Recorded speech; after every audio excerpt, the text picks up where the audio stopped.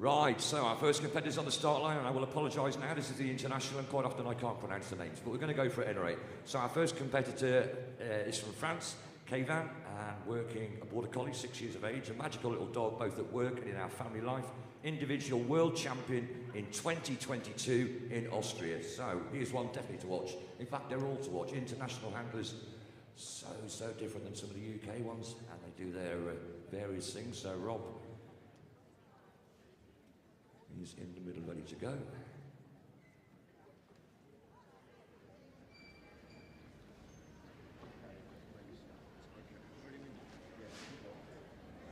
Okay. So, keep out and move.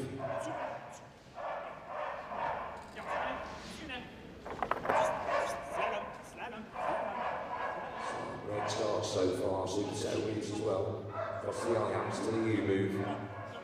Down to that bottom corner now, through the rigid tunnel, pulling away from the cross hurdle, which is set there quite easily for a trap. Oh, nicely angled that was, my word. So we're coming back round to the top, and across the finishing line. Yeah, super right, 29.249. Obviously going to first place. Next in, we've got Mike Bendel, working Falcon, working Sheepdog. There we are, representing England. Falcon's a workaholic. He would love to work all day and night. He loves agility. The faster he runs, the louder he gets. Falcon has an incredible year, winning the Agility Stakes final in December, as well as winning 2 champs. I'm going to stop there because it goes on. There's a lot on it, a heck of a lot of information there about Mike and Falcon. So, here we are representing the UK. As you can hear, Falcon with plenty of vocals, very excited, happy dog to be here on the green carpet. We're in the wheeze, great set of wheeze, nice, fast, dog's head up, feet going perfectly there, absolutely no problems with that at all. So coming through for the tunnel for the first time, rounds out to number 12.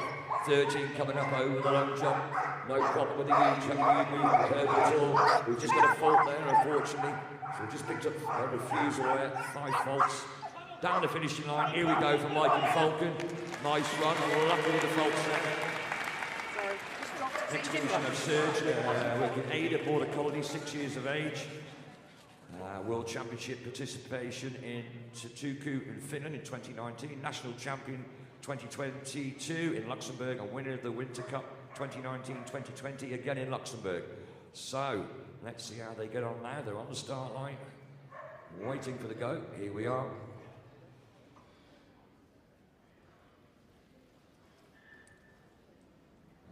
So, collars off, leads off. Bit of a stroke to start with. And we're away.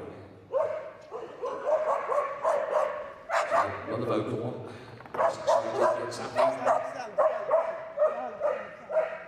Great set of weaves again. All these will be great sets of weaves. They should be, aren't they? Some of the best competitors in the world. Just turned away. We're okay, we're back to the top. Put line to the right table 12, across to 13. I'm lucky for some, but not so far today. Nicely, Hound pushes the dog out, picks the dog back up again, coming down towards this finishing line with 3 to go. With 2 to go and across the finishing line now in 32.286. Puts him in second place. So next in we've got Nick Ola with Browns Border Collie, 4.5 years of age. I've been competing in agility since 1993 with various dogs in all heights. Highlights include winning twice at the FCI World Championships, small in the 2011 and large in the 2018. Also won twice in the European Open Championships for small dogs in 2009-2010. I'm going to stop there, watch them going around. I love watching the foreign handlers. They have sometimes slightly different ideas to how we compete. We've got a squealer. So, good start so far, sweep and turn there from 12 to 13. That's one they need to just control the dog, just in case they get back a little bit too fast and they go past 13. But at the moment, we're coming back with a clear run so far. Yeah, super run, 28.865. And they go into first place, well done. So, next in Mary Owen, working Boss, Australian Kelpie, 4 years of age. I'm 41 years old and doing agility now for 10 years. We won the Dutch Masters in 2022, and that is why we may compete at the Crufts. It's our first international show. Good luck, you're going to be fine.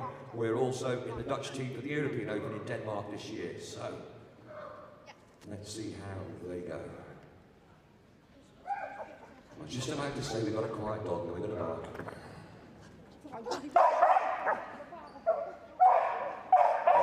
Just pick up a fault there on the weave entry. Unlucky there. That was well done. We nearly lost it there. We certainly nearly lost it. Another refusal there as well, unfortunately. We corrected that, put him around to 12 now. Cross to the U-move and then coming down the finishing line with 3 to go very shortly. Oh, we back jumped. What a shame. So we've got the elimination there, unfortunately. Give him a round of applause. Well done. So unlucky. Next in we've got Chris Curtin working representing Wales, Border Collie. Cop is called. Cop was born in Poland and now competes in Wales. His full name is, I'm not going to go there, the Polish Renaissance. But at home he's called Snickers. I like that. There we go. So Chris and Snickers. We'll go with Snickers today.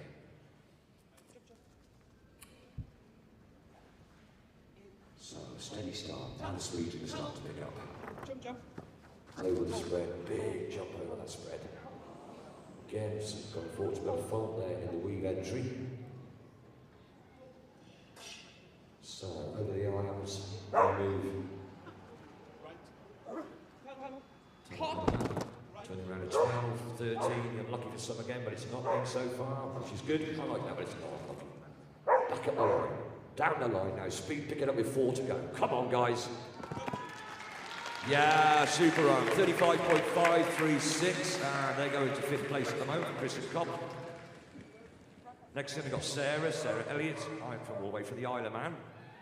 Working Indy, Border Collie, 5 years of age. Indy is my 3rd agility dog and my 1st collie. She's been a dream dog to live with and to train.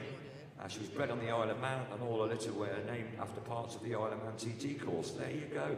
Indy's brother from the previous litter is also here at Crufts competing in obedience.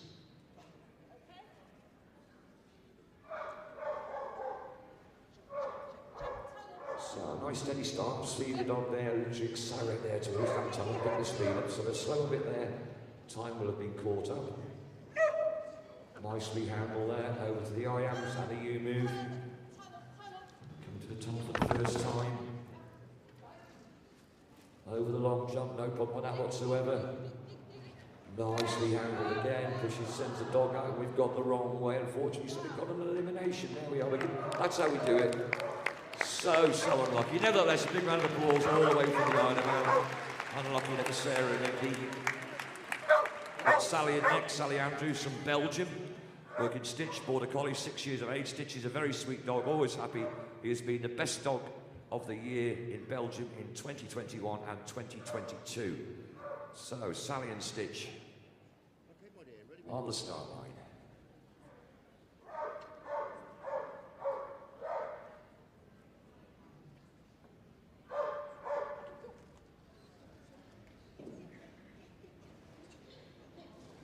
So, nice slowing start, a little bit wide on that turn there to the tunnel, so we've lost a split second there. We need to make that up if we can.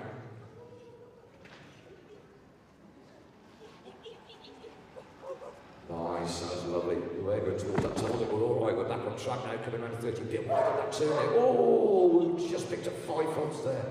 Just caught the long jump, unfortunately. So, finishing line coming up. Oh, and the poles rolled about 30 seconds after. Unlucky there, 10 faults with Sally and Stitch. So, Dean is in next from Switzerland, working Scarlet. A Penzol mounted dog. Our main hobbies are agility, several national and international competitions with qualifications to finals, dog shows, man training, truffle hunting, hiking, it goes on and on and on. That's fantastic. I'll try and read some more right later on or one of us will. There we go. So we're away. I like the sound of truffle hunting, that sounds intriguing. It's nice to have a dog doing something different than what we normally call the dog work. But truffle hunting is definitely a first for me. Nice steady set of weaves over the IAMs, followed by the U-move. Through the tunnel. So we have a quiet moment and then we have a barky moment. And they're going for a clear. Come on, you can do it. Up to that top loop there. Turning around to the left. And we've got 4 to go. We need a nice clear now. It's a steady clear, but that's the main thing you can get through the final later on this evening. Yes, well done, Peter and Scarlett. So, all the way from Ireland, we've got Laura Murphy working Indy. Breed, it says rescue, so obviously we're a rescue dog. 7 years of age. Indy was handed to the NWSPCA in a Tesco bag for life. Oh my word. The woman asked for the bag back. I can't believe that. We are both just delighted to be here. We don't care what happens on the course. Either way, Indy will get a toy and I'll be on the telly doing what I love. I absolutely love it. Brilliant. One of the best ones I've ever read out, that is. Fantastic. So, Laura and Indy, they set a good time. Nice set of wheels, picked up the dog just at the right time there. We just a little bit of time, we corrected the dog there, so we get a refusal edge, we turned away from the obstacle. We've got it all as well, so we're on faults at the moment, and now unfortunately we've got an elimination, which is a shame.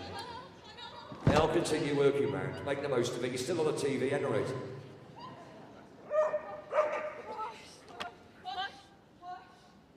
Nice. So, across the finishing line for Laura and Indy, great shame.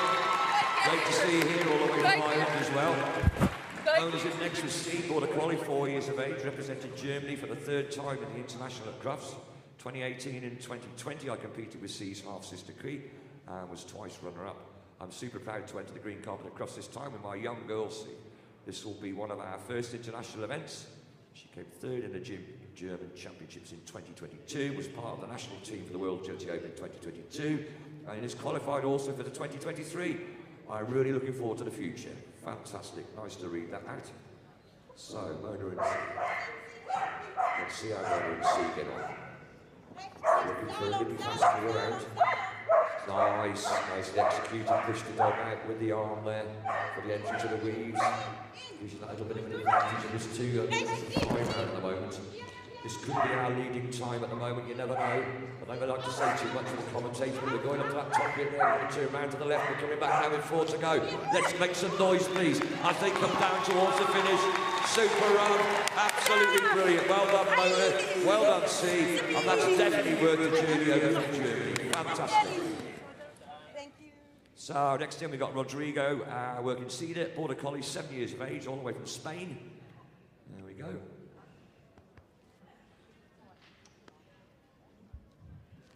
Let's see how Rodrigo gets on, and also Cena. Quiet handling, directing the dog where it needs to be. Moving the weaves. Nicely angled again, cuts across there. Saves that bit of time. So, over the spread, no problems there. 14. 15 on that line. This is going to be quick. This is tight, this is. It's fast, and it's tight as well. Come on, 3 to go. It's gone quiet in the arena. I can't believe it. Yeah, super run. Well done, Rodrigo and Cedar. Fantastic clear round. Wonderful. 5th ranked, 33.465. So, all the way from Sweden, we've got Sabina working Ibra. I'm going to say Ibra. Border collie, 5 years of age. Selected for the World Agility Cup in 2022, but gave up the spot due to pregnancy. It feels like a nice comeback here to be here at Crufts. First time at Crufts for both handler and dog, and the dog's been competing since 2010, and he was the first border collie. There we go. I'll try and get as much in as I can.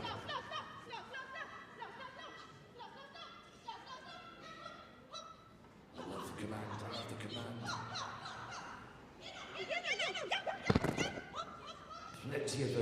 Plenty of verbal, keeping the dog. Oh, it's... Yeah, unfortunately did a fault up there. Just clip the long jump. We still got him in through tonight. Yeah, super on. Picked up those faults there, 5 faults. Ranked 7th at the moment, 70.931. So, from Northern Ireland now, from Maria, working Loki, Labrador. Loki is homebred out of a showline bitch and a working line sire. Maria is Swedish and has lived in Northern Ireland for over 20 years. She started agility around 9 years ago and currently competes with 3 of her 5 Labradors. They qualified for winning the Irish agility and so on. It goes on. I'm going to stop there. I'm going to watch Maria and Loki go around. Nice to see a lab competing. So I'm going to correct the fault there. Over the U move. No problem with the spread. We're in the weaves, are we? We are. We're in the weaves. Nice set of weaves again. Followed by the I-ams and the U move. First time for the tunnel. Ooh, we had a quick look at the finishing hurdle, but we're okay. Just got the command in there, right, with the right. We're going backwards. Oh, what a shame. Elimination. Flowing quite nicely, that was as well. Anyway, big round of applause for It's a Long Way to Come, all the way from Northern Ireland. I'm lucky there for Marie Loki. So, for the USA, we've got Michaela Cram, working Win, Border Collie, 4.5, chosen by the American Kennel Club to represent the US. Win and Michaela have travelled from Fairbanks, Alaska. Wow, all the way from Alaska, where they can take advantage of the long summer days to train outdoors in natural light until midnight. I'll try and read some of the rest of it later on cable. So, here we go. We can hear, it's nice and low. Excited to be here, and unfortunately we've gone past the limit to 5 volts there, unfortunately, so we're in by.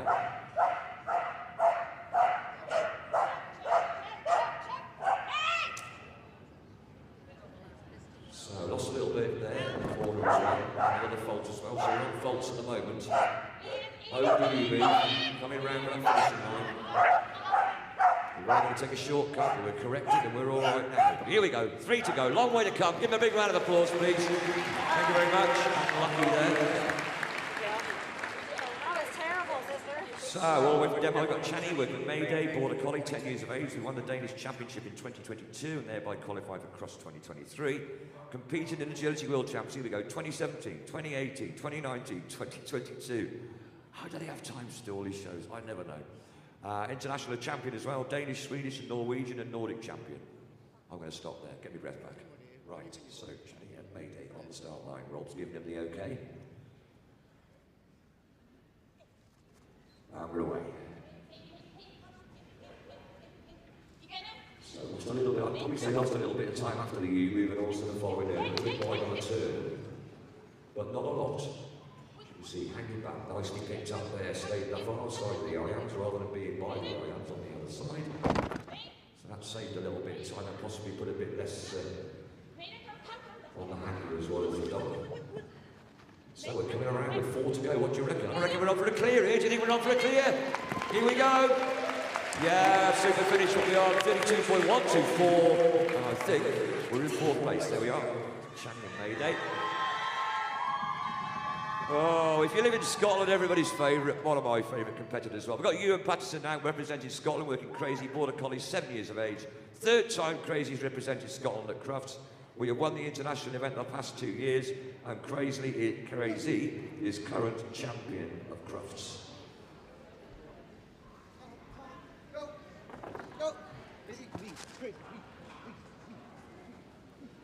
So a great start so far. You're doing the same on the iron, staying on the far side of it.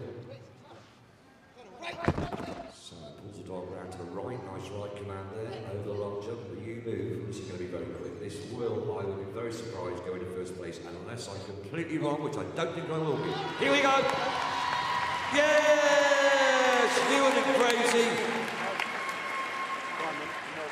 Let's have a look over the top, it doesn't seem to be appearing, but they're definitely, I would say, going into 1st place for that. I'd be surprised if they haven't entered for Ewan and Crazy. Right, next in, we've got Sergio with Cat, all the way from Portugal, Border Collie, 9 years of age, winners of Crufts International in 2019. Cat is a 2 times Portuguese champion and Portuguese Cup winner, and it goes on. The list is so long here, it's amazing. Has competed for a long time, and obviously won a lot as well. Super dog, obviously. We're watching him go around the arena now. So many highlights there with the dogs winning. Oh, I thought we were a long way down. We're in the top. So round of 13.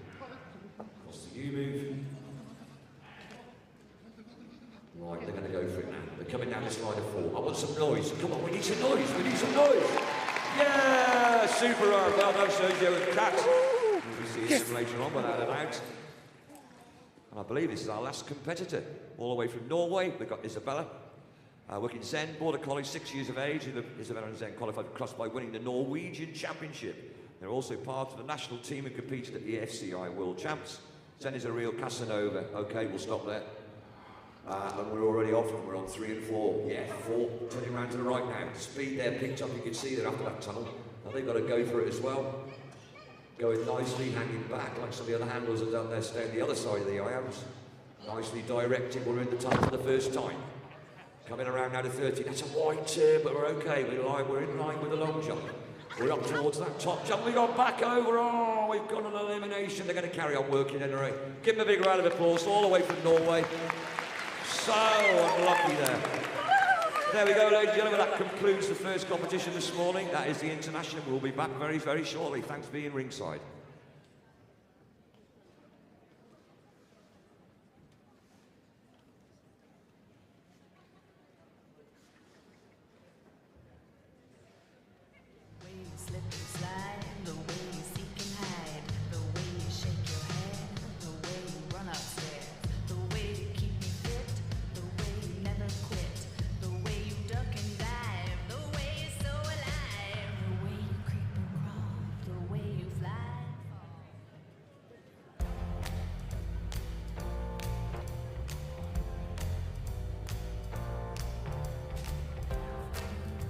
I love food. I'm a good boy.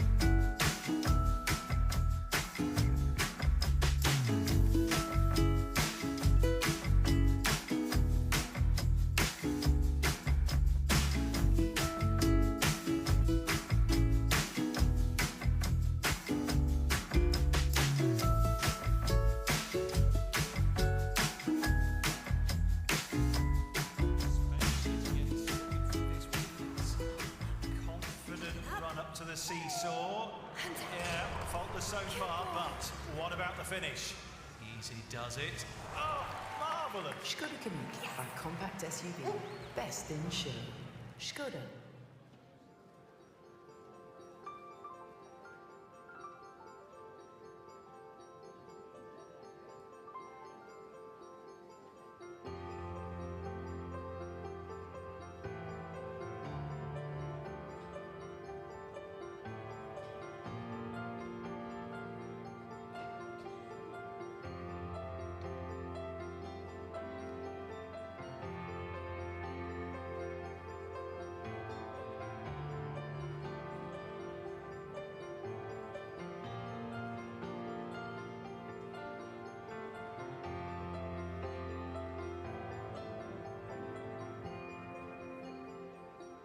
And rusting in the rubble, running to the fame. Need a brand new coat of paint. I found myself in trouble.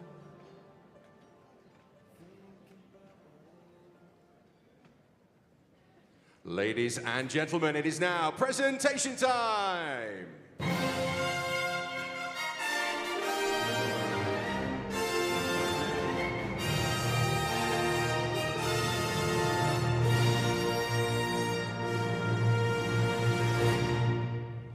And please welcome our judge, Mr. Rob Davies, to do the presentation.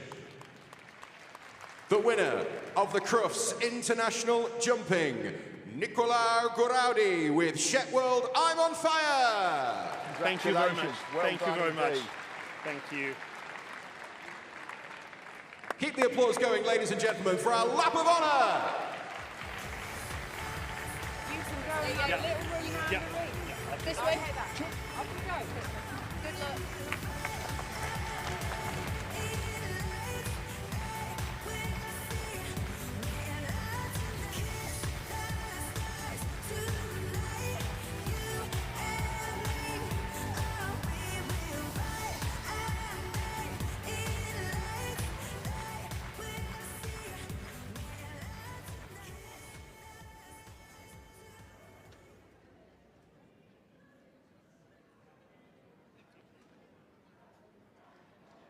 So, ladies and gentlemen, our Scruffts semi-final is on the way in just a moment.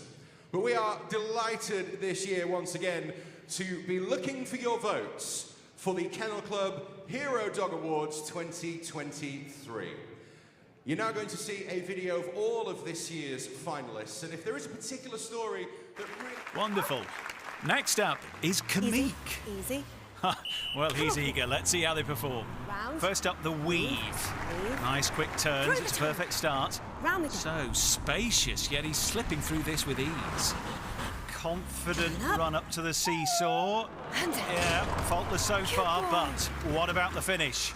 Easy does it. Oh, marvellous. Skoda Kamik, our compact SUV. Our best in show. Skoda. I've been raising the money for Horse Rescue so they can build a shelter for the dogs so they can keep them all warm. Bertie has been helping me by sleeping out with me. He's helped me through those stages where I've been like, oh, it's such a cold night, I don't really want to sleep out tonight. I don't think it's just me raising the money, we're both raising the money. Stella's a hero because she's shown that Staffordshire Bull Terriers are amazing dogs. Stella's a rescue dog from the RSPCA. She was the first Staffordshire Bull Terrier in the country to become a police dog. She's found thousands of pounds in cash. She's found numerous drugs. She's found 3 guns. So very, very proud of her. For us, it's so rewarding to see her in such a positive light, especially as a Staffordshire Bull Terrier. Stella's living proof that in the right hands with the right training, they're incredible dogs. Because Albert has so much joy, that really helps me with managing my chronic pain. He has completely changed my life. Albert is 3 years old. He is from the amazing charity Dogs for Good. It's easy to feel quite down and to find it really difficult to do normal day-to-day activities because of the pain. But Albert is helping me with my studies and my ambition to become a solicitor. I wouldn't have been able to do that without him by my side. Asher is a bi-detection dog. Not only has he overcome what I'm sure was really quite a traumatic path, but he's used his incredible sense of smell to save human lives. He was the first step. He was the dog that would tell me whether a disease had a particular odour that dogs and other dogs could be trained to find in the future. The work Asher has done is saving and will continue to save thousands or even millions of lives in the future. I would certainly call Beauty a hero for myself and the whole family. Beauty seems to be the bond that has held us all together through a very difficult time. Lily was diagnosed with leukemia about 2 months after Beauty came into a forever home. Beauty is my best friend and she's always been by my side for everything. She means the world to me because if I didn't have her, I wouldn't be as happy as I was right now. They are, of course, all very worthy winners indeed. But if there's a particular story there that really strikes a chord with you, ladies and gentlemen, please do go online and cast your vote. Crufts.org.uk/HDA is the website. You'll be able to see more about Bertie, Stella, Albert, Asher and Beauty's stories. And who will be the winner of the Hero Dog Award 2023? Well, that is up to you. So head online and place your vote at crufts.org.uk/HDA. Voting open until 4 o'clock tomorrow. And the winner of the Hero Dog Award will be announced tomorrow evening. Now, the work of the Kennel Club Charitable Trust is so important. And I would urge you to head over to their stand in Hall 3, which is stand 61, to find out about their incredible work making a difference for dogs all across the world. You may remember that last year at Crufts, the Trust, with support from the Kennel Club, launched its Appeal for Ukraine. And in the last 12 months, for that appeal alone, £260,000 has been raised. They're hoping this year to get that figure up to £300,000 to distribute the money to help dogs and their owners affected by the war in Ukraine. And to do that, they've launched this online auction. There are all sorts of different items that you can get your hands on and help us raise money for that fantastic cause. There's limited edition artwork, exclusive paintings, experiences, jewellery, sporting memorabilia, and of course some dog-related stuff in there as well. So take a look online, crufts.auction, or head over to Hall 3, stand 61. We're going to take a very, very short break, and we will be back with our Scruffs semi-final with James Wellbeloved in just a couple of minutes. Stay with us.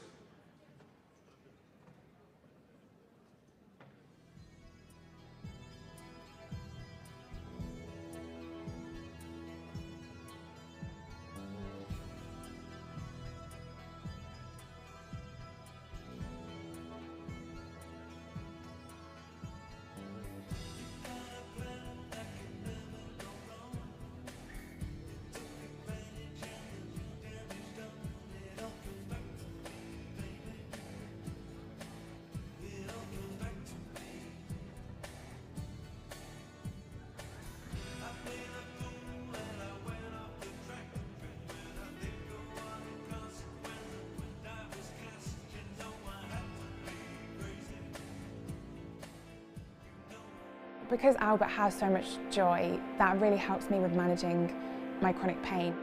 He has completely changed my life. My chronic pain began to develop when I was a teenager, and then when I turned 16, I became very unwell and didn't get better. Albert is 3 years old.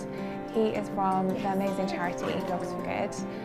It's easy to feel quite down and to find it really difficult to do normal day-to-day activities because of the pain. But I've started a legal apprenticeship, so Albert is helping me with my studies and my ambition to become a solicitor. I wouldn't have been able to do that without him by my side. I feel really positive about the future with Albert by my side.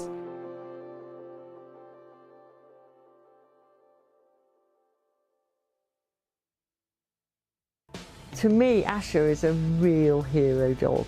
Not only has he overcome what I'm sure was really quite a traumatic past, but he's used his incredible sense of smell to save human lives.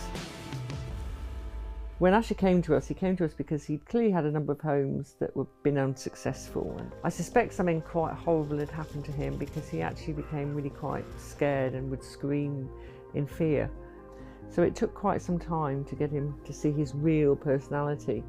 Asher is a bi-detection dog for the charity, which means that he uses his nose to smell human disease. He was the first step. He was the dog that would tell me whether a disease had a particular odour that dogs and other dogs could be trained to find in the future. The work Asher has done is saving and will continue to save thousands or even millions of lives in the future.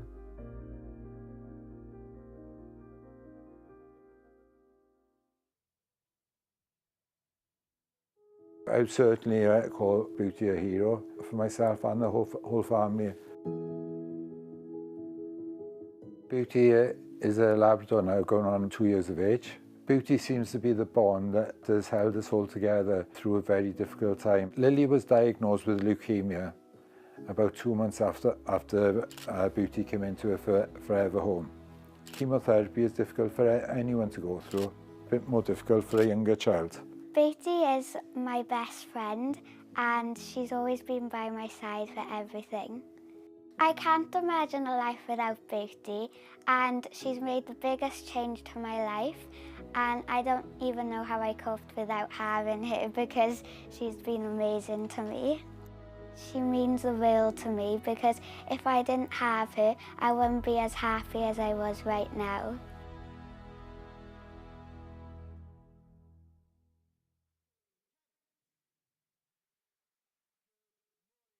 In my eyes, Stella's a hero because she's shown that Staffordshire Bull Terriers are amazing dogs.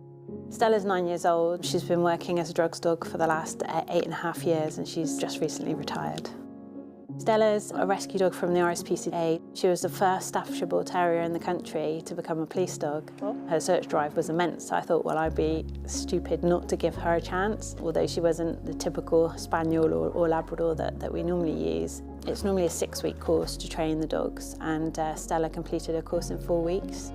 So when she finds the substance, she's trained to freeze. Obviously with drugs with powder, we don't want her interfering or ingesting anything to keep her safe and also to keep the evidence safe.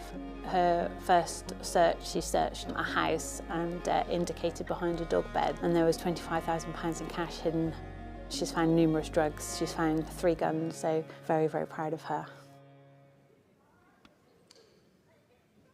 Okay, they're all lined up and ready.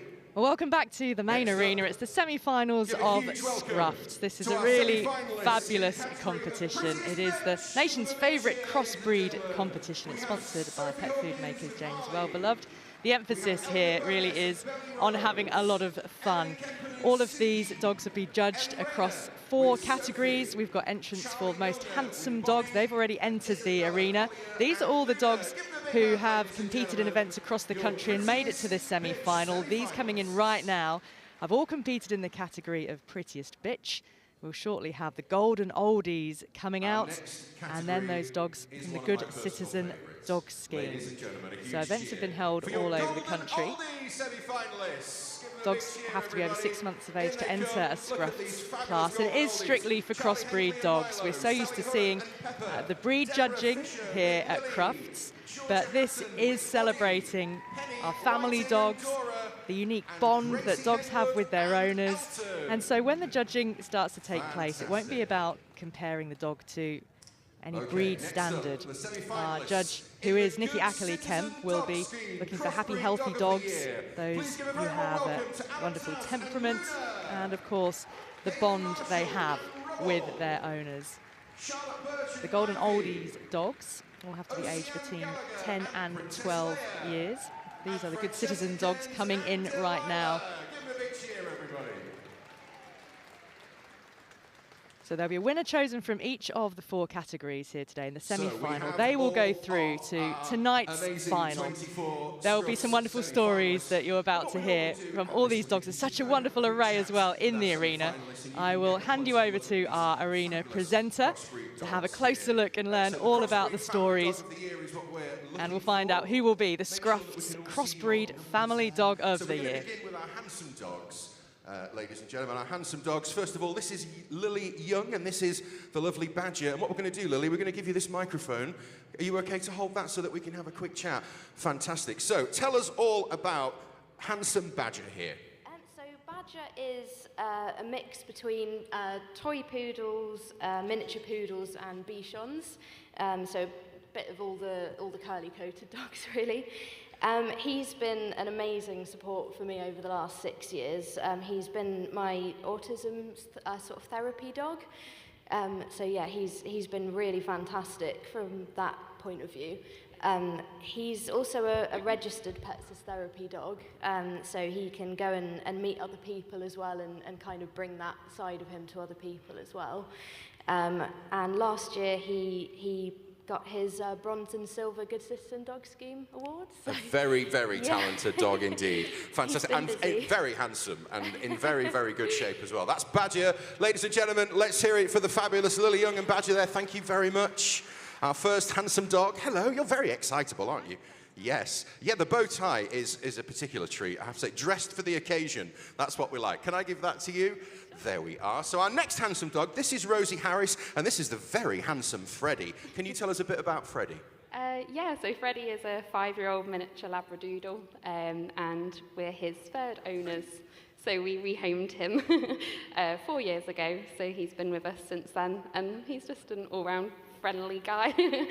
He's just a general household pet, but we love him. He's got a golden retriever brother at home, and yeah, he's featured in the Woodland advert recently, so he went to go and help plant trees with them. So he's already used to fame and stardom then, so he's not phased at all by being we're not trying to get his head too big, but amazing. Yeah, he did some digging to plant trees with them, so. Fantastic. Well, you can see he's enjoying himself. His tail was wagging. He looks happy. That's what it's all about. Rosie Harris, thank you. Ladies and gentlemen, let's hear it for Freddie. There we are. Thank you. Good morning. Can I give that to you? There we are. So this is Nicole Crockford, and this is Benji. And Benji's there loving the camera. Look at that. What a great shot of Benji there on the big screen. Can you tell us about Benji? Yeah, sure. Benji is 23 months old, and he's a real mixture of breeds. He's all right, now he doesn't like the camera. He's like, that's not my good side. Okay, please continue. He's a Schnauzer Yorkie Poodle crossed with a Cocker Spaniel Retriever. So he's a real mix. I call him Heinz 57. He's a bit like a baked bean. He's been a real support to me over the last year. I lost my dad to cancer, and my mum was diagnosed last March with breast cancer. So it caused a lot of anxiety. So I've had him by my side, which is amazing. And he does live life at 100 miles an hour. So yeah, we channel that into agility and obedience training. So yeah, he's just all-round best friend. Only just as a spectator. So yeah, first time, really nervous. First time in the main arena. Yeah, really, really nervous. So I think, you know, thank you.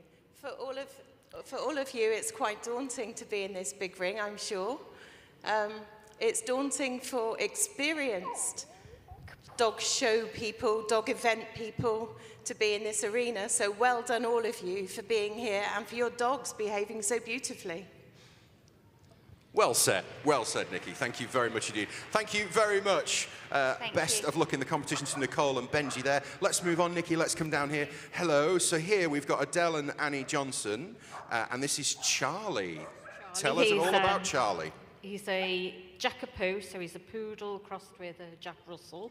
15 months old, and he's a registered patient therapy dog, so he goes to hospitals and nursing homes and such like. And Annie also does running, canicross running with him, which is in the harness.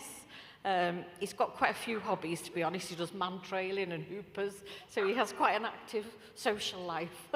That's what it's all about, isn't it? Yeah, better social life exactly. than we have, probably. Yeah, he does. Yeah, and he's trying to eat the camera there. Brilliant. But Hello. He's an amazing temperament and lovely dog. Yeah. Hello.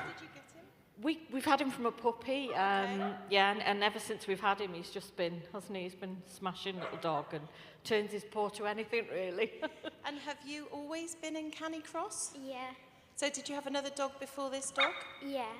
So where do you do this? Where do we do it? Where we live. Yeah, where we live. Down the coastal path. Yeah. In the woods and Yeah. And is he good at canicross? Yeah. Good. We're wow. teaching him commands, aren't we, at the moment? Yeah. That's what it's all about. Thank you very much, ladies and gentlemen. Adele and Annie Johnson and Charlie. Thank you.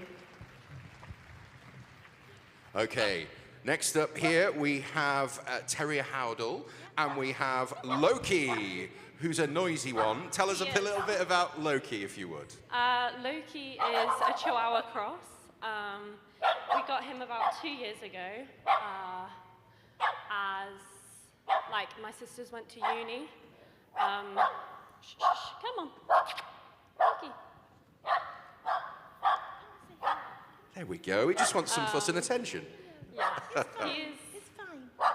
So it's quite noisy, but he taught me a lot about kind of what it is to be in the dog world and kind of training and stuff. So he's just got his silver good citizens. Wow. Which took us a lot, especially to get him to stay. But no, he's great, really. Fantastic. And he's thinking, who are all these people and what's all this noise and what's going on? But you've got the magic touch with there, Nikki. You've managed to calm him down. Fantastic. Thank you. Terrier Howdle and Loki, ladies and gentlemen. Thank you very much. Hello. Okay, the last of our handsome dogs. We've got Karen and Lewis Williams here with Bertram. Do you want to tell us, Karen, just a bit about Bertram, if you would? Bertram will be 2 in May, and he is a Spaniel mix. Do you want to just hold the microphone a bit closer to you so we can hear you? Just say that. There we So go. he will be 2 in May. 2 in May. And he is a Cocker Spaniel mix. Fantastic. What kind of things does Bertram enjoy doing? Mostly digging up our garden. But, and He loves playing with his ball down in the woods with all his friends. Fantastic. And is that a new collar especially for this occasion? Because it's very glamour and very glitzy, I have to say. That would be something you'd have to ask my mother. Ah, okay. Have you been spoiling him? I have. Yes, I can tell. And did you buy that here at Crufts?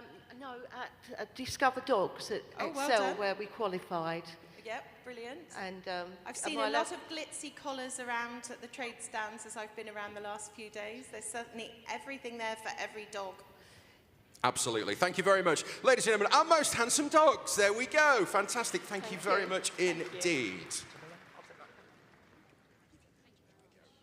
Okay, next up, we're on to our prettiest bitch semi-finalist. This is Sophie Hawkins, and this is lovely little Harley. Oh, my goodness me. Tell us all about Harley. So she's a year and a half. She's an emotional support dog. I got her after being in a road traffic collision and just sort of didn't really want to be here anymore. So she's given me the purpose to get up every day. She's a little bit of an adrenaline junkie, so she loves sort of going on jet skis, and she's helped me conquer the fear of getting back onto the motorbike. So we did that together. But yeah, she's literally just been there for me and helped me continue through life, really. So I'd like to know how she stays on the jet ski. So that was just like, she would just sit on my lap. It was quite a slow venture then, but yeah, on the bike she's got like a little carrier, she sits out the back, and she's like got her goggles on and everything, So you've got back out on the bike? Yes, we've done it once or twice. I've sort of putting that beside me now, but yeah, she's helped me conquer the fear of just getting back on initially, So for a little dog, she's given you big confidence? 100%, and she's quite shy herself, so for her to conquer something with me, obviously it gives me a lot of hope, really, and confidence, so. I think you're probably giving her some confidence the way she's looking at you there. She's good as gold, so I wouldn't be here without her. Incredible. Great. Fantastic. Thank you very much. Sophie Hawkins and Harley, ladies and gentlemen. Okay, our next prettiest bitch here, this is Eleanor Bowness, and this is Bella Rose. Hello. And if we didn't know she was called Bella Rose, she's got her own branded bandana there, which is very beautiful indeed. Tell us all about Bella Rose. So Bella Rose is about 2.5 years old. She's a rescue from the streets of Minsk in Belarus. We think from her behaviour and also knowledge of the area, she's suffered some horrendous amount of abuse. So we think she's been shot at from motorbikes, hung off a fence by a chain, beaten with sticks, kicked, punched. She's just been through absolutely hell. I got her in 2021 when I was actually housebound due to mental health reasons, and we got her with a view to training her to be my assistance dog. And I can honestly say I wouldn't be here without her. She's saved my life. And yeah, I just owe her everything. We've taken a bit of a pause from assistance dog training at the moment just because of her anxiety with triggers. She's got a bit of PTSD from what she's been through, but she helps me out in the home. She's just, yeah, she's amazing. I get out of bed every day because of her. And I think lots of dog people say that because you need to get out, yeah, which is brilliant that they do so much good work for people that have, you know, mental health issues, physical issues. It's lovely to see the bond between the owners and all of these dogs. So just wanted to know, when you first got her, how did you begin to develop that rapport so she trusted you after what she'd been through? So we just took it really, really slowly. These kind of dogs from Eastern European, they kind of attach onto one person when you get them because they travel about 48 hours to get to the country. And I was in the back with her, just giving her lots of treats and fuss. If you give her a treat, she'll come. Oh, okay. She's very, very food orientated. So that really helps. And doing assistance dog training was really how we created that bond. And now we do agility and flyball as well. Doing it all. Yeah. Incredible. And fantastic. We're hoping to come back again at some point competing in one of those sports, maybe a bit of Heelwork to music, because we're both a bit showy like that. We can tell. Ladies and gentlemen, Ella Bowness and Bella Rose. Thank you so much. What a great story and what an amazing dog. And very beautiful indeed. Okay, next up, this is Emily Kempen and Suki. Can you tell us all about Suki, please? This is Suki. She's 2 years old. She's a German Pointer Cross Poodle. She's very crazy, and she loves people and dogs and horses. She's such a good girl. She's helped me pursue my career of being a dog trainer. Where I rehomed her, she come in for training, but unfortunately her owner couldn't have her anymore. just for different reasons. And I offered to take her, and she's been amazing. She's helped me with so much in the dog training world, and everything that I ask her to do, she does immediately. She's honestly amazing, and I really wouldn't be doing it if it wasn't for her. And I guess when it comes to training, that just helps that bond, doesn't it? Yeah, absolutely. And do you work with any training clubs? Or? I work for a company, and I've been obviously working with her to get her up to standard as well. And yeah, she's been doing amazing. I'm thinking about putting her into agility because she absolutely loves it. When I get the jumps up, she's like, woo! And have you seen the agility here? Yeah, we come on Thursday to come and have a look round, and I thought, oh yeah, I'm definitely going to enter her into it. She's such a good girl, and I don't know how they remember where they're going next. I know. Fantastic. Thank you very much. That's Emily Kempen and Suki. Thank you. Wonderful stuff. Hello, waiting patiently here and looking very inquisitively, going, who are these people? Have they got any treats? Next up, we have got Ellie, Raina and Sophie. Could you tell us all about Sophie, please? Hi there. Sophie is 2.5 and she had a very poor start in life. She was left for dead at about 6 weeks old on a railway track, and thankfully she was saved by a rescue charity. That was 2.5 years ago, and we fought Brexit and COVID to get her here. We got her here eventually, and she's just the ideal companion, and she's very excited to be here today. We can tell, and you can tell she loves the attention. Absolutely loves the attention there. Fantastic. And what about grooming this coat? Because this must take some work. Yeah, it's not a 5-minute job. I do let her go out and roll about in the mud and the sea and whatnot just before she's due a bath so that she can get really, really, really grubby, which she loves doing. I bet you're pleased the weather's better today than it was yesterday. I know, yeah, yeah. It Fantastic. takes a while. Thank you very much, Ellie, Raina and Sophie, ladies and gentlemen. There we go. Isn't she beautiful? Yes, you're very beautiful. Okay, next up, this is Charlie Milner and Bonnie. Give us Bonnie's story, if you would. Bonnie is a 3-year-old Spaniel Cross Terrier who's a RSPCA rescue that we got back in July last year. So she came in as a case dog, so she was an abuse and neglect case. So she was really, really anxious when she arrived with the RSPCA, sort of like really flea-ridden, quite emaciated as well. So she's done really well to sort of overcome a lot of anxieties just in general life. But as soon as we discovered that she's a massive fan of a tennis ball, her real side came out. The magic tennis ball. Yeah, tennis ball is sort of like the god tier of toys. Fantastic. And it's great, when you hear how some of these dogs, their lives begin, with such trauma and such horror, then to build up that confidence to be at an event like this today, yeah, absolutely, just shows the progress, doesn't it? And have you had support with that to build her confidence? Were you sort of given training to understand how to build her confidence? So I wasn't sort of given any specific training as such, but I've been to vets and things like that, and they've obviously just made sure that everything is absolutely fine, and it's just a sort of keeping her mind active and things like that. But she's really trusting, and she sort of like latches on to me and my partner. So generally, she sort of looks to us for reassurance, and then as soon as we're there, generally she seems okay. She believes every word you say. What was that, sorry? She believes every word you say. Yeah, absolutely. Fantastic. Thank you very much. That's Charlie, Milner and Bonnie, ladies and gentlemen. There we go. Thank you. Okay, the last of our Prettiest Bitch semi-finalists. This is Isabella Collier and Luna. Look at Luna. There we go. Straight in for the cuddles. Tell us all about Luna, if you would. Luna's a 6-year-old crossbreed between a St. Bernard and a Pyrenean mountain dog. And she just loves her Dalmatian sisters at home. She loves going on long dog walks with them and meeting other dogs, chilling on the sofa with them. And when we have dinner, she likes to go underneath the table. Underneath the table? If she fits. And acts as a foot warmer, almost. And so quite different to your Dalmatians. Yeah, very much different. But she has got a few spots. She's got a few spots, so she doesn't feel left out. She's got pretty spots on the nose. Yeah. I bet there's not much room left on the sofa when she's up there. Yeah. Fantastic. Thank you very much, Isabella Collier and Luna. There we go. Thank you. Okay, next up we have our golden oldies. We love our golden oldies here at Scruffs. This is Charlie Henkley and Milo.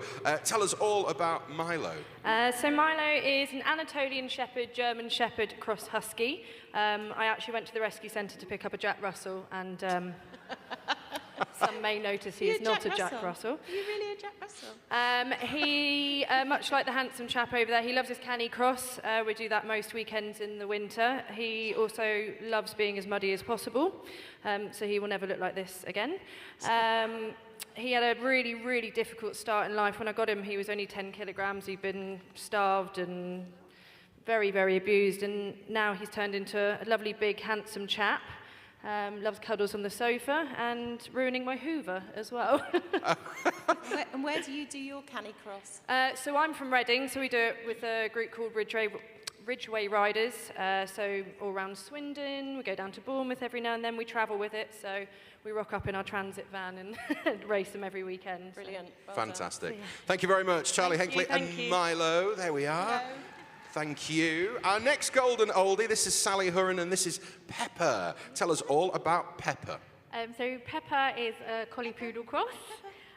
He is going to be 14 on May the 1st. We've had him since he was 8 weeks old. He's really very much part of our family. I've been on my own with 3 little boys, and he's been my rock through it all. He's been on all our holidays.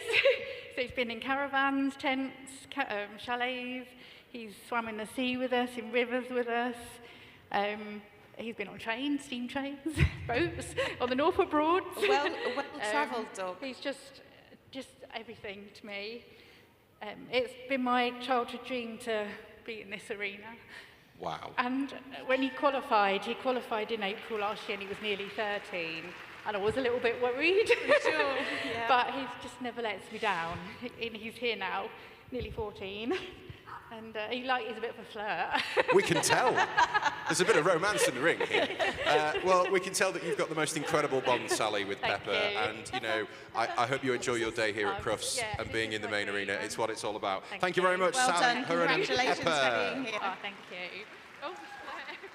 Next up, we have Deborah Fisher, and this is the lovely Lily. Deborah, could you tell us all about Lily, if you would? Lily is my little rescue dog. I rescued her off a pre-loved site. She was 6 months old, and she'd bitten a 6-year-old little boy. So did you just say you bought her off a pre-loved site? Yep. Yep, she was free to a good home. I had to travel all the way down to Folkestone to get her, and because I work for 2 charities, and I foster, and I'm afraid to say that I picked her up and she wasn't going anywhere. She's 11 years old. She's a Paparanian. It's when designer dogs She has a lot to say, doesn't she? She's a lot to say. She's my assistant's dog, and she just likes to be with me and look after me. I lost my parents suddenly, and without her, she's rescued me. Yeah, I wouldn't be here today. You've got a good job there, then. She's really got a full-time job. And looking very smart with the bow tie. Another sparkly bow tie. I love it. Look at that. Fantastic. Thank you very much, Deborah Fisher and Lily, ladies and gents. Fantastic. Hello. Our next golden oldie, this is Georgia Hatton, and this is Hoddy. Getting up close and getting him in high definition there on the camera. That's what we like. So, Georgia, could you tell us all about Hoddy, please? Yeah, so she's my Whippet Staffy Cross. I got her when I was 13, and she's been with me through absolutely everything since then. She's nearly 14 now. She came with me to school when my mum had a load of strokes when I was just 14, and she's been left really permanently disabled. She came with me to uni, and now she comes to work every day with me, and she sits in the office and is just such a lovely girl. And between all of that, we did agility, we did obedience, we did Heelwork to music with her. I now judge agility all up and down the country. I run shows everywhere, and it all just comes back to her. That's brilliant. We competed here actually in 2020 in the agility in the Young Kennel Club, and I thought that was my dream to compete at Crufts. But then coming back here and just having a few minutes to talk about her, it's just incredible. I love the lead. Oh, thank you. Yeah, Upsy Daisy, here we go. So when she did her agility, that was her name. Okay. In the show, in the agility ring, and we got it especially for her for today because it's such a special day. And you know, she is 14, she's a little bit deaf, but, you know, she's still lovely and active. Is that selective deafness? I Lots thought of dogs have a little so bit of for that, a don't while, they? but sadly I think it is real. But Can hear the wrapper rustling in the kitchen from 10 metres away, and then, it doesn't stop her though, and she still likes to come out on adventure. She still does Canicross with me, like 10Ks a few times a week. She's such a lovely, So we've got a few Canicross experts here with us today. Absolutely. Thank you very much, Georgia Hatton and Hardy, ladies and gentlemen. Thank you. Next up, this is Penny Whiting with the lovely Dora, and you've got your own branded T-shirt. Look at this. We've got to get that on the screen there. So, Penny, tell us all about Dora. Hello. So she's actually Adora because she is so adorable. I see. Which you Clever. obviously realise. Clever. Yeah. So Adora joined our family 10 years ago. She's pretty and she's actually a cockapoo crossed with a poodle. So she's a cockapoo-poo. Brilliant. A cockapoo-poo, I like it. A cockapoo-poo, yeah. She's a natural therapy dog. She was bought for me by my family who are here supporting me today. Give them a wave. Yeah. The fan club are in the house. Yeah, There we go. thanks, team. Fantastic. Yeah, so she was bought for me after my mum had died. The children had gone to university or were in the process of going. So she has actually always been a natural therapy dog. She used to come with me to work to help support a family that had a lot of needs, and she just naturally will go to anyone that will just needs that little bit extra care and love. And it's amazing. I think that's the theme from talking to everyone in the semi-finals so far. There's definitely that theme of how you help dogs, dogs help you, that support, that bond 100%, very much goes yeah. two ways, doesn't Yeah. it? Fantastic. Thank you very much indeed. Penny you and very much. Dora, thank you. Have a great day at Crufts. Okay, the last of our Golden Oldie semi-finalists here. We have Big Elton, and this is Gracie Henwood. Tell us all about Elton. So this is Elton. He was a Romanian street dog. We rescued him in 2021. We have no idea of his past apart from that he was found in a kill shelter. He's got quite a few scars and stuff over his body, so we assume he wasn't treated the best. And then about 3 or 4 months after we rescued him, we found he had cancer. And he had cancer, and he had to go through chemotherapy, and it was really hard. He was such a good boy the whole time, and he was just, he was so he comforted us more than we had to comfort him.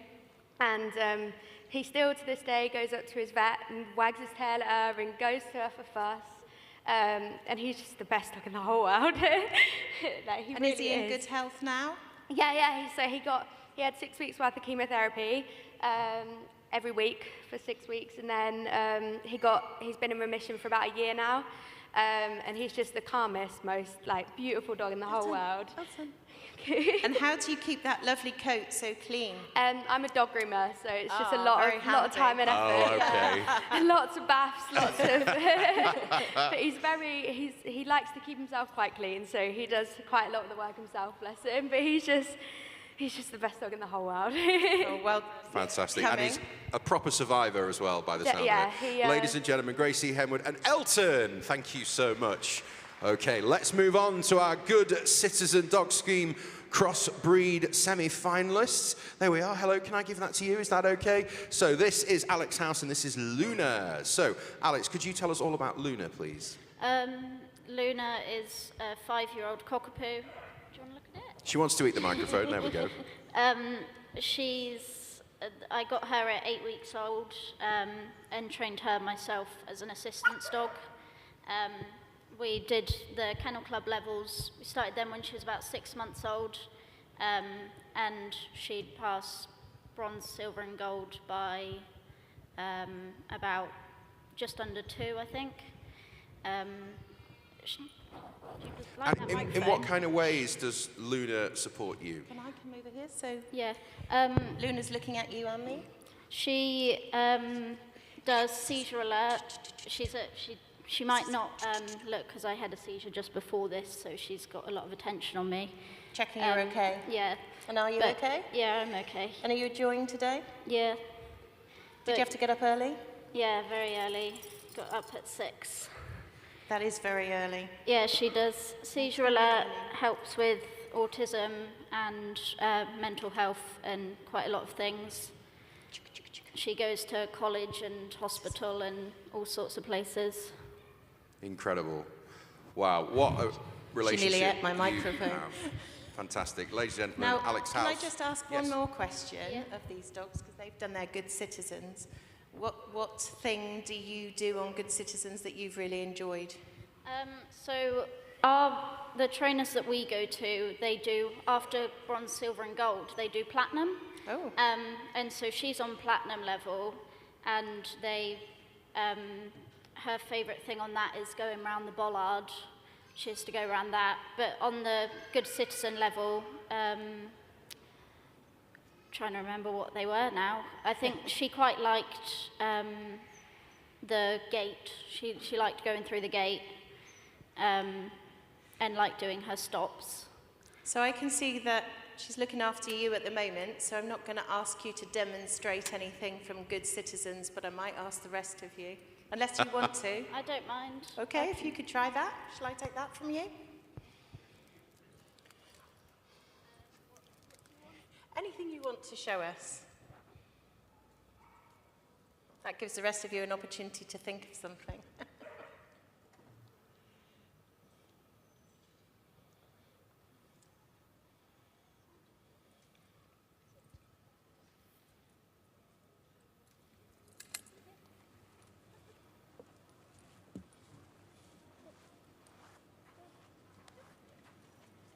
I love the quiet handling.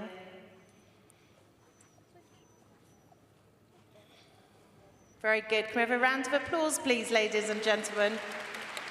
Fantastic. Amazing stuff. Ladies and gentlemen, Alex House and Luna. There we go. Demonstrating some great work there from the Good Citizen Dog Scheme. So, moving on, we've got Hayley Marshall and we have got Rubble. And what's your name, sir? Adam. Adam. We've got Adam here as well. So tell us about Rubble and tell us how you've done on the Good Citizen. So Rubble is a Labrador cross poodle.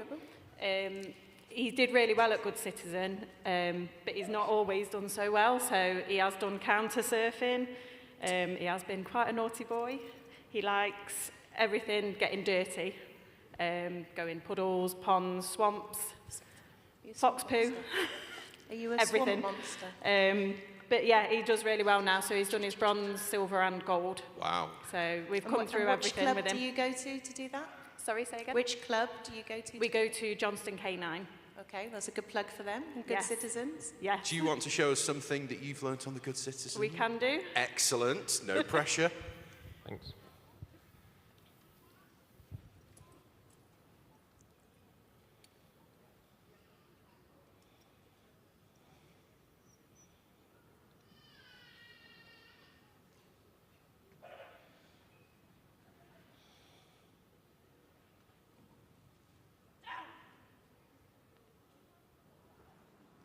Very good. Very good.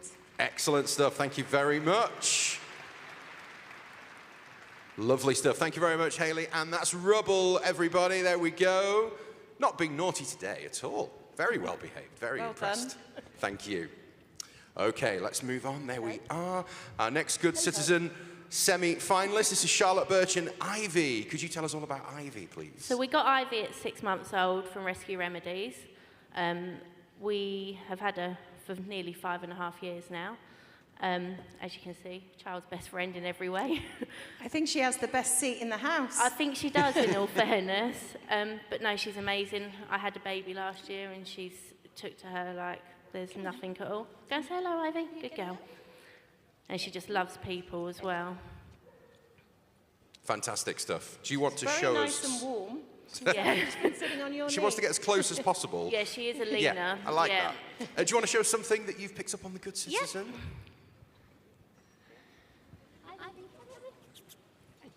We have only got our bronze, so. That's fine. I think people are proud to get any award with their dog, so bronze is perfect. And how long ago did you do this?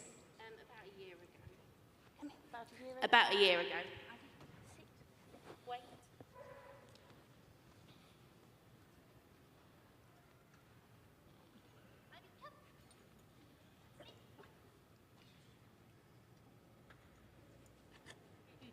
Very good.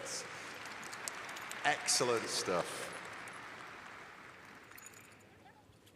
Okay, so these are our Good Citizen Dog Scheme Crossbreed Family Dog of the Year semi-finalists. And next up we have Ocean Gallagher with Princess Leia. Great name. Straight in there with a cuddle. Tell us about Princess Leia, if you would. Princess Leia is 4. She was born into rescue at GSP Rescue Services. I was expecting a pointer, but she's clearly not all pointer. So she's half Labrador, quarter pointer, or German Short-Haired Pointer, and the rest is various Spaniels. She works as a falconry dog with my birds of prey. She doesn't do any pointing, but she flashes birds for my birds to hunt. And she's just great fun family dog. She's very excited about everything all the time. She seems a very happy dog. Yes, oh, just constant joy. It's hard to be upset with her in the house. She's just constantly full of joy, aren't you? And have you been to Crufts before? I've been to Crufts. My mum shows German Short-Haired Pointers, so I was here on Thursday supporting her. But I entered Scruffts for the opportunity to bring her to Crufts because I knew she'd love it. You're a lucky girl then. Do you want to show us something?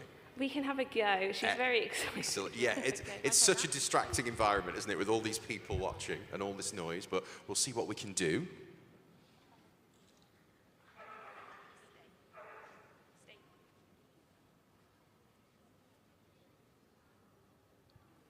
Oh, brilliant stay. There we go. I'm very happy on its recall. Yes. You could tell Princess Leia was dying to go. Just let me go. Lots of enthusiasm. Yes, she does everything 100 miles an hour.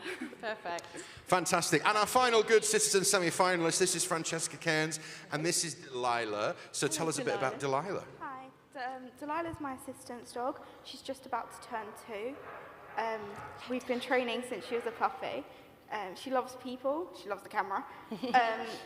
We've been doing, we're working on our gold currently, so we've done bronze and silver, and we're working on competitive obedience as well for the Young Kennel Club, and we're hoping to start rally at some point soon. And she loves tricks, so we've done our Do More With Our Dogs trick titles, and she's working up to champion at the moment. Wow. So we're quite high. So have you been to see the rally and obedience and things here at Crufts? Yeah, I've really enjoyed it. And another one with a nice blingy collar and lead. We love it. We love the sparkle. Do you want to show us something? You don't have to, but you can. Yeah. Okay.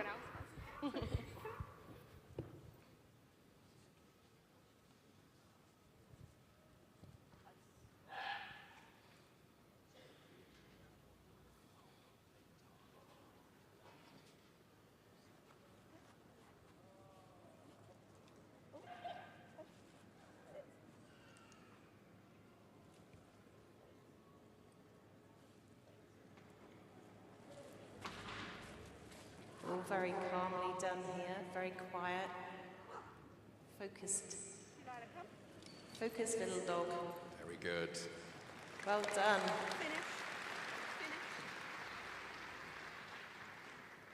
Very good, beautifully handled.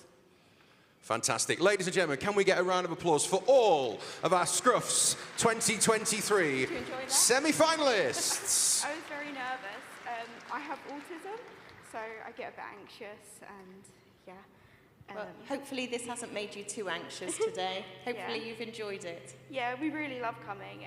We really like Discover Dogs. It was all, yeah, it was a lot of fun.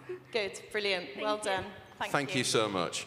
Okay, Nikki, we're actually just having one final look, really, because you need to make your shortlist for our final this evening. So Nikki's now just going to have one last look at all of our dogs and make that very difficult decision to pick a shortlist to go through to the final this evening. The most handsome dog, the prettiest bitch, the golden oldie, and the good citizen dog scheme. So those are the 4 categories. We have got 24 incredible dogs. We've heard some amazing stories, haven't we, of how these dogs help change lives. Some of these dogs having the most horrific start and then building up the confidence slowly over time to be here in the main arena at the world's greatest dog show on the world's biggest stage for dogs. I mean, it really is something very, very special indeed. The Crossbreed Family Dog of the Year 2023. Who's it going to be? Proudly supported by James Well-Beloved. Make sure you come back this evening at 6 p.m. here in the main arena. As part of this evening's programme, we will be bringing you the final. The final tonight at 6 o'clock. All 24 dogs will be coming back into the arena. We will be calling out the shortlisted dogs in each of the 4 categories, and then the winner will be announced. Who is it going to be? The beautiful thing about this competition is, of course, we're celebrating the Family Crossbreed Dog of the Year. So our judge is going to be looking not only for happy, healthy dogs, but the bond, the relationship between the dog and the owner, which, of course, is very, very important indeed.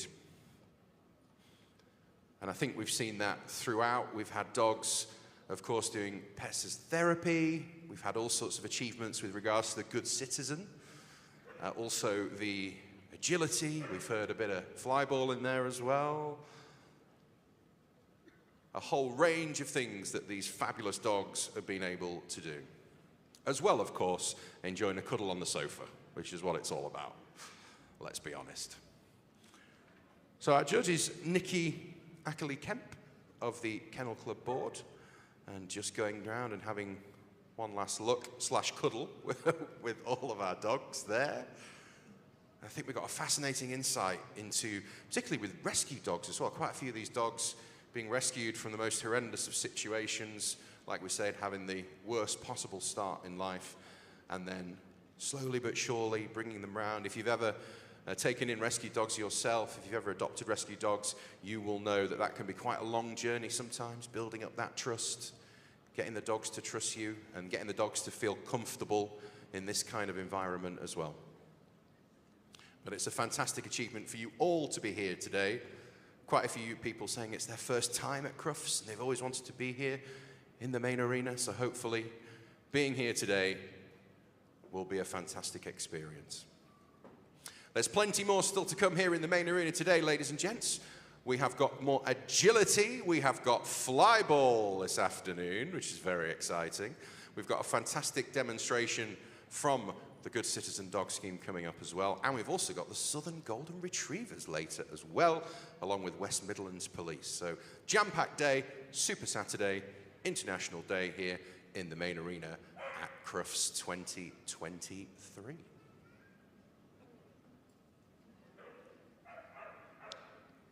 So just having a final look at our Good Citizen Scruffs semi-finalists.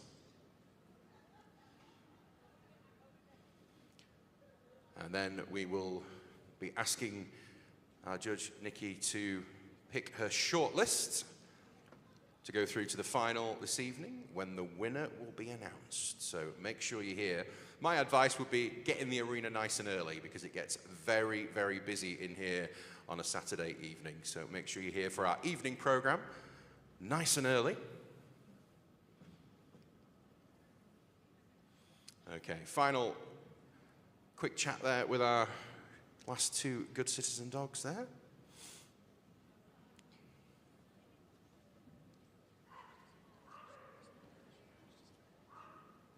Okay, so can we have a round of applause for our judge, Nikki Ackley-Kemp, ladies and gentlemen?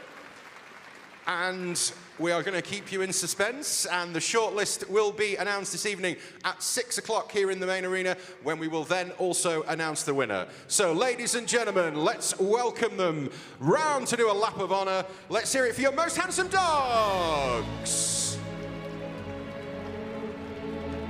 Keep the applause going for your prettiest bitch semi-finalists. Oh, well, what wonderful stories we heard there. I think there's a few people reaching for some tissues at times, but it just goes to show the incredible bond that you can form alongside your dog. And those rescue stories as well, always so moving. A little 15-month-old at the front there. So we'll find out later tonight. The Scruffts Final is at 5:45 this evening. Which of these wonderful family crossbreed dogs will be in the final? And then we've got Rob and Ramesh judging and presenting the final this evening as well.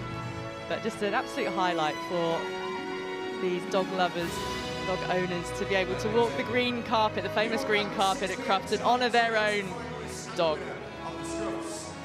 And they're all absolute heroes.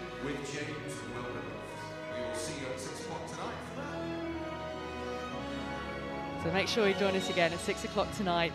You'll be able to have another look at all these wonderful dogs and hear those stories once again and find out which ones will be going through to the final and which dogs will be crowned Scruffts Family Crossbreed Dog of the Year. They're all winners. And it's been wonderful to hear their stories in the arena this morning. We'll see you later on at 6 p.m. for the final.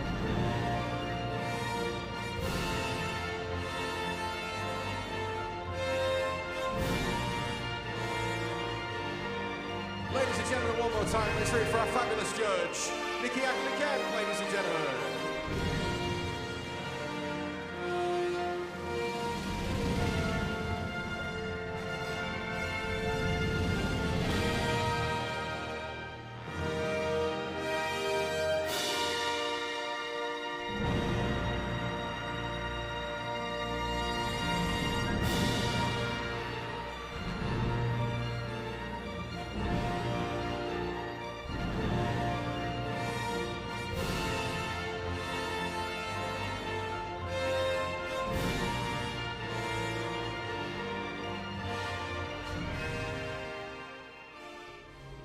I think Bertie's a hero dog because he inspires me to keep on going and sleeping outside.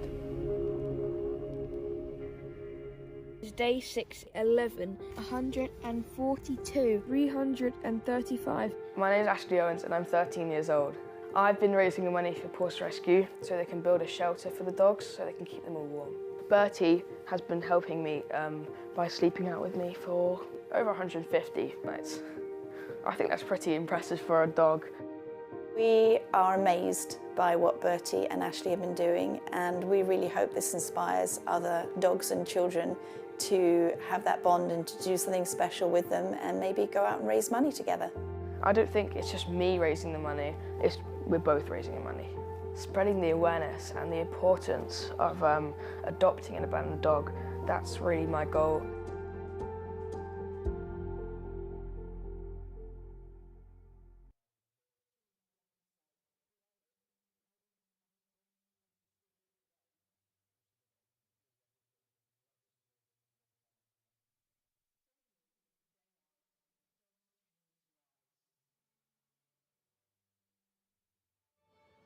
That's why, for 150 years, the Kennel Club and its members have been making a positive difference for dogs and their owners.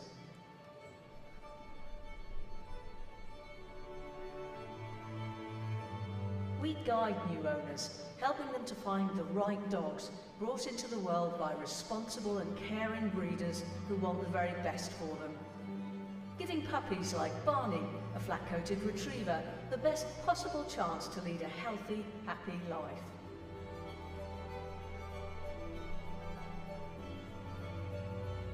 Thanks to DNA testing, we've eradicated diseases such as clad, an inherited blood disorder in Irish setters. So Skye, Marta and Pear, as well as all Irish setters, can now lead healthier lives. There's always more to be done, which is why we continue to lead the way in helping breeders eradicate inherited diseases, improving dog health for generations to come. And we do all of this because when you have healthy dogs living with loving owners, the real magic of dog ownership begins.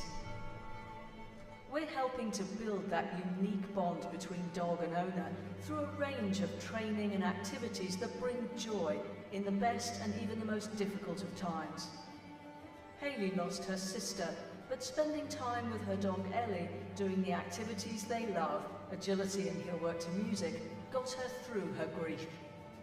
They've even been to Crufts, our most famous event for anybody who loves dogs. And thanks to PetLog's microchipping database, we're making sure that your canine companions have the best chance of being reunited with their loving families should the worst happen. like Jazz, who was reunited with her family after 8 long and heartbreaking months.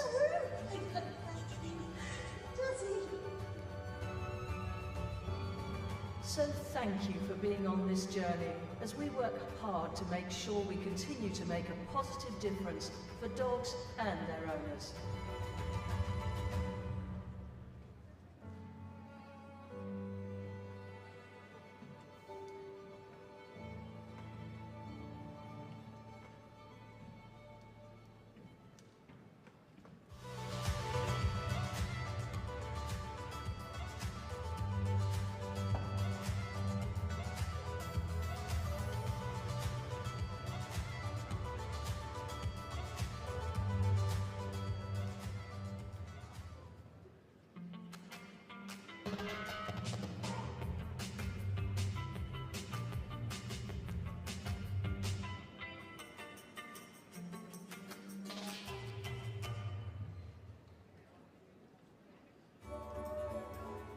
Pets are special. From the moment they melt your heart, through every moment of life together, they are always there for you. And you can always be there for them. Protect your bond with a lifetime policy from Agria Pet Insurance.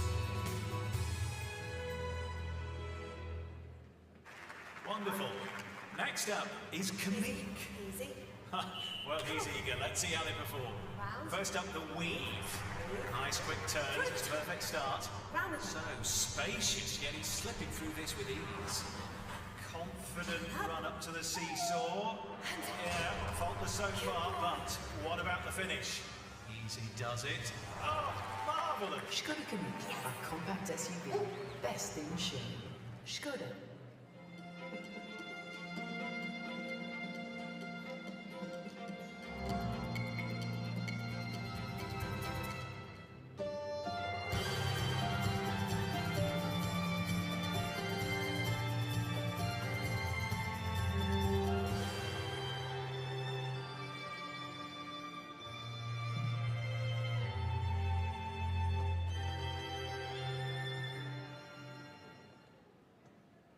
Your puppy will grow into a dog in several distinct stages, and sooner than you thought, they're almost grown. But right from the start, Royal Canal's Puppy Growth Program provides everything your dog needs for the ideal foundation for a healthy life. Good morning once again, ladies and gentlemen. Warm welcome to Super Saturday here at Crufts 2023. And we have got a fantastic day for you here in the main arena. Now, if you've not yet voted for the Kennel Club Hero Dog Award 2023, you need to get your votes in. As you can see on the screen there, you need to head over to our website, which is crufts.org.uk/HDA. Once again this year, we are proud to be celebrating that unique relationship that people have with their dogs. The important role that man's best friend plays in all of our lives. And the stories there of our child's champion, Bertie, our working dog finalist, Stella, our hero support dog, Albert, our rescue hero dog, Asher, and our best friends, Beauty. You can find out more about all of their stories online, and you can place your vote for the Kennel Club Hero Dog Award 2023. Voting is open until 4 o'clock tomorrow afternoon, and the winner of the Hero Dog Award will be announced here live in the main arena tomorrow evening. So please do cast your vote. Your vote really could make a difference, and you will see some incredible stories of how dogs change lives. crufts.org.uk/HDA. Let's get back to our Saturday program then now here in the main arena. We've already heard this morning quite a bit about the Good Citizen Dog Scheme. If you've never got involved in any sort of obedience training with your dog, that is a brilliant place to start. You can start with basic obedience right through to the more advanced level. So let's welcome the Good Citizen Dog Scheme display team, and I'll hand you over to their commentator, Mr. Mark Callis. Thank you very much. Ladies and gentlemen, girls and boys, welcome to our very short demonstration of the Kennel Club's Good Citizen Dog Training Scheme.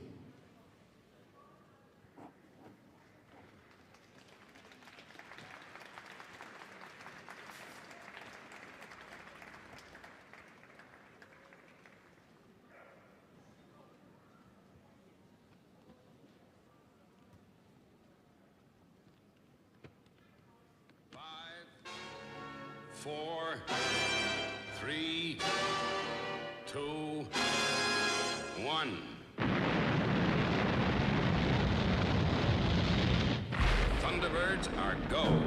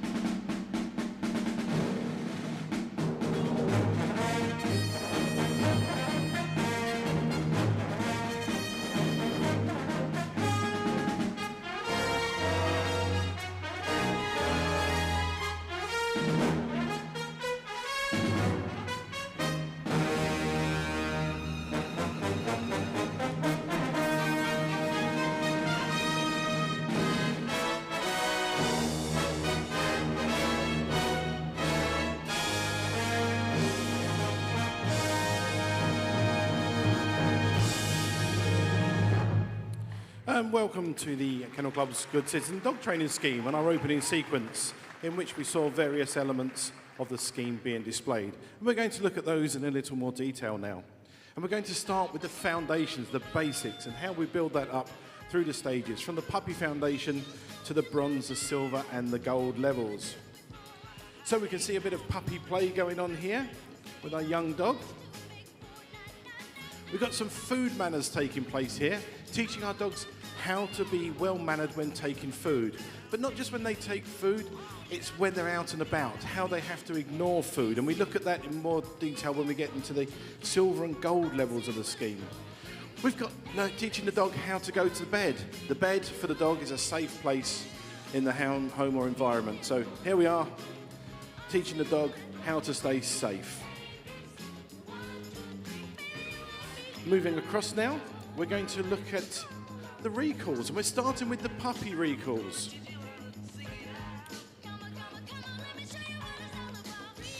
So we see our puppy's young dog on the lead, and you can see moving backwards, calling the dog, keeping it on the lead all the time. And then we progress to the bronze level, where we've got the dog off of the lead, walking away, and then recalling the dog from a stationary position. And then we look more closely at the silver and gold levels, where we've got the dog moving and then coming back to us and walking and continuing to walk as we recall the dog. And we'll just watch little Bourbon here. As Hev walks away, this is a gold level. She'll call the dog to her side and then return. And a lovely stay here. Moves us on nicely into the dogs working on different surfaces. When we get our young dogs, they're not used to different surfaces. They get used to your home very quick. But we're looking here, we've got artificial grass that we're working on at present. This is very strange to the dog. We've got some different surfaces here. We've got cardboard, we've got cloth, we've got paper. So teaching them different surfaces to walk over. And we're also handling the dogs, getting them used to being handled. Here we can see a dog being towel dried, rubbed all over. But we need to get them used to being handling for things like when we go to the vets, or if you leave your dog at kennels or grooming parlours and things like that. And we're also looking at how we come in and out of doors and gates. This could be your front door, could be the door to your car, and we're looking for the dog to be well-mannered and under control as we walk through the gate. And always remember, in the country code, if we're out and about, we close every gate behind us. Well done.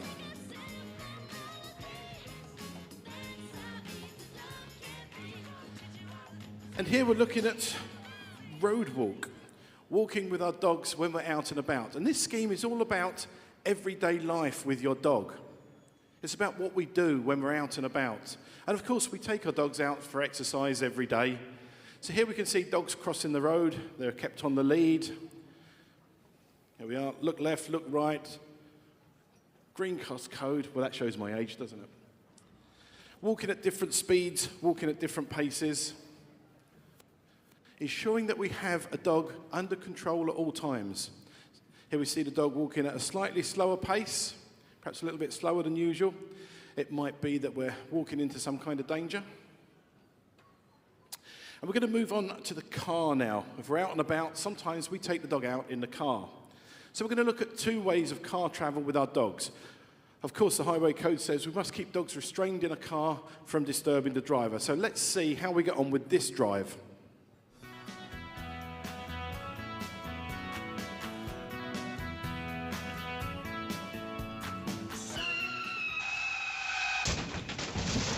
Oh dear, Heath's driving again. We've had an accident, but the dog wasn't restrained in the car. Whilst the handlers were kept safe from their seat belts, the dog has been projected through the car windscreen, and it doesn't look good for this dog. Let's see how we should travel with a dog in a vehicle. So this time, we've got a cage in the back of the car. Cage, sometimes you might call it a crate. You can also secure the dog on a special dog harness for seat belts. It plugs into the seat belt system, or it might be segregated in the hatchback of the car. But this time, she's very brave to get in with Heath again, but let's go for a drive again.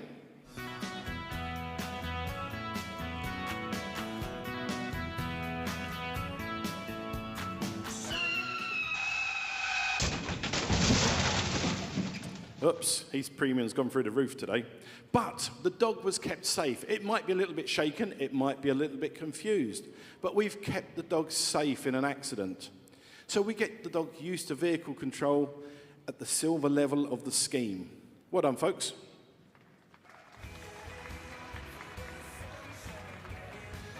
Now, I said this was about everyday life, and we're going to look at a park scene now, where we take the dog out into the park.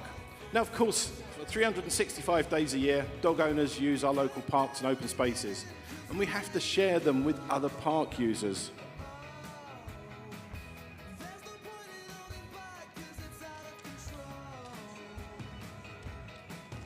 So we see various different park users here, various different things happening. We've got people playing with their dogs. We've got dogs on the lead and off the lead. We can see the dog with the yellow coat. It says, "I'm nervous." So this dog wouldn't want any unwelcome approaches from other dogs. So it's all about being responsible, keeping our dogs under control. This is where the recall is particularly useful, because if a dog does run up to somebody, we want to be able to recall it very, very quickly. We can also see lots of different distractions. We've got people with push chairs. We've got people jogging. We've got all sorts of things going on. During lockdown, lots of people got puppies, and they weren't socialised because they couldn't socialise them. And we've got lots of dogs now, a couple of years later, that aren't used to some of the distractions that we see. So the Good Citizen Dog Training Scheme is a good way of helping to socialise these dogs. Now we've got a pond in the middle, full of wildlife. You can see our ducks. Because dogs shouldn't be going into ponds and lakes and interfering with the wildlife. So we keep our dogs under control, probably putting them on the lead when we're around a lake or a pond or something like that. For out and about in the countryside, of course, we've got the added consideration of wild stock. We might come through farmers' fields, and there might be a right of way, in which case we need to keep our dogs on a lead. Now here we see these people stopped by the field with the sheep and the cows. But because they're behind the fence, because it's livestock, we don't go anywhere near them. We walk away. Perhaps take a selfie if you really must.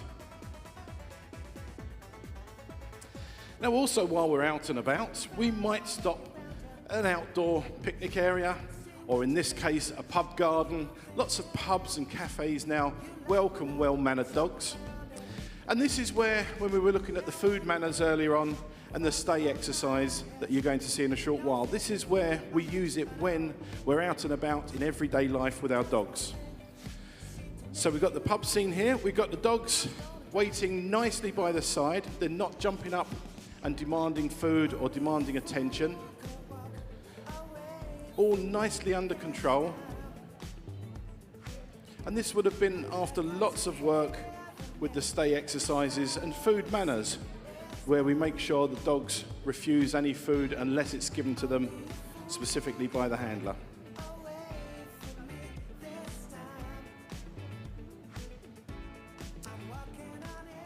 Right, you're spending too much time drinking, you people. You're drunk. Right, next we're going to look at send the dog to bed. Now, sending the dog to bed is not a punishment. The dog's bed is a safe place in your home or in your environment where it can go. It might need time out. You might have young children that have kept the dog going for hours and hours already. Dog needs some time out. You might have visitors that perhaps don't like dogs, allergic to dogs. You might have dropped something in the kitchen. You don't want the dog to step in it. We send it to bed. So this is required at the gold level of the scheme, but we've decided to turn it into a bit of a game. So this is when you can clap and shout and cheer, because they all take this very seriously, this little competition.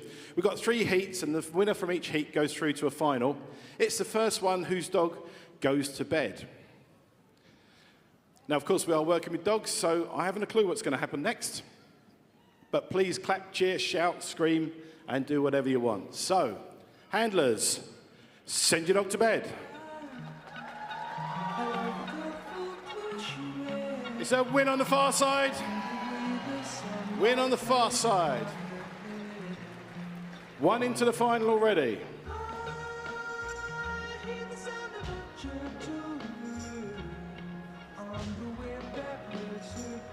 Somebody doesn't want to leave their bed. I think they're a bit attached to the bed.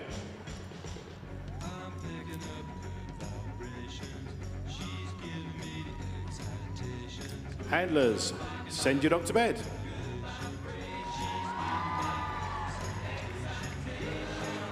Oh, it's a win in the middle. Oh, I thought we were going to refuse to go to bed there for a second. So that's 2 down. 1 more heat.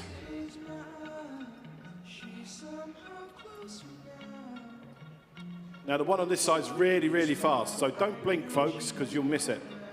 Exceptionally fast, this dog. Handlers, send your dog to bed. Send your dog to its own bed. We've got a winner. Lilo's not going to bed. We've got arguments going on here. I'm not going to bed.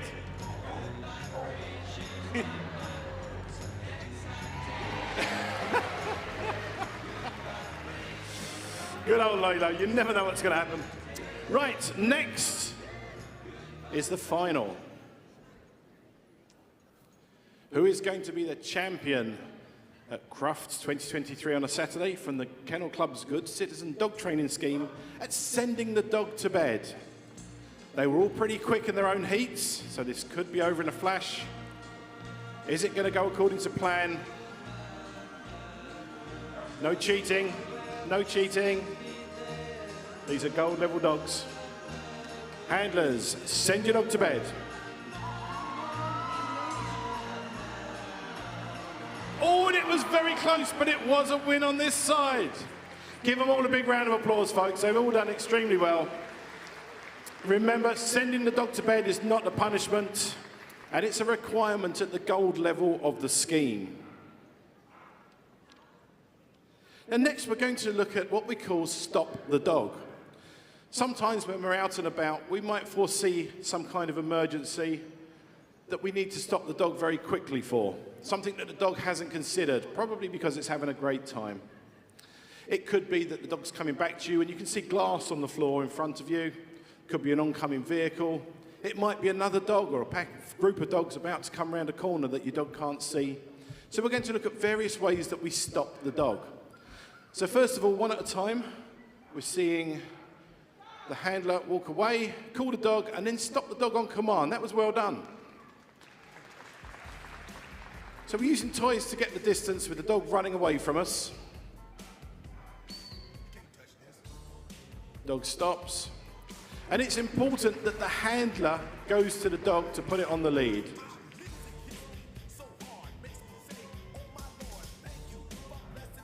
This time we've got the dog coming towards us. Nice little stop there on command. This time the dog's going away. And on its return with its toy. Desperate to give his toy to Mum, but trusts Mum that there is an emergency why it needs to stop.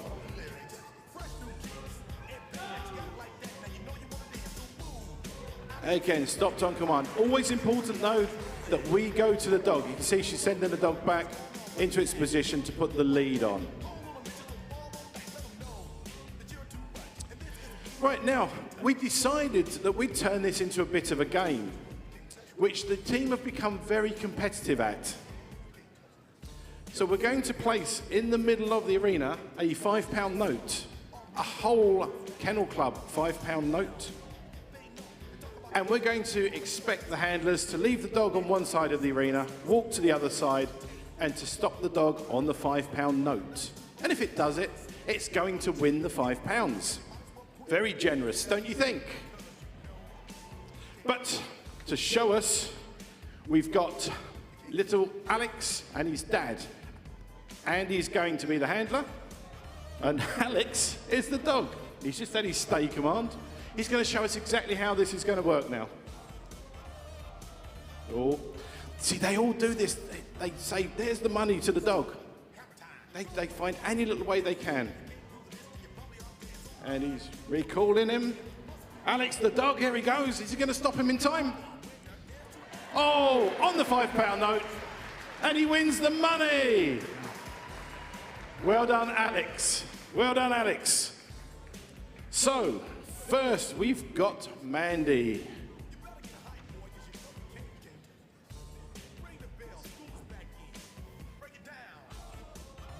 So Mandy with Evie. Left Evie in the stay. She's pointed to the £5. Are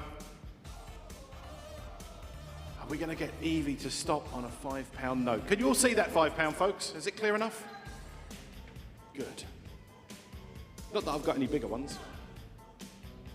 Oh no, unfortunately. The dog was a whisker away. Sorry, Mandy, nothing for Evie today. Bourbon with Hev next. Is Bourbon going to do it? Can Bourbon win Hev 5 whole Kennel Club pounds?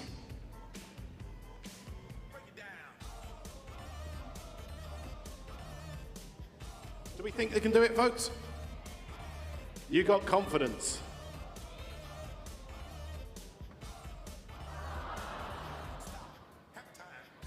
Oh, on the £5. On the £5, well done. That's a £5 for Hev. Next we've got Hayley with Herbie. Penny, oh it's Penny, sorry. Penny? What's going on? Oh, Hayley's put down a challenge. If I can get my dog to stop on a penny, will you give me £20? I think we'll accept that. Not that I have the authority to do that on behalf of the Kennel Club, but hey, it's Crufts.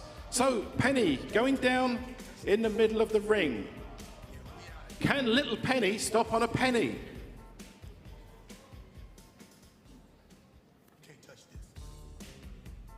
Do we think the dog's going to do it? Are you just optimistic? There's lots of you not saying anything.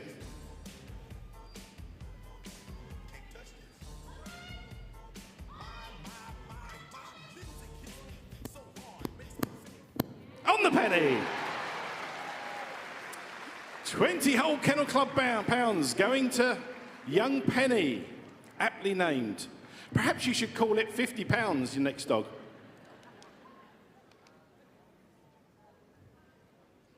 Does this mean you're doing it again? No, we're not. Oh, I see. This is what we call the crossover now.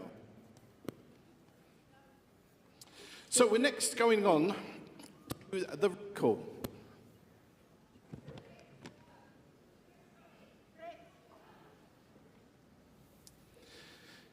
We were looking earlier over in that corner at the, this corner, at the various different types of recall that we have. We started with the puppies on the lead, and then the bronze dogs off the lead over 10 paces, and then the silver dogs going further, and then the gold dogs rejoining the handler as they're walking away.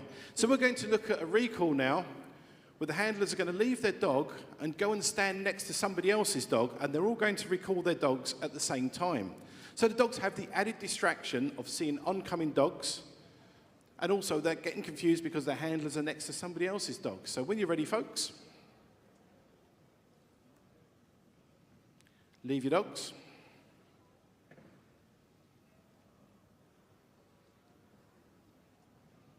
That was impressive on its own. And recall your dogs.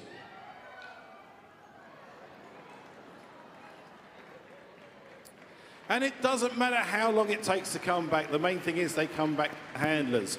Well done. Now that was leaving them in the sit position. This time, we're going to leave the dogs in the down position. So exactly the same, but this time we're going to settle them in the down. Somebody wants to run. There we go. Handlers, leave your dogs.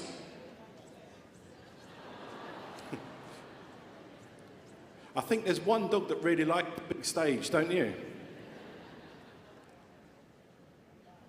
Recall your dogs. And hopefully everybody got the right dog back. They did indeed. Well done. Give them a big round of applause, folks. So that's the recall in action with lots of distractions around them. Now, ladies and gentlemen, girls and boys, we're coming towards the end of our very short demonstration of the Kennel Club's Good Citizen Dog Training Scheme.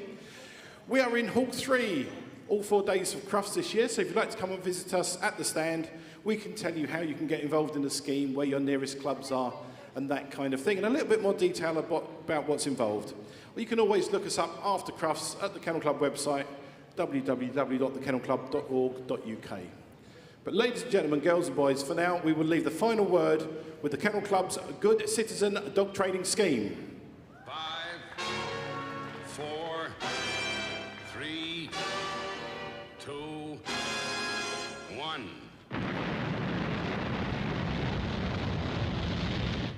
Thunderbirds are go.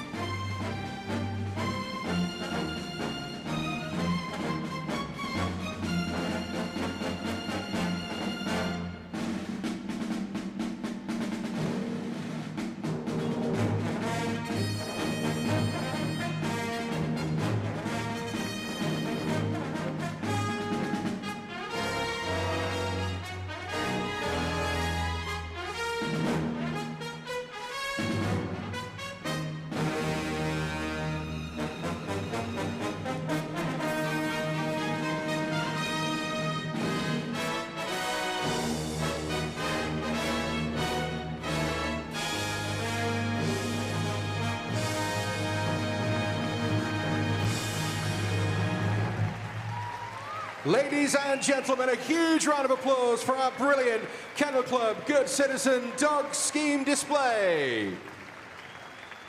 Wasn't that amazing? What a fantastic display of obedience and training. And if you want to find out more about the Good Citizen Dog Scheme, if that's giving you a flavour of what you can achieve with your dog, then please do head over to the Kennel Club stand or the Kennel Club website to find out more about the Good Citizen Dog Scheme. And who knows, you could be here as part of the display next year. Fantastic. Still plenty more to come here in the main arena, ladies and gentlemen. Do stay with us. The Southern Golden Retrievers are on the way a bit later this morning. Coming up next here in the main arena, the Medical Detection Dogs display is not to be missed. It's on the way in just a moment. Stay with us.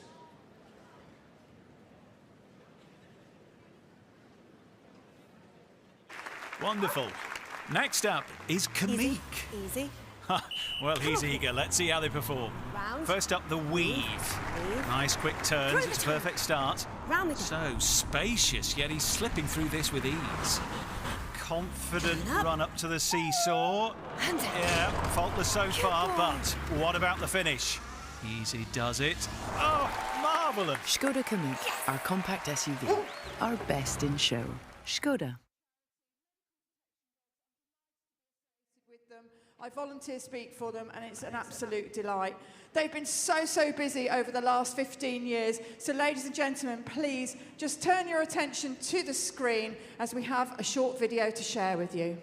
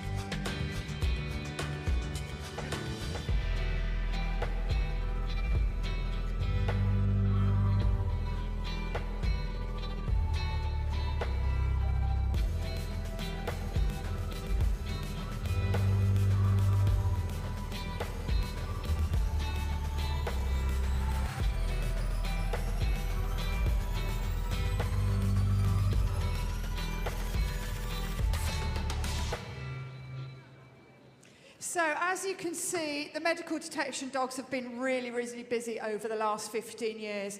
But let's take it back. Let's go back to the beginning. So I'm going to talk now to Chris Allen, the Puppy Supply and Training Manager. Welcome, Chris, to the main arena at Crufts. We're going to start at the beginning with the puppies. Can you tell us a little bit about how you start their training, etc.? Definitely, but you can see there's a wonderful group of volunteers here, and they're missing something. They are missing the most important ingredient of this demonstration, and that's our puppies. So let's bring in the puppies. I'm going to step back. Here they come. Oh, my goodness. Here they come. So we've got Dixie, the little spaniel. And we've got Howard over there looking for his mum. We've got Kyra, the young Hovervart, who's come rushing in over there. We've got Poppy as well. So we've got a fine selection of typical example of medical detection dogs in training and socialising. And so these young dogs are going to go on to literally save lives, aren't they? Literally. I mean, it's not even a glib comment to make. They are literally going to save lives. So can you tell us a little bit about how you start their training? You know, how I believe you use, like, for example, a fostering scheme. How does that work? Sure. So all our puppies will come to us around normally about 8 to 9 weeks of age from a breeder or a private home. Some will come from welfare centres, and they'll then be placed with one of our amazing socialisers who are volunteers. They come to training classes, they have home visits from us, they're all allocated to a socialising trainer. So we've got Lauren in the middle here, who's just running a bit of a training class for our puppies, getting them used to all the sights and sounds that they're going to see when they're out working as a medical alert assistance dog, or when they're going to be working as a biodetection dog. And that initial sort of environmental sort of training, I guess it is training, they've just got to get used to the big wide world, haven't they? And that's so important because they have to do this job in busy places, shopping malls, etc., etc. So that early stage is so important, isn't it? It's vital, it's vital. You know, we've got clients on our stand over the next 4 days with their assistance dogs. If it wasn't for this socialisation and this training at early stages, they wouldn't be able to come to such events. They would be able to lead a more independent life knowing that they've got their assistance dog next to them at any moment of time. And I think for me, one of the things that attracted me to this particular charity was also understanding about the welfare of the dogs, because, you know, myself and everybody in the arena here, you know, we love dogs, don't we? So the welfare of the dogs is so important. So it's good to know that that's how they start their training life, and that's how they will continue to live, in effect, going forward. Definitely, living with volunteers, living in homes and enjoying. So we've got who have we got over here? We've got Rosie over here, young biodetection dog in training. So she's a young puppy. She's just learning to find her training odour. Sniffing a pot when she gets there, she'll just throw us a slight freeze to say, oh, here's the odour, here's the smell, and then we're marking that behaviour with a treat. And you can see she's thoroughly loving her job. And I think also it's probably a good time to explain there's 2 parts to this charity, isn't there? There's what we call biodetection, which is sniffing out the disease as such, and then we've got an alert assistance arm to the charity as well, which is all about giving quality of life to individual people who may have, for example, a condition that's stopping their or you know, restricting their quality of life. Yeah. So there's those 2 arms. So that's the biodetection bit. Yes. That's the smell of the disease bit. Okay. And over here with Ali, we've got Fred. So he's another young puppy. So he's going to be, hopefully, fingers crossed, medical alert assistance dog. So he's got to learn to use his nose and search someone. We've got Rosie, who's been searching pots. Now Fred's got to learn that there's an interesting odour coming from your body. I need to sniff, I need to explore, I need to nose, I need to paw, I need to nudge to get your attention. And you'll see why that's so important later on in our demonstration. So he's found it, he's got his tennis ball, he's had a good game. So he's thinking, okay, this is good. I explore you, I sniff, I show you interest, and when I get it right, I get a huge reward, which is my tennis ball. And again, that fascinates me, right? That they're literally saving lives for a tennis ball, in effect, aren't they? I mean, that's the thing that's important to him. It's all reward-based training. Most definitely, definitely. Yeah. You can see his tail's not stopped. First time at Crufts, first time in this amazing area, and he isn't phased at all. He's enjoying every single second. Absolutely. We can tell that by his wagging tail there. He's telling us all how much he's enjoying that. Let's have a quick round of applause, ladies and gentlemen, for all our young dogs that have started us off today. And I'm going to now go on to our next section. So please let me introduce you to Dr. Claire Guest. Welcome, Claire. Hi. Claire is the co-founder of Medical Detection Dogs, and you're going to talk us through what's in front of us here, aren't you? So the biodetection bit. Absolutely. So dogs are going to be finding their diseases on these stands. And the exciting thing is that we've actually just set a Guinness World Record. Wow. And this is actually a reenactment of the record. Now, Bumper's actually looking for Parkinson's. Now, we've made it a bit harder this time because we definitely can't get it wrong. So if you go and find out whether that's Parkinson's disease. Okay, I'm going to quickly go behind here. We have a big reveal. There's a ticket on the back there, ladies and gentlemen. You can see that. That says Parkinson's. So he got it right. So Parkinson's, there's no early diagnostic at all for. It's a disease that is debilitating and results in very early and a very, very difficult death. So what our dogs are able to do is detect Parkinson's before the symptoms become very noticeable. So we're hoping that this will lead to new ways of treating people with Parkinson's. So now we have Florin. Now Florin's a very special dog because she works for scientists out in the USA and MIT. Okay. And she's looking for prostate cancer. Now many people will remember that our work started in prostate cancer. And what we were hoping was not ultimately, go and see if she's right. Yeah, I'm going to check. I don't want to She's distract sure. her. She's absolutely I don't want to distract her. But there you go, ladies and gentlemen. Prostate cancer. So this really does tell us that each disease, each condition has its own smell. It has its own smell, and these dogs are working past other odours. And now we're going to have Jodie, and she's looking for a bacteria, Pseudomonas. Okay. We're working with people in cystic fibrosis because this is a killer for vulnerable people. So she'll have to go past all these other diseases that dogs have looked at. And, oh, I think she might have missed it. Oh, no, she says number 5. Could it be number 5? Oh. Do you want to reveal? We're going to reveal. It's Pseudomonas bacteria in broth. There we go, ladies and gentlemen. Clap. She's absolutely right. So these bacteria here today aren't dangerous. They're deactivated in broth, so nobody needs to worry. To know as well. But just going back to the cancer work, we're doing work the final dog. The cancer work isn't about these dogs doing it ultimately. It's about the scientists at MIT translating. Yes. So Florin is actually teaching artificial intelligence what cancer smells like, because there's nothing else on the planet that knows what cancer smells like. And these dogs literally have the best ability to smell. Better than machines, better than anything. But like you say, going forward, it might not be practical to have a dog seeking out these odours. So what we're trying to do... So what is she looking for? She's looking for a bacteria called E. coli. Now, many of you unwittingly may have had E. coli, and that's because it causes a very unpleasant urinary tract infection. See if the last reveal is correct? E. coli. E. coli. Yeah. Many of you will have had yourselves or had relatives who have had E. coli urinary tract infection. It often results in elderly people having falls, delirium, and long stays in hospital. We're going to show you later how we're going to adapt this work so that we can help thousands of people. Excellent. So the idea of this is to educate the science, educate the scientist, then take this forward into somehow understanding what the dogs are smelling. For some diseases, for some. So for cancer, yes, but for Pseudomonas and E. coli, we'll probably be using the dogs actually sniffing the samples or sniffing people. Okay, got you.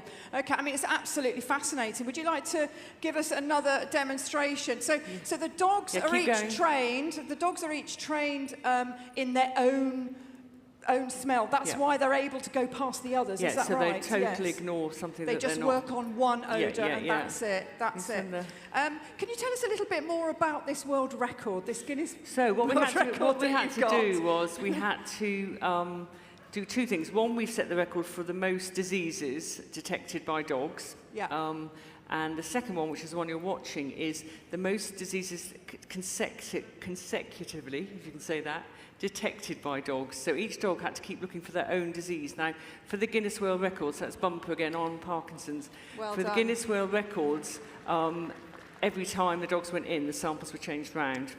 We're not doing that for today. So they don't remember where it is. They would if you left it there for long enough. You have to keep moving it, because they're a bit clever, these dogs, aren't they? Absolutely. They definitely cheat if they could. Yes, they would. Just final go for Florin, who'll find her prostate cancer. As I say, all her data goes to MIT in the USA, so every time she finds a sample, she's correct. And we call that an indication. And am I right in thinking as well that each dog might have a slightly different indication, absolutely. Whatever their preference is? As you've seen, some dogs sit, some dogs nudge, some dogs stand and stare. So as long as it's clear to the handler, that's fine. Yeah, exactly.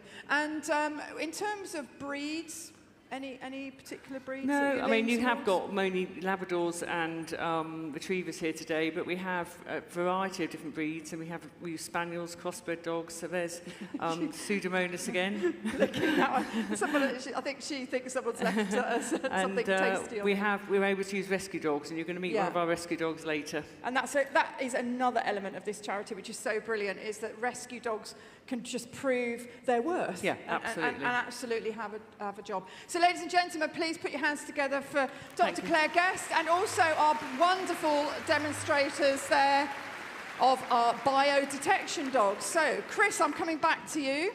And now we're going to talk about the other side of the charity. So this is about the medical alert assistance dog. That's right, isn't it? That's right, yes. So what does that mean? Can you tell us a little bit about that? Sure, so these are dogs that are trained to a person's unique odour, life-threatening condition. So we've got Bobbin over there on the bed, and you saw that. Becky's in bed, she's pretending someone that's got type 1 diabetes. Okay. 2 o'clock in the morning, suddenly she's having a hypo. Okay. Doesn't know anything about it.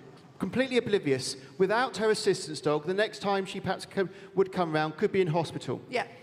Bobbin, who's asleep next to her, recognised the odour change. He jumped on the bed. He woke her up. He said, "Mum, you need to wake up. I need you to test your bloods. I'm going to go and retrieve your testing kit off the table, because at 2 o'clock in the morning, you're not just going to jump out of bed." He went and got the testing kit, brought it back, where Becky can then test her bloods.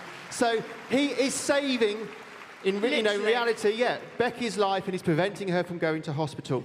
But that's one of our many conditions. Okay, so let's just talk a little bit about that. So you couldn't sleep through that. I mean, No, could you? not at all, not at all. And he won't let you. He won't let you. So he literally he will alert to the fact that she needs help. Yep. Go and wake her up. And like you've said, not only does he do that, he goes and gets the kit to actually help herself. So, I mean, again, like you say, life-changing, life-saving, because she would have potentially ended up in hospital. Definitely. There's no two ways about it. Yeah. And you can see again now, He's Becky's saying hoovering. something's still not right, yeah. So now we're showing you how a dog perhaps would work with someone who's got a condition called POTS, postural tachycardia syndrome. This is a cardiac condition. Okay, and it happens quite a lot when people they've got this are changing heat, moving around, sitting up, standing, lying down, hoovering. So without your assistance dog, you could have been hoovering at the top of the stairs. Yes. Suddenly, you will collapse. You will fall to the ground. There is nothing out there that will alert you to this condition. Yeah. Apart from one of our dogs. Okay. So he's told Becky, right, your odour has changed. You've got 2 or 3 minutes before you suddenly fall. So Becky's then just gone and found somewhere very quiet, laid down. Bobbin's there with her saying, "Mum, smothering her. Are you okay? Are you okay, Are you Mum?" all right? I'm going to kiss you, yeah. In reality, Becky could then be out for 10 minutes. Okay. And Bobbin would just lay there. Sit there, lie there with her and just make sure she's okay. Definitely. So, I mean, this is absolutely amazing. And you know what, ladies and gentlemen, we're doing this demo here, and I'm sure you appreciate that, it's a kind of like a bit of a full situation. So what we thought you might enjoy or might find better is to actually watch a video of somebody who has this condition and has a medical alert assistance dog. So please, again, just turn your attention to the screen.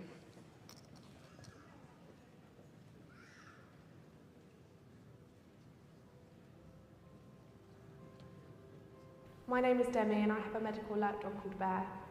I have POTS. POTS means that my heart rate goes quite high and my blood pressure drops upon postural changes, which causes me to pass out without any warning. Having episodes out in public was really hard. I just collapsed to the floor without any warning and often hurt myself. I used to get really upset for hurting myself, embarrassment, frustration with my body. I wanted to be a dance teacher, but I didn't envision how I could be a dance teacher when I was passing out and hurting myself without any warning. It seemed impossible to be responsible for children and to be able to be a good dance teacher when my body was working against me. It was really hard knowing that we tried every single avenue that we could have tried. So I'd had surgeries, I'd tried medications, I tried lifestyle changes, diet changes, and for doctors to say, we've run out of options. We'd kind of tried everything. I had hit a brick wall. So I'd heard about dogs which could detect people's health condition, and I got in contact with medical detection dogs and ended up being matched with my beautiful Bear. I loved him from the first day that I met him.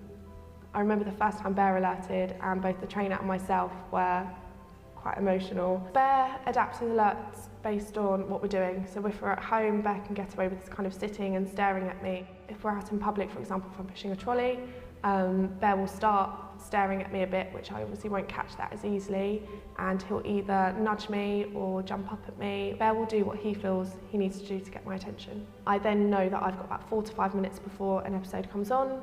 I can sit down and Bear will then further alert me if he feels that I need to lay down. Life is so good. So good. I teach dance and I have my own dance school. I love what I do, absolutely love it, and Bear's by my side every single day, and he's very much part of our dance family. I think Bear's absolutely incredible. To think how much a dog has changed my life, and that a dog does what doctors can't do. Amazing surgeons and people that study medicine, they can't help me as much as Bear does. I just wish Bear knew just how amazing he is. He's incredible. The power of his nose and his loyalty to me. Bear has given me my life back.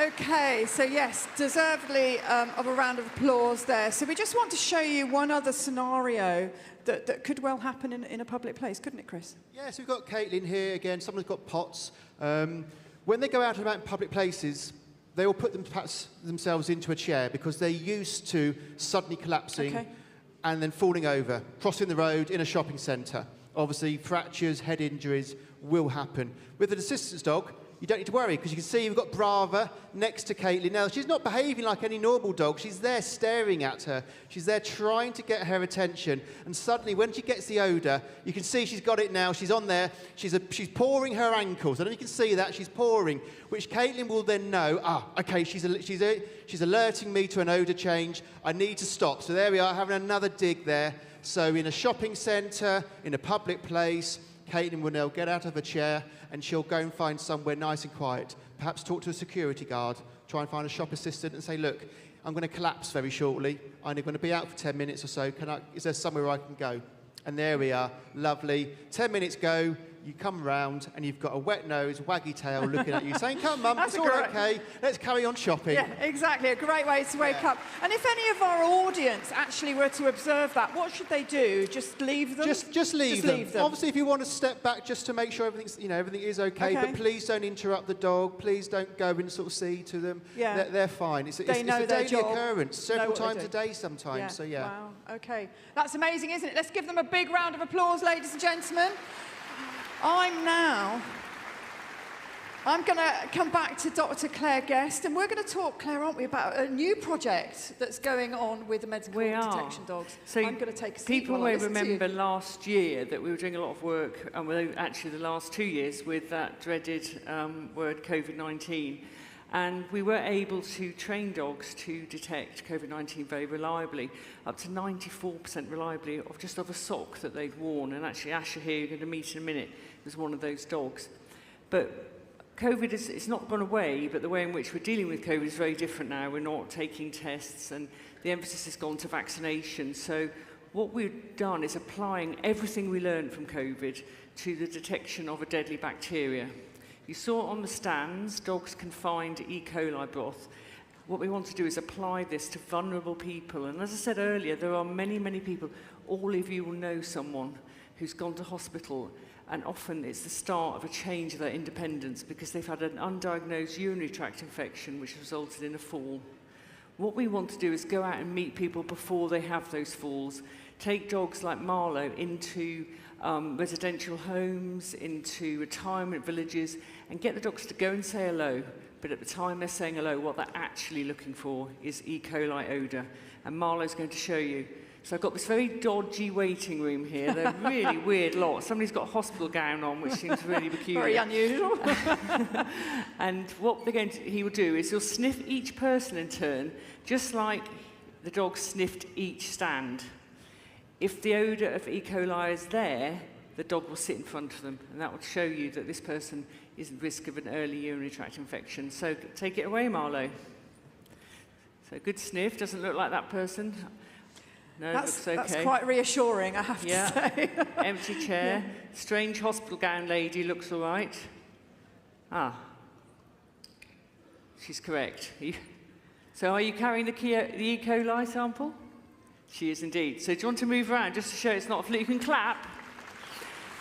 So if you can imagine if that was one of your relatives sitting at home or sitting in a retirement village, starting an infection that could result in a major change to their independence, what a difference that would make. We'll send Marlo again. Sniffing the empty chair. Spotted it. So we're really excited about this because what you've got is a situation where you've got our assistance dogs. You saw our assistance dog, that's one-on-one. You saw Florin, who's doing, working with her teammates to find one dog to millions, because the technology is going to save millions of lives when they develop the electronic nose. And this is one dog to many, if you like. So these dogs could detect the odour on thousands of people. And we're going to go once more. And then we'll tell you a little bit more about Asher. So she's at the end this time. Very quick, takes a second, doesn't it? A couple of seconds each. And then he finds the person that's got it. There we go. Final clap. Thank you. So well done, literally Marlo. 3 out of 3. That was amazing. That was amazing. And so can our audience expect to see these projects in their area? Yeah, we need lots of support. I mean, Yes. obviously after COVID, everybody's got a bit bored with diseases and infections, and we need this support because to translate what we've learned from COVID to this, we need to move forward with the early work. We know dogs can find it, so it's about now getting dogs out there and actually showing this for real. And then the application of Absolutely. that science and actually being in a position to change lives. Absolutely. So we have someone here we'd like to introduce the audience to, don't we? I would. This is Asher. Asher, so do you want to tell us a little bit about Asher? I will indeed. So Asher's now, we believe, about 10 years old, and he came from rescue. And when he first came to us, we didn't know an awful lot about him, but we did know that he'd actually come through Munsterlander Rescue, so thank you, Munsterlander Rescue. He's not a Munsterlander, clearly, but they took him in. He was a very, very muddled-up character. He had a lot of behaviour problems. Mainly, he used to run away all the time. So if a door was open a little bit, he would run. And then when you tried to catch him, unfortunately, he'd become very defensive and start screaming if you tried to catch him, and was very upset. But he was a dog that needed to do a job. So over his career, he's done Parkinson's, malaria, and finally finished with COVID-19. And he's retiring now. The reason he's here to say hello is because he's one of the finalists in the Hero Dog of the Year. So we're cheating a bit. We are, I think. I think this is a bit of a plug for Asher, isn't You can it? give him thank you. So, ladies and gentlemen, I'm sure you will have all seen the Hero Dogs Awards that we're running at the moment. You can vote until 4 o'clock tomorrow. If you'd like to meet Asher, come down to the stand. He's going to be there in a minute. And he's got a very sneaky Scan Me coat on his back, a little QR code. He designed it himself. He sewed it last night. So if you want to come and scan and vote for him, then please do, because every vote will be supporting the charity. So he's going to hang up his boots off. This is his last working days, but he's enjoying every minute of it. So thank you very much. So, yeah, let's give him a big round of applause. He's had an amazing, amazing career with medical detection dogs, and I think it's absolutely testament to the dedication of this charity, not only helping people, but obviously, you know, giving second chances to rescue dogs as well, which is absolutely fantastic. So, ladies and gentlemen, we've talked about odour, we've talked about every disease having an odour and a scent that these wonderful dogs can actually detect. And not only detect, but tell the difference between those odours. It's absolutely fantastic. It is a charity. It does need your support. Please do visit the Medical Detection's website, and it would be wonderful if you made a donation, but also always looking for volunteers to support the charity. That would be fantastic. So the last thing that it leaves me to do is to please put your hands together for all the wonderful people that have been demonstrating here today for you, all of the wonderful dogs as well. And like I say, please do visit the stand. I believe it's stand 94 in Hall 3. They would love to meet you. Asher would love to meet you as well, and he'd love you to take a bit of a scan of that QR code on his back and help his votes as well for Sunday's competition. So with that, ladies and gentlemen, please put your hands together for everybody, and thank you so much for your attention. Thank you.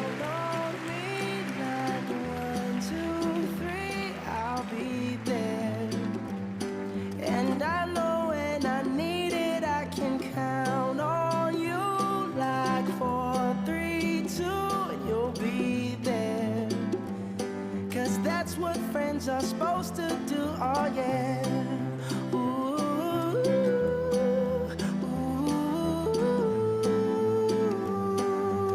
yeah, yeah. If you're tossing and you're turning and you just can't fall asleep, I'll sing a song beside you. Your puppy will grow into a dog in several distinct stages, and sooner than you thought, they're almost grown. But right from the start, Royal Canal's puppy growth program provides everything your dog needs for the ideal foundation for a healthy life. Pets are special. From the moment they melt your heart, through every moment of life together, they are always there for you. And you can always be there for them. Protect your bond with a lifetime policy from Agria Pet Insurance. Wonderful. Next up is Kamik. Easy. Well, he's eager. Let's see how they perform. Round. First up, the weave. Nice quick turns. It's a perfect start. Round the So spacious, yet he's slipping through this with ease. Confident run up to the seesaw. Yeah, faultless so far, but what about the finish? Easy does it. Oh, marvellous. Skoda Kamik, our compact SUV. Best in show. Skoda. Well, wasn't that incredible, ladies and gentlemen? The amazing work of the medical detection dogs. Good morning, welcome to Crufts 2023, the world's greatest dog show. Welcome to Super Saturday here in the main arena. We have got lots to come for you today. We have got the Flyball later this afternoon. We have got plenty of agility action to come. And of course, our Heelwork to Music International Freestyle as well. But now, what a treat we are in for. It is time for us to welcome into the ring a firm favourite here at Crufts, a team of 16 owners and their lovely golden retrievers, who I'm pleased to say have all achieved their Kennel Club Gold Good Citizen. They are proudly supported by Vets Kitchen. So please, ladies and gentlemen, put your hands together. The Red Arrows of the dog world. Please welcome the Southern Golden Retriever Society display team.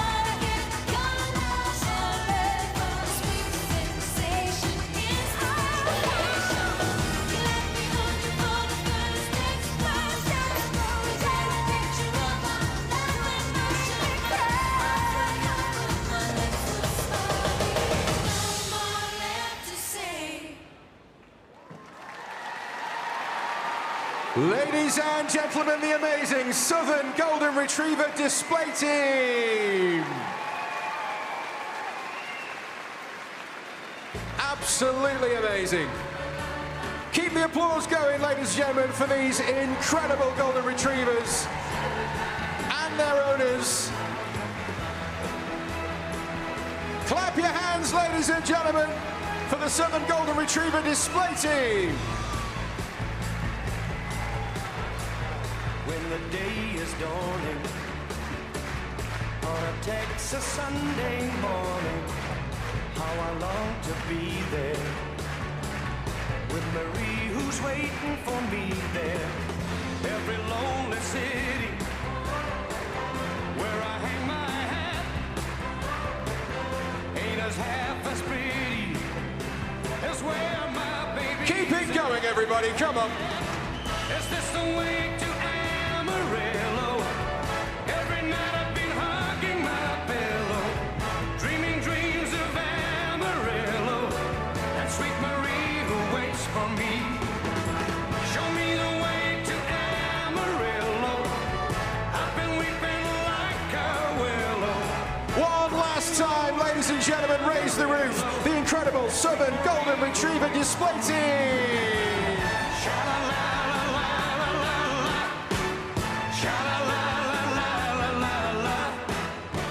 Well, wasn't that amazing? One of the highlights at Crufts every year. We are delighted to welcome them back, the Southern Golden Retrievers. It wouldn't be Crufts without them, would it, everybody? That was absolutely incredible.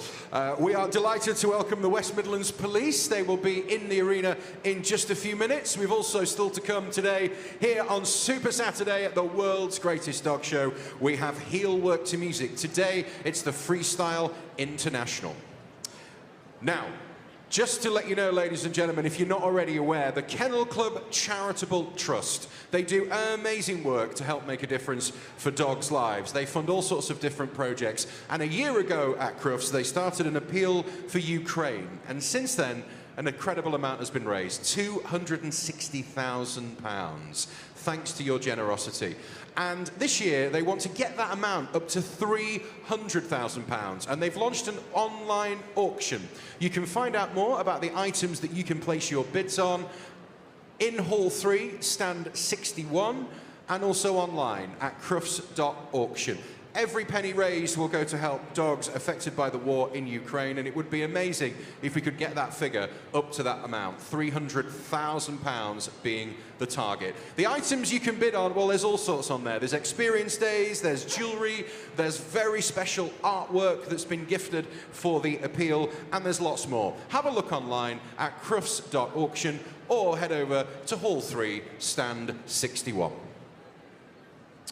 So, 2023 is a very, very special year, ladies and gentlemen. 2023, the year the Kennel Club celebrates its 150th anniversary. We're now going to see how the Kennel Club is continuing its important work. I probably wouldn't be here, to be honest, if it weren't for Ellie. Every day, I put my life in Milo's paws. Chewie never left his side. Without him, I wouldn't have my husband. And she's still here today. Because of the dog. He's everything, not just to me, to my whole family. Day in, day out, dogs change lives. That's why, for 150 years, the Kennel Club and its members have been making a positive difference for dogs and their owners.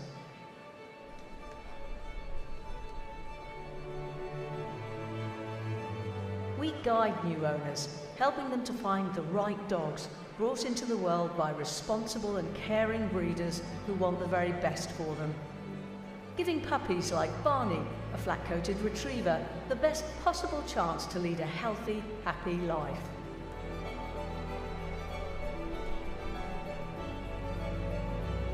Thanks to DNA testing, we've eradicated diseases such as clad, an inherited blood disorder in Irish setters.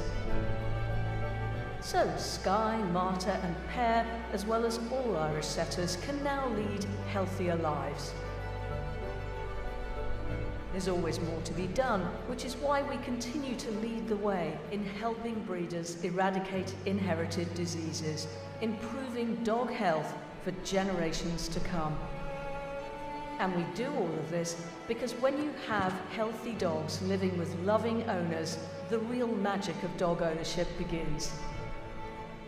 We're helping to build that unique bond between dog and owner through a range of training and activities that bring joy in the best and even the most difficult of times. Hayley lost her sister, but spending time with her dog Ellie, doing the activities they love, agility and Heelwork to music, got her through her grief. They've even been to Crufts, our most famous event for anybody who loves dogs. And thanks to PetLog's microchipping database, we're making sure that your canine companions have the best chance of being reunited with their loving families should the worst happen. Like Jazz, who was reunited with her family after 8 long and heartbreaking months.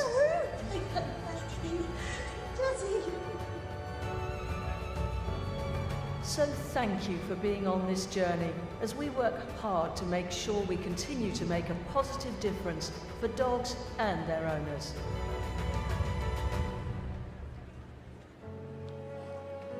"150 years of making a difference to the lives of dogs and their owners. And here's to the next 150 years of the amazing work of the Kennel Club.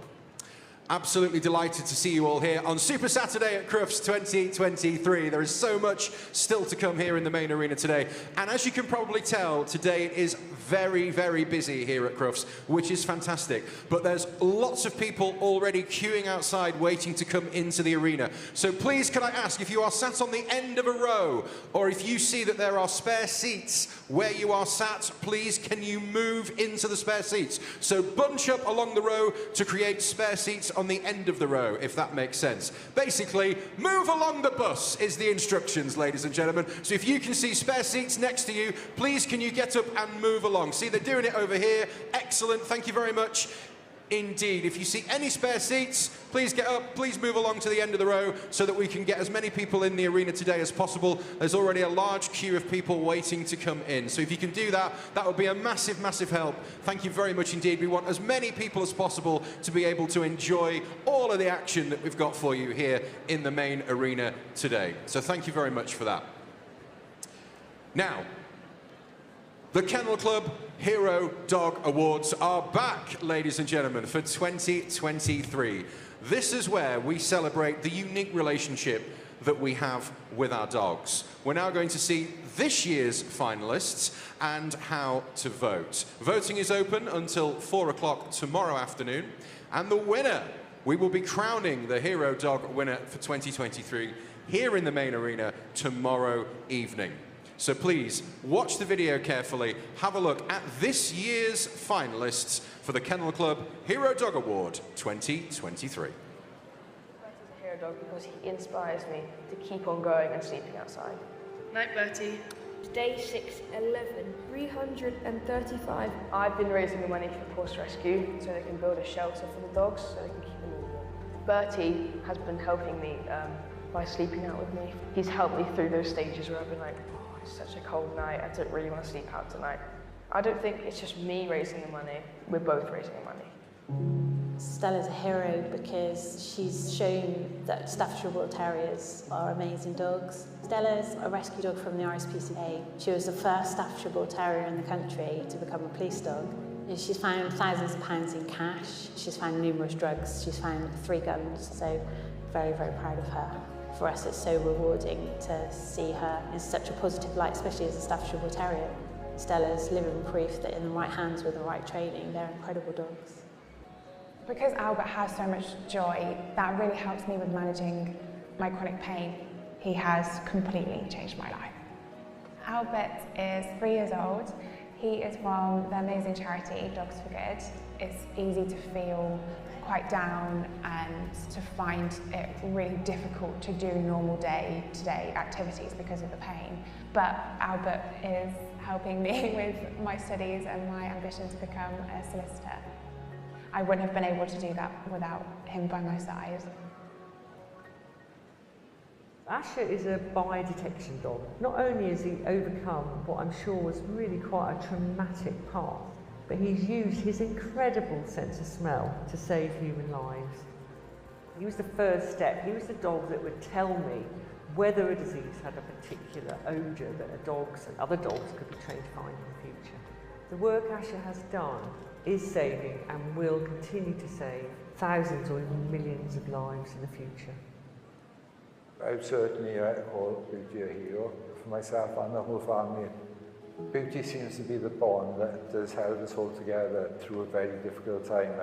Lily was diagnosed with leukemia about 2 months after Beauty came into her forever home. Beauty is my best friend and she's always been by my side for everything. She means the world to me because if I didn't have her, I wouldn't be as happy as I was right now. So head online and cast your vote for the Hero Dog Award 2023. Head to crufts.org.uk/HDA.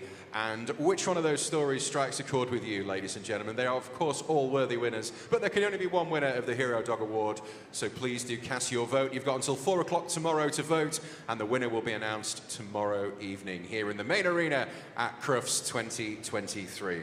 Now, back to the action, and we are delighted to welcome back to Crufts West Midlands Police. All of the officers and dogs you are about to see are all operational. They are out working the streets 24/7, 365 days a year to keep us all safe. So please give a very warm welcome to West Midlands Police.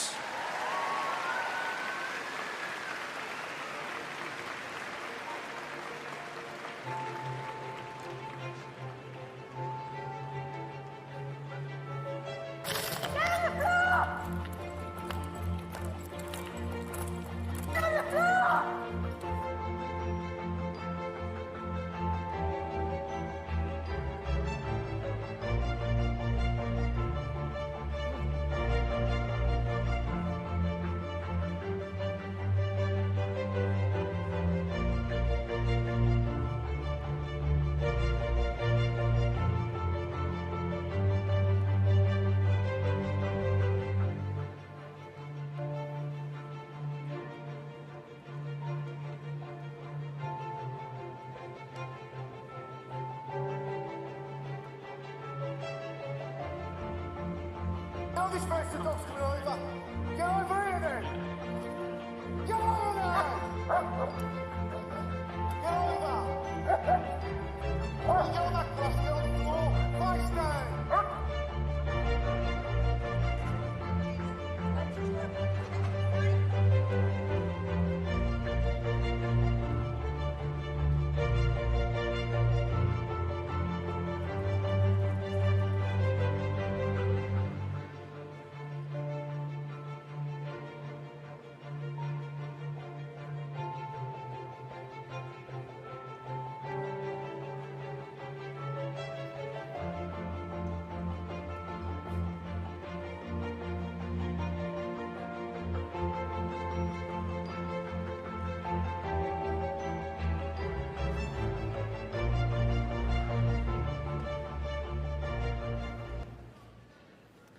Ladies and gentlemen, welcome to the West Midlands Police demonstration.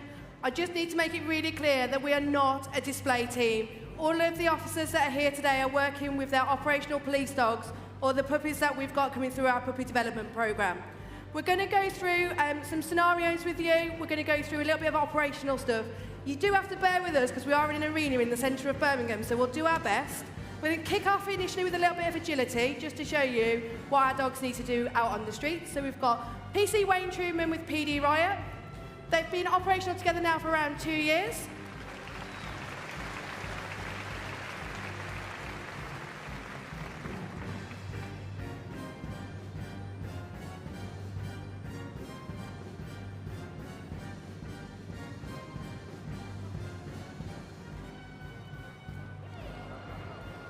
Come on, give that a cheer, come on. Like I say, we're improvising a little bit with our police signs.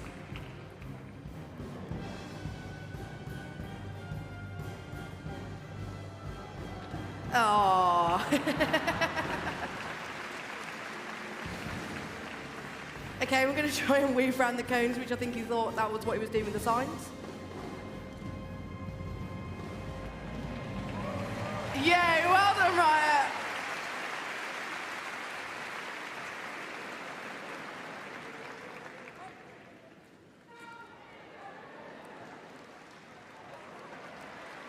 So this is what we want our dogs to do. We want them jumping up cars, make sure the criminals can't get away from us.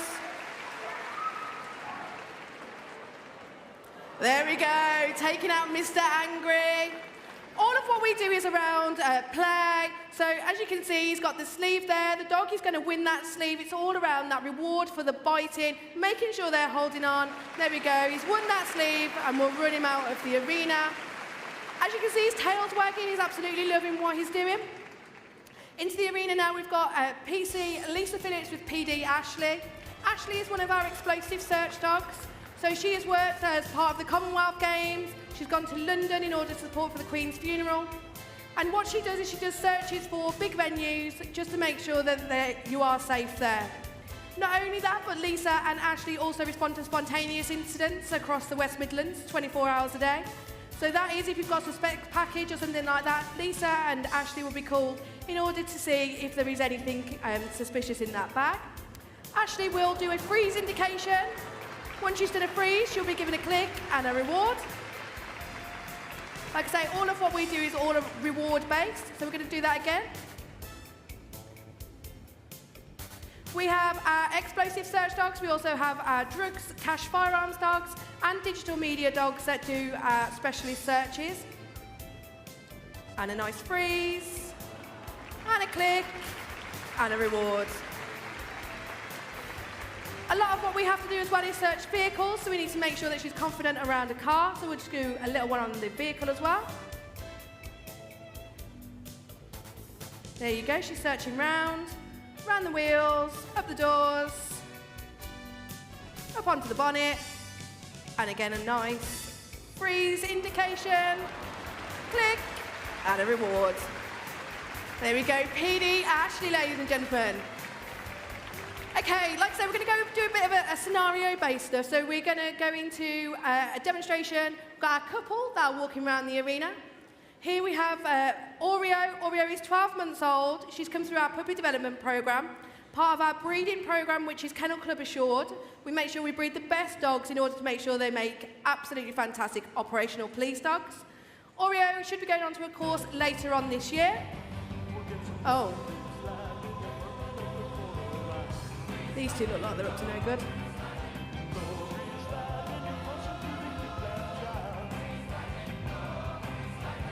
They don't look like the sort of people you want to meet in a dark alley, do they?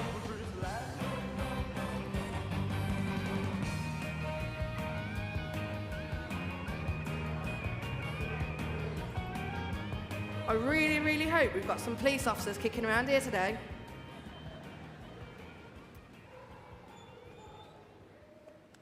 Oh, luckily we've got PC King and PD Gus.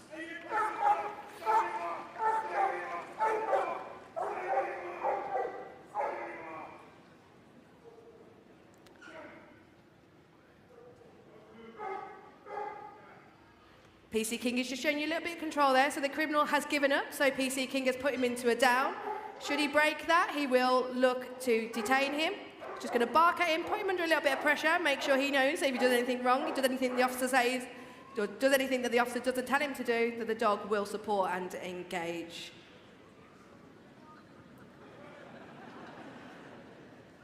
Oh, there we go.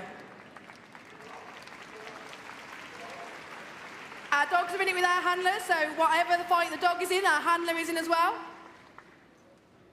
And there we go. And like I say, our dogs are going to win.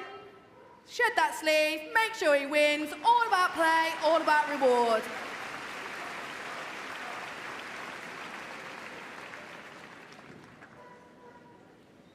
And now, what's he doing now? Rifling through that bag, making seem what he wants. Doesn't want that. Not interested in that. So we've taken one criminal down. Let's try and see if we can take down the second. PD Aggie about to come into the arena, making sure you know she's here.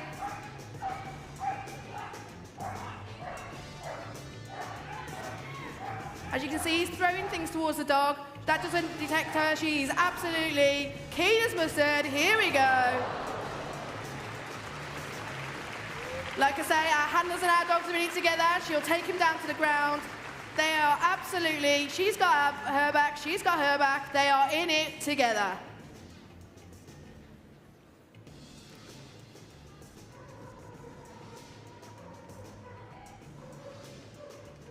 And then we'll just do a release off that bite.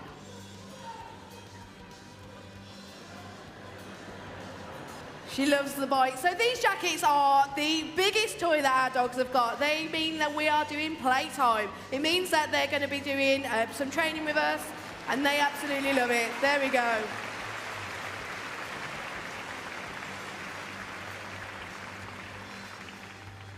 So not only do our dogs detain people, so they can find people that are hiding from us. If they run away from us, they will detain them.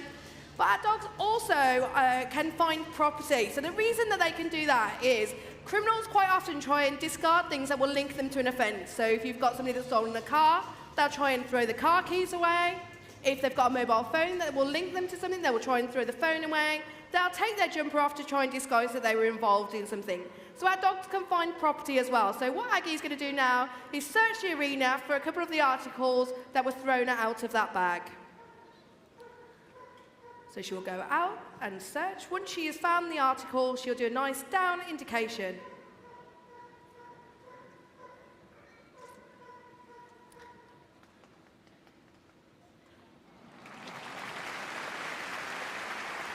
And a right call back for a toy. Like I say, it's all reward-based. She's absolutely loving it. Engaging with the handler, tail is wagging. We'll do that again. We've got another article out, so let's see if we can do it again. Told you they love their toys.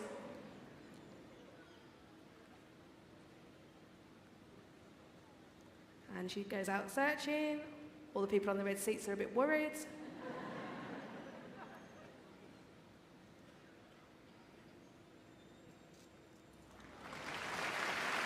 There we go. Nice down indication where she'll stay with that property until she gets her toy.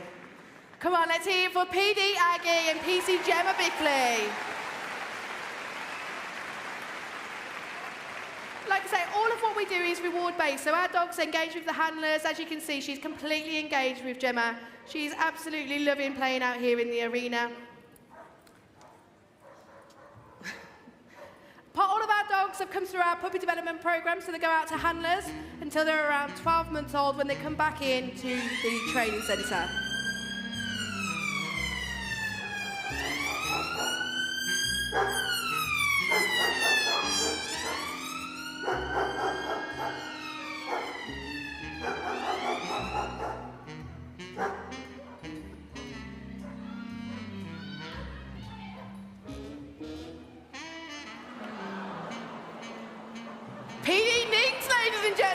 She is a 6-month-old Malinois. We get them training from a really young age to make sure they're really confident when they become operational police dogs. As you can see, she's on a soft sleeve now. The determination, though, of her coming out of that car is just fantastic. She's there tugging, ragging, playing, winning her sleeve. Well done, Nynx. There she's proud as mustard all the way back to the car. Like I say, all of our dogs come through our puppy development program, which is absolutely fantastic. Our puppy walkers are brilliant, and it means that we have the most confident police dogs because they take them everywhere with them, whether that be shopping centres, train stations, so that when they become operational dogs, they are absolutely confident and nothing phases them. Going to need a bit of support from somebody in the audience. Oh, come on in. Oh, of course it is him. He hasn't been here since 2017, Mr. Terrier. There we go. And then we're going to have PC Foster and PD Glenn into the arena shortly. This X-Red Vauxhall is getting a lot of attention today, isn't it?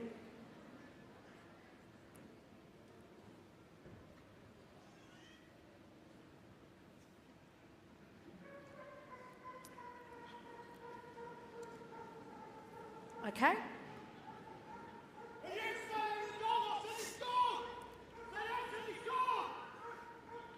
What you see there is that he's stood still now. The dog should do a stand out, which is barking at the offender because he has stood still and given up. Attack on the handler and a recall back to the handler to take that person down.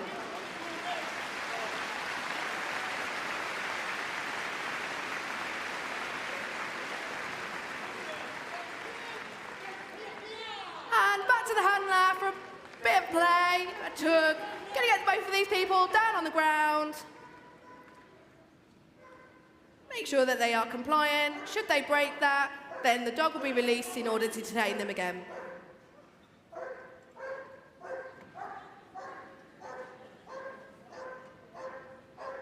And escorting the criminals out of the arena. Let's hear it for PC Foster and PD Glenn. I am pretty sure, though, there were 3 criminals. Oh. Stay where you are! Please for the dog! Stay where you are! Stand still! Please for the dog!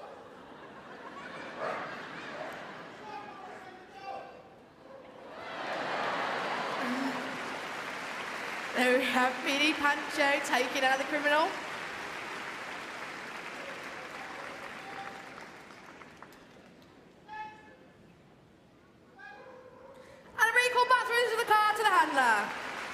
So like I say, it's all about play. We absolutely love it with the dog. So he's coming back, he's for that bite tug. Play with the handler. And then he's going to run her off and the criminal will be taken out of the arena. Well, so we're going to need a little bit of help from the public on the next one. So we've got a crowd that's going to be coming into the audience. Can we have some volunteers, please? If you want to volunteer, just grab hold of one of the officers. Come on, surely there's a few of you that want to come and help us. This is your chance to give it loads to the police, come on. I want the crowd cheering as well. Come on, give it loads. Okay, not only do our dogs work alongside firearms teams, response officers, but they also work alongside our operational support unit. What we're going to do is get our operational support unit into the arena shortly and show you how they work with our dogs, but they don't come out for anyone. You need to wrap it up. I want you screaming, booing, we all hate the police.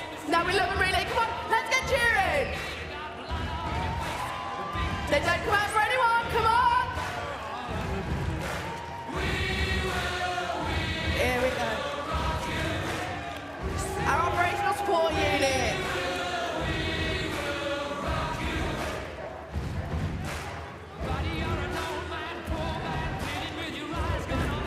So what happens is if the crowd ramp it up, they'll get support from our dog unit. You know that things are getting serious. And our dogs will come out in order to support them. Okay, so they'll push the crowd back now, so they'll push the crowd back and our dogs then will come out and support them. And what our dogs will do is show that presence to people to say, actually do what you say. Our dogs are not only there to bark and put a little bit of pressure on people to do what they're told, they'll also be used to bite people if they don't do what they are told.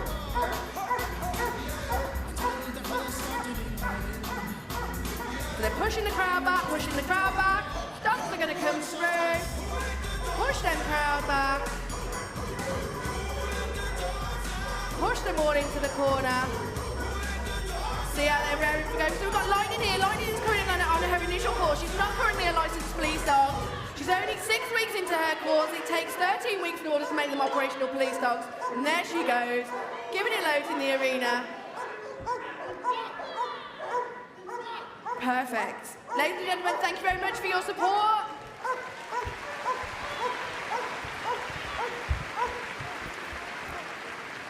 As they go back to their seats, so our OSU and our dog unit work hand in hand together at loads of different events, predominantly public order events and football. Oh, Mr. Angry's come in. So the OSU are going to get into a closed cordon.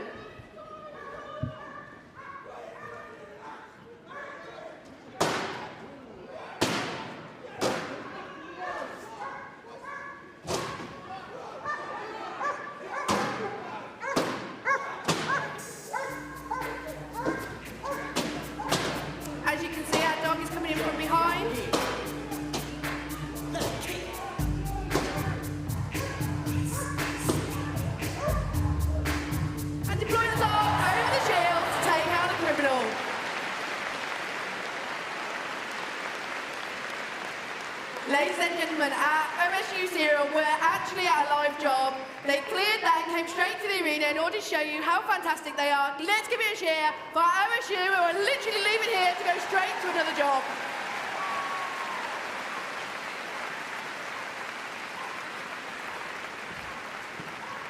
These poor guys genuinely got 10 minutes notice that they were coming into the arena today. Oh, here we go again.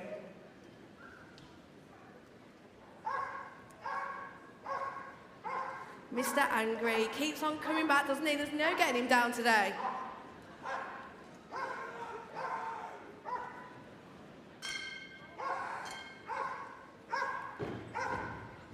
Sport car.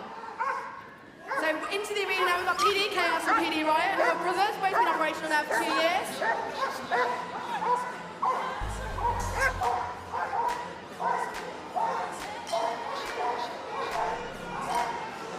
I think what we're going to do is double dog deployment.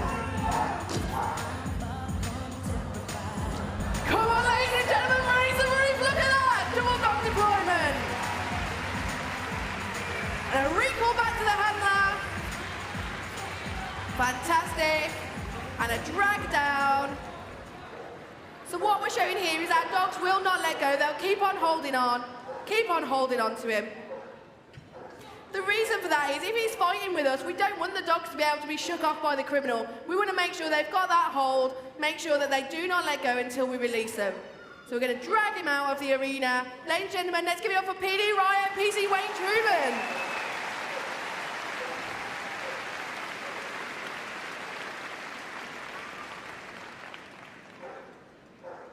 Okay, I wonder what's going to happen next.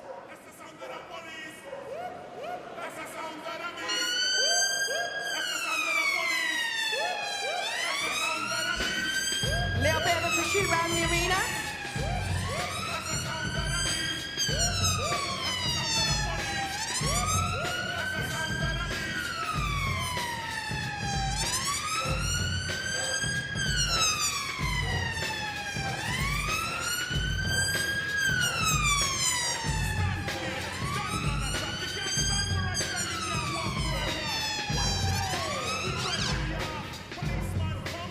We have the vehicle stopping, the officer getting out. Oh, she's got a gun. I think we're going to need some support then from our firearms unit. Here comes our firearms unit. Like I say, we support lots of different colleagues across West Midlands Police, one of them being our firearms support, one of them being our firearms teams. And our firearms support dogs are deployed to them to support them on every live firearms incident across the West Midlands. Here we have PD Wes on the bonnet of the car. And what you're going to see here is how we would deploy in partnership with our colleagues. So she's not doing what she's been told. She's telling them that she's not going to do what she's going to do. And there we go. Deploy the dog in order to take her out of the vehicle. And a tag and drag back to the officer. So she's going to help the dog to bring the offender back towards her. Tag and drag. That dog is not letting go.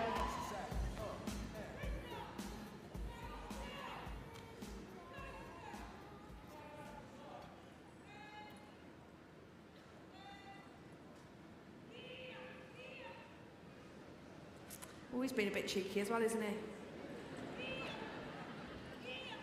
He's like, I'll bring her with me, Mum. There we go, give him a cheer. So recall then back to the handler. The officers are then going to clear the vehicle.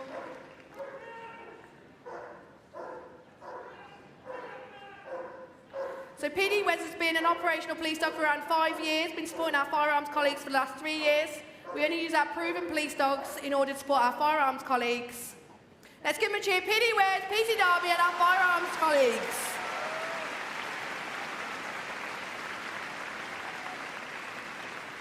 Ladies and gentlemen, that sort of concludes our demonstration, but we have got Lady Bathurst in the audience who would like to take a bite from one of our police dogs. Now, the police dog that we're going to use is PD Wes. Now, PD Wes was recently at an incident where somebody kicked him and then he broke his leg.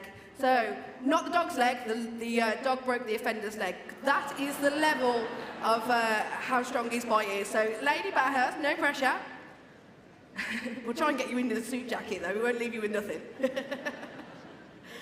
So Lady Bathurst, she runs a charity to support service animals and the handlers in their finances when they retire from service. So it's a fantastic charity that she runs, and she supports all of the different police forces, the fire service, any sort of service animal that there is out there. Let's give her a cheer, she's absolutely fantastic.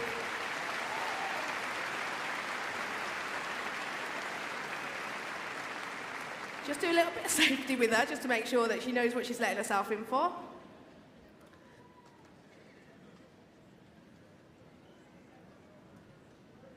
Wes's favourite thing to do is when criminals run off from them, he loves to detain them. Somebody was stupid enough, though, to run away from him twice, so PC Derby released him off that bite, and then he got up and he ran again, only for Wes to detain him again. He's absolutely fantastic. Welcome back into the arena, PC Derby with PD Wes. This is all a little bit ad hoc, so Wes is a little bit like, what are we doing now, Mum?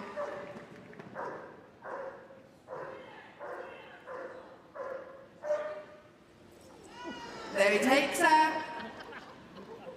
Wes's favourite place to bite is actually legs.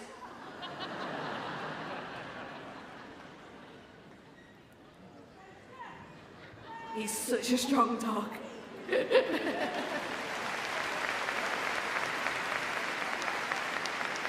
No, I don't know if she's going to be up for it, but do you want to do the run, or...?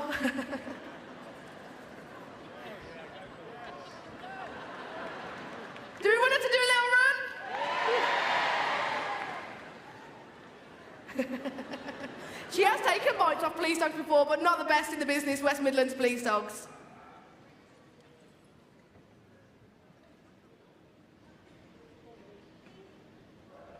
So Dave's just giving the dog a little bit of a cue as to where he wants to take the bite. Like I say, genuinely, he does love to bite legs, so we'll...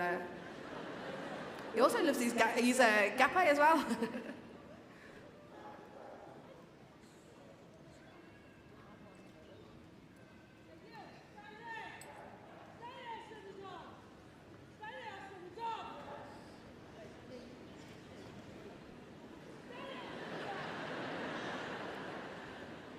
He thinks it's playtime, he thinks he's doing his business.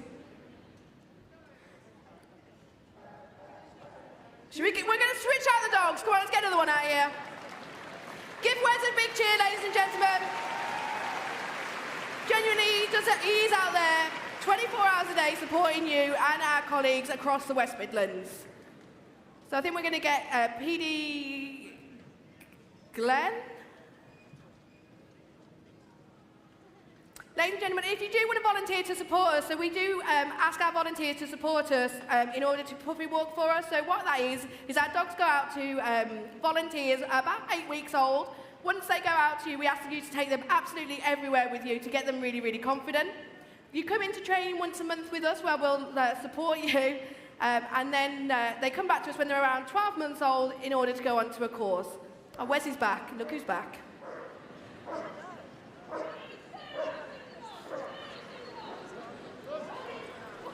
There we go, ladies and gentlemen.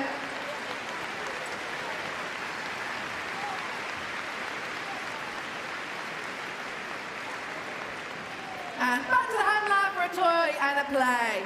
Ladies and gentlemen, that does conclude our demonstration. I hope you have enjoyed it. All of the officers that have been here today have given up their free time in order to show you what we do. They all are out there 24 hours a day, 365 days a year to keep you safe. Let's hear it for all of our officers and all of our helpers. Thank you.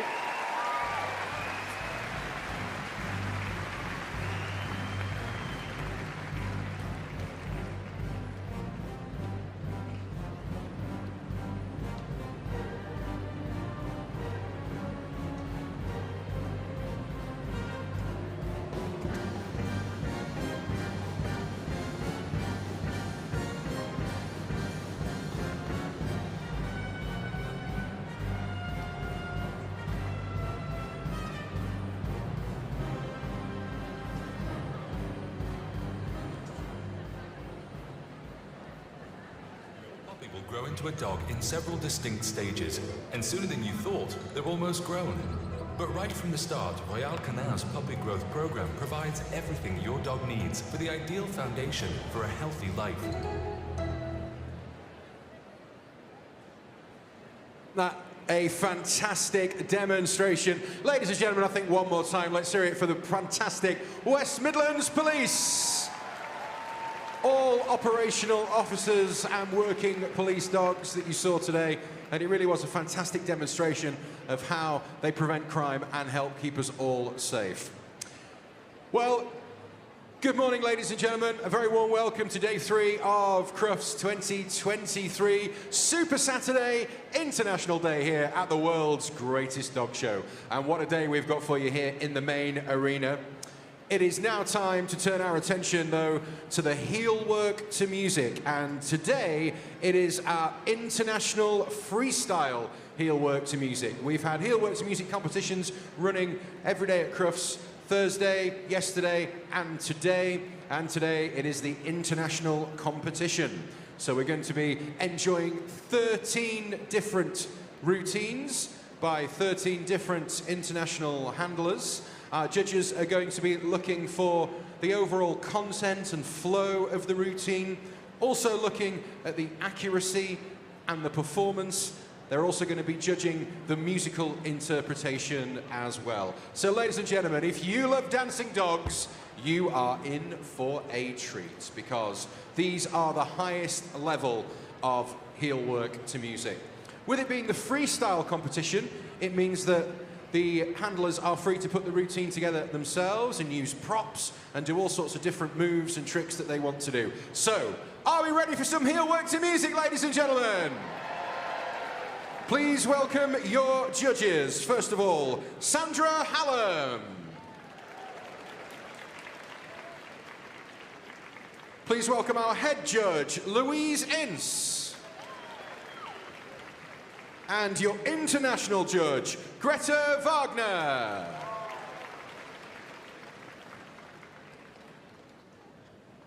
So our judges are going to take their positions, and they, as I say, are going to be judging each routine. 10 marks for content and flow are available, 10 marks for accuracy and performance, and a final 10 for the musical interpretation of the routine. How does the handler embrace the track that they've chosen and weave that into the routine? How does the music interact with the props and the movement? Okay, we are ready for our first handler, our Heelwork to music international freestyle. Representing Switzerland, please welcome, with 10-year-old Jack Russell Terrier Sam, Monica Garrigue. So this is 10-year-old Enkidu Petit Royaume with handler Monica, and a brilliant routine to a song you're gonna know, Mac the Knife. Here we go.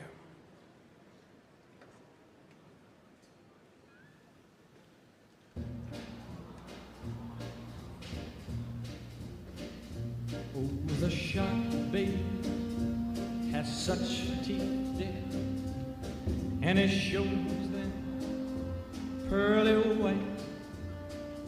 Just a jackknife has old Maggie, babe, and it keeps it out of sight.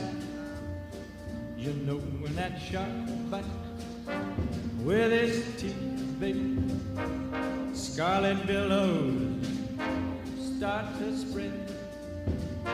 Fancy gloves, though, wears old Maggie, babe, so there's never a trace of red.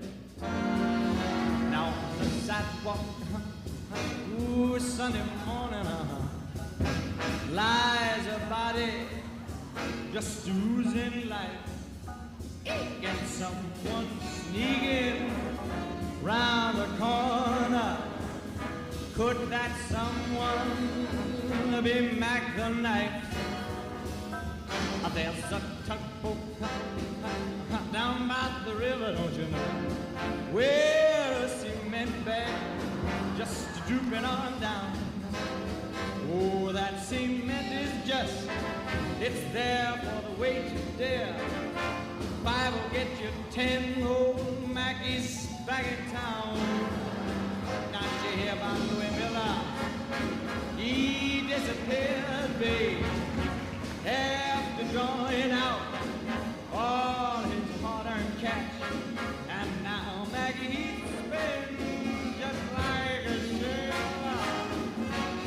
Could it be our boy's done something rash? Yes, sweet Audrey. Ooh, Miss Madeline, and Lucy Brown. Oh, the fine forms on the right, babe. Now that Maggie's back in town. Yes, sweet Audrey. Ooh, Miss Madeline, and Lucy Brown. Oh, the fine forms on the right, babe. Now that Maggie's back in town. I said, Jenny Diver, whoa, sweet Tawdry, look out to Miss Lottie Linya and old Lucy Brown. Yes, that line forms on the right, babe, back in town.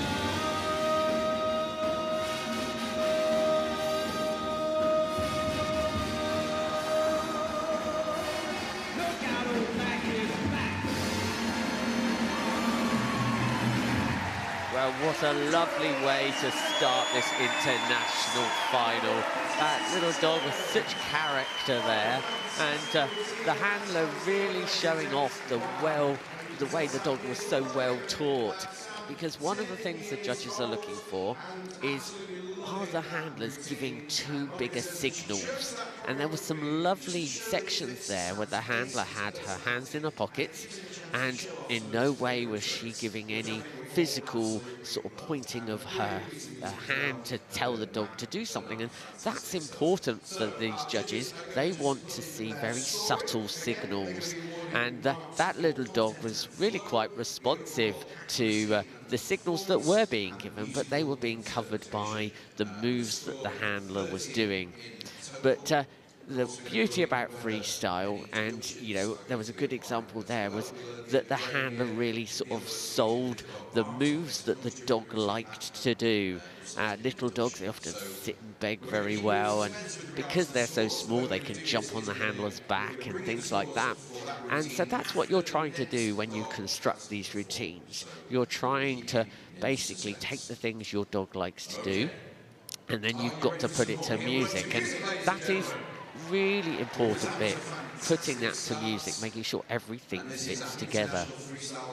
So, representing Germany with 8-year-old Can Terrier Toto. So our next competitor will be our little Cairn Terrier, 2 terriers, one after the other.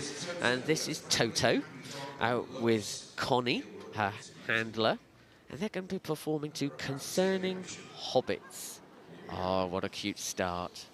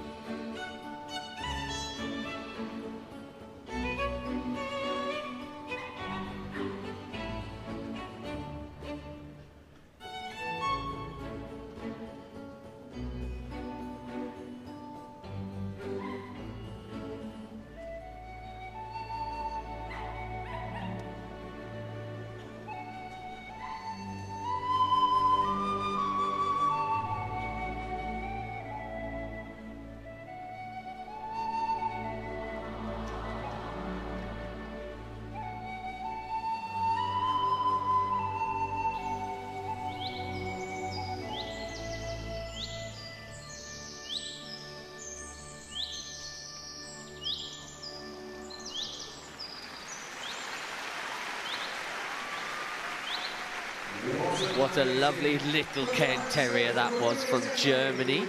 And some lovely moments there where the dog shot off round that log. Lovely distance, and distance is something that the judges are going to be looking for top level marks. Distance from the handler being well away from the dog, and perhaps performing moves where the dog is actually facing away from the handler. So here's the score for our first dog. That was that little lovely Jack Russell, and 26.40 for Monica and Sam from Switzerland. And that's a really good score, some 8s and 9s there. So they've done so well, and that's really setting a good mark for all the teams to come. Doing a lovely distance creep out ahead there. I was just talking about distance move and difficulty, and that little Jack Russell there did a stunning creep away from the handler, which requires great confidence from the dog. Scores will come up on the screen after the next routine for Cornelia. Now we continue with our international freestyle. So that was little Sam and his marks. We will get little Toto's marks very soon. And we're on to our third handler of the competition, all the way from Canada. And this is Daiquiri, the Australian Shepherd. They performed here last year, did very well. They're performing to Dance Monkey.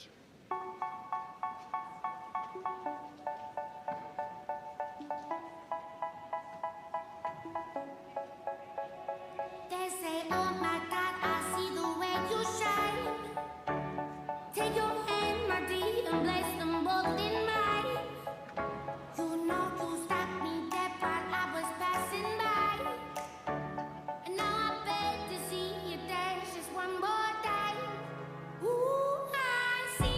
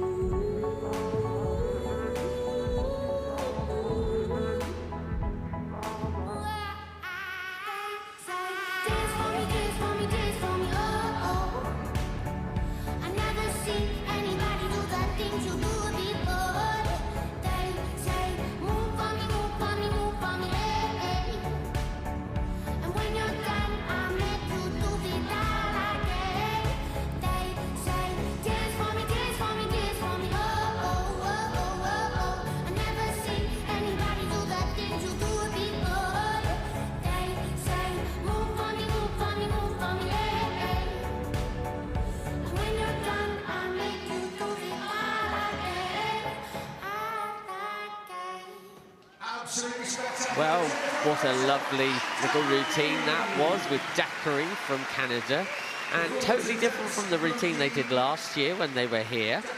And that team, they're well practiced at being in this sort of atmosphere because they've appeared on America's Got Talent and Canada's Got Talent. So the dog was not fazed at all about what was going on in the arena.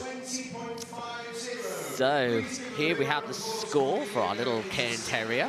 20.05 there that goes into our second place. And you see the deductions at the bottom. If you've never watched Freestyle before, the only deduction the judges can give in that section is for barking. So there was a little bit of noise there from that little Cairn Terrier as it was getting a little excited. And the judges, if it feels like it sort of distracts a little bit from the routine, they will just take a few marks off. And each judge, as I say, can deduct up to 4 marks. And as you can see, when the scores are coming up, the scores are added together for each of the judges under each of the headings and then averaged. And we're there onto our 4th competitor, and this is representing Sweden. This is Navy, the Border Collie, with her handler Ella. 6-year-old dog, this is, sorry. And they're going to be performing to Beggin. And this is a 6-year-old Border Collie, Navy. And a great routine with a song I'm sure you know. And this has been a big dream of this team to come here and perform. So we wish them well. Put your loving hand out, baby, 'cause I'm begging.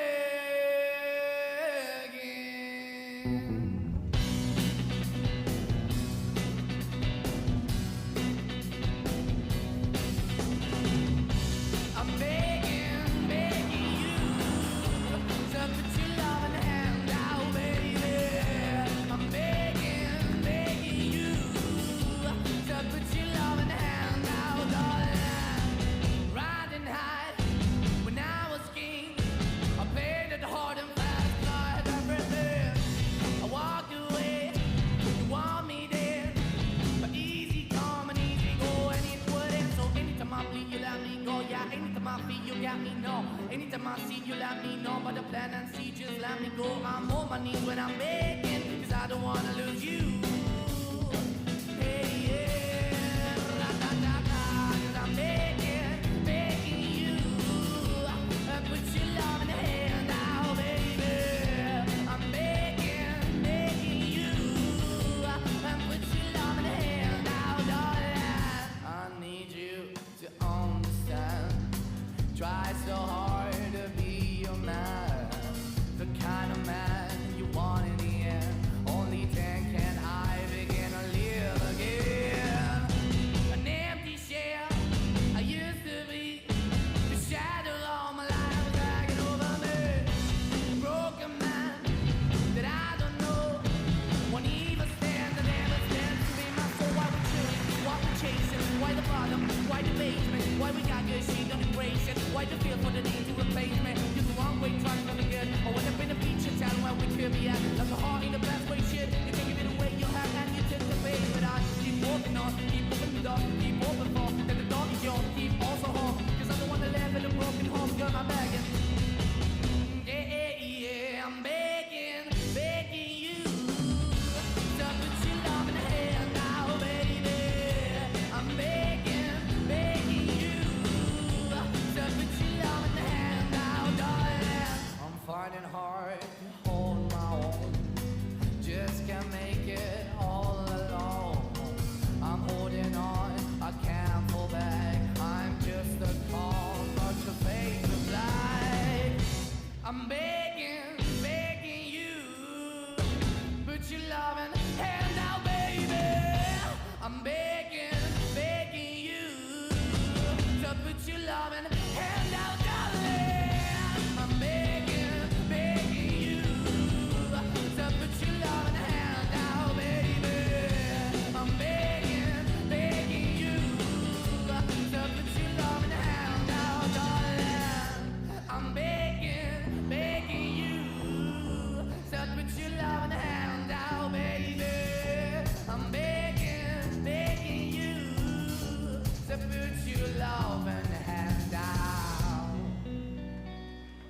Well, if you wanted to see distance work, there was a routine to watch, because that dog was working very well at a distance there in many of those moves, and it was a very high drive collie. You can see that whole intensity in that attention that dog was giving its handler, and utilising some of the moves that a border collie loves to do with big circles and things like that, and even that bouncing in front of the handler. It's a very good sort of natural dog move. I'm sure the dog sort of would do it naturally, but harnessing that as a move, and that's the brilliant thing about freestyle, is that you can harness things that dogs love to do.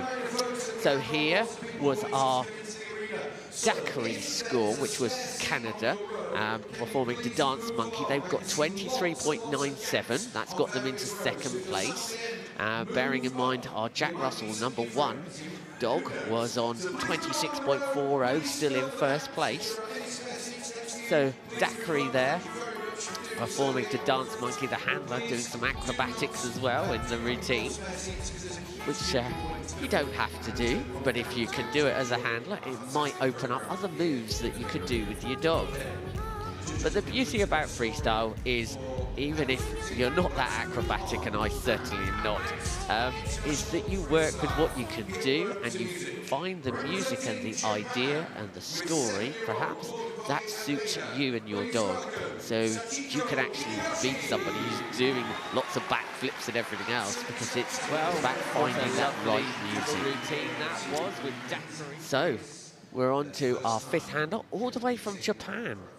And this is Sachiko with Alina, a 7-year-old bitch.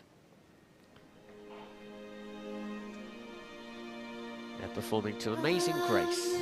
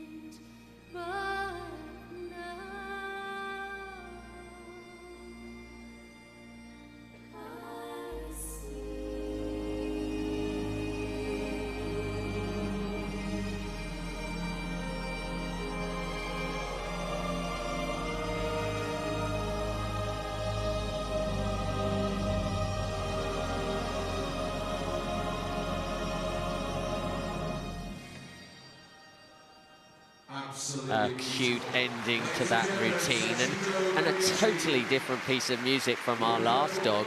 But both dogs, the handlers have chosen great bits of music for the character of the dog. There we saw Alina, a lovely feminine, smaller border collie, and using that lovely floaty music, and it just suited that team and particularly that dog. And that's what's so interesting about this sport, is it's like one of the key things is finding that right bit of music for your dog. And talking about our Swedish dog, which was doing the track begging, they did very well there and got 24.57 into second place. So there was that very good distance work, if you remember, from Navy, the border collie. Look at that side pass facing ahead of the handler. Look at the distance away. That dog has to be listening to that handler. Look at those ears back, listening intently. But that dog's got the confidence. It's got the drive to be able to do those moves there. And if they've got the confidence, then they've got a bit of that X factor that you're looking for in that routine, because if they've got that X factor, they're going to sell these moves to the audience and the judges. Look at that dog go. All of this done with positive reinforcement, so that's done with toys and treats. You can't get dogs to work like this without the use of lots of rewards. So on to our sixth handler next, and they're going to be performing to Car Wash, familiar track to many of you, I'm sure. And this is Trina with Joey, a lovely border collie dog. He's 9 years old. Now, they've been competing in freestyle for 4 years, and Joey's a freestyle and a Heelwork music champion in Denmark. So it's 26.40 they've got to beat.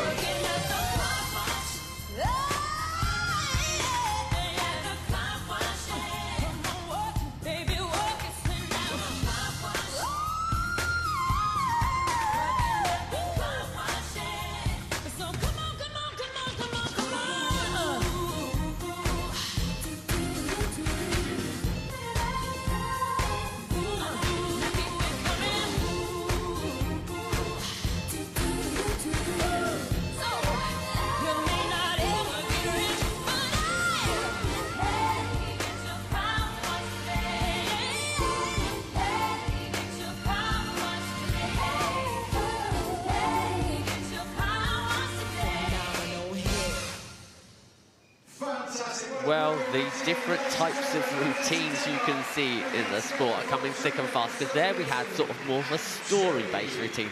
They were obviously washing their car, and the first we've seen with a few props as well. And those props will be analysed by the judges as to whether they were used enough. And so that will come under the musical interpretation part. They'll be looking at, were those props relevant to the routine? So there's our scores for our Japanese team. The lovely little collie called Alina into 4th place with 23.17. And so different to the car wash we've just seen. This was more of a dancey, floaty routine, very graceful, which really suited this team. And these judges, they have a hard job, because they've got to match each of these routines against the criteria that are laid down in the rules. And even if they don't like the music, they've still, because they're experienced, they can appreciate that the team are working well with that track. They're interpreting it really well, using the accents, the lyrics sometimes in the music.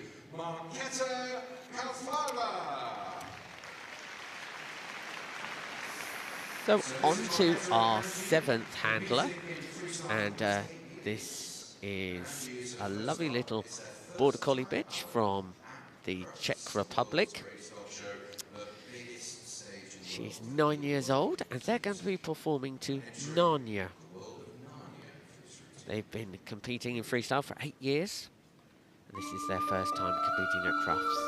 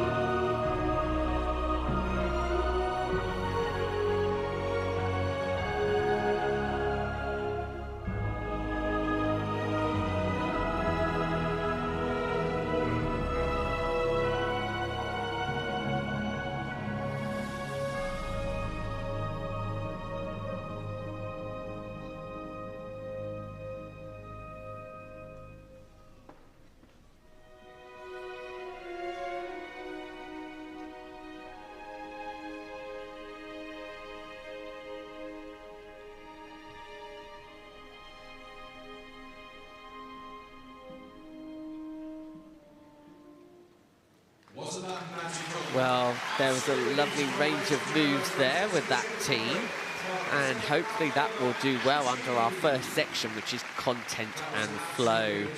The judges will be looking to see varied content and making sure that the moves flow naturally from one to another. And that one again was one of those nice, graceful pieces of music. Graceful handler helped that out as well. And we can see now our scores for Trina and her lovely border collie Joey performing to Car Wash, 23.90 into 4th place. So it's quite close in some of these scores coming in, but first place is still being held by our number 1 in the running order, which was that Jack Russell on 26.40.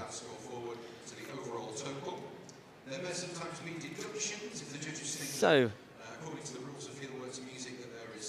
hopefully some nice content in our last team there. And we're going to be shortly moving on to our next competitor.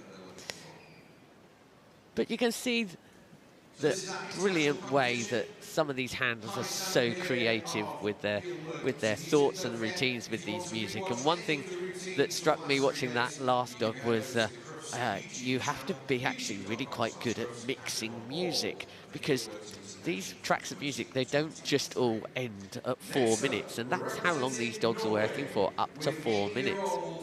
And so sometimes you have to be quite good at getting the music down to 4 minutes or up to 4 minutes. You have to get used to actually editing music so that it can not sound like you've got a really sort of cut in the middle of your music where you've had to cut out a bit. So our next competitor is a Lagotto, and of course a Lagotto has already done well this year. On Thursday won the gun dog group. This is Bella. She's a 8-year-old bitch all the way from Norway. They're going to be performing a medley from My Fair Lady. So it's their first time competing at Crufts. They won the Norwegian Championships in 2022. So we wish them well.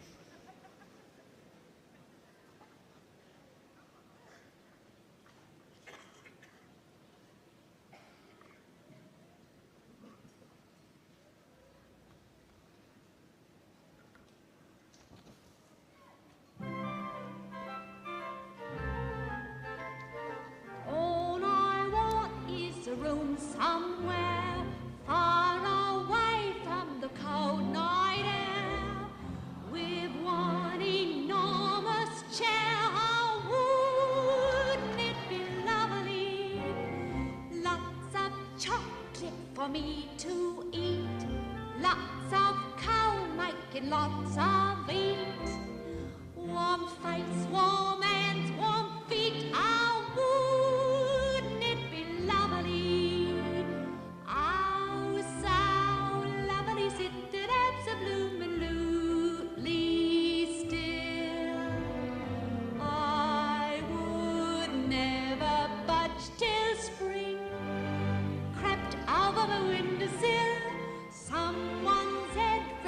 On my knee, warm and tender as he can be, who takes good care of me. Oh, wouldn't it be lovely, lovely, lovely, lovely, lovely.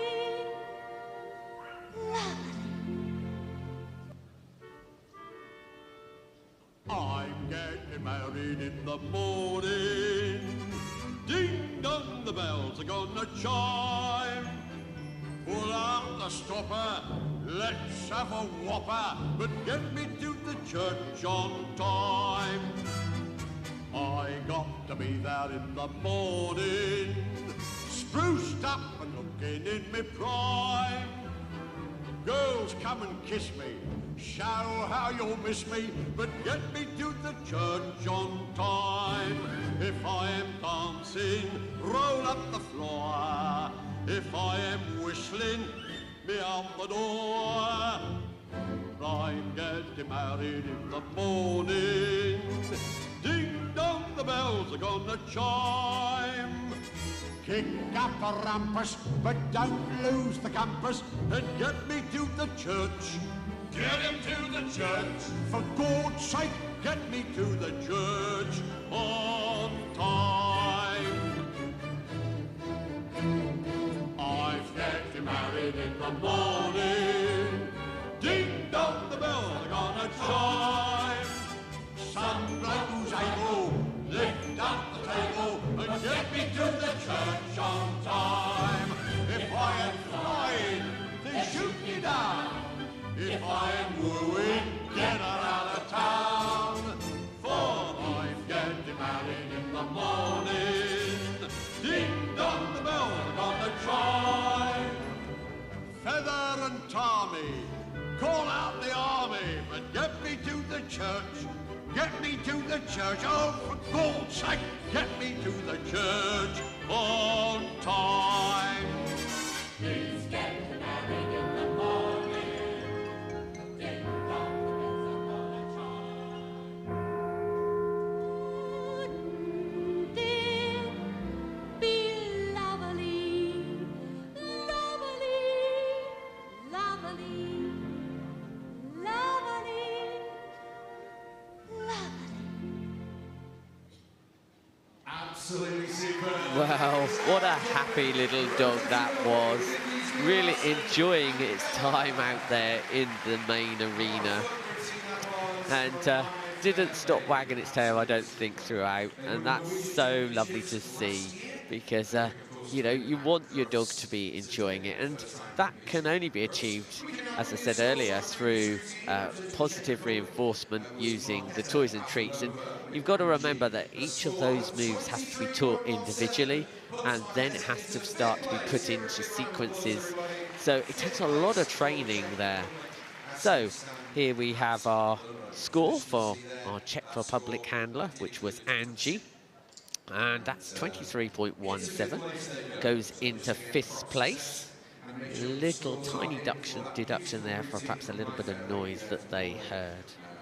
Vicky's and Bella. Bella's full name, London's Bella got over 20. And Vicky says that her favourite sport is the freestyle Heelwork music because it's a combination of music, dance, acting, and dog training, and all the things that she loves herself.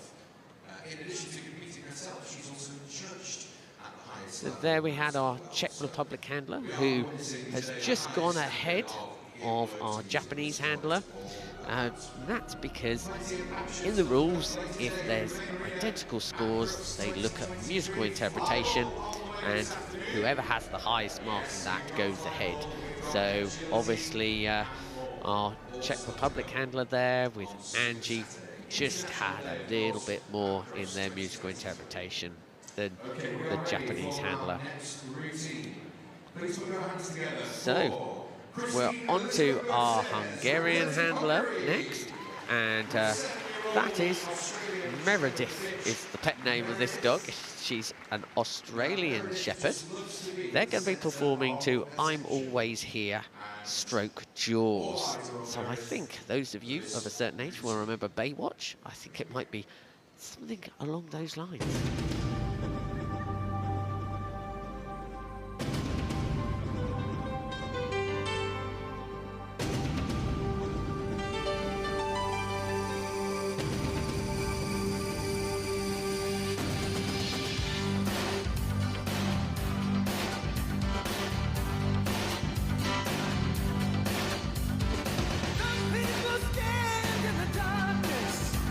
Afraid to step into the light.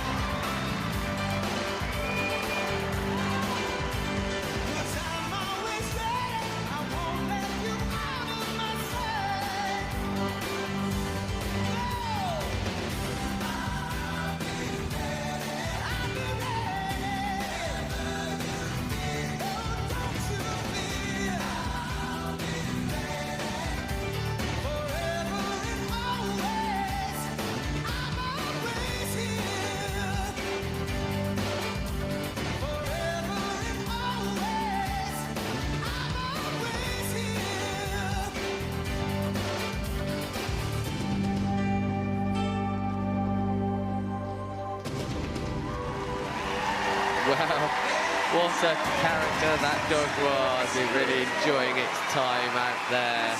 And some lovely moments there. I mean, obviously using the resuscitation move, and that was a good example of, you know, you couldn't have done that in any other routine that we've really seen today. And that's about picking the right moves for the track that you're using. And so, you know, that would have gone well down with the judges because it's reflecting the choice of music. So there it is, our scores for our Legato. 22.20 goes into 7th place. And the Legato there and the Australian we've just seen, they were using sometimes the props as what we call foot targets or platforms.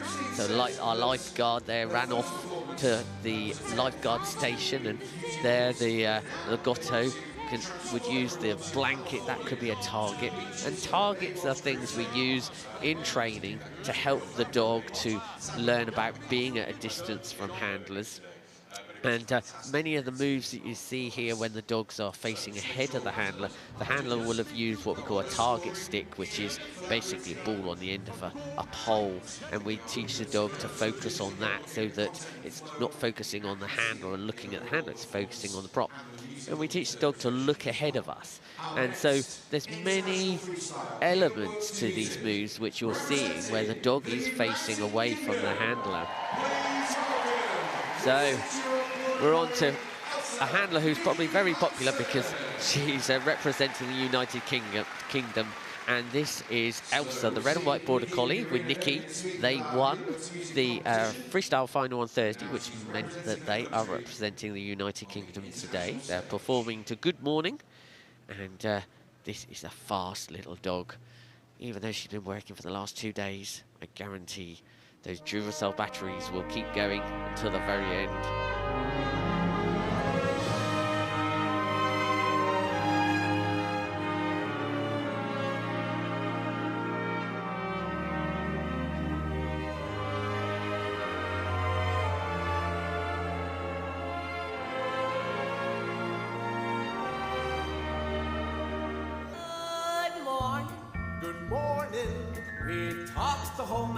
Good morning. Good morning to you. Good morning. Good morning. It's great to stay up late. Good morning. Good morning to you. When the band began to play, the stars were shining bright. Now the milkman's on his way. It's too late to say goodnight. So good morning. Good morning.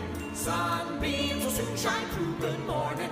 Good morning to you and you and you and you. Good morning, good morning. We get all night through. Good morning to you. Nothing could be grander than to be in Louisiana. In the morning, it's great to stay up late. So good morning to you. I'm in Mississippi if we wasn't Mississippi. When we left the movie show, the future wasn't bright, but came the dawn. The show goes on, and I don't want to say goodnight. Well, say good morning. Good morning. Rainbows are shining through. Good morning. Good morning. Bonjour. Bonsoir. Buenos dias. Muchas días. Buongiorno. Good morning. Good morning to you.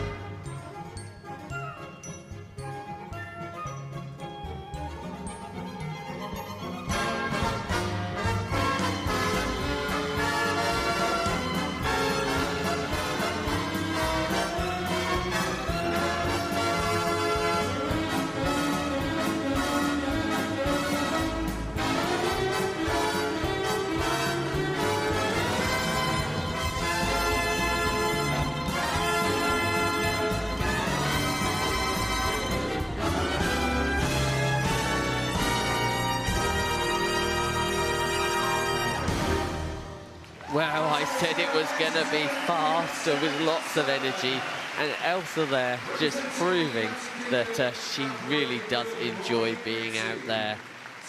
A very nice little routine, won, as I say, on Thursday, and they've actually won last year as well, and they've had a very good Crufts again this year. So this is the score for our Australian Shepherd, doing the Baywatch theme that you saw, with the resuscitation into second place on 25.87, a 9 there for interpretation. Judge liked that use of the story with the jaws music in between, and that's what I meant earlier about editing music. Sometimes you can pop in there a little bit of relevant music, and again the Jaws music suited the idea, the story that the owner was trying to convey there, and so you have to get used to editing music and getting in your relevant bit of music as well, and making it look all seamless on the music. So nice routine into second place. Look at that resuscitation and those ear movements. Very nice.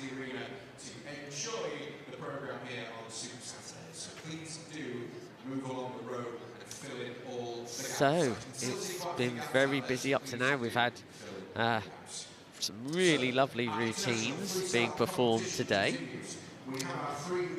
And we're still got on, can you believe, number 1 in the running order today, that little Jack Russell performing to Mac the Knife, 26.40. They're still in the lead.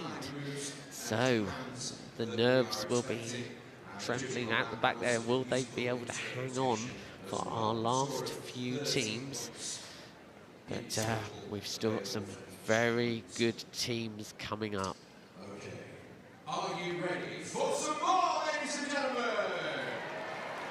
So there's nothing like performing in this arena, I tell you, in the international. I've been very lucky to perform myself, and with all these people, nearly 6,000 people sitting around, it does make the hairs on your back of your neck stand up. And we're on to our 11th handler, and she's from Belgium. Loot is with her Border Collie, Nisha, and this is an 8-year-old bitch. They're performing to the Earth Song, stroke Heal the World. Michael Jackson, I'm sure you'll recognise this music. It's their second time performing at Crufts, and we wish them well in their routine today. Brilliant choice of song here for this routine. Looking forward to this, representing Belgium. Look out the block and Nisha. Here we go.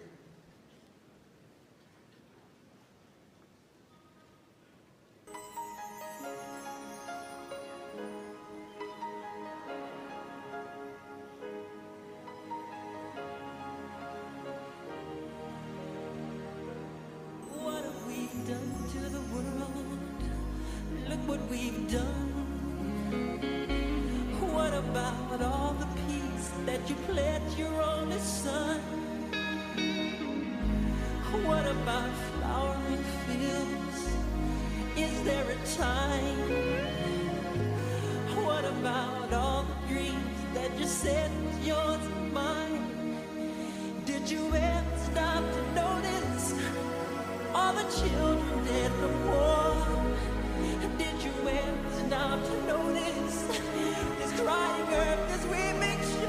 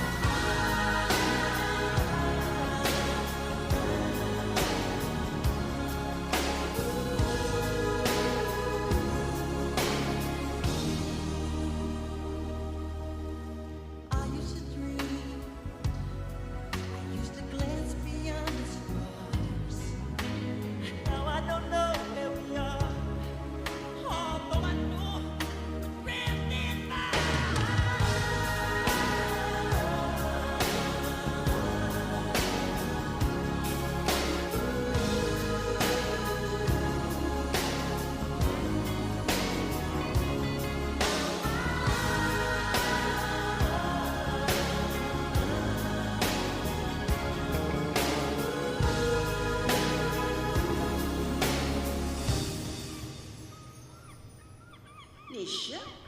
Shall we ask everyone to join hands and heal the world, heal the world,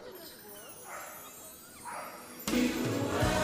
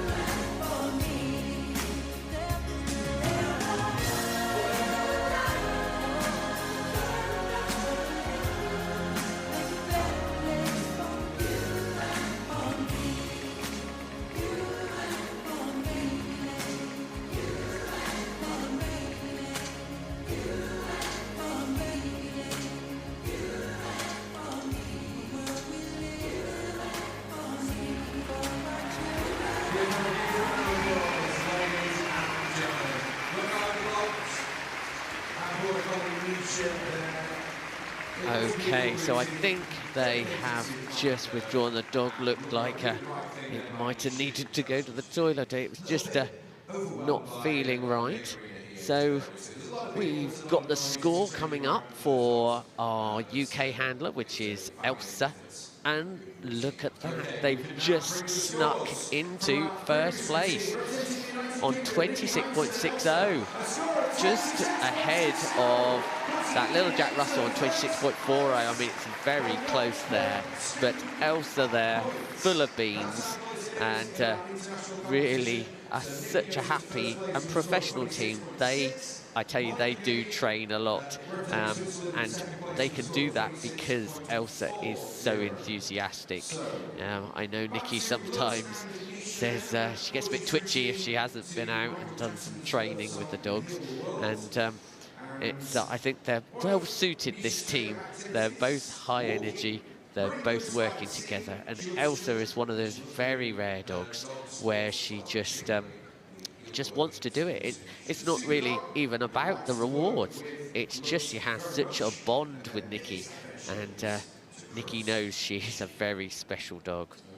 So we're on to our 12th competitor, and not many to go now. And the judges will be still keeping focused on what they need to look at, which is all those criteria. You've got to remember that they've always got to think that there still might be a better dog going to come in and a better routine. So here's our 12th competitor, and this is Desiree with Tess, a 11-year-old Border Collie bitch. They're going to be performing to Dance Macabre, and this is their first time at Crufts.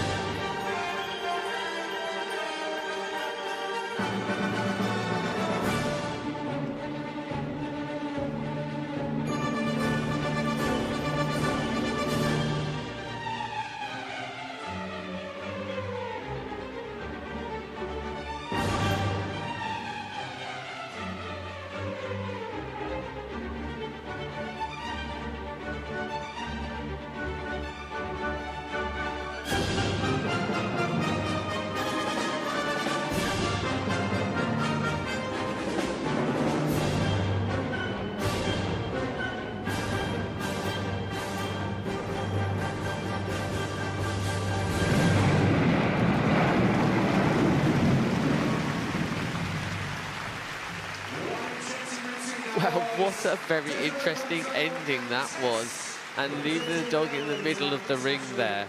So lovely. And, you know, hard to believe that dog's 11 years old. I mean, it was going around there with such enthusiasm. And that was actually the handler Desiree's first dog she had when she was 13 years old. So they've been together for all that time. And they've been dog dancing for the last 5 years. And Tess there doing so well for their first time in the big ring. So we've only got one more competitor to go. Unfortunately, our Belgian dog there retired. Just wasn't coming for today. But did a lovely performance up to that moment. But they've retired, so it doesn't alter the standings at the moment, which is Nikki with the lovely Elsa in first place on 26.60. So our last handler of the International Freestyle Final, and it's been a really interesting final, always is. I know, having watched it for many years now, you sort of never know what's going to come out in the arena, because obviously the UK handlers, we see them performing throughout the year at competitions up and down the country. And if you're interested, do go onto the Kennel Club website and find a show part of their website, and you can find out where there is your nearest Heelwork music show. And you'll see dogs of all different levels, from starters, novice, intermediate and advanced. And you might think you might have a go. And one of the handlers, funny enough, on Thursday, had come here back in, I think it was 2014, and watched the freestyle and thought she'd like to have a go with it. And then this year, she was actually performing in the final. So that's a great story there. So our 13th handler is Barbara. She's from Italy, with Zoran, the Border Collie dog, another 11-year-old dog. They're very experienced in competition, these two. And they're performing to Mercy in the Darkness, Stars of Tomorrow, / Journey. So they have a very special relationship, Barbara says, and Zoran is her rock. So let's see what they can do. Can they knock Elsa off that first placed spot?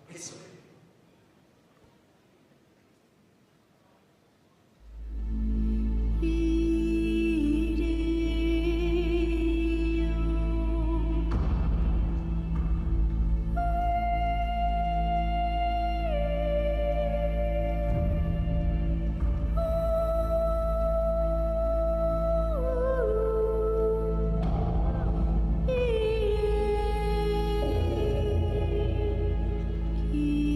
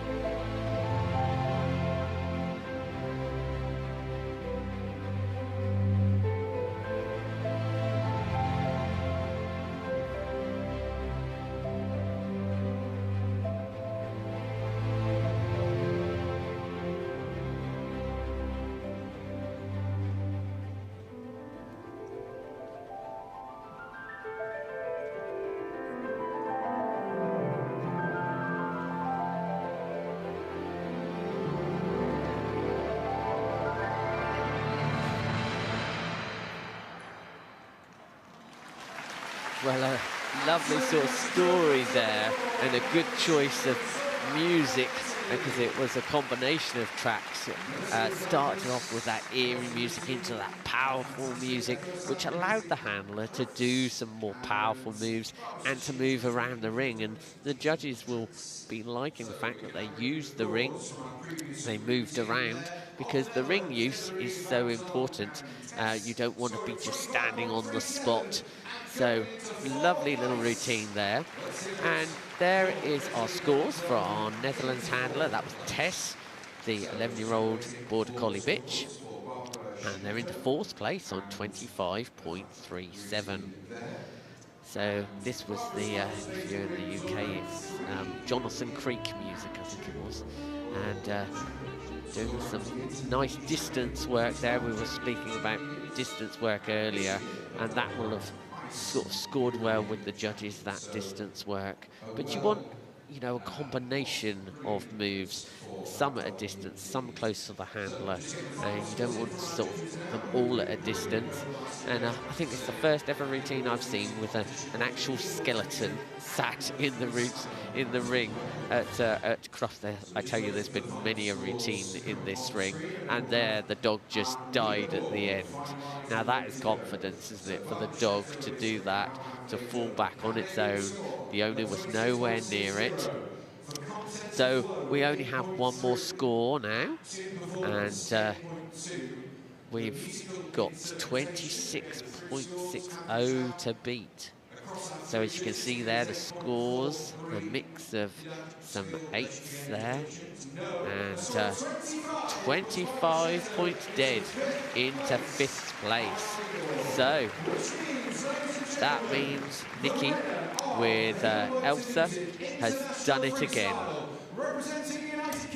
So she will be over the moon with Elsa, again doing the double as we call it. But here was Zoran showing a variety of types of moves there, using the chin target on the book, but then into some lovely enthusiastic circling. Good control as well when facing forwards, going into the high, but there was a moment where the dog held some flowers and did really good control. It stood with one paw up and then changed to the next paw.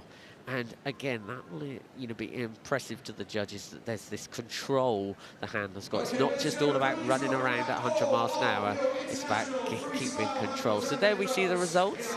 In 1st place is Nikki with Elsa on 26.60.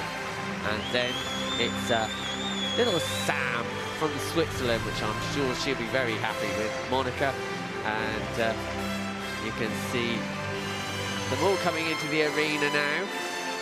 The handlers, some of them travelled long distances to get here, so that is some commitment to travel here to compete at Crufts, but it creates memories that these handlers will, I'm sure, treasure with their dogs.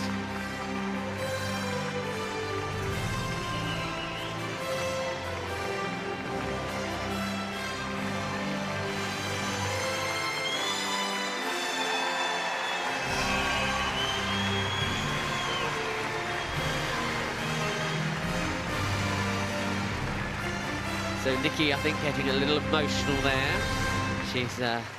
She's worked very hard to get to this level and to work with this routine. She always does. She always puts in a very professional performance. And it means so much to the relationship she has with this dog. It's probably like none other she'll have with any other dog. You often get one special dog in your life, and I'm sure Elsa is going to be it. So we've had our 3 judges. They've done a brilliant job over the last 3 days. They've got to concentrate solely on what they're seeing. They can't be skewed by what the audience, whether the audience are clapping a lot or whatever. And they've got to keep focus what in their mind scores high points. And they've got to always be aware that there may be another dog coming into the arena that's going to do better. So is that dog that they've just seen, you know, the best? in their mind, and if it is, then they've not got to be afraid to score it high. As we saw there with the scoring today, our #1 dog Sam, that little Jack Russell from Switzerland, was our #1 dog, and they could see the quality in that performance and the accuracy, and so they scored it very well. So there's a very happy Nikki. They will be doing another performance later on today, and I'm sure Elsa will still be as enthusiastic as she was on day one. Paying off today for Nikki. Fantastic. Our reserve in second place, representing Switzerland. Now I'm sure we're going to see Nikki and Elsa back again next year. Nikki also has another young dog as well, so it might be red and white collies all around next year as well. That's the top 3 in the Heelwork yesterday was all red and white border collies. Please put your hands together with Australian Shepherd Meredith, all the way from Hungary. And of course, our third place dog, let's not forget, the very popular Baywatch routine with the resuscitation was a very popular moment with the crowd here in the arena when the dog did the resuscitation. And there's a lot to teach just within that one sequence. The handler can't give anything but a vocal command. She couldn't move, she had to remain sort of motionless down there on the floor, so it's not like she could point to her mouth and tell the dog to put its mouth on her nose or on her mouth. And that's the degree of training these dogs have to have. So a fantastic end to another fantastic international freestyle final.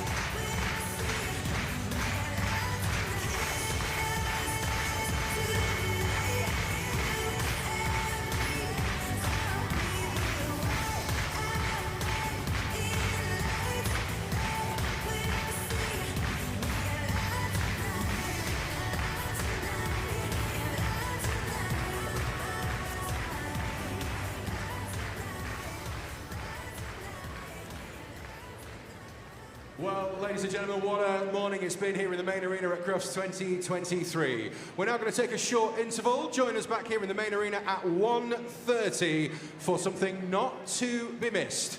Sky Television are here. They're going to be filming something that's going to be shown later on in the year. It's going to be a very, very special treat for us all, so you do not want to miss that. Make sure you're back here at 1:30. Grab yourselves a coffee, and we will see you at 1:30.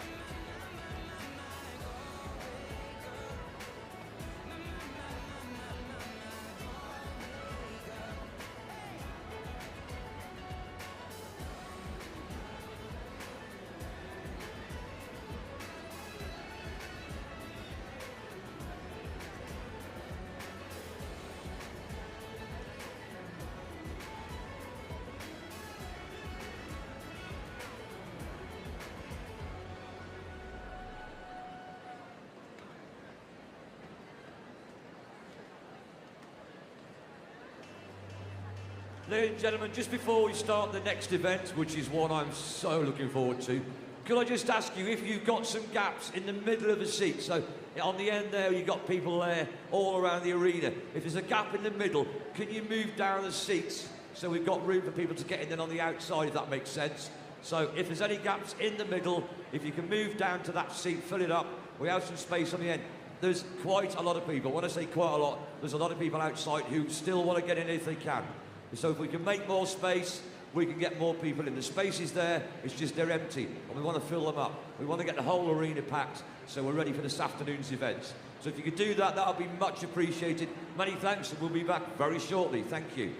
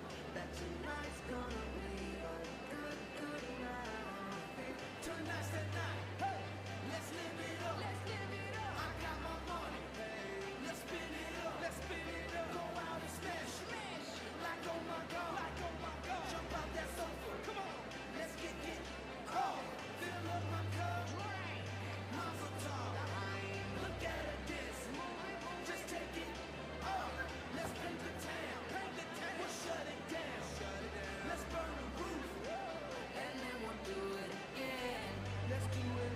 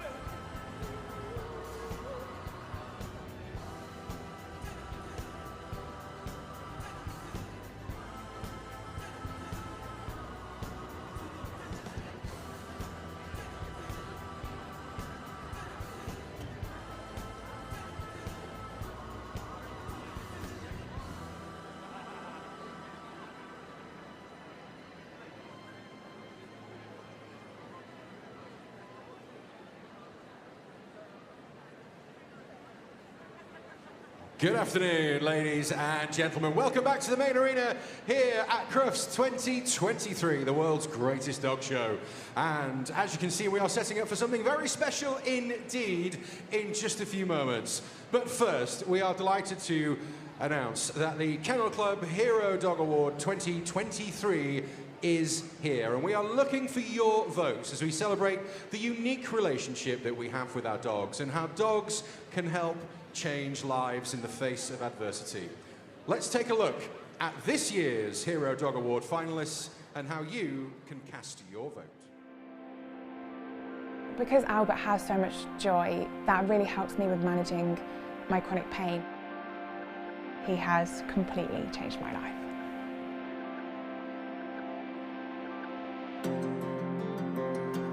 My chronic pain began to develop when I was a teenager, and then when I turned 16 I became very unwell and didn't get better. I wasn't able to attend school regularly. I wasn't going out with my friends or going to parties or even just going to the shops.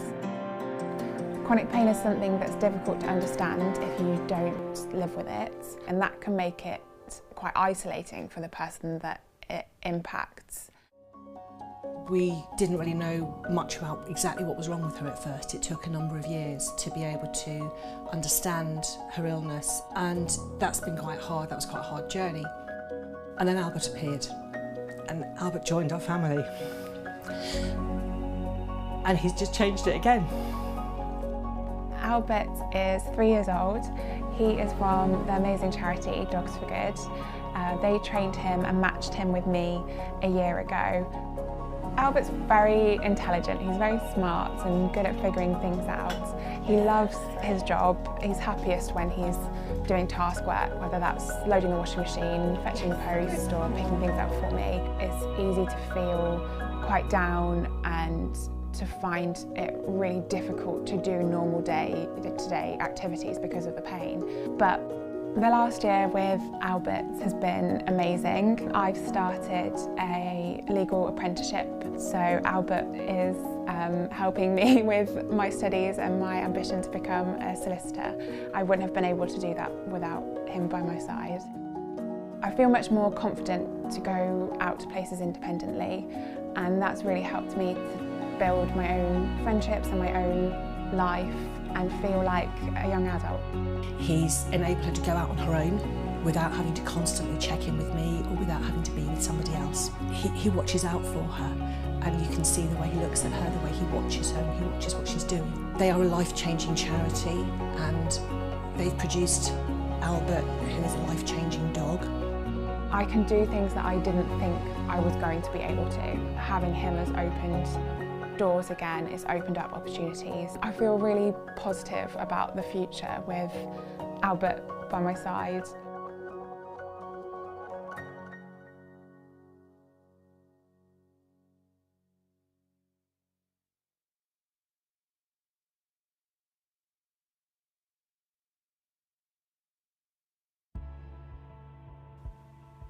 To me, Asher is a real hero dog.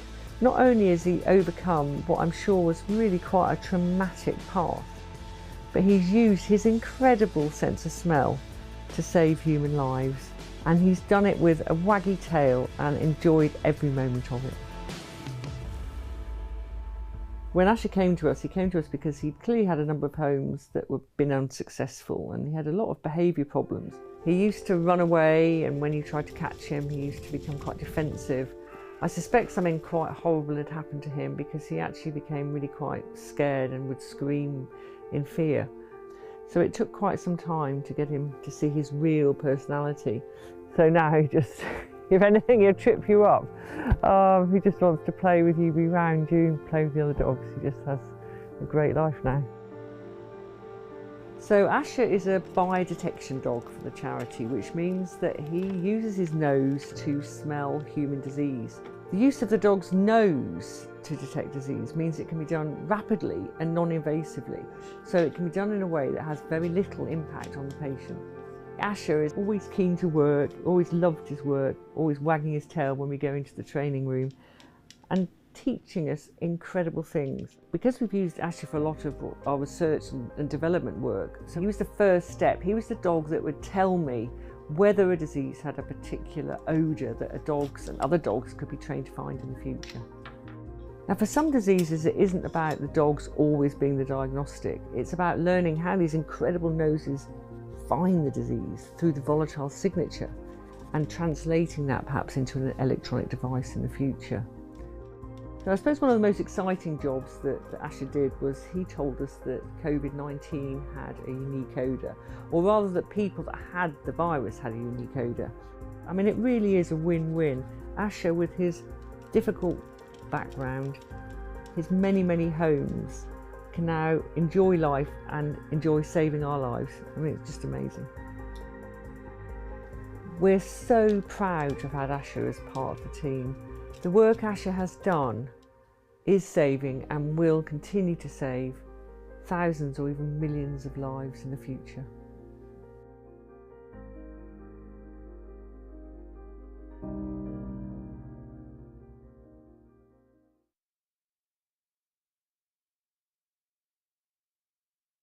I would certainly call Beauty a hero for myself and the whole family. Beauty is a Labrador now, going on 2 years of age. Beauty seems to be the bond that has held us all together through a very difficult time of the family. Lily was diagnosed with leukemia about 2 months after Beauty came into a forever home. Chemotherapy is difficult for anyone to go through, a bit more difficult for a younger child. And she's still going through it at the moment. However, as soon as Beauty walked in the room, it was all smiles. The dog actually kept the family together. Beauty is my best friend and she's always been by my side for everything. I can't imagine a life without Beauty, and she's made the biggest change to my life, and I don't even know how I coped without having her because she's been amazing to me. Well, when I was losing hair, she was also losing hair as well because she molts. So it was basically like we were both losing hair together. Like when I used to brush her, there was big clumps of hair just like me. Where do I start with Beauty? She's been amazing. As if she was meant to come, to be honest with you. She came along at the right time. She's been amazing, absolutely. Beauty has really helped me with my epilepsy on numerous occasions. I had a seizure in the nature reserve that's close to us. I fell into what was quite a deep puddle. Beauty actually burrowed underneath me and lifted me out of that puddle, which meant that I didn't take in the water. I'm very happy to have Beauty because knowing that she's with my dad when he's out for walks and he might have an epilepsy attack keeps me happier knowing that he has her to keep him safe. Beauty has given me a lot of support throughout when I was ill, and she means the world to me because if I didn't have her, I wouldn't be as happy as I was right now.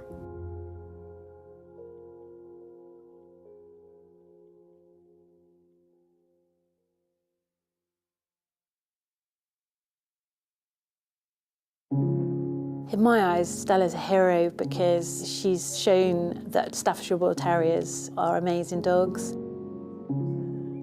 They are an incredible breed. She's been a fantastic little dog that's spread love and showed how positive and amazing they are.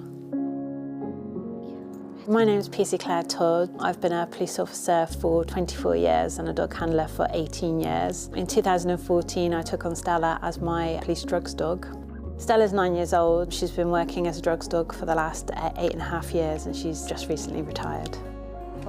Stella's a rescue dog from the RSPCA. She was the first Staffordshire Bull Terrier in the country to become a police dog. When I first went down there and I watched her search, and her search drive was immense, I thought, well, I'd be stupid not to give her a chance, although she wasn't the typical Spaniel or Labrador that we normally use. It's normally a 6-week course to train the dogs, and Stella completed her course in 4 weeks. Her number on the side, 2025, is her issued police number. And this is Stella's actual warrant card with her picture on. They were issued in 2019, so it's when they became recognised as police officers as well as ourselves. So she's trained on a set of blocks, and in one of those blocks we'll put the drugs or the cash or the gun, and we run her along those, and as she goes along she recognises that one's different and she gets a reward, and then you build it up by repetition, and then eventually she learns to stop on that smell. All our drugs dogs are trained on real drugs to make sure that they're indicating properly. She can search a house a lot quicker than what we can as officers. Stella's using her nose. So when she finds the substance, she's trained to freeze. Obviously with drugs with powder, we don't want her interfering or ingesting anything. We need to keep her safe and also to keep the evidence safe. Her first search, she searched a house and indicated behind a dog bed, and there was £25,000 in cash hidden. So she's found thousands of pounds in cash. She's found numerous drugs. She's found 3 guns. So very, very proud of her. Clever girl. For us, it's so rewarding to see her in such a positive light, especially as a Staffordshire Bull Terrier. Stella's living proof that in the right hands with the right training, they're incredible dogs.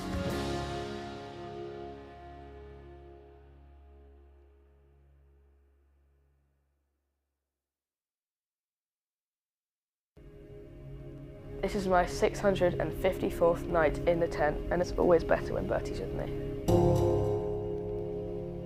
It's day 611, 142, 335. My name is Ashley Owens and I'm 13 years old. I've been raising the money for Post Rescue so they can build a shelter for the dogs so they can keep them all warm. Bertie has been helping me by sleeping out with me for over 150 nights. I think that's pretty impressive for a dog. When I feel very lonely in the tent, he's a very nice companion and he keeps me warm. We have 3 dogs. The eldest is Holly, who's 19, and then we have Bertie, who's 10, a key member of our team, and we have a puppy, Lucia, who is a rescue dog.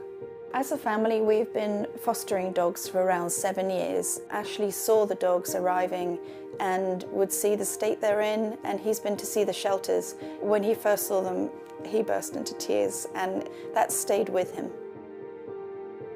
I started sleeping outside just by myself for over a year, and I felt fairly lonely. There was one night I just thought, how about Bertie does this? And I've got, obviously, Bertie again, which is so cute. So there's sometimes it's really tough and he just doesn't feel like continuing. It's Frost, literally inside of the tent. Every time he says that, he thinks of the dogs. It's not just my fractured ankle he helps me out with.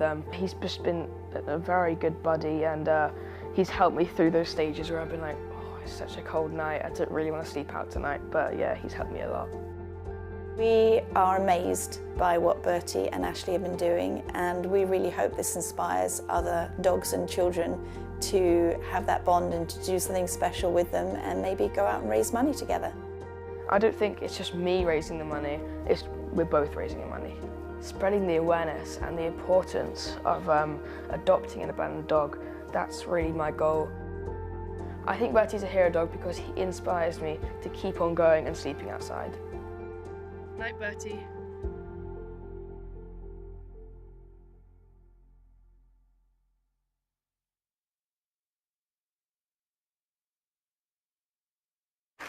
Wonderful. Next up is Kamik. Easy. Well, he's eager. Let's see how they perform. Round. First up, the weave. Nice quick turns. It's a perfect start. Round so spacious, yet he's slipping through this with ease. Confident run up to the seesaw. Yeah, faultless so far, but what about the finish? Easy does it. Oh, marvellous. Skoda Kamik, our compact SUV. Our best in show. Skoda. So, we're on to a handler who's probably very popular because she's representing the United Kingdom, and this is Elsa, the red and white border collie with Nikki. They won the Freestyle Final on Thursday, which meant that they are representing the United Kingdom today. They're performing to Good Morning, and this is a fast little dog. Even though she's been working for the last 2 days, I guarantee those Duracell batteries will keep going until the very end.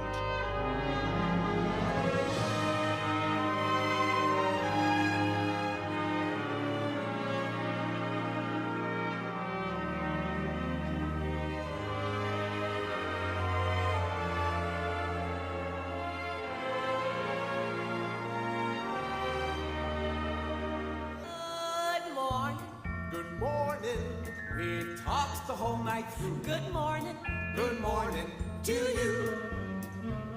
Good morning, good morning. It's great to stay up late. Good morning to you. When the band began to play, the stars were shining bright. Now the milkman's on his way, it's too late to say goodnight. So good morning sunbeams will soon shine through. Good morning to you. And you, and you, and you. Good morning. We get all night through. Good morning to you. Nothing could be grander than to be in Louisiana. In the morning, it's great to stay up late. So good morning to you. I'd be just as hippie if we wasn't Mississippi. When we left the movie show, the future wasn't right. But came the dawn, the show goes on, and I don't want to say goodnight. Well, say good morning. Good morning. Rainbows are shining through. Good morning. Good morning. Bonjour. Bonsoir. Buenos dias. Muchas frias. Buongiorno. Good morning. Good morning. Good morning. Good morning to you.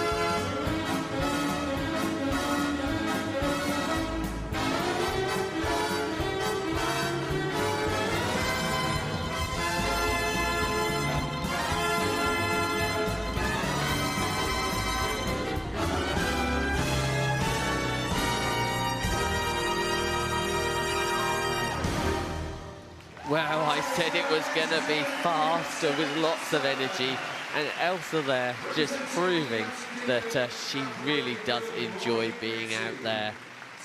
A very nice little routine, one, as I say, on Thursday, and they've actually won last year as well, and they've had a very good Crufts again this year. What a treat we are in for. It is time for us to welcome into the ring a firm favourite here at Crufts, a team of 16 owners and their lovely golden retrievers, who I'm pleased to say have all achieved their Kennel Club Gold Good Citizen. They are proudly supported by Vets Kitchen. So please, ladies and gentlemen, put your hands together. The Red Arrows of the dog world. Please welcome the Southern Golden Retriever Society display team.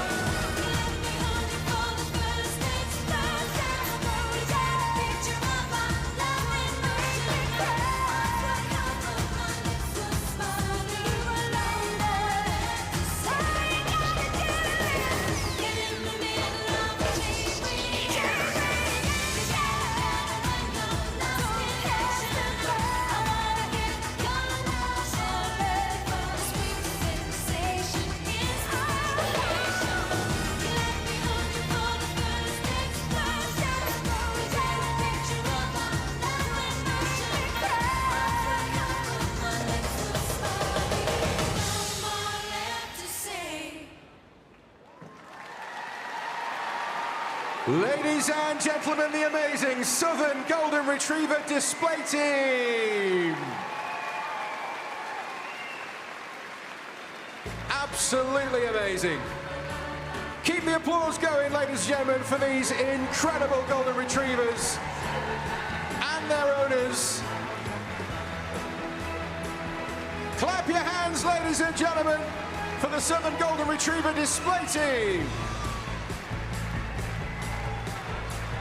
When the day is dawning on a Texas Sunday morning, how I long to be there with Marie who's waiting for me there. Every lonely city where I hang my hat ain't as half as pretty as where my baby. Keep it going, everybody, come on. Is this the way to Amarillo? Every night I've been hugging my pillow, dreaming dreams of Amarillo, and sweet Marie who waits for me. Show me the way to Amarillo. I've been weeping like a willow. One last time, ladies and gentlemen, raise the roof. The incredible Southern Golden Retriever display team.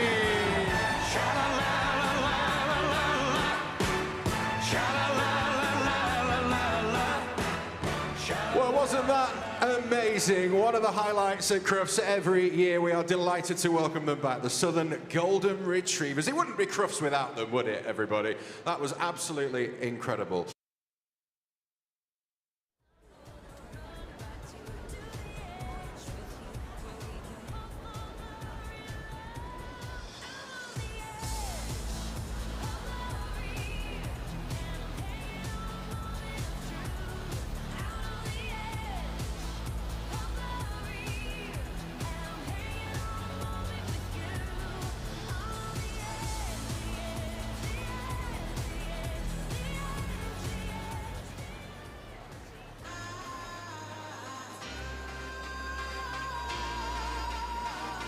Hey, ladies and gentlemen, can I have your attention, please? We have a very important announcement to make. We need your full attention here in the arena. I'm afraid we have a lost dog. We have a lost dog who has been found wandering around the halls outside here at Crufts. And we need to reunite this dog with his owner.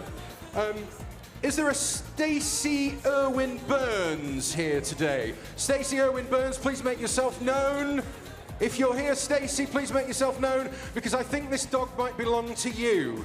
Do we have Stacey Irwin Burns here? Are you Stacey Irwin Burns? Can you stand up for me, please?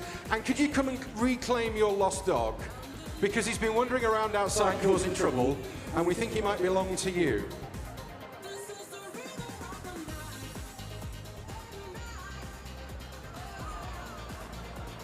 Hello, darling. Surprised to see me today? Right, so... Hang on, I haven't done it yet. So, Stacey, we've been through a lot together. COVID pandemic, and we managed to get through that and come out together. You managed to get yourself pregnant when we only been together 3 months. And then finally, yeah, you looked after when I broke my leg being a silly Billy when you think you gave birth 2 months later. So, thank you for that. Obviously, we've had those experiences so far, and I thought maybe now that you do refer to me as a commitment-phobe. So let's change that, and I would like to try and have more memories with you for the rest of my life. So, 1 second. What it was when they made this costume, they gave me webbed feet looking, but because dogs only have 4 toes, they gave me only 4 fingers. So it's, yeah, can you just hold them up?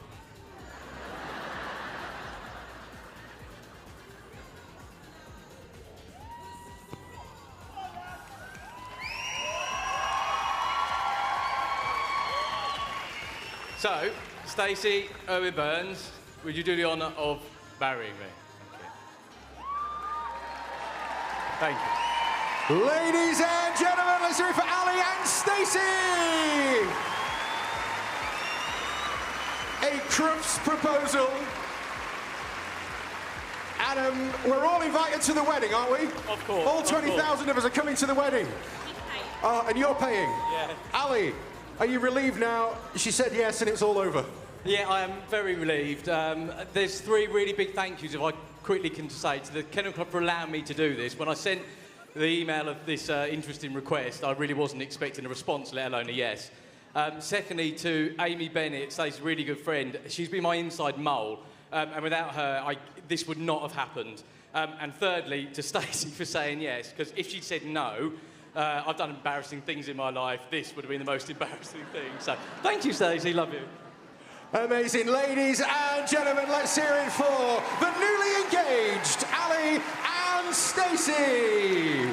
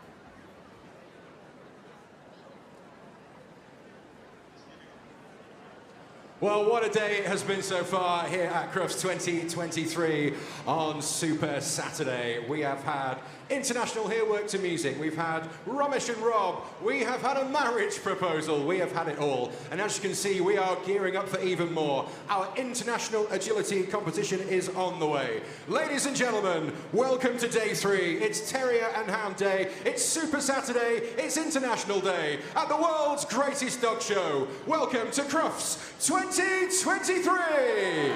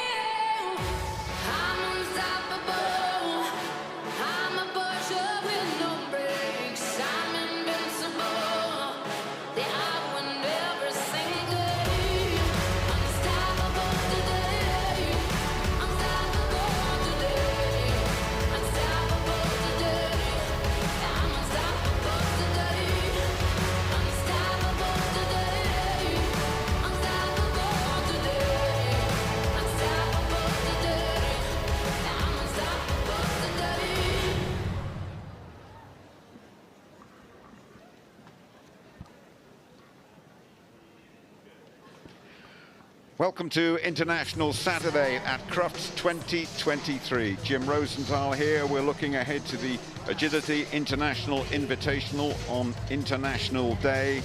Alongside me, as always, Graham Partridge, and a special welcome to multiple champion Ashley Butler, joining us in the commentary box for the very first time. Hear from them both in just a moment. Let me just tell you about the International Invitation Large Agility, an invitation event this in 3 parts. They had the jumping this morning, the agility is coming right up, and then we will have the final later on with those results crunched up and combined. If you've been eliminated, you can't win the final. And this is International Saturday. Very expressive judge, Nick Jones, has done a fine job here at Crufts 2023. Very distinctive footwear as well. We're going to have 19 intermediate dogs, and first to go is Shani Elmstedt from Denmark with Mayday, 10-year-old Border Collie, Danish champions in 2022 and qualifying for Crufts 2023. At this stage, Ashley, welcome to the commentary box. We're a very welcoming little bunch up here, me and Graham, by the way. Just give us your thoughts on this opening dog, first of all, would you? Mayday, the Border Collie. Yes, thank you, Jim. So we are off onto number 6 into number 7. So we've got a fairly difficult weave entry here. The dogs have to go past that long jump, finding that weave entry, wrapping around that first pole into our tunnel. And then we're going to go into number 12. So they've already done this tunnel. They need a nice big call over to number 13. Down this straight line, keeping that control into a push around the back onto that dog walk. Do we have a running dog walk? We do. Lovely hit and finish. Thank you very much. Great work on that opening dog, and great work from Shani and Mayday as well, setting the standard 34.6 seconds and clear.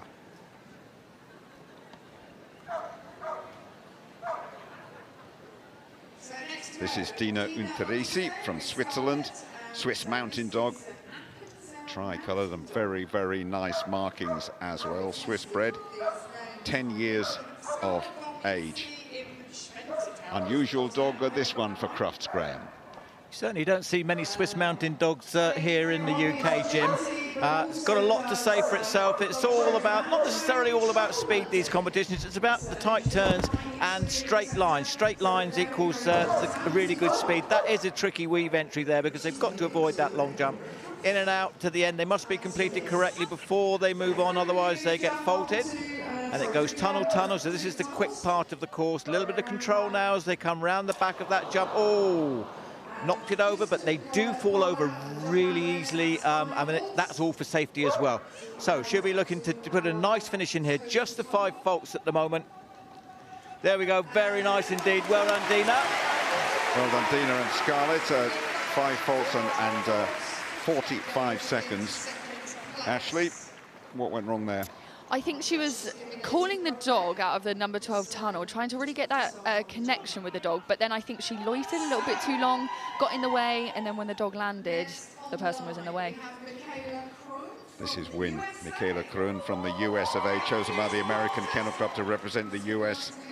Win and Michaela have travelled from Fairbanks, Alaska. A bit of Alaskan weather we had here over the last couple of days as well. And they're just sorting that fence out there as well. Win quiet and calm, the dog at home, but not on the agility. And as Graham has been saying, those fences designed to do minimum damage to the competitors. Pit stop on the jump change there, Jim. Yes. Michaela and Win all set.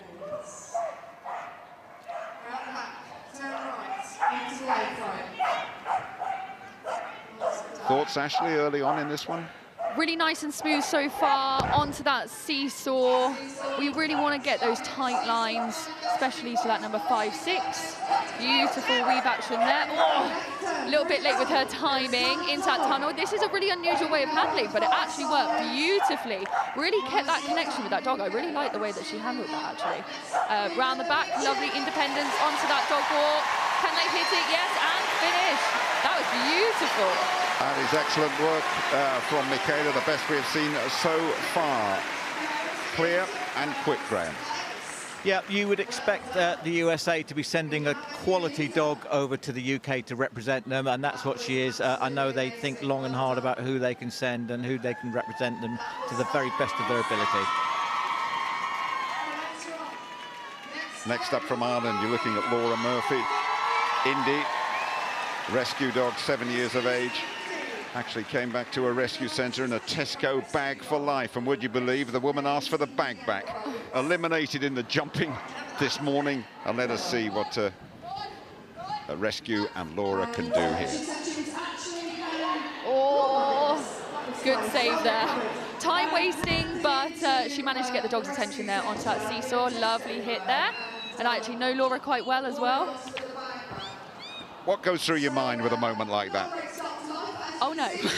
Actually, I had a moment like that yesterday in my competition. We saw it. And I managed to save it, but it's how you recover from those moments that really stand out. They are the difference between being a good handler and a great handler, I believe. Finale then over the dog walk for Laura and for Indy. 10 faults, 42 seconds into the top 4. And Ashley's right, she did do well to recover because, as I keep saying, once it starts to go wrong, it continues to go wrong because your mind is on the first mistake and then you're not concentrating on anything else going forward.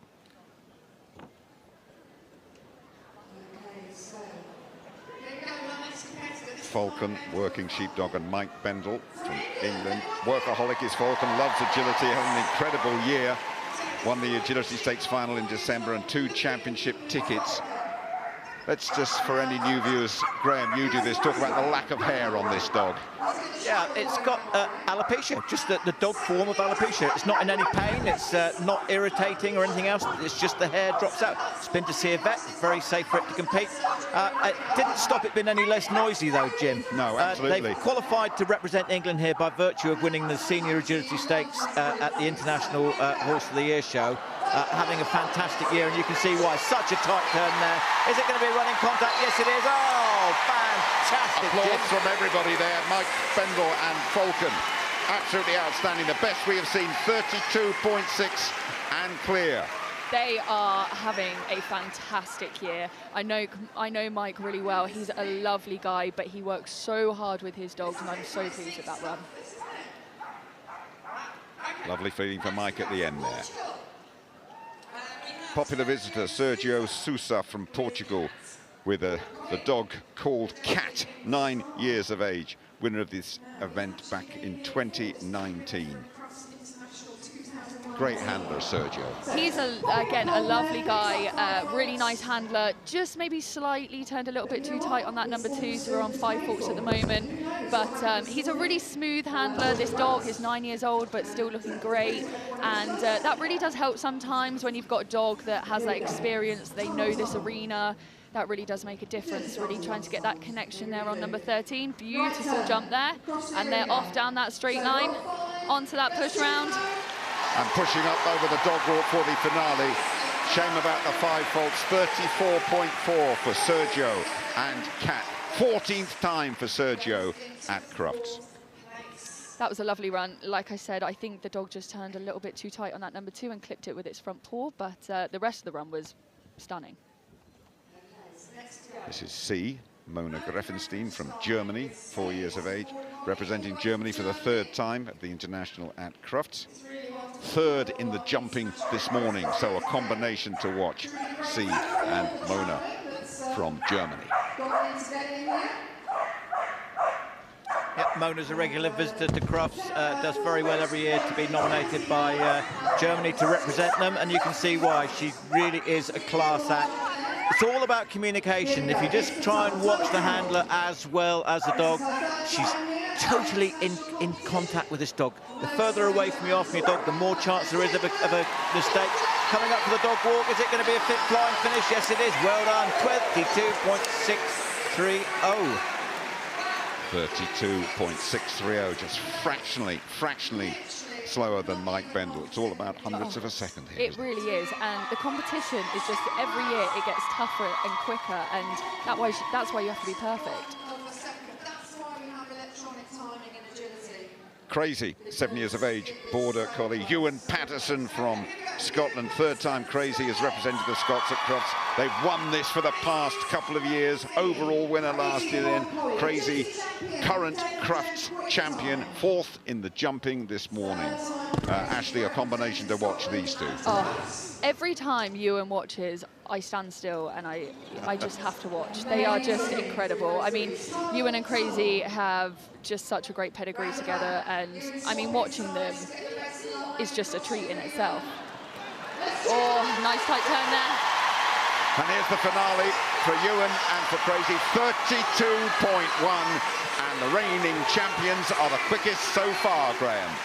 They are, and the reason that they're the quickest is not only the dog's overall ground speed, but you just got to look at the turns he gets and the lines that the dog takes. As you say, there's nothing quicker than a straight line, and he just demonstrated it absolutely beautifully. From the Netherlands, Marjolein Verweenman. And Boss, 4 years of age, eliminated from the jumping this morning. Doing this for 10 years. It's Marjolein, 41 years of age now, Dutch Masters winner last year, and that's why they are here at Crufts this time round.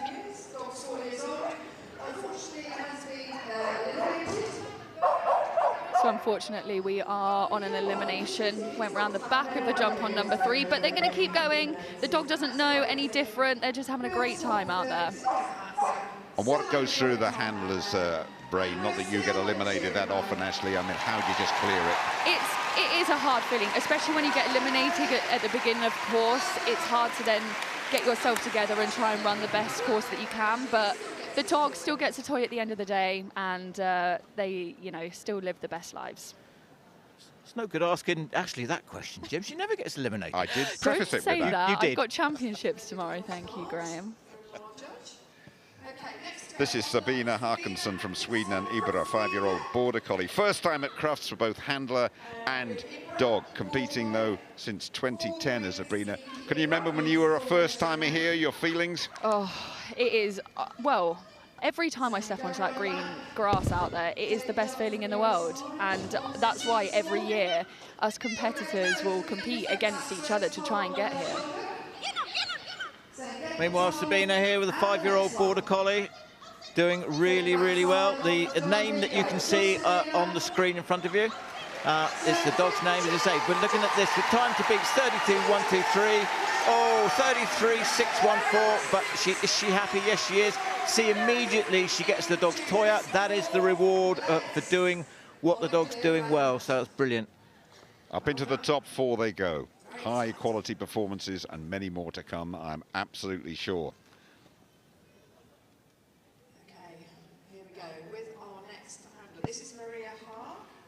Maria Haag from Northern Ireland with Loki. A lot of support here, homebred. Maria actually Swedish, has lived in Northern Ireland for the past 20 years, eliminated from the jumping this morning and looking to put on a show here this afternoon. If you do pick up an elimination, you cannot be declared a champion 5 faults early on. Yes, really unfortunate there, as you say. Nice steady dog this, as you say, but it's not always the quickest dog which wins. She's just having a ball there. It really is everybody's dream to be here. The atmosphere, and I'm sure Ashley will say this, is just electric, and it really does give you that special tingle, doesn't it, Ash? Oh, there's nothing like it. There is honestly nothing like Crufts, and it is the best feeling in the world. Well done, Maria, and Lockie, 39.5 seconds, and picking up those faults along the way.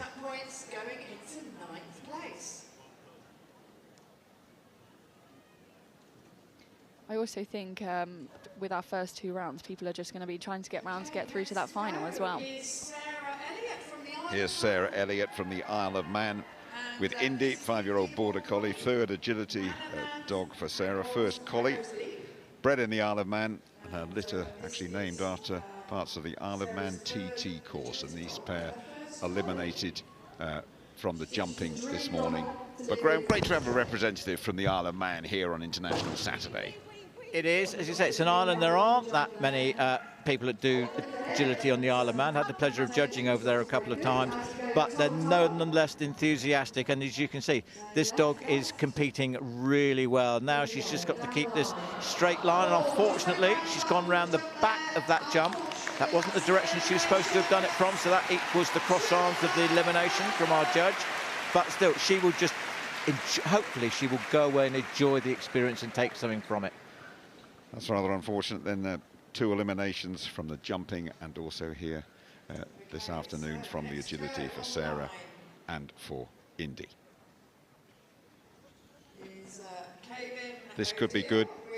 Kevin Odile from La France, Move, 6-year-old border collie, magical little dog at work in our family life, individual world champion in Austria, 2nd in the jumping this morning. Go on, Ashley, keep a close eye on this combination for us. Yes, very successful combination. I remember watching his agility run at the World Championships last year, and it was breathtaking. So we are expecting big things from these guys today, and unfortunately they have 5 faults at the moment. But like I said earlier, we are just trying to get through these first 2 rounds with no elimination. So keep it together.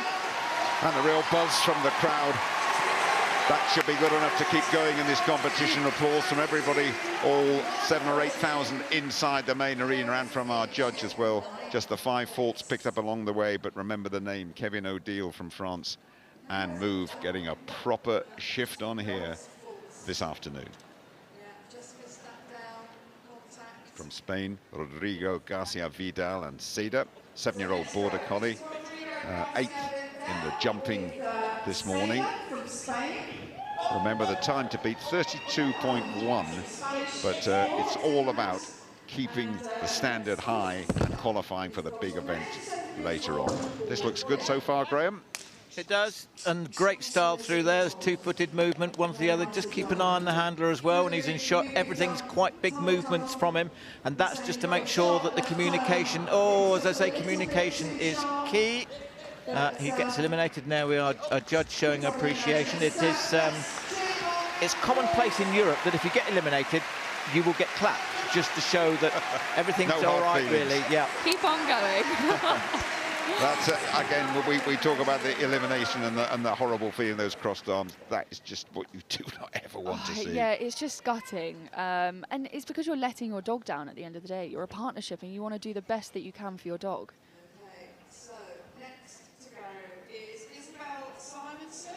Isabel Simonsen from Norway. Zen, 6-year-old Border Collie, qualified for Crufts by winning the Norwegian Championship. A real Casanova is Zen, and likes to flirt with the ladies. I've been assured it's okay to say that. Eliminated from the jumping this morning.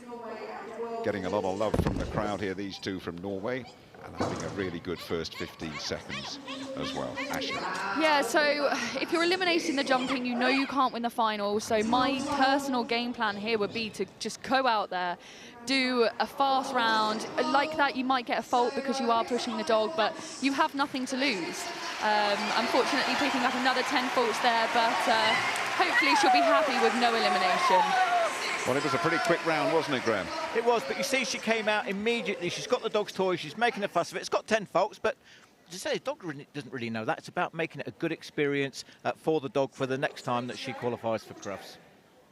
From Belgium now, Sally Andrews and Stitch, 6-year-old Border Collie.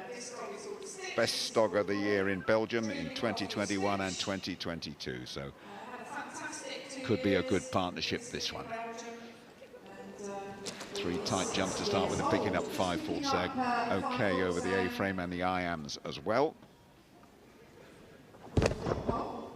Great sound effects going through the tunnel.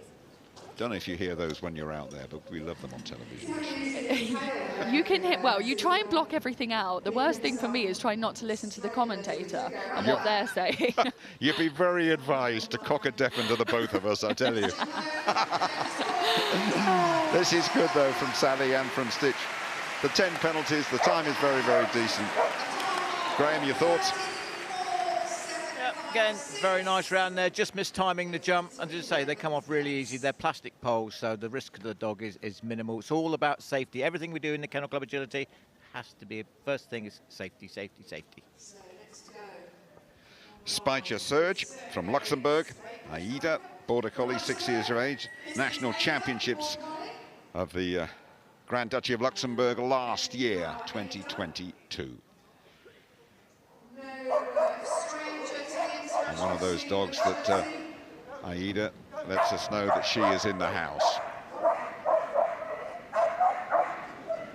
They are some of the hardest dogs to control around an agility course as well. When they're barking so loud, you're worried that they're not going to hear you or any of your commands, so you have to be extra loud and extra clear with them. Serge Speicher, the handler out there, finishing the round. Tough dog to control, but it's done pretty well, and it's gone clear as well in a very, very acceptable time. 34.1 then for Serge, and that moves up into the top 5. So just to reiterate, this is the International Invitational. We've got people from 19 separate countries. We invented sport of agility in 1978, and they're still following us, Jim. Very good point.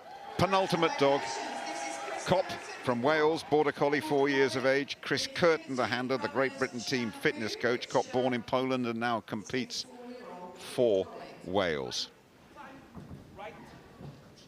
Let's just have you talking us through this, Ashley. Yes, so Chris is a really nice handler. He's very fast, so he can be there with his dogs, showing them the way through the course. Nice weave action there. I know Cop has some sensitive issues sometimes, and Chris has really worked with him to really build himself up so, you know, he can take on the world stage now, and like, look at them go. Look at them go indeed. It's clear and it's clean and it's very, very quick as well. Well done, Chris. 34.2. Excellent work from Chris Curtin for Wales and for Kopp. We will see them later on. Up into the top 5 they go at the moment. And I think you'd agree, Ashley, that that pairing over the last 12 months have come on in leaps and bounds. Really pleasing to see. Yeah, 100%. When I first saw this dog come out, he was quite nervous, nowhere near as speedy as he is now, and that's a testament to Chris, really, in his training. Last dog, Nicola Giraldi from Italy with Brant, Border Collie. Competing in the agility since 1993, a couple of World Championship wins, and this combination were first in the jumping, but there's 5 faults early on in this round. Nearly 5 more wobbled that particular obstacle up and down over the seesaw. They're going for it here, Ashley. Yeah, that's Nicola for you. You know, he steps onto that line, you know he's going for it no matter what. And, you know, he is an incredible handler. He's been world champion with another one of his dogs, and he's flying.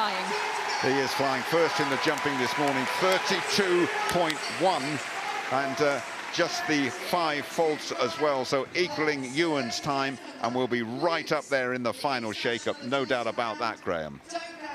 Well, what they're going to happen now is they're going to combine the results from the jumping and agility, and they will come up with a running order for this evening, and it promises to be scintillating. And we will see you again this evening, weren't you, Ashley? You're going to go off and do your own thing for a couple of hours. Confirmation of the result. Ewan Patterson, fantastic, 32.1. Mike Bendel also in the 32s, as is Mona. And we're going to see all these dogs later on when the competition comes to a boil, and it will be something quite outstanding. Wherever you're watching us, do not miss it. Wonderful. Just rounding off all the results for you that we have seen so far.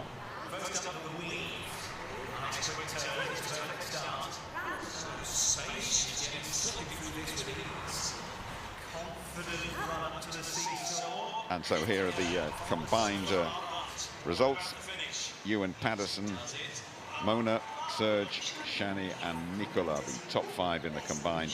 All the numbers being crunched, then this is the combination of what has happened this morning and what we have just seen, and 1 more to go, and that really will be something absolutely exceptional later on this afternoon on International Saturday here at Crufts at the NEC on the outskirts of Birmingham. The presentation will be coming right up for you now. Let's just say bye-bye for the moment to Ashley. Thank you, Jim. Well and done. I'll see you later. Almost a commentary debut for you. We'll mark it up and then we'll give you the result. I mean, it was easy with you guys, so thank you. I told you we'd look after you. Well done, thanks. And please step forward to do our presentation to our winner. Give a round of applause to John Howie, the founder of YouMove. And he's alongside Nikki Ackley-Kemp of the Kennel Club board. Ladies and gentlemen, the winner of the Agility International Invitation with Agility Champion Devon Gem, Quick Time Scotland, and representing Scotland, Ewan Patterson.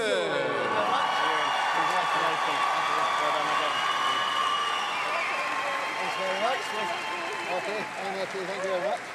Well, plenty of Scottish fans in the audience this afternoon loving this result. Congratulations. It is Lap of Honour time.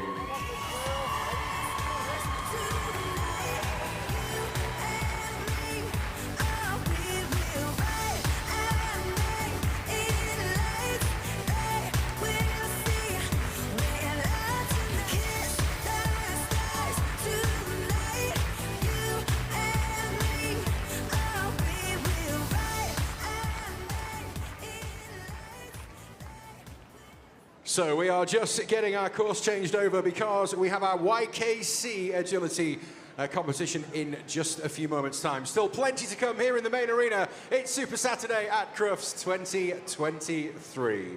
And we are still looking for your votes for the Kennel Club Hero Dog Award 2023. This is where we celebrate the incredible bond that we have with our dogs. Dogs really can change lives, and now we're going to take a look at this year's Hero Dog Award finalists and how you can place your vote. He's a hero dog because he inspires me to keep on going and sleeping outside. Night, Bertie. Day 611, 335. I've been raising the money for Horse Rescue so they can build a shelter for the dogs so they can keep them warm. Bertie has been helping me by sleeping out with me. He's helped me through those stages where I've been like, oh, it's such a cold night, I don't really want to sleep out tonight. I don't think it's just me raising the money, we're both raising the money. Stella's a hero because she's shown that Staffordshire Bull Terriers are amazing dogs. Stella's a rescue dog from the RSPCA. She was the first Staffordshire Bull Terrier in the country to become a police dog. She's found thousands of pounds in cash. She's found numerous drugs. She's found 3 guns. So very, very proud of her. For us, it's so rewarding to see her in such a positive light, especially as a Staffordshire Bull Terrier. Stella's living proof that in the right hands with the right training, they're incredible dogs. Because Albert has so much joy, that really helps me with managing my chronic pain. He has completely changed my life. Albert is 3 years old. He is from the amazing charity Dogs for Good. It's easy to feel quite down and to find it really difficult to do normal day-to-day activities because of the pain. But Albert is helping me with my studies and my ambition to become a solicitor. I wouldn't have been able to do that without him by my side. Asher is a bi-detection dog. Not only has he overcome what I'm sure was really quite a traumatic path, but he's used his incredible sense of smell to save human lives. He was the first step. He was the dog that would tell me whether a disease had a particular odour that dogs and other dogs could be trained to find in the future. The work Asher has done is saving and will continue to save thousands or even millions of lives in the future. I would certainly call Beauty a hero for myself and the whole family. Beauty seems to be the bond that has held us all together through a very difficult time. Lily was diagnosed with leukemia about 2 months after Beauty came into her forever home. Beauty is my best friend and she's always been by my side for everything. She means the world to me because if I didn't have her, I wouldn't be as happy as I was right now. Well, when you watch those films, you just cannot help but think that every single one of those stories deserves to win the Hero Dog Award 2023. There can only be one winner, so will it be the Child's Champion, the Working Dog, the Hero Support Dog, the Rescue Dog Hero, or the Best Friend? Place your vote now at crufts.org.uk/Hero Dog Award. Voting is open until 4 o'clock tomorrow afternoon, and we will be announcing the winner here in the main arena tomorrow evening here at Crufts 2023. So do go online and place your vote and help decide the Hero Dog Award 2023. Now, the work of the Kennel Club Charitable Trust is incredibly important. They are a registered charity, and if you've been to see them on stand 61 in Hall 3, you will know all about their amazing work making a difference for dogs. And 1 year ago here at Crufts, with support from the Kennel Club, the Trust launched its Appeal for Ukraine. And since then, I'm delighted to announce that £260,000 has already been raised. And the Kennel Club Charitable Trust want to increase that figure this year to £300,000. And we can get there with your help. We have a huge range of items and lots that you can bid on in our online auction. We've got everything from artwork to experiences to jewellery to sporting memorabilia, plenty of dog-related products in there as well. There really is something for everyone in our auction. We are very grateful to everyone who's kindly donated the lots to our auction as well. So head online if you want to have a look at what's available and place your bid at crufts.auction. That's crufts.auction, or you can pop along to the stand 61, Hall 3, where you will be able to see some of the lots and make your bid for our charity auction with the Kennel Club Charitable Trust. You really can help make a difference, and thank you already if you've already placed your bids. Okay, we are just getting ready here in the main arena, and we will be back with our YKC Agility in just a moment.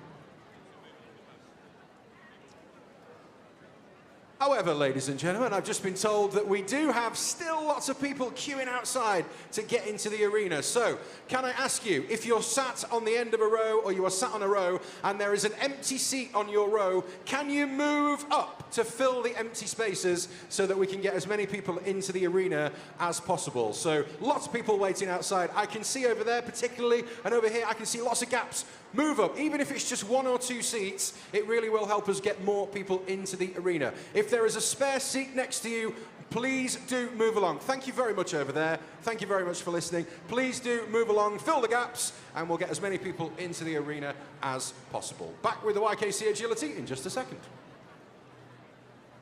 I probably wouldn't be here, to be honest, if it weren't for Ellie. Every day, I put my life in Milo's paws. Chewie never left his side. Without him, I wouldn't have my husband. And she's still here today because of the dog. He's everything, not just to me, to my whole family. Day in, day out, dogs change lives. That's why, for 150 years, the Kennel Club and its members have been making a positive difference for dogs and their owners.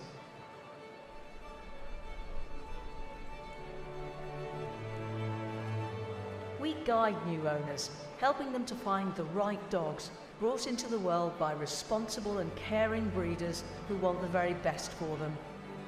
Giving puppies like Barney, a flat-coated retriever, the best possible chance to lead a healthy, happy life.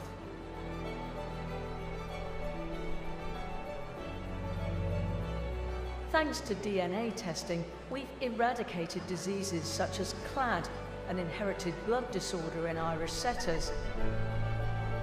So Skye, Marta and Pear, as well as all Irish setters, can now lead healthier lives. There's always more to be done, which is why we continue to lead the way in helping breeders eradicate inherited diseases, improving dog health for generations to come. And we do all of this because when you have healthy dogs living with loving owners, the real magic of dog ownership begins. We're helping to build that unique bond between dog and owner through a range of training and activities that bring joy in the best and even the most difficult of times. Hayley lost her sister, but spending time with her dog Ellie, doing the activities they love, agility and Heelwork to music, got her through her grief. They've even been to Crufts, our most famous event for anybody who loves dogs. And thanks to PetLog's microchipping database, we're making sure that your canine companions have the best chance of being reunited with their loving families should the worst happen.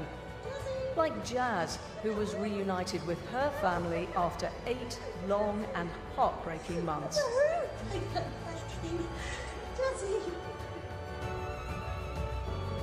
So thank you for being on this journey as we work hard to make sure we continue to make a positive difference for dogs and their owners.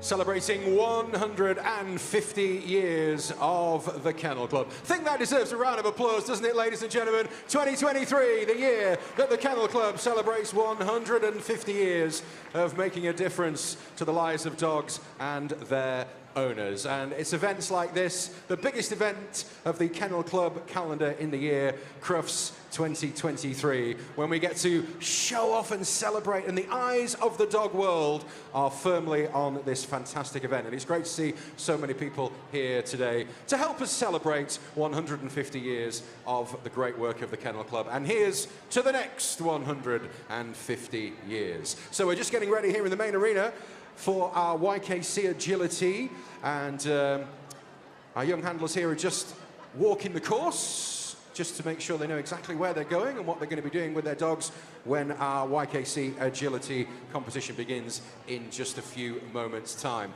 We have already had a brilliant day, ladies and gentlemen, here at Crufts 2023. We've seen lots of action in the main arena. There's still lots more to come, but let's just take a little look back at some of today's highlights. On the floor alone, and now the DJ's gone, and all the lights are on. You see, I tried to find you, but I can't describe you. Baby, only one that's saying enough.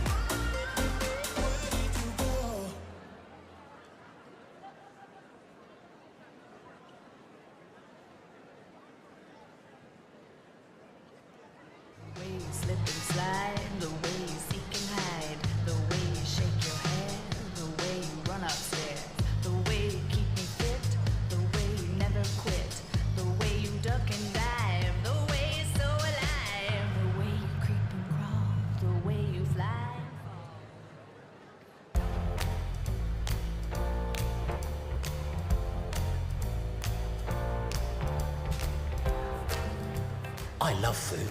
I'm a good boy.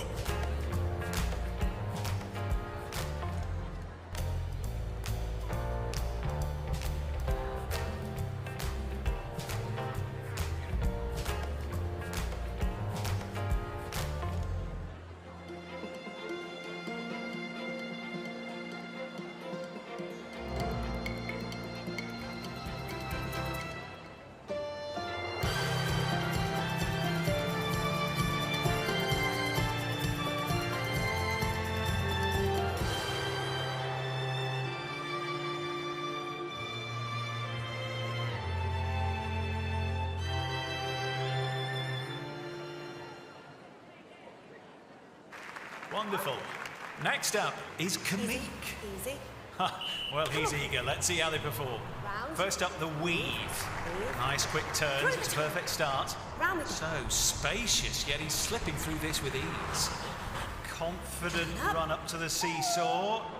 Yeah, faultless so far, but what about the finish?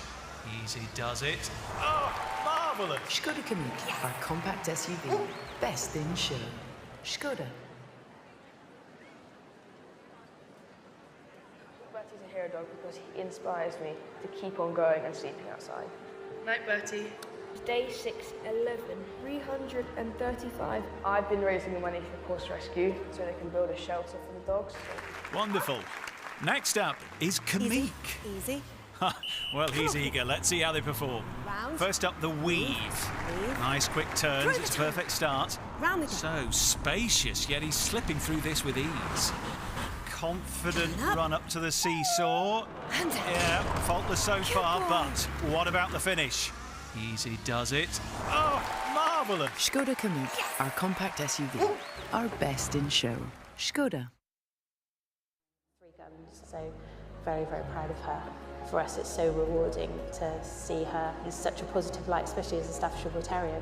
Stella's living proof that in the right hands with the right training, they're incredible dogs. Because Albert has so much joy, that really helps me with managing my chronic pain. He has completely changed my life. Albert is 3 years old. He is from the amazing charity Dogs for Good.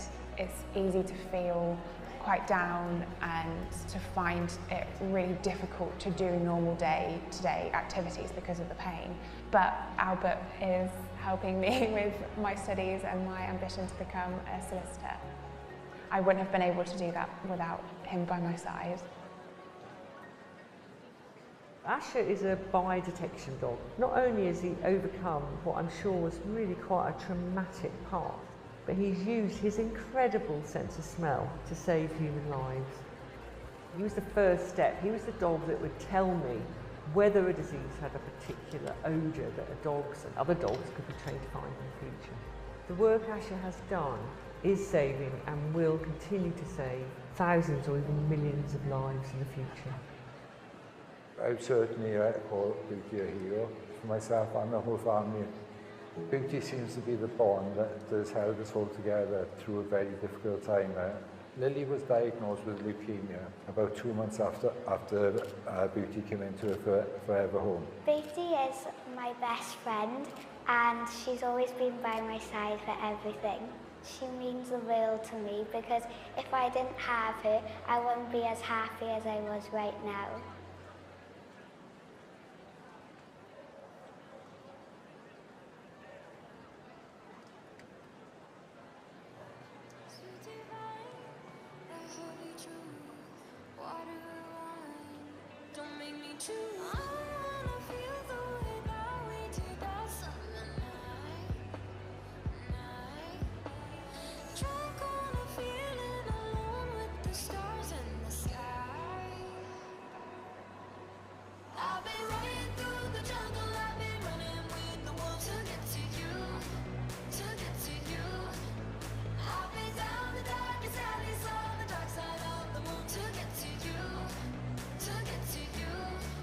I'm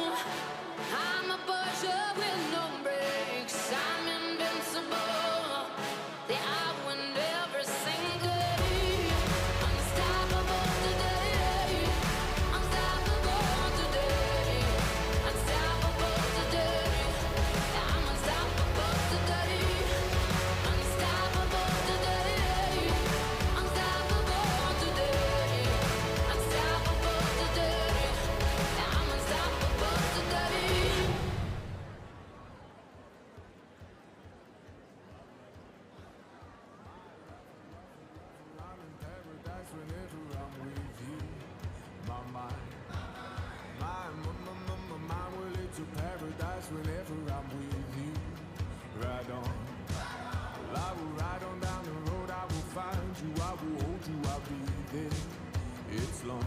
Well, it's a mighty long road, but I'll find you. I will hold you and I'll be there.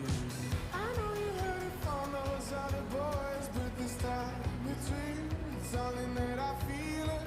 I know you heard it from those other boys, but this time between it's something that I feel it. If it feels like paradise running through your bloody veins, you know it's love heading your way. If it feels like paradise running through your bloody veins, you know it's love heading your way. My time, my time, well it's a never-ending helter-skelter. We'll be out whatever the weather. My heart, my boom, boom, heart, it's a beat and it's a thumping and I'm alive.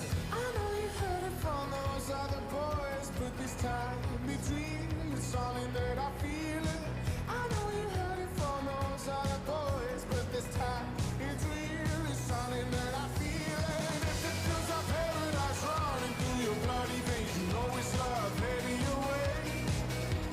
If it feels like paradise running through your bloody veins, you know it's love heading your way.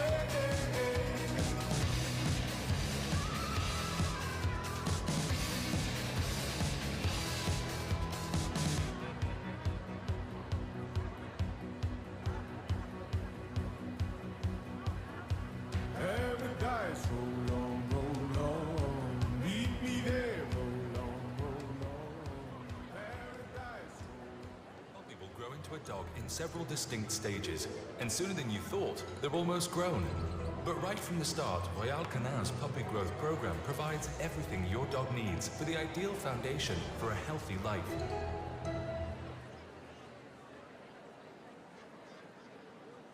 And a very good afternoon to you, ladies and gentlemen, boys and girls. Everyone having a good day so far here at Crufts, the biggest dog show in the world and the greatest as well. Oh dear. Okay. Ratsy, thank you very much indeed. And hello from the main arena. 7,000, not a space to be had here at the main arena. Tremendous crowds throughout Crufts 2023. And just to endorse what Ratsy and Ashley have been saying, we're about to see the young kennel competition. They've been holding the Agility Dog of the Year. They've been competing all morning, and the winners of the age groups heights are here now. Those two age groups, 6 to 11 and 12 to 17. Small, medium, intermediate and large dogs. Quick word about the judge from you, Graham. There is. Cameron's been judging in the YKC ring all day today. He's a former YKC member, and it's great that he's allowed to come here and judge the people that he's been judging all day here in the main arena. Just to underline, all competing for the one prize. First of 6 small dogs, Dylan Osborne with Jelly, Cocker Spaniel, from the 12 to 17 age groups. Doesn't matter how old you are, there's just one prize at the end of it. Dylan will get us underway.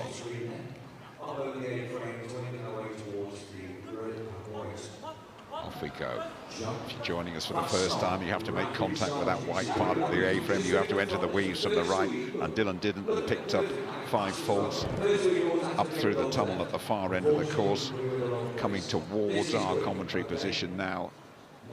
Through that tunnel and a tight right-hand turn, moving very rapidly over the ground, and despite those 5 faults, this is a good round for Dylan and for Jelly. Seesaw will have to make contact, and that seesaw has to be down before the dog gets off. It'll up and down over the dog, will get contact at the end of it. That's a very quick round, and just the 5 faults for Dylan and for Jelly. 10 faults, I should say.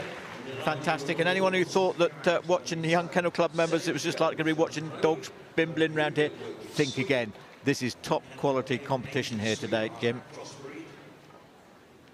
Next small dog from the 12 to 17 age group, Chloe Cooper and Sweep, crossbreed. Sweep ready to go, and away goes Sweep and Chloe. Go on, Graham, talk us around the course here. Lovely, lovely course set here by Cameron. There's just enough in it to test these Young Kennel Club members. It's also enough just to let them dogs stretch their legs. They're coming round the corner here, over the Royal Cannon jump, into the tunnel. Now, you see, she changes side to pick the dog up on the left, into the tunnel again. Now she's got to get the dog across and then back, and now the seesaw is next. The seesaw must be touching the ground when the dog gets off it, and the dog must touch both white bits. Onto the dog walk, especially again. Must touch the white bits. Great cheer from the crowd as she comes to a finish. 35.045. That's gone into the lead. A faultless 34.05 from Chloe and from Sweep. And the Young Kennel Club providing real good entertainment and real high-quality performances as well already. This is Totty, Titanium Penny Black, and Catherine Lowes, latest small dog from the 12 till 17 age group. Been working a long time to get here, all morning as well, and now here they are on the green carpet. A-frame is good. Good contact at the end of that. Enter those weaves from the right. Seen dogs go through those a bit quicker, but that was clean and neat. Tunnel is fine as well. Now coming towards our commentary position. Clears those safely. Again through the tunnel. Listen to the sound going through the tunnel. Always tremendous that. And the second tunnel at the far end of the course. Round towards us, a little tight left-hander. In and out of that tunnel again. Seesaw is good, completing the course. Might be slightly slower than the rest, but it's a really good round from Catherine and from Totty. Yeah, 43.7 and clear. They will be very happy with their Crufts experience, Graham. They were, I mean, I just can't stress how well these young Kennel Club members are doing. It's a daunting experience in this main arena at the best of time. We've got a capacity crowd who are looking forward to some great agility. Well, look at this. Savannah, Cartwright and Nim Nim. We're into the 6 to 11 group and the small dogs. 7,000 people here, millions of you watching on television, and everyone will be saying, supporting this particular combination. Weaves at Nim Nim's own pace. And this is absolutely tremendous, and we heard Ashley Butler saying, multiple championship winner, of course, Ashley. This is how she started out, and what a wonderful experience for Savannah and for Nim here. Such a lot to think about as well for the little ones here. I mean, as you say, you've got to think about the dog, think about the numbers. Where am I going? Oh, everybody's making a noise. Everybody's clapping me. It's brilliant, and she's got to keep it all together, which she's doing brilliantly well here, Jim. Absolutely exceptional. Don't worry about the time. They're keeping it all together. It's faultless. Brilliant effort. Well done, Savannah. Well done, Nim Nim. As close to a standing ovation as anybody would get at the main arena at Crufts. Lovely stuff. Through the weaves at Nim Nim's own pace. And look at the concentration there. Brilliant. Look at the smile. She's having a ball. And that, Jim, sums up Crufts and the Young Kennel Club. It's got to be fun. Agility. This is Betty and Thomas Newsom. Again, still in the 6 to 11 group. Small dogs. Border Terrier. Oh, 7,000 R's there. Right. Yep, he doesn't care. He's out to win this, and that's what he's going to try and do, and that's absolutely brilliant. Dog agility teaches the youngsters such a great deal, not only about their own dogs, but other people as well. It really is a great organisation. They don't just do agility, they do all sorts of dog activities, Jim, and this is just one of them. Is there any particular age, Graham, when you say you shouldn't do it as young as that, or you should take it up then? I think, well, this is for 6, the youngest is 6 here, and I think it's brilliant. Earlier the better. Earlier the better then for Thomas Newsom and for Betty. Getting up and down over the dog walk. Applauded home by everybody here. Good stuff, Thomas. Well done, Betty. Beautiful Betty. A good combination, that, and this has been a really, really entertaining competition so far. Tremendous from the Young Kennel Club and, of course, the young dogs as well. Last of the small dogs, Chase and Violet Higgins. Again, a 6 to 11 small group, and Chase is not going to hang around. Quickly over the A-frame. Really good first 5 seconds here. Chase and Violet won prizes here at Crufts, no doubt about that. Great jumping style as well. Real tight lines, real pace from these two, from Violet and from Chess. Can they keep it going? It's clear so far. It's been absolutely excellent so far as well. Coming towards the conclusion of the round. Seesaw is good. Good contact there. Through that tunnel. Then over the dog walk they go. Roared home over the dog walk. Chase and Violet, 34.9 seconds. And that is #1, deservedly so. As good as you will see the whole weekend, and I'm including the seniors and some of the big competitions here.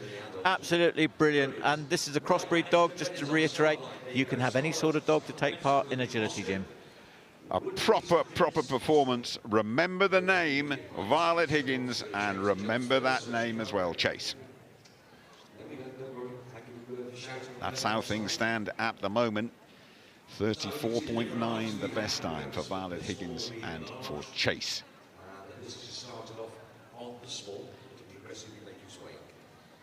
So we're just popping up the jumps for the next height category. Just to reiterate, we've got 2 different age groups been represented here. 4 heights in each of the age categories. They're all competing for 1 overall prize. They will have been in the YKC ring qualifying for tonight's final, and each of those competitions will have run to an end. But this is for the specific title of Agility Dog of the Year. Thank you, Graham. You're looking at Oscar and Scarlett Benson, medium size, 12 to 17, the age group, the first of 4 medium dogs. Bit gingerly over the A-frame there. I think timing could be a problem, but accuracy and not picking up faults, that will be the aim for Oscar and for Scarlett.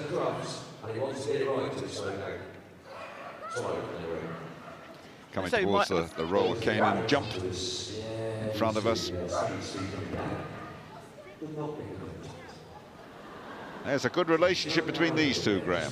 There is a little bit of hesitation there as approaching the jumps, but these dogs, and especially the handlers, will not have been in an atmosphere like this. So you can understand a little bit of hesitancy, a little lack of confidence. Really important to try and keep the dog happy. And it's picking up speed now. This is going to be a really nice dog walk. Oh, picks up 5 faults. Such a shame. It's a great shame at the end of that dog walk. A reminder, if you're joining us for the first time, there's a little white marker at the start of the dog walk and a white marker at the end of it. Missed that white marker. That means 5 faults. This is Izzy, Cocker Spaniel and Ellie Beach. Again, we're still in the 12 to 17 group. And again, is he doing things their own way, their own time, and we have to allow for that. Just underlining what Graham has said, I mean, it tests the best, the atmosphere here Saturday of Crufts 2023, and the lights are on, the clocks are ticking, but this is still a very, very respectable performance from Ellie Beach and from Izzy, the Cocker Spaniel. Worked so many hours to get here. And you would imagine that this will give them a taste of the big time and will say they want more. Great generous applause from the dog-loving crowd here for Ellie Beach and for Izzy. Definitely, and you can see the dog physically pick up in confidence the further it got round. It is a Cocker Spaniel, and if there's a sniff to be sniffed, it'll sniff it. Excellent. Looking at Rudy, crossbreed, and Will Backus as we continue the medium dogs in the 12 to 17 age group, and this one means business at the start, it would seem. That's the way to go through those weaves. Well done, Rudy. No points in a good first 10 seconds. Rattling the sides of the tunnel. Good jumping style coming right towards us in our commentary position as we sit high in the stand here. Again, good style through the tunnel and eagerly through that second tunnel as well. Look, this is going to be right up there, threatening the sharp end if they keep it going and keep it clean and fast over the last bit. Good contact at the end of the seesaw. through that last tunnel. This is going to be fast, up and down, over the dog walk. That really is an excellent performance. Second place for Will Backus and for Rudy, right up there, Graham. Quality partnership this. I know Will quite well. He's from my part of the world. It's come on immensely. They're going to be trying out for the Junior World Championship soon, and I'm confident he will be part of that team. Last of the medium dogs then, Tess and Faith Elkins, the last medium dog. A reminder, 34.9, and clear is the time to beat at the moment. And I don't think they're going to do it, would be my expert assessment earlier on, but they were bound to give us a lot of entertainment on the way with Tess and Faith. How valuable is the whole experience here for young Faith, would you think? It's invaluable whether you're 6 or 60, if I'm honest with you. You have to be here at least once to get used and soak up this atmosphere. And well, I'm almost at a loss for words how great these kids are doing. You're never at a loss for words, Graham, you know that. But yeah, huge admiration for all the young kennel competitors, and of course for the dogs as well. For Faith Elkins and for Tess. Again, a clear round, no faults at all, and that's good enough for 5th place as things stand. Not the quickest we've seen, but no faults. That's always very, very important.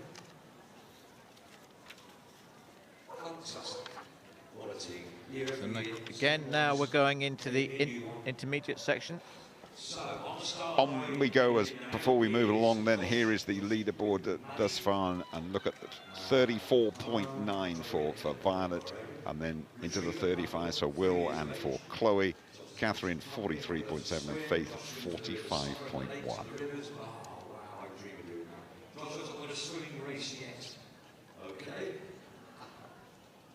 So, Josh and Maddie now on the start line. And we are ready.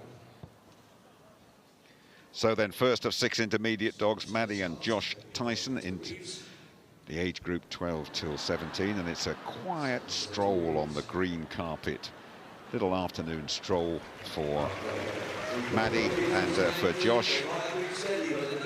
Sees no reason, the retriever, the lab, why they should hurry, and fair to say keeping a little bit in reserve here, Graham. Well, I think it is, but I mean, years ago, Jim, when we were watching these competitions, you would say that just about every dog used to belong to the young people's parents.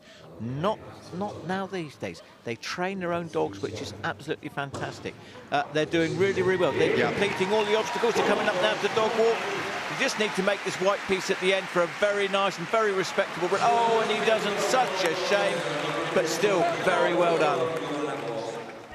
Yes, you have to have that contact, the little stroll through the weaves. Then he gathered a little bit of confidence, did Maddie, and perhaps too much confidence at the end of it. You've got to touch a white bit at the end of the dog walk. Crossbred Nico and Isabel Patterson. Again, 12 to 17 age group, intermediate dogs. And this is pretty good. That actually picked up speed there through the weeds and through the tunnel. And Nico, after a slightly hesitant start, really warming to it now. That's as good a jumping as we've seen from Nico and from Isabel. Rattling through the tunnel, clearing that one with ease as well. Flash, blink of an eye in and out of that one. A sharp left-hander again. Have to go through the tunnel, all fine. Seesaw, time is pretty good as well. With a big finish. They need a big finish here over the dog walk. Needs a big finish, just a bit of hesitation at the end of it. 37.9, and that is 4th place for Nico and for Isabel. Very nice round there for Isabel and Nico. She kept it together. She didn't take her eyes off the dog. She concentrated the whole way through. The dog listened. Brilliant round.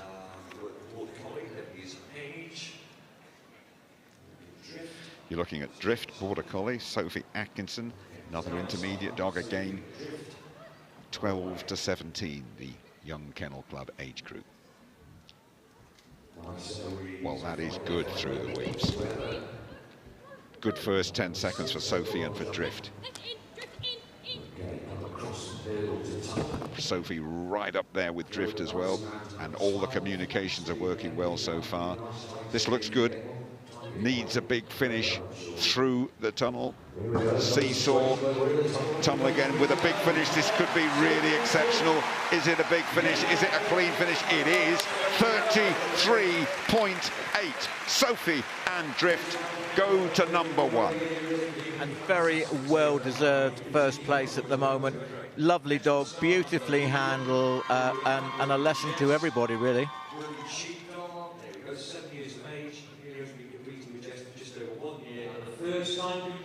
You're looking at Jess, working sheepdog. Emilia Lunardi is the handler. Ages 6 to 11 intermediate dogs. you just have to chuckle when a dog like Jess takes the time over the A-frame.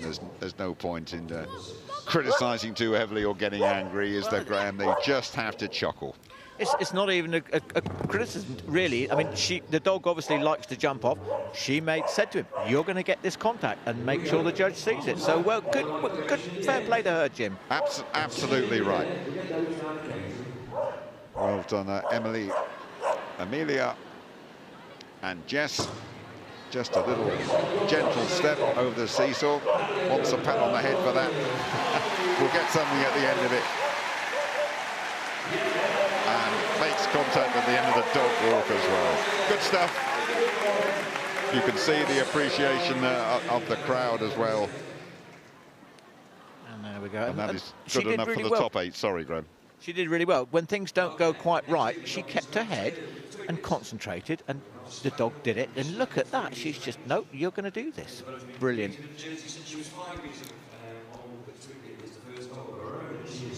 Off and running Twiglet, Isabella Taylor, ages 6 to 11.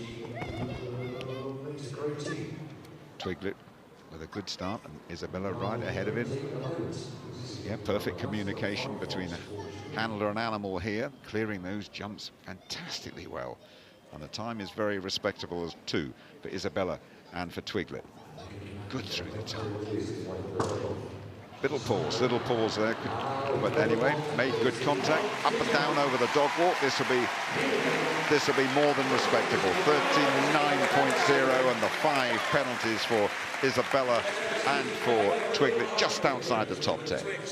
Brilliantly handled. She got herself in exactly the right place, and the dog responded accordingly. The last of the intermediate dogs then, Twix and William Hintz, working sheepdog. Again, we're into the 6 to 11 age group. And Twix is not hanging around. Little growl of, I'm enjoying this immensely. Good jumping style from Twix, good speed as well. This is very well up there with the clock, and no faults too. This could be good with a big finale over that dog walk. 30, 31, 32, 33, 35.1 for Twix and for William. That's really good, and that's into the top 5. Beautifully into the weaving poles. Great action by the dog there. It's a round that we're proud of in any competition, let alone the YKC.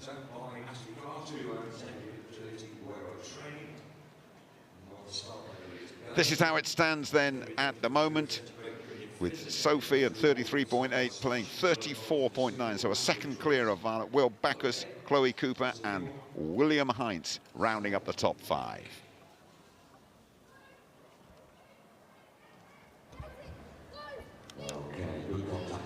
We're away with Epic and Evie Thompson, first of 6 large dogs, the 12 to 17 age group this. And Evie and Epic having a really good opening 20 seconds. Little buzz about the capacity crowd here on International Day, Saturday.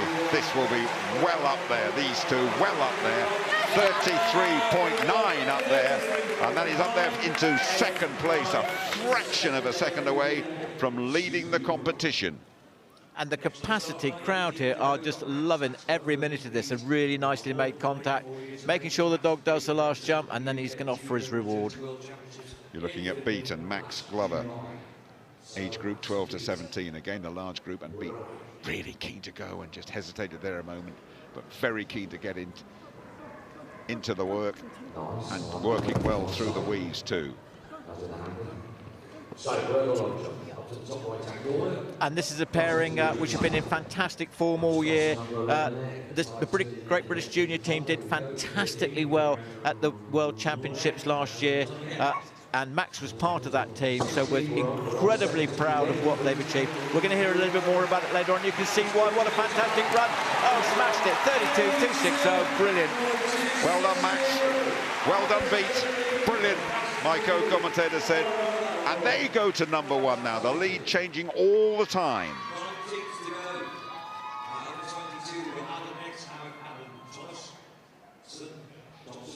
This is Leia and Adam Thompson off and running over the A-frame. It's getting quicker and quicker. They've got to get into the 32s now, and they're threatening to do that, judging by the speed and prowess through the weaves.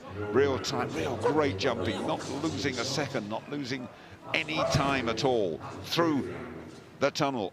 That a tight right-hander. This is outstanding so far. Can they keep it going? Will they crack that 32.2? Good work, and they're right up with the clock. They're well inside it now. They're right up with it. Look at the speed over the dog walk. That is sensational. 31.1. They've taken a full second off it. And Leia and Adam Thompson. Sensational is absolutely the right word to use. He just decided, I need to win this, and he went for it, and I think he could do really well.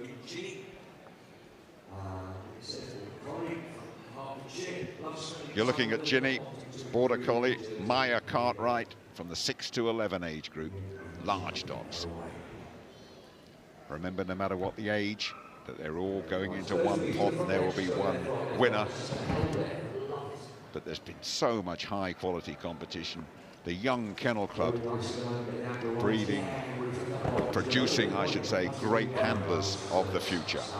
And actually of the present as well, because we've got one here in young Maya Cartwright, who has got Ginny round this very tricky course really effectively and really quickly and without any fault whatsoever as they go onto the dog walk. And I'm looking for contact at the end of it, and there is contact at the end of it.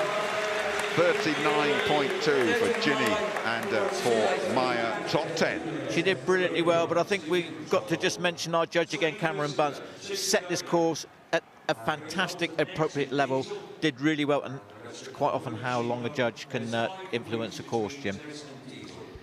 Penultimate dog of the competition, Diesel Keris Alton, working sheepdog. 31.1 is the time to beat. This one will not beat it, but we will watch the round. 6 to 11 age group, of course. And young Keris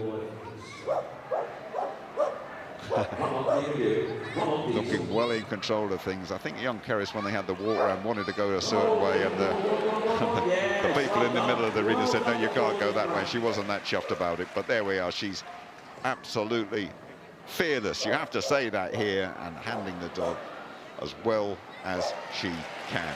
And the crowd helping along, supporting them all the way. And I'm sure all of you are at home or on our massive YouTube audience as well. Well done, Keris, well done, Diesel. Huge applause for the two of them. Yeah, good work, good work. And that's what the Kennel Club, and particularly the young Kennel Club, is all about, supporting each other, you know, and just hoping that the kids can do their very, very best. The last dog, it is Rue, a working sheepdog, and Isabella Twig from the 6 to 11 age group that have given us so much entertainment and so much hope for the future as well. This agility sport is in very good hands, and I'm sure a lot of you will be watching and saying, I want to have a go at that, and no matter how old you are, give it a go, and you never know, you might end up here on the green carpet at Crufts. Really good work from Isabella and from Rue. Another really, really promising round, a round that She has done so well. 34, 35, 35.6. That's absolutely terrific from Isabella and Foru, and they sit snugly just inside the top 10. Very nice indeed. And what is particularly nice is when she finished, she turned around and said thank you to the judge. Good manners, well brought up, so it's fantastic.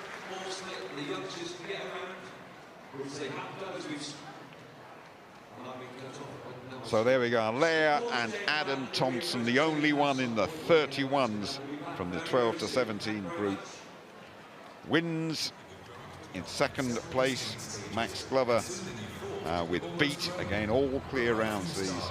Sophie Atkinson and Drift, and then Evie Thompson and Violet Higgins round out our top 5, Evie with Epic.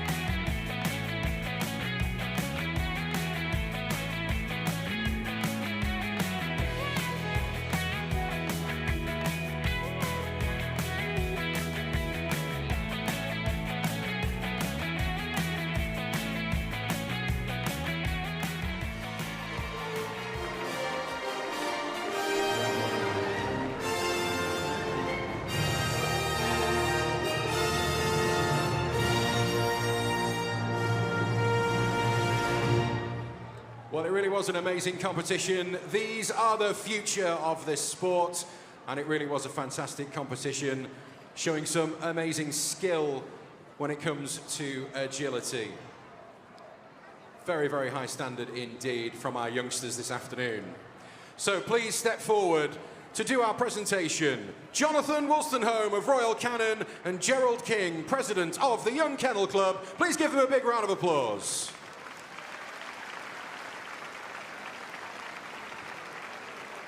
And now, the winner of the Young Kennel Club Agility Dog of the Year 2023, with Brewich Armani Girls Rock. Please welcome Adam Thompson.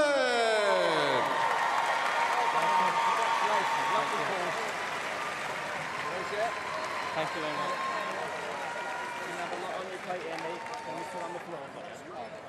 And your runner-up in second place, with the Young Kennel Club Agility Dog of the Year 2023, with Noad Lude beat at Sol Days, Max Glover!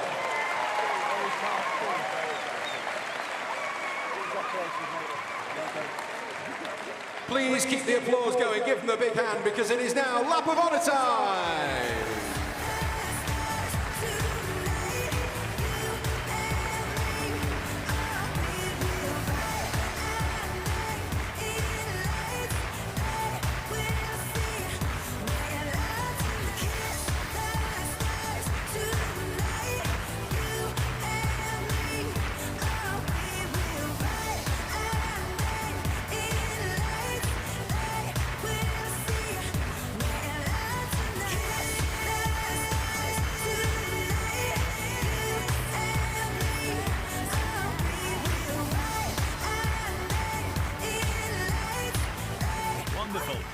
Next up is Kamik. Easy. Well, he's eager. Let's see how they perform. Round. First up, the weave. Nice quick turns. It's a perfect start. Round we go. So spacious, yet he's slipping through this with ease. Confident run up to the seesaw. Yeah, faultless so far, but what about the finish?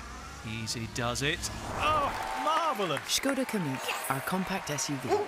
Our best in show. Skoda.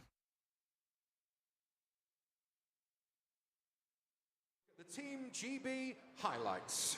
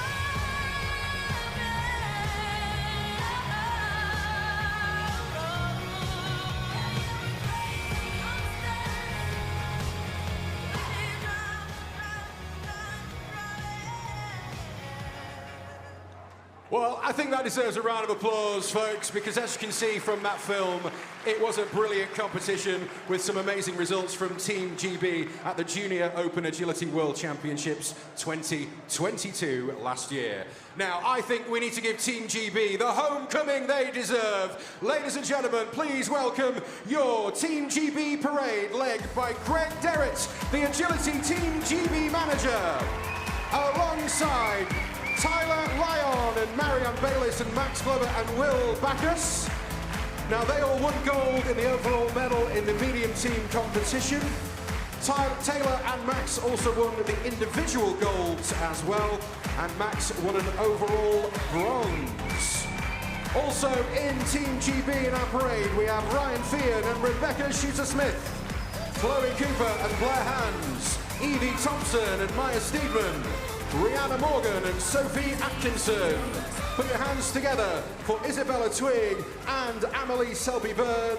Our flag bearers, we also have Ant Clark, the junior coach, Anne Roberts, the safeguarding officer, and Vicky Fraser, the Team GB vet. Ladies and gentlemen, it gives me great pleasure to welcome Tom Mather, chairman of Crufts, Nick Brooks-Ward, vice chairman of Crufts, and Vanessa McAlpine, Crufts show manager, to say a huge congratulations to Team GB.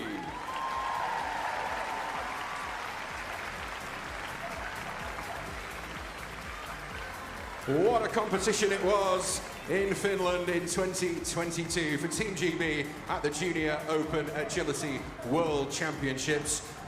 And the 2023 competition will be held just outside Coventry from the 14th to the 16th of July this year. And I think, judging by their fantastic results in 2022, I cannot wait to see what they're going to achieve in 2023 at the Open Agility World Championships. Looking forward to 2023, absolutely. One more time, ladies and gentlemen, Team GB Junior Open Agility World Championship Parade. Give them a huge cheer.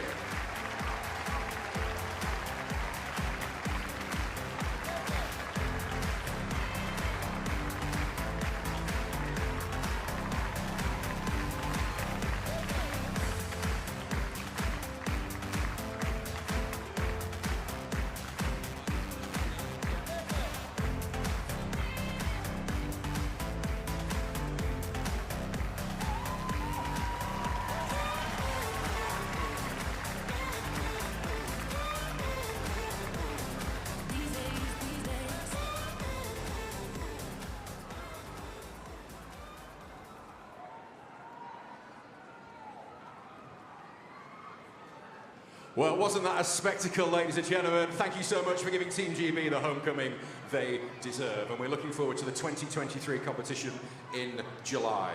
All right, ladies and gents, give me a big cheer if you're excited for Flyball! Oh, that is music to my ears, because we have got our Flyball on the way in just a few moments. It's quarter-final day here at Crufts 2023. We're going to start with our juniors, and then we will go forward to our senior competition. And we've had an amazing last few days of Flyball, Nige, haven't we? They turned me off. There we go. That's better. Don't you think that you asked them, you know, everyone having a good day like Flyball, that wasn't loud enough, was it? Well, I thought they were okay, but I think they can do better. I think you should. Can you G them up a bit, Nige? You are the man to get this crowd going. You reckon? I reckon you are the man. I don't know about that. Okay. If I go everyone having a good day, they'll go, yeah. Everybody having a good day! That's how it's done. That's how it's done. I knew you'd get it out of them. I knew you'd get it out of them. We'll move across here out the way, shan't we? So the last couple of days has been truly remarkable when it comes to the Flyball. It's always the loudest, speediest part of Crufts. We absolutely love the Flyball. Okay, we're going to begin with our juniors in just a moment, but first, please welcome our judge, the lady who has been presiding over Flyball for us at Crufts 2023. Give a warm welcome all the way from Canada, Monica Johnny. All the way from Canada. I think we need a bit more than that. Come on, it's a long way to come. That's more like it. Well done. Okay, let's welcome our YKC Flyball teams. Please give a huge cheer to the High Flyers Ricochet in the blue lane. They will be up against Aces Rising in the red lane. So we've seen some brilliant junior agility. We're now going to see some amazing junior Flyball. I think, Nigel, what do you reckon? If it's anything like it normally is, I'll be honest, not being funny, the juniors sometimes are better than the adults. They just seem to get it, I don't know, a bit more spot on. I mean, I'm open to what you're saying now. Anyway, the juniors they're exceptional. Very exceptional. And very exceptional. Very exceptional, absolutely. So we've got our two teams here, the High Flyers Ricochet on the blue course, and the Aces Rising on the red course. If you're new to Flyball, it will be a best of three. Best of three. And I think we're going to do a practice run first of all. So practice run first of all for our juniors. High Flyers Ricochet. Last year's junior champions, I should say. And Aces Rising on the red course. Yes, give me a minute. So this will be a practice run. The Flyball action on International Saturday, starting in a couple of moments' time with a final of the Young Kennel Club competition between High Flyers Ricochet and Aces Rising.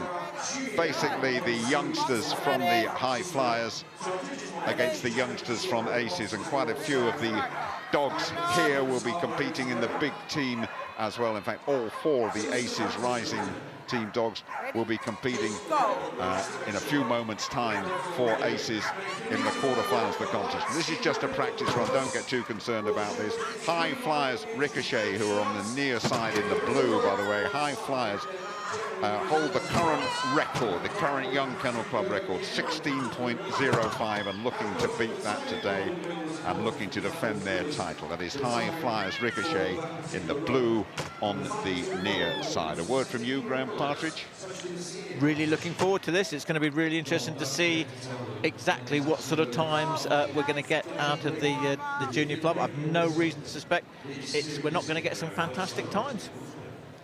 Okay, so running through the High Flyers Ricochet team, powered by Beans, Brining Hours Polar, not running here, Brining Hours Polar, and Nanine Banayev. Enjoy your time here. All three of those dogs taking part in the adults competition, and all four of the Aces Rising, every dog taking part in the major competition later on. Now, who wants this to be very exciting? You are all about to be live on Channel 4, ladies and gentlemen! And you're all sat there thinking, oh, have I done my makeup? Have I done my hair? A lot of tension out there from these two. High Flyers, Ricochet and Aces. With the senior competition, which is the Crufts Final Quarter Final. So we are just waiting before we go live on Channel 4. And seriously, you are Mr. Flyball, right? Basic Flyball is the name of 4 dogs. It's all about speed, it's all about accuracy. It's very fun.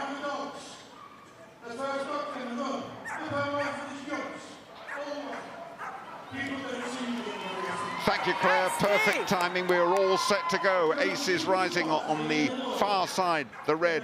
On the near side in the blue, High Flyers Ricochet. Basically the youngsters from the big senior teams, High Flyers and Aces Rising. In fact, Aces Rising have all 4 dogs that will be running in the adult team. The current Young Kennel Club record, 16.05, looking to beat that today, held by the High Flyers, the winners last year. Best of 3 as always.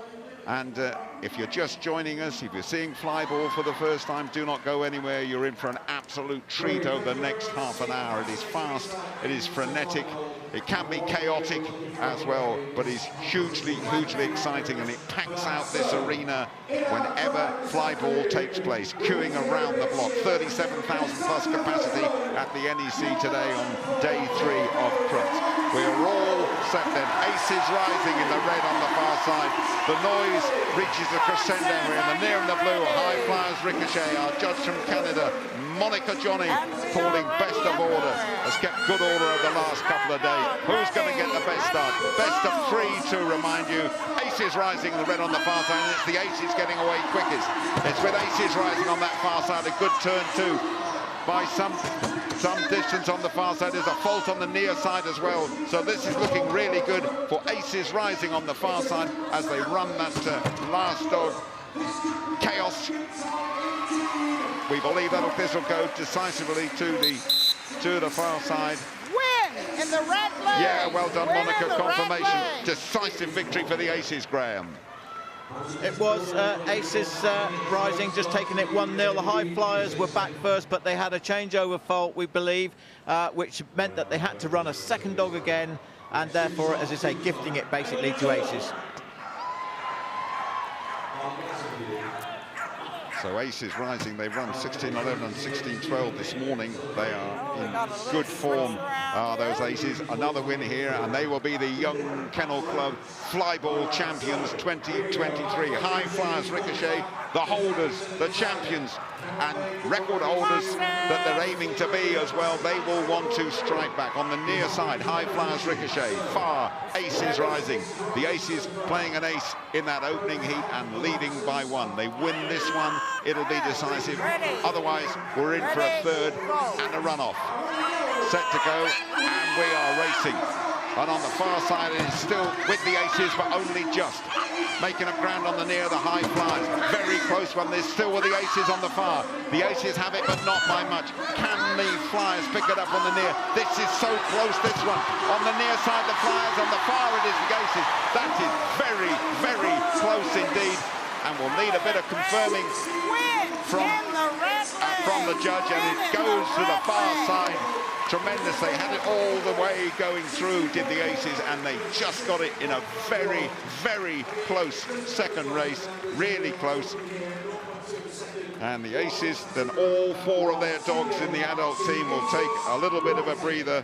Temper, Nova, Havoc and Chaos. A fine performance though from the Aces, who marked their card with a 16-11 and 16-12 this morning. Good stuff, Graham. Oh, brilliant stuff. Aces Rising taking that second leg to give them the competition by 0.2 of a second.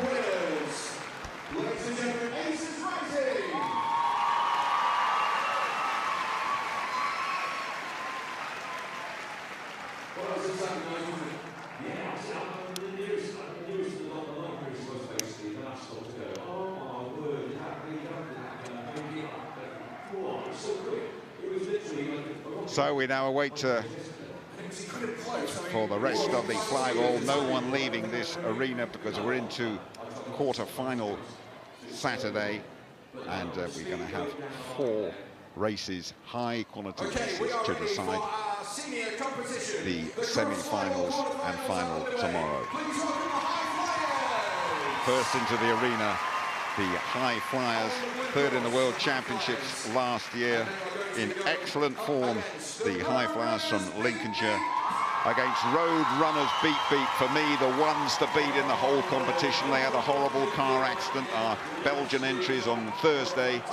They recovered from that. They broke the Crufts record as well on Thursday, 14.59, and they will be record chasing again today and tomorrow. That is Road Runners Beat on the far side, the red side. And they'll have a couple of little practice runs. Go on, Graham, let's have a little word from you before these quarterfinals get underway. Yep.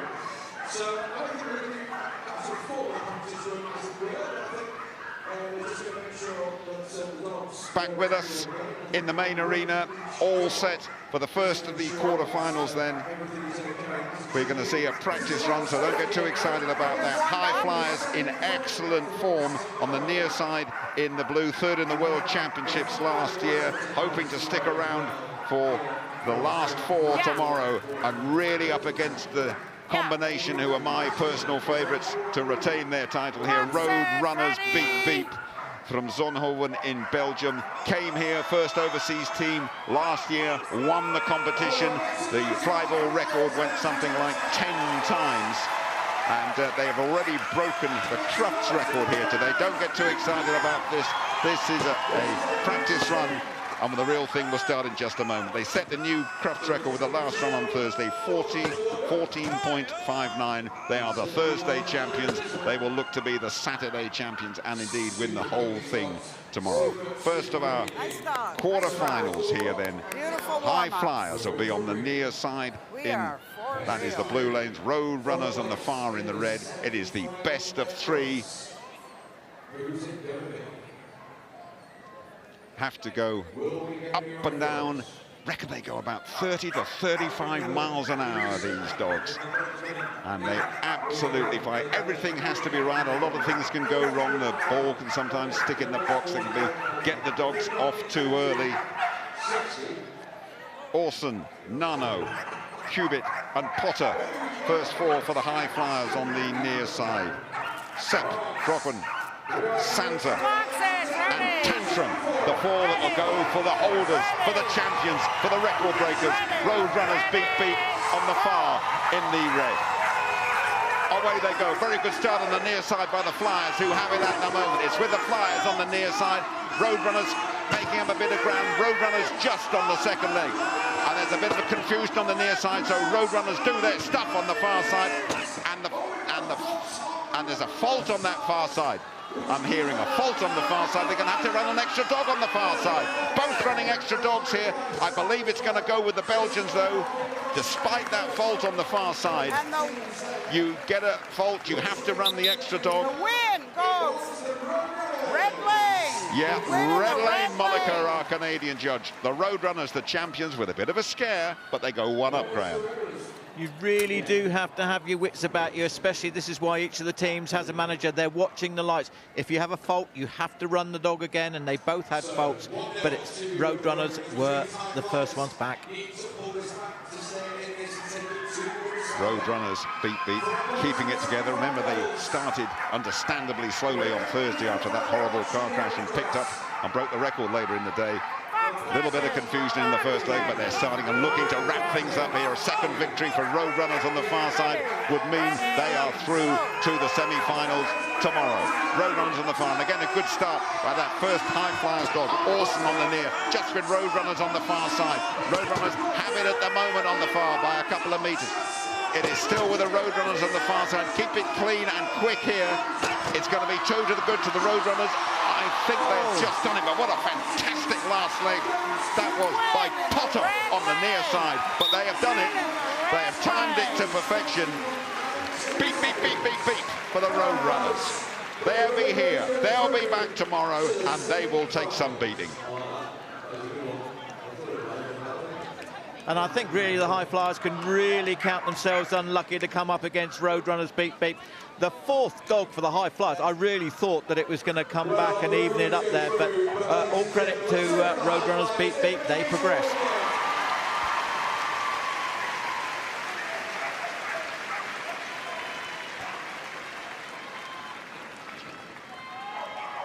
Are you ready for some more, ladies and gentlemen? Make some noise for our next two amazing flyball teams.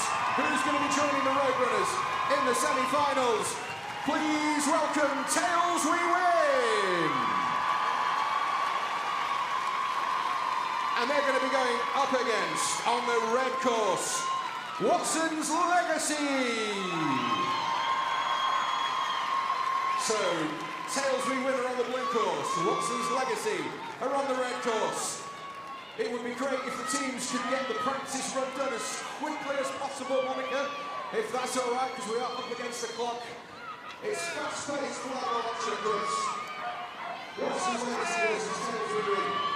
And we think this is it.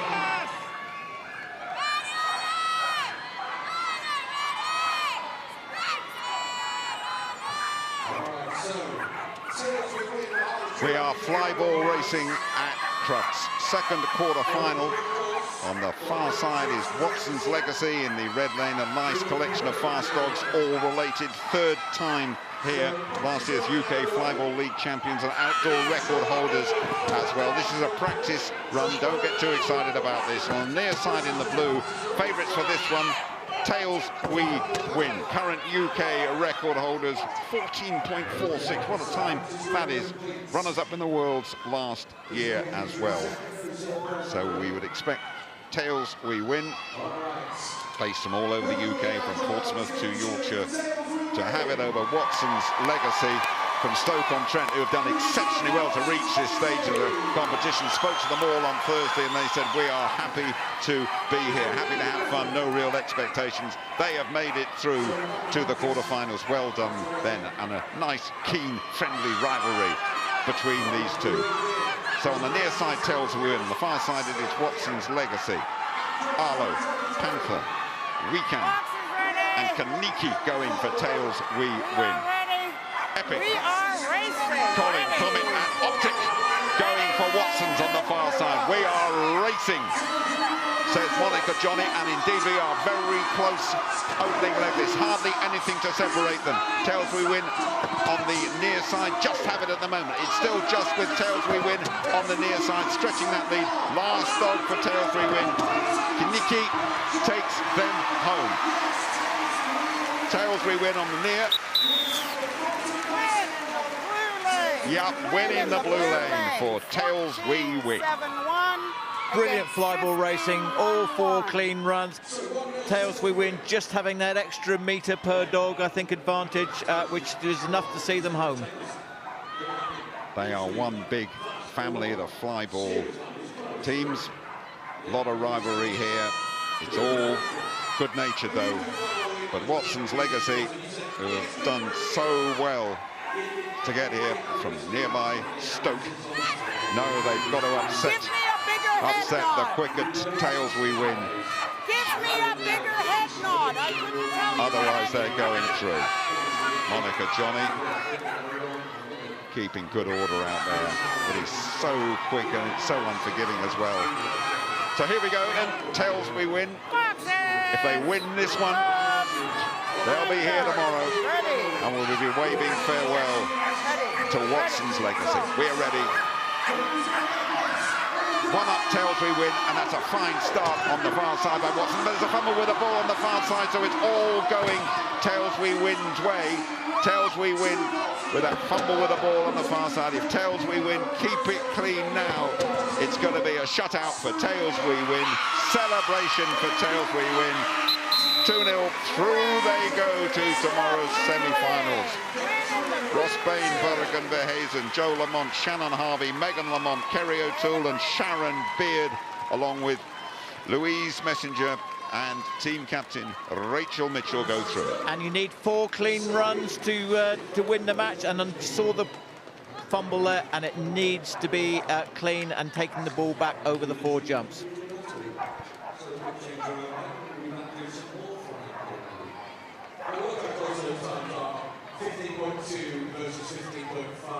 Proper celebrations from Tails we win, and a fine performance. The form team coming home.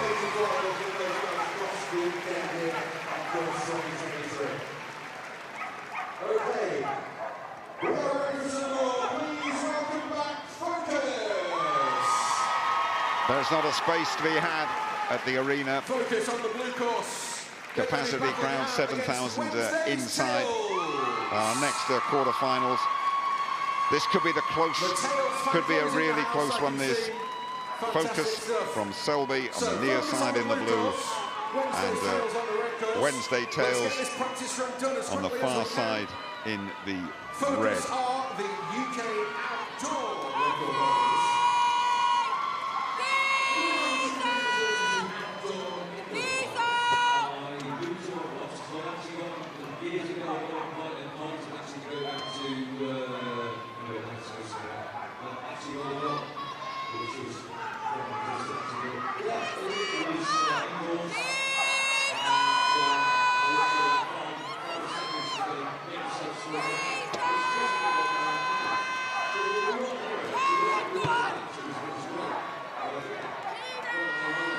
We're all set then for the third quarter-final.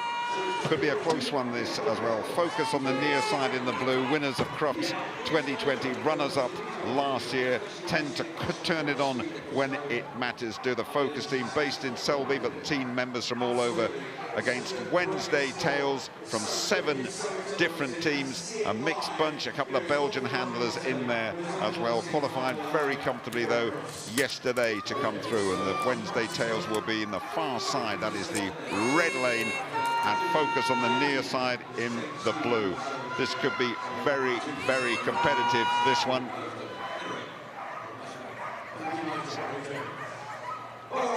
Wednesday Tails, far side. Focus on the near side. Wednesday Tails have made 1 or 2 errors here at Crufts. Focus, terrific Crufts pedigree as well. Fastest outdoor team in the UK with a 14.70 set in Newark in September last year. 3 heats then, first of the 3, all set to go.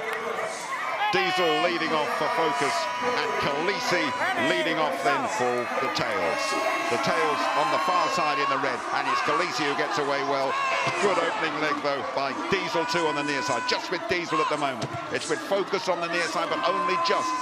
As anticipated, this is really competitive. Still very close as the dogs come into that last leg. There's a fault on the far side though, so it's going to go to the near side in the blue. Oh, there's a fault on both sides.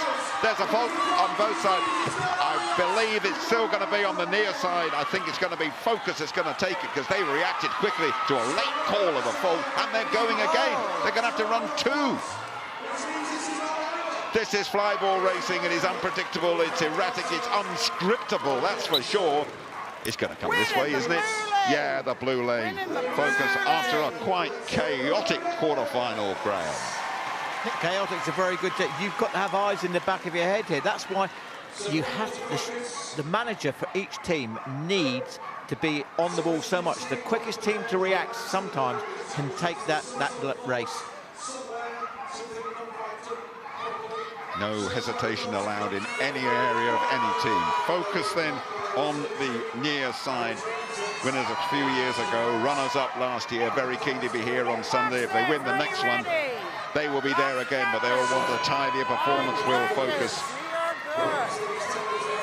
on the near side. Meantime, Wednesday Tails, mixture of a team really. Can they put it out here? The Tails get the better start on the far side. Focus though picking it up on the second half perhaps. It's still just with the Tails on the far side, but only just. The Tails have it only at the moment. What about the last Tails dog then? Cruz, can Cruz bring them home? It's on the near side. It's gone the near side's way. A brilliant last leg that by Bernard. And that takes it through for the Focus, and the Focus can celebrate. The crowd loving it at all. 2-0 to the Focus. We will see them tomorrow on semi-final and final Sunday. What a fine last leg, Graham. It was neck and neck literally for the first 3 dogs, and then it was that last dog of Focus, and they always try and keep the fastest dog for the end. Pulled it out of the bag for them. Brilliant flyball racing.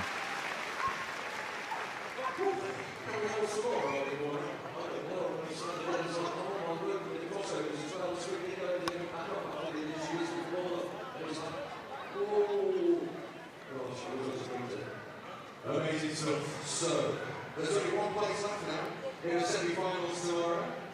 Are we ready for our next team? We are. Make some noise, ladies and gentlemen, for Lightning Strikes! In the blue lane, Lightning Strikes are back to strike twice. They're going to be up against Aces Diamonds. Aces Diamonds on the red course. Whoever wins this will face Focus in the next round, and of course we'll get a place in the semi-finals tomorrow. So these two teams, Lightning Strikes on the blue course and Aces Diamonds in the red course. Flyball at the highest possible level here, as Nigel was saying before, the speed of the changeovers is really, really phenomenal. And I don't think you appreciate when you're watching it on telly just how quick these dogs are. It really is amazing. So practice runs are underway. Cracking on with the practice runs. 3 down, 1 quarter final to go. Lightning Strikes on the near side in the blue, split really between England and Belgium. Fastest team really, Border Collies at the World Cup last year. That is Lightning Strikes in the blue on the near side, up against Aces Diamonds, the fast one on the red. Now Aces, they are really the second team, but the first team went out on day one anyway. The second team had beat them in qualifying. Based in Kent, full of whippets and whippet crosses for the last place in tomorrow's semi-finals, hoping for the final as well. Lightning Strikes near side in the blue. The Strikes, the only team that hasn't dropped a leg so far. Friday champions. So the Strikes on the near side in the blue have been in fantastic form. Aces on the far will be looking to upset them. Kukachu first off for the Strikes. Chaos first off for the Aces.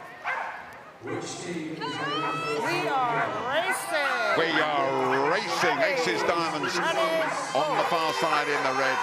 Lightning Strikes, who have been brilliant so far, are on the near side, but there is a fault on the near side from the Strikes. They were going to have to run an extra dog, and Aces Diamonds, if they keep it clean and keep it quick, could go one to the good here.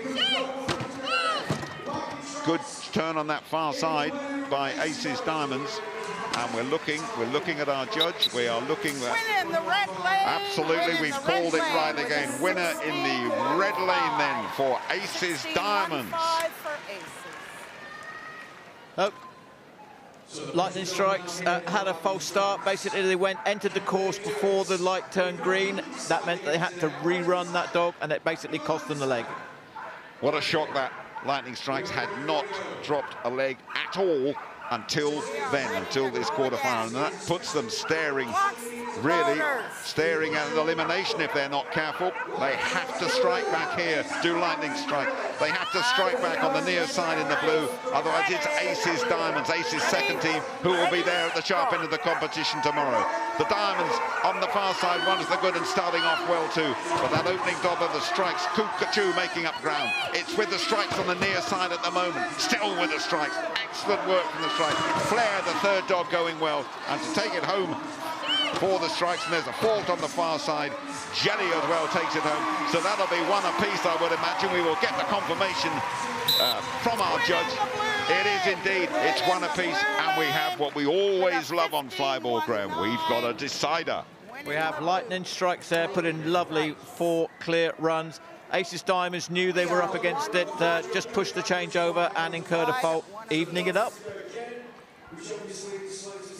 Great images as well of this Flyball, absolutely phenomenal. One apiece. Winner progresses to possible glory. The losers head for the motorways outside the National Exhibition Centre. Lightning Strikes, near side in the blue. Brilliant form coming here. Aces Diamonds, can they surprise them in the far side in the red? It's with the Strikes in the blue at the moment. Still with the Strikes on the near side in the blue. They are producing here when it matters. One more dog to go after this. It is still with the Strikes in the blue. And in the near side, the Strikes have it. They're going to be here celebrating in advance of the verdict. Well, they came through in the end. They were given an almighty shock in that opening leg. But don't discount the Lightning Strikes, the form that they have showed. The form that they have showed, and just have a look at the enthusiasm here. They queue round the block for the Flyball, and they've seen Lightning Strikes come through. Excellent racing from Kukachu, from Flair, from Maisie, and from Jelly. And the Strikes split between England and Belgium. Fantastic team. Friday's champions coming through here.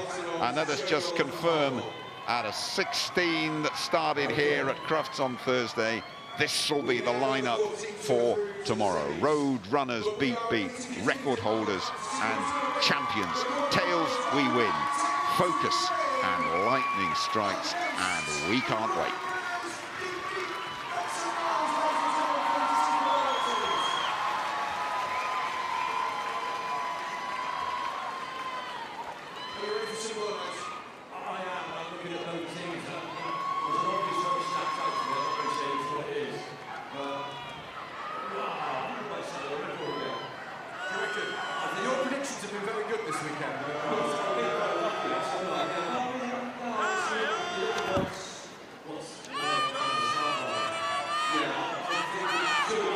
So we're running off now to decide the champions of Saturday.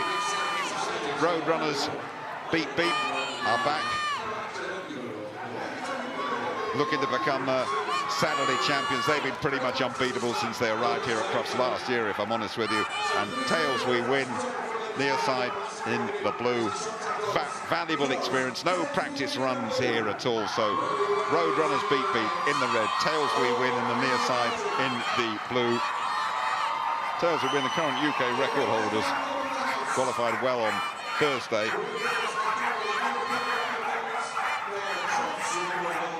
And this will be valuable experience, a good competitive racing as we sort out who is going to be Saturday Flyball champions.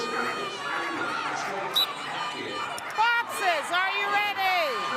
Fox judges, so the Belgian Roadrunners from Zonhoven in Belgium against Tails we win, based all over the UK from Portsmouth to Yorkshire. And they've got a couple of Belgian members in their team as well. Have Tails we win. Tails we win on the near side, and it's just with them at the moment. Making up ground are the Roadrunners on the far with that second on. It's very, very close, this, between Tails we win, and it's just though with the Belgian on the far side. There's a fault on the near side anyway, so Roadrunners beat will come through and will celebrate hugely, by the way. With a 14-4-0. 14-4-0 in the red lane. We have Spitball in the blue lane. 14-4-0. 14.40, that is a new Crufts record, 14.40. They knew it instantly, they celebrated as well. By my reckoning, that's 12 times the record has gone last year, and so far this. They celebrate the record, but they're going to have to go again and get down to business. One to the good are the Roadrunners with a new record set on Saturday. Tails we win pushed them all the way to that record, though. Can they improve it again? A fine start by the first offer from Tails we win, but it is a fine start. There's a fault on the near side. So this is all going the new record holders, the champions' way at the moment on the far side to the Roadrunners beat. They're going to have to run an extra dog on the near, and Roadrunners beat. Yeah, they celebrate that. That is 2-0. That's a fine effort as well, as we look to sort out the champions of Saturday. 14.52, would you believe, inside the old record as well. What times they're setting. But that's what breaking a record does to the opposition. They have to push, and let's say they picked up a changeover fault there, went too early, and yeah, pressured him into the fault, I think.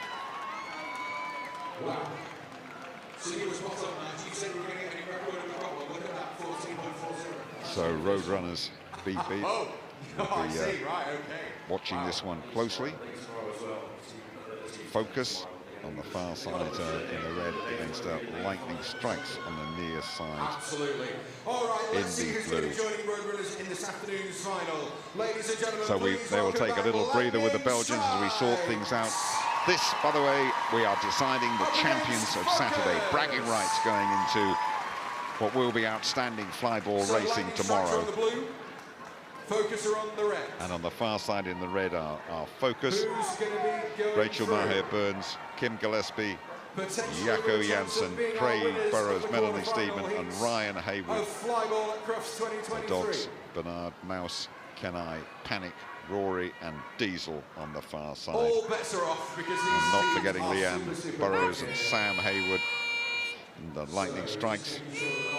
Justin Shearing, Melissa Shearing, Kim Sermon, Alicia Nicol, Becky Black, Michael Black and Kelly Black, Kate Sermon and Mark Nicol, along with Heather Beale. That is their lineup. Ball loader for Focus, Pam Wright. Sam Haywood in there too for Focus. Hope I've mentioned everybody there. Okay, Lightning Strikes then on the near side in the blue. Focus on the far side in the red. First of three. The Belgians waiting for them. The Beat Beat boys and girls waiting for them in the final. Saturday final, that is. Focus in the red on the far. Lightning Strikes near side in the blue. And Focus getting a good start, but Strikes is fighting back. It's with the Strikes at the moment on the near side. Still with the Strikes, but only just. Focus are now got their noses in front. Focus on the far side, quick turn. There's a fault on the near, so it will go Focus's way on the far side. Because of that fault on the near side, they're going to have to try and run an extra dog. They're not even bothering to run an extra dog. It has gone to Focus on the far side. They are one to the good, and they are looking for the ultimate test on Saturday against the reigning champions from Belgium. And there we are, quite clearly showing the changeover fault there. So giving Focus quite an easy win there, but look at the dogs. They drop ball there, must take it back over the 4 jumps to have a clean run. Focus on the far, have the advantage at the moment. Can Lightning strike back and give us a design? We shall see.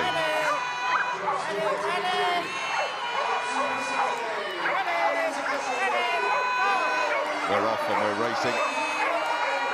Focus on the far, good start from them, but again, striking back at the Strikes on the near. It's with Lightning Strikes on the near side, the blue lane, only just.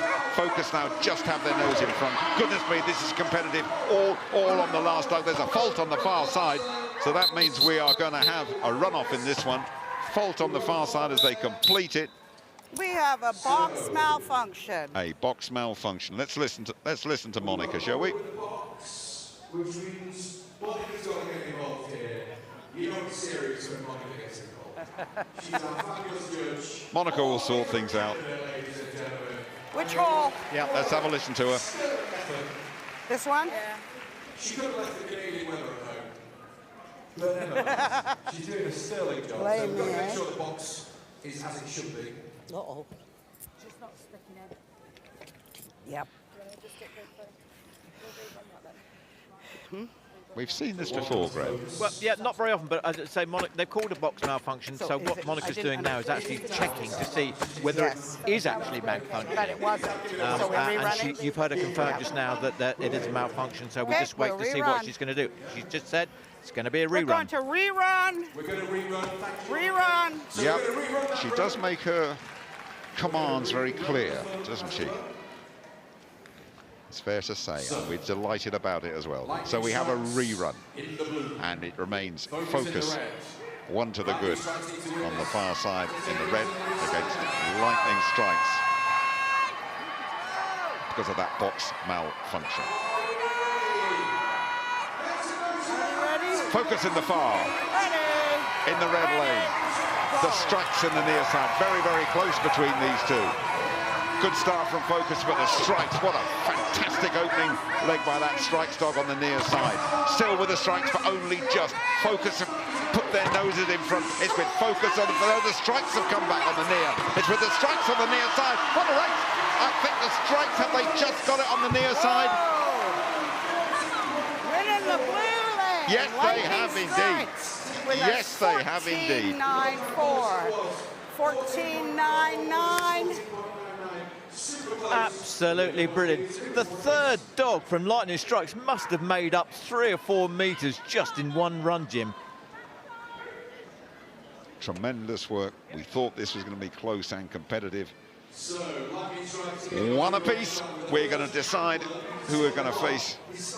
The Belgian champions, the Belgian record holders, in just a couple of minutes' time. So close, this flyball racing. Wherever you're watching, I am sure you're relishing every single second. Let's see what's going to happen here. The strikes then on the near side. Fine start again by the opening dog from the strikes. Still really, really close. It's with the strikes. Only just there's a fault on the near side though. That is the strikes. So it's with focus. All the advantage at the moment on the far side is with focus. Quick turn from the focus. They're going to have to run an extra dog on the near side. Yep. The hands are raised from the focus team. It's focus to go through. We will see them once more. Very, very close stuff again, Graham. Yep. It was very, very close. As I say, we had a faulty changeover between dogs 1 and 2 for lightning strikes. Quite clearly, you saw the second dog entering the lane before the other one had cleared it. And we've got some fantastic and great camaraderie there. There you say, you've got 2 opposing people just wishing each other good luck. They're one big family. That was endorsed when they had that accident on Thursday. A lot of the flyball people stopped to help out the Belgians who'd had that unfortunate accident. I don't need to tell you how popular this sport is. And the Roadrunners Beep Beep will get a fantastic reception here as well. As they come back in, are they going to say, we are the champions, we are the kiddies, nobody gets near us? Or could Focus, winners of Crufts a few years ago, runners-up last year, could they create a surprise? The atmosphere in here, you really need to be here to appreciate it. 7,000 people stamping their feet, cheering their heads off. It is absolutely electric. It is indeed, and I know lots of you, wherever you're watching, are enjoying this as well, hugely.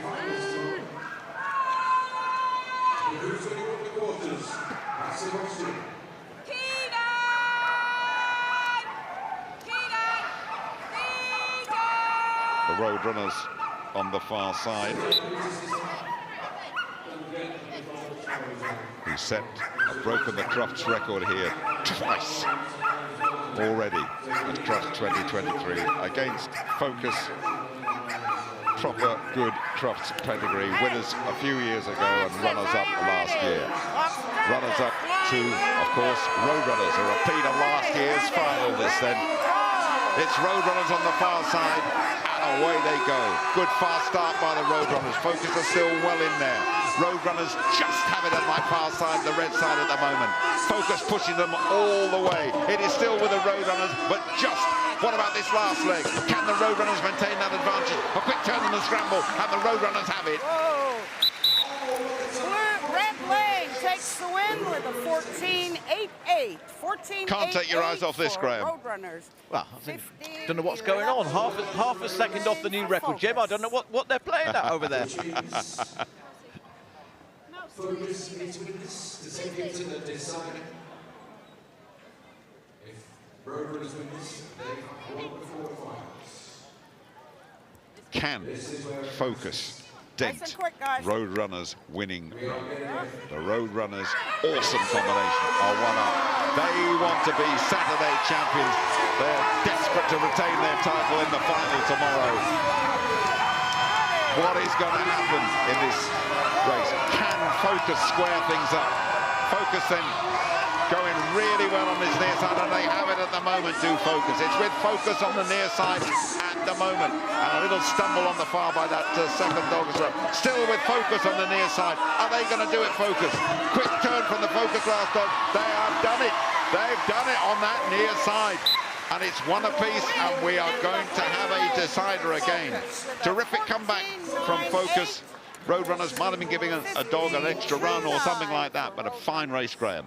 It was. They were very slow through the start gates. The green light had come on, indicating the dog can go through the gates, but they were probably a second or two, and we're normally talking hundredths or even thousandths of a second they got it down to. You have got to love this. One apiece, a run-off to decide Saturday champions. Roadrunners were Thursday champions. Focus produced when it matters, went all the way last year. Have won the Crufts title before. This will be huge bragging rights, a huge psychological advantage as well going into tomorrow. Away we go. And it's a fine start by Focus on the near, but Roadrunners have it on that far side. It's with Roadrunners only just at the moment, though. Focus striking back on the near. So close. It's with Roadrunners on that far side. What about this last leg? Roadrunners, Roadrunners, Roadrunners. They have got it. They are the Saturday champions. 14.71 the time. That is rapid. That is rapid. Win in the red lane. Pure class. That's all you can say. Pure class. And they're just really cementing their position there. They're saying to the others, if you meet us in the semi-finals, you're going to have to go some to beat us. What a fine combination they are, the Roadrunners. Lovely group as well. Roadrunners Beep Beep will be Saturday champions going into tomorrow's semi-finals and final. And we're going to take a little rest and a little gargle, and we'll be ready to go again, won't we? The big flyball tomorrow, Graham. Great afternoon, great flyball racing. Okay, ladies and gentlemen, it's presentation time. So, please welcome back our two amazing flyball teams. What a quarterfinal that was. A new Crufts record has been set once again.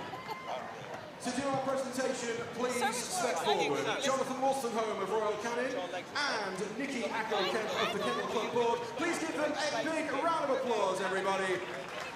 Our presenters to award our flyball quarter-final winners and runner-up. It gives me great pleasure to announce an incredible team all the way from Belgium and setting a new Crufts record of 14.40 seconds.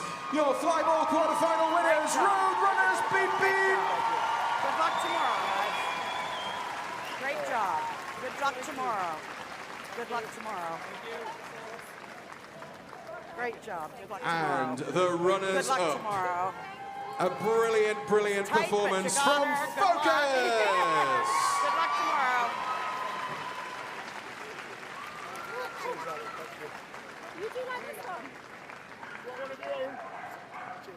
And let's hear it for all of our amazing flyball teams, ladies and gentlemen. The 4 teams that are through are the Roadrunners, Tails We Win, Good Focus job. and Lightning Strikes. Nice job. Thank you. Well done to all of them. We will job. see them in the Thank you. semi-finals tomorrow. Good job. And now we are going to award Good job. Be proud our to be here. rosettes and our trophies. Good job. Be proud to be here. Good job. Good job. Nice. And we've got aces. Oh, the kids. Congratulations. Okay, so we are now awarding our YKC, our juniors. Congratulations. Congratulations. Great racing. Congratulations. Please Brilliant. give a huge round of applause to your winners, Aces Rising. Good job for being here. Good job. What we got here? Oh, yeah, you didn't have the right shirt. Congratulations. These are the future of this amazing Awesome sport. kids. A Awesome. fantastic We had some display great of performance earlier in our YKC Nice flyball. And Good let's hear it for your job. runners-up. Congratulations High for Flyers being here. Ricochet. Nice job. Good job. Brilliant. Okay, it is lap of honor time.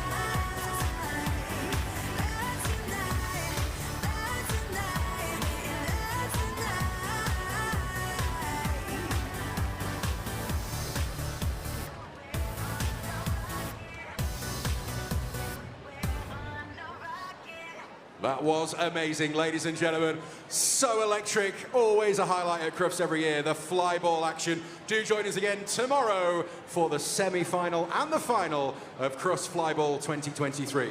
Here in the main arena now, there will be a short interval. Go and get yourselves a coffee, get yourselves something to eat, and we will be back at just before 5 p.m. this evening. Join us then just before 5 o'clock. We will see you then for our evening programme. Thank you.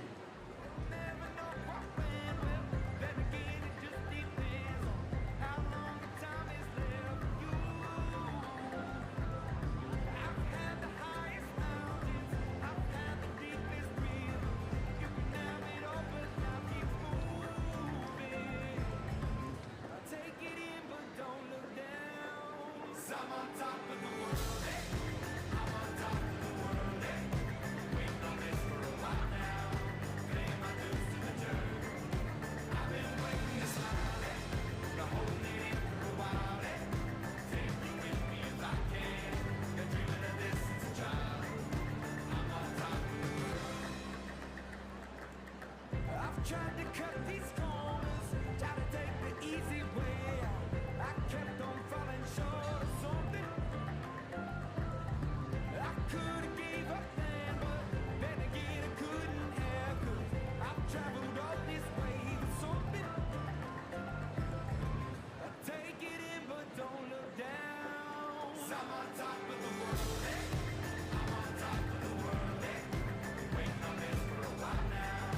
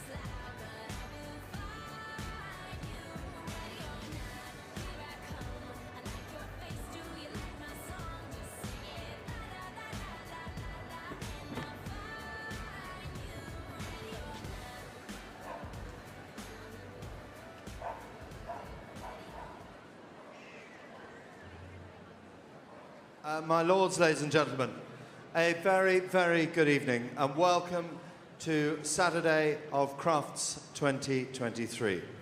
May we ask you now to please stand for the national anthem.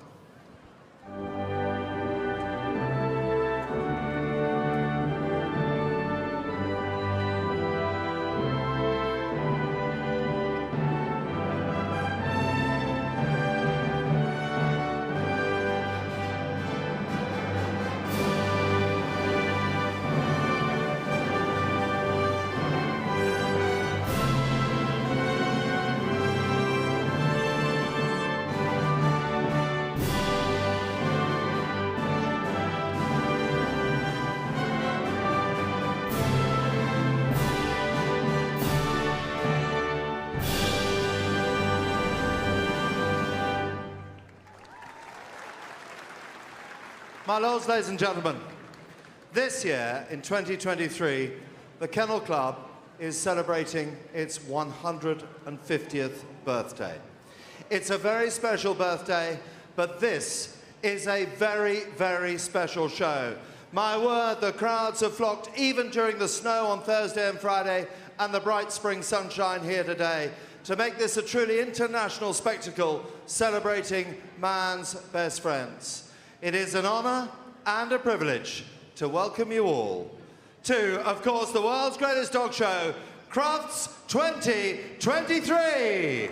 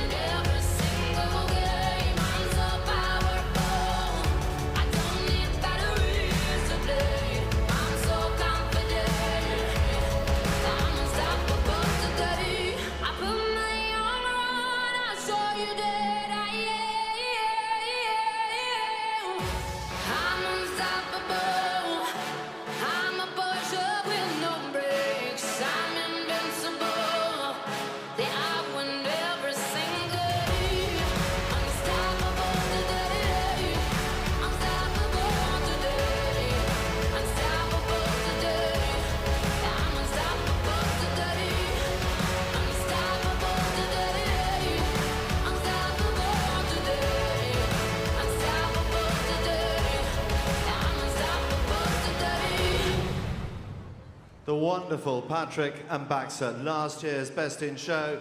And who's going to put the green rosette, the Best in Show rosette, tomorrow night?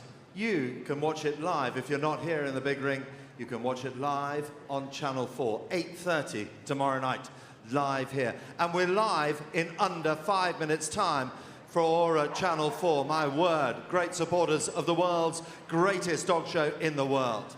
Truly has been an international day here at Crufts. We've had not only the international Heelwork to music, 13 nations, Japan, the United States, and now we have the champions from around the world in agility.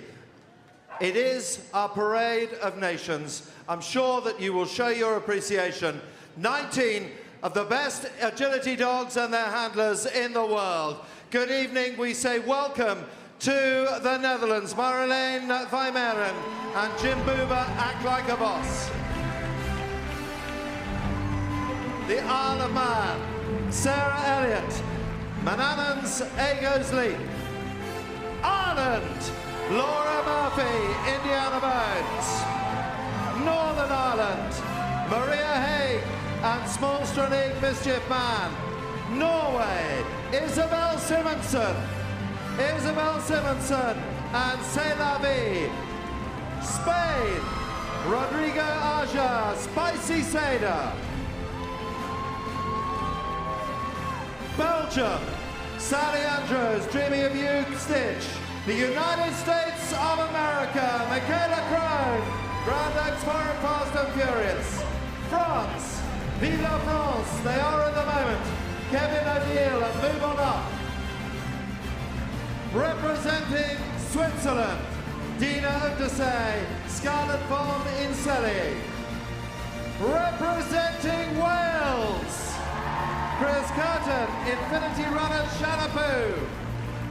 England, Mike Bendel, Lucky Blue Falcon. Portugal, Sergio Sousa, Majestic in the Star. Sweden, Sabina Haakonsen, for the win, Sneaky Ibra. Per Italia for Italy, Nicola Girardaudi and Shepard I'm on Fire. Denmark, Shani Elmerstedt and Border Star calls Mayday. Luxembourg, Serge Spiker, Eden Power Ada. Germany, Mona Griffenstein and Infinity Light Powerful. And last but by no means least, Scotland. Ewan Patterson, Agility Champion, Devon Gem, Quick Time. Ladies and gentlemen, give them all a very big round of applause. They've travelled the length and breadth of the world to compete at the greatest dog show in the world.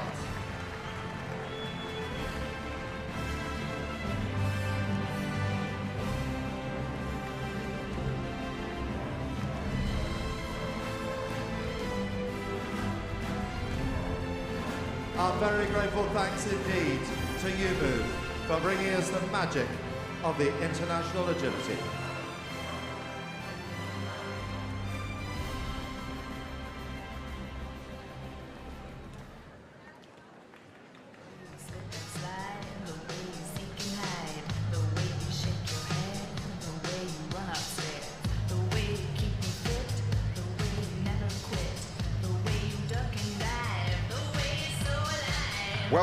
Welcome to the main arena. At the NEC, we are all set for the climax of the International Invitational Agility.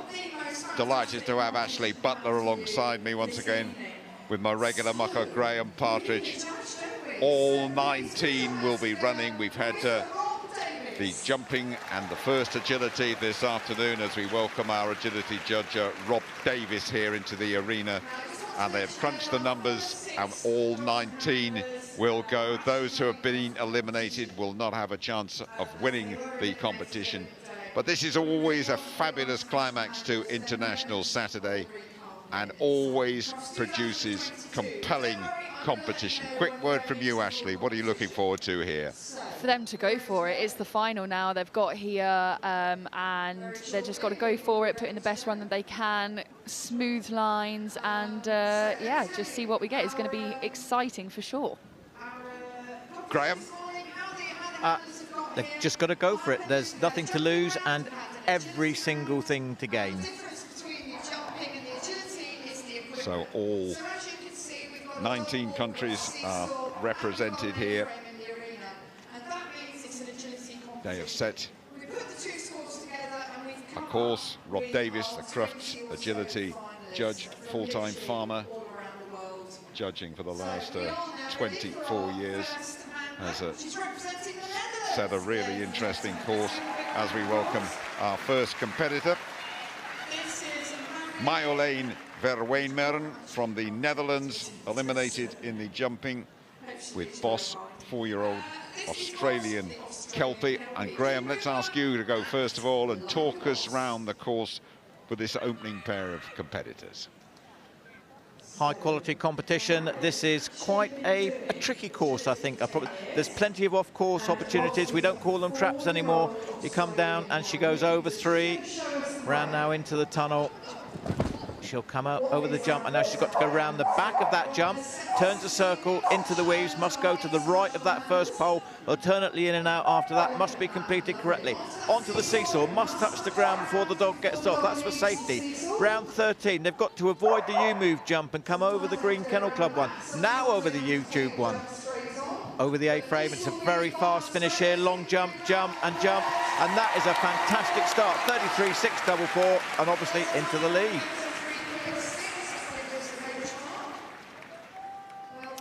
That was a lovely run, and it's always great when the first runner goes clear. It sets the line for all the other competitors coming behind them, and that was a brilliant run. Well done. Looking at Indy from the Isle of Man, Sarah Elliott, 5-year-old border collie, eliminated in the jumping, bred in the Isle of Man.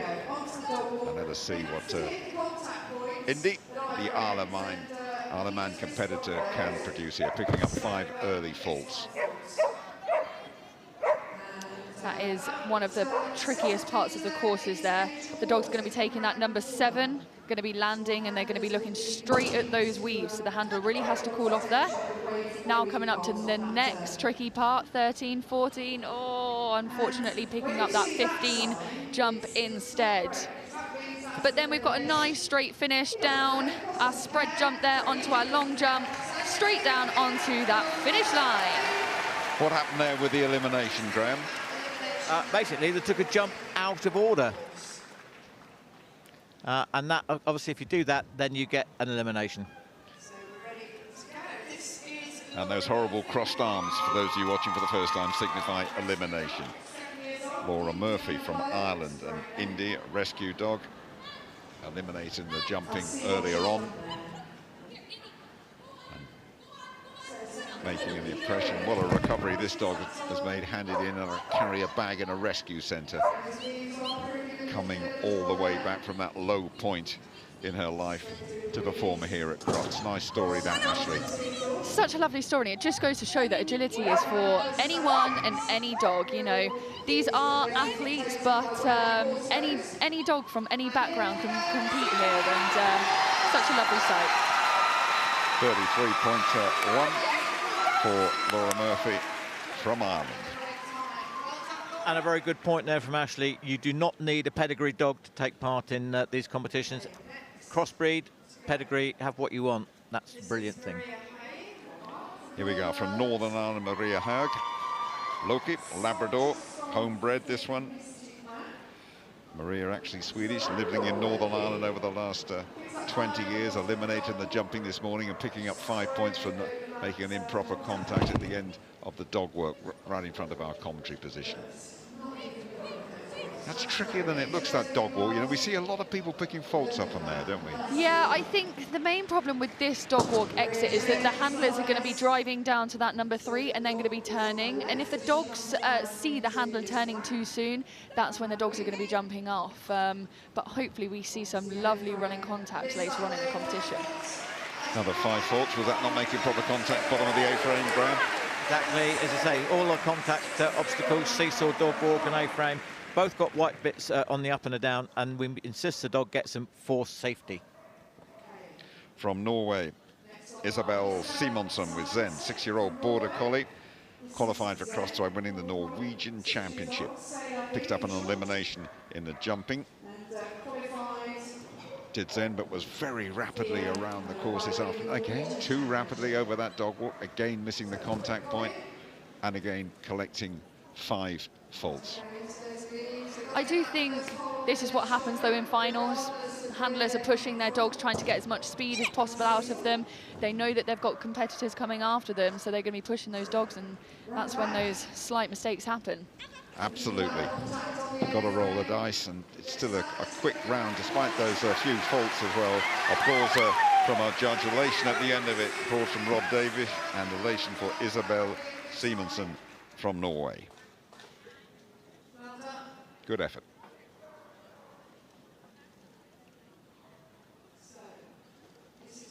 Rodrigo Garcia Vidal from Spain, and Seda, Border Collie. 7 years of age. Decent performance in the jumping this morning. Again, 5 faults for Seda and Rodrigo. Works very close to the dog, doesn't he, Rodrigo? Yes, he does, and there's a really good reason for that, because if you work close to your dog, you cut down on the chance of the dog actually going wrong. The further away from you are from the dog, you have to trust the dog a bit more and mistakes happen, but he's doing really, really well here. Over the U-move, over the A-frame, looking for a sparkling finish, picking up 5 more faults. So that's 10 faults, 35.5 the time for Rodrigo Garcia Vidal and Seda. I think that's why I love this competition so much. With the international, you see so many different handling options. Everyone has their own flair, as to say, and I think that's why I love this competition. This is the first genuine contender, the first of the dogs that can win the competition. From Belgium, Sally Andrews and Stitch. Best dog of the year in Belgium, 2021 and 2022. That was good over the dog work, good contact too, good over that IAMS jump as well. Clearing those obstacles, there's plenty to spare. Shaping up this to a really, really good round, Graham. It is. There have been some great turns. It's all about, if you want to win these competitions, you've got to get tight turns and keep your line straight, and she's doing this very well. She's got to avoid that U-move jump, which she does. Now turns, and this is coming up to the quick part of the course now. Over the spread, over the long jump, 2 more to go. The crowd's going wild, and rightly so, 31.151. And that is the target they all have to beat now, Ashley. Clear 31.1. That is it. And now it's going to be exciting, because every competitor that's going to go onto that line is going to be pushing, and that makes an exciting final. That's the way to celebrate. Just managed to catch that. Shouldn't be laughing. This is Win, Border Collie.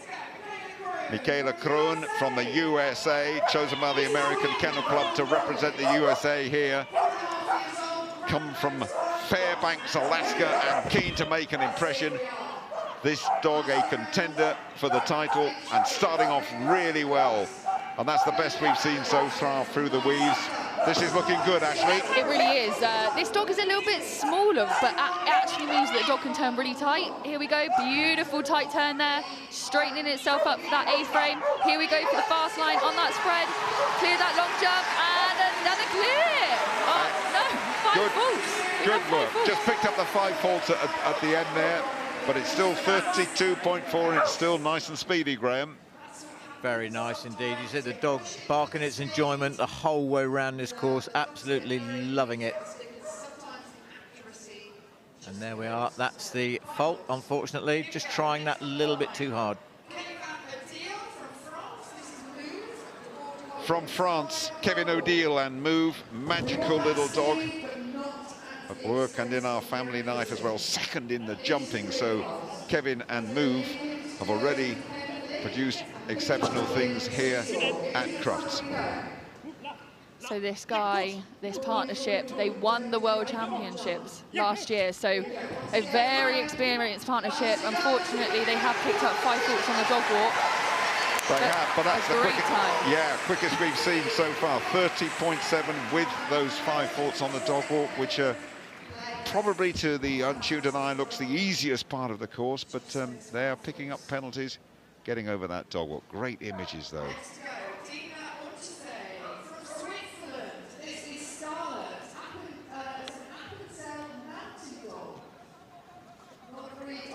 This is already underway. Scarlet, Dina Unterresi from Switzerland. Swiss mountain dog, unusual sort of dog, this one, and having 1 or 2 problems in this round, Graham. It is. Just making sure she gets these weaves. She's going to turn now onto the seesaw, so it must touch the ground before the dog gets off. Now she's got to start to move away, take the dog with her, making sure the dog knows exactly where it's going.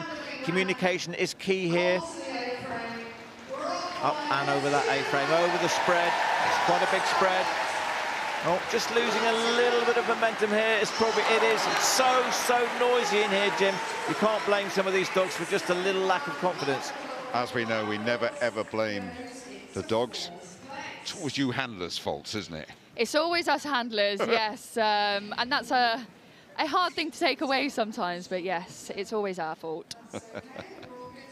Here we are looking at Chris Curtin from Wales and Cop, all the way from Wales. Great Britain team fitness coach. Good combination this. You like this combination, Ashley, don't you? Yeah, I like them because Chris has really worked hard with this dog. Oh, unfortunately, taking up another 5 on that dog walk there. But he's worked really hard with this dog. It's quite sensitive, but look at it go. It's at the world's biggest dog show, and it's having a great time, and that is all down to Chris's training. Absolutely right. 31.1 to beat and clear is their target. They've already picked up the 5 faults, of course, but it's still a very accomplished round over the new move and the A-frame, and picking up 5 more right at the end there. 31.2 and 10 faults for Chris Curtin and for Cop, Graham.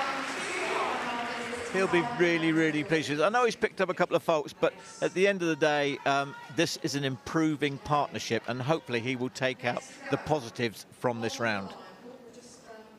International competition representing England, Falcon, a working sheepdog, and Mike Bendel, workaholic, is Falcon. First year at Crufts for these two. You've known this feeling, Ashley, carrying the hopes of the nation, really, extra pressure. Oh, 100%, but also it's going to be the most electrifying feeling stepping onto that start line and representing your country. There really isn't any other feeling like it, and at the moment he's clear.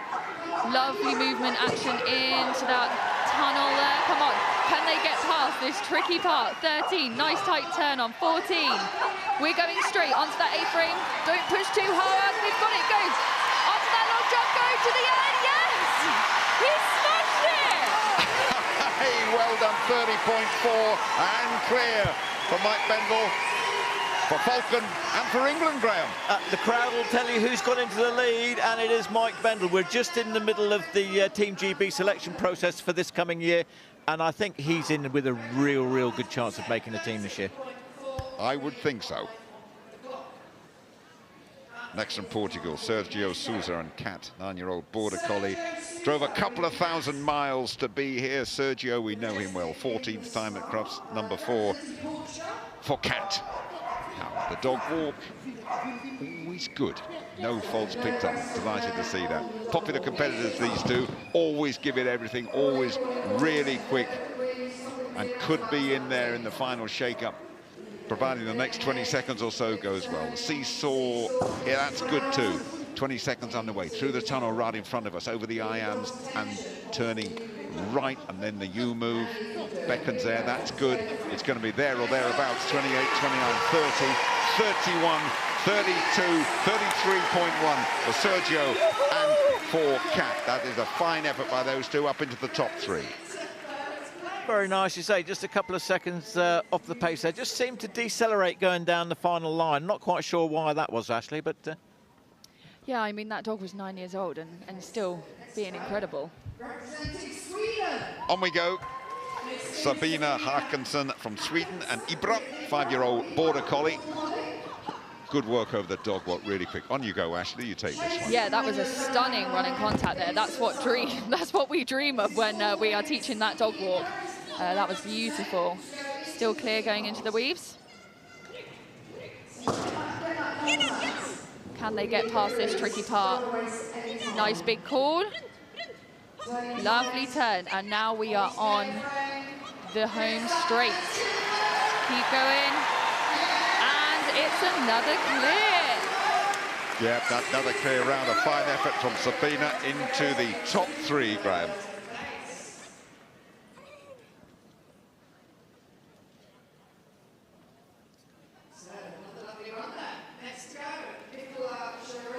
This is Nicola Giraldi and Brandt from Italy. First in the jumping, so a combination to watch, these two. And this is really, really rapid.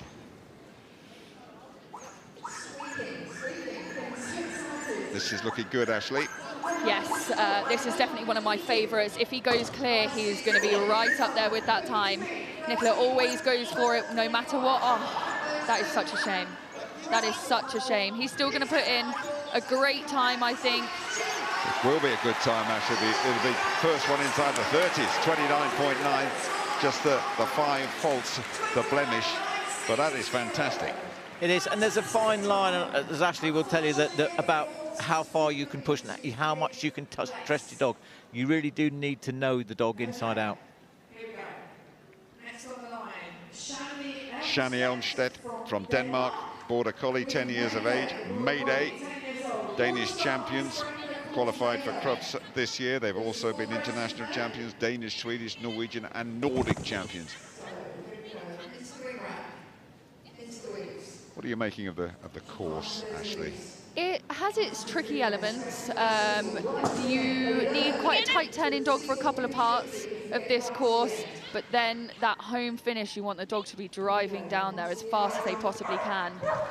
But these guys are doing great at the moment. Onto that home stretch. Good work, a nice solid run there. It's very solid, clear around 33.2 for Shani and for Denmark into the top 5. And that dog was 10 years old. I mean, it just goes to show how fit these dogs are to be a 10 running around like that. Serge Spychup from Luxembourg with Aida, Border Collie, national champion last year. Very successful international career. Ready to go. Representing Luxembourg. Let's see what the Luxembourg entry can do. And that's immediately the dog walk. You think Word might have got around. 5 faults on the dog walk. Can you pinpoint any reason, Graham? Is it just adrenaline flying? Or? No, it's a straight-on exit off the dog walk. There's no real reason. You just get little blips like this, and he's going to be really, really annoyed about that because this is shaping up for a fantastic round. Really quite quick. He's not going to be far outside of the time. Brilliant. Well done. 31.376. Yeah, I think with that dog walk, with this atmosphere, going into this big arena, the dogs know. They know when it's a final. They know when they've got to go for it. So sometimes trying to control them is hard work. Next is Mona. We're looking at Mona Greffenstein from Germany with C. Lovely dark-soiled red coat, the Border Collie. Represented Germany for the 3rd time at the Crufts International. And that dog walk negotiated really well and really speedily. And C letting us know that she is very much in the house. Fantastic through the weaves. Seesaw, good too. Time, good. Sehr gut. Over the irons. Little right-hander. U moves leading into the A-frame. This will be very, very close to the sharp end. Very close indeed. 31.4 for Mona and for Germany. Clear as well into the top 4. Yes, Mona is a great competitor. She has represented her country for World Championships, European Championships, and put in a solid, great run there. The last dog to go, overall winner last year, Ewan Patterson, representing Scotland. Lots of Scottish fans here at the NEC. 7-year-old Border Collie Crazy. The 3rd time Crazy's representing Scotland at Crufts. They've won the this international for the past couple of years. The current Crufts champion. They have to beat 30.4 and go clear. They have a habit of doing it. They have a habit of producing when the pressure is on, a bit like you, Ashley Butler, and they are looking very, very good at the moment. Let's just see the round through, shall we? 20 seconds has ticked up, 22 seconds. The time they have to beat 30.4. It's going to be really close, this. Watch the clock, watch the clock. 30.1, 31.0. Very, very close for Ewan, but not quite a cigar, Ashley. No, I think 7 to 8, that turn, Ewan was on the back foot a little bit, crazy, saw those weaves, had a slightly wide turn, and I think that's where Ewan lost it there. I mean, look at him giving his all down that finish line, but it just goes to show one wide turn, and that's the difference. Graham, your thoughts? No, exactly. It was all lost on just one wide turn into the weaving post, and it's just as harsh as that.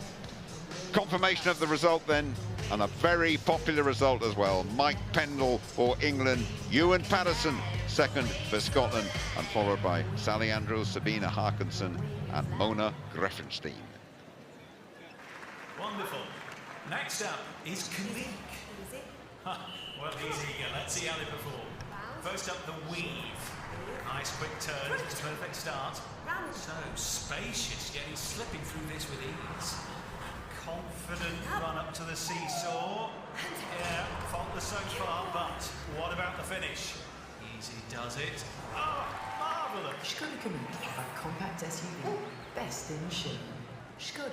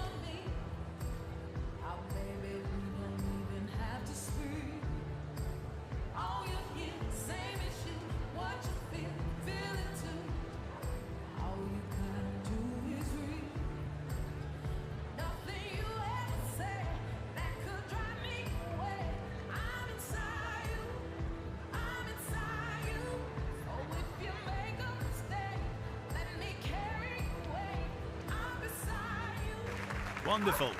Next up is Kennel. Easy. Well, he's eager. Let's see how they perform. Round. First up, the weave. Nice quick turns. It's a perfect start. Round again. So spacious, yet he's slipping through this with ease. Confident run up to the seesaw. Yeah, faultless so far, but what about the finish? Easy does it.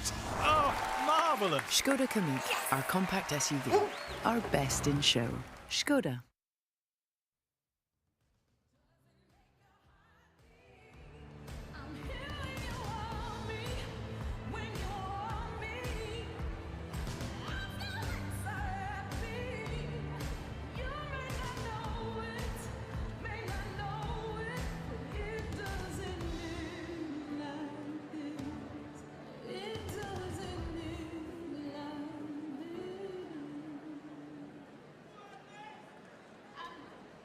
And now, ladies and gentlemen, it is presentation time.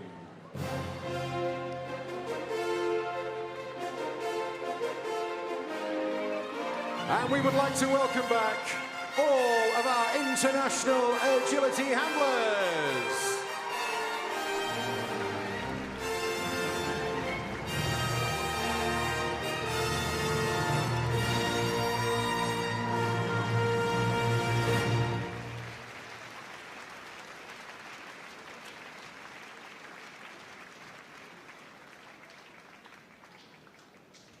I think they deserve one more round of applause, don't you?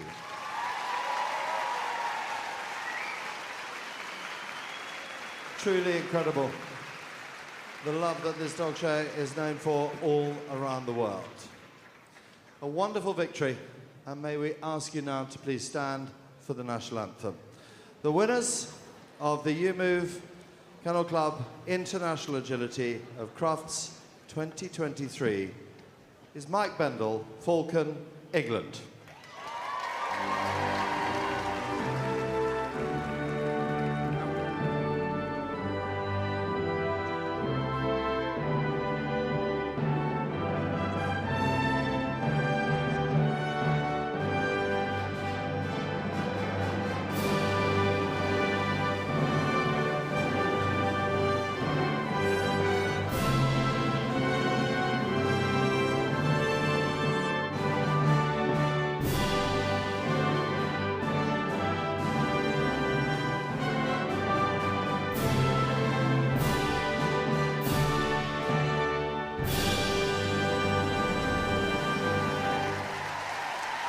Ladies and gentlemen, Mike Bendel, representing England. Okay, it is now time for our judges' presentation. We have been in the very capable hands of our fantastic judges with our international agility. So, please welcome to present to our judges, John Howie, the founder of U-Move, and Mr. Steve Croxford, FCI And now we're going to have the presentation to the first 3 days judges, to Nick Jones and to Rob Davis. They're not, they finished their judging duties. I just want to highlight, judges can make or break competitions, and these two have done an exceptional job. Professional. They've designed the perfect courses to get the great competitions, so they should give themselves a great big clap on the back, really. And just shows that we have some of the best judges in the world, so absolutely congratulations to them. And has been giving out and presenting awards and rosettes for the last 30 years. Well, now we would like to present Anne Roberts with a very special congratulations and our very, very warmest of thanks for her work over the last 30 years. Please welcome Tom Mather, Crufts Chairman, to present Anne Roberts with a very special thank you.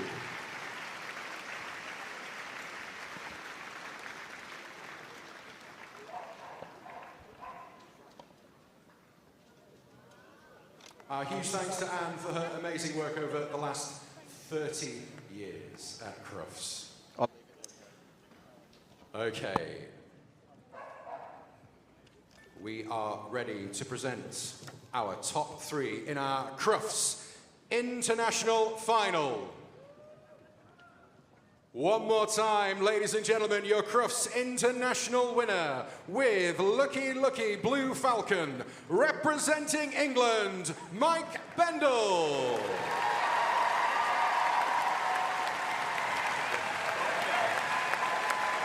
Congratulations. Thanks very much. Really well. It was an incredibly close competition with agility at the highest standard. Our runner-up with agility champion Devon Gem Quicktime, representing Scotland, Ewan Patterson.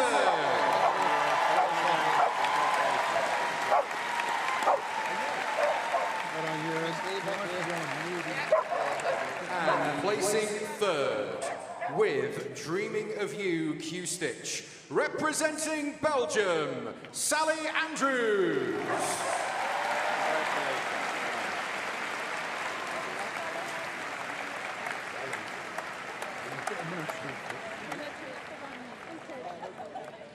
Please keep the applause coming, folks, because now it's lap of honour time.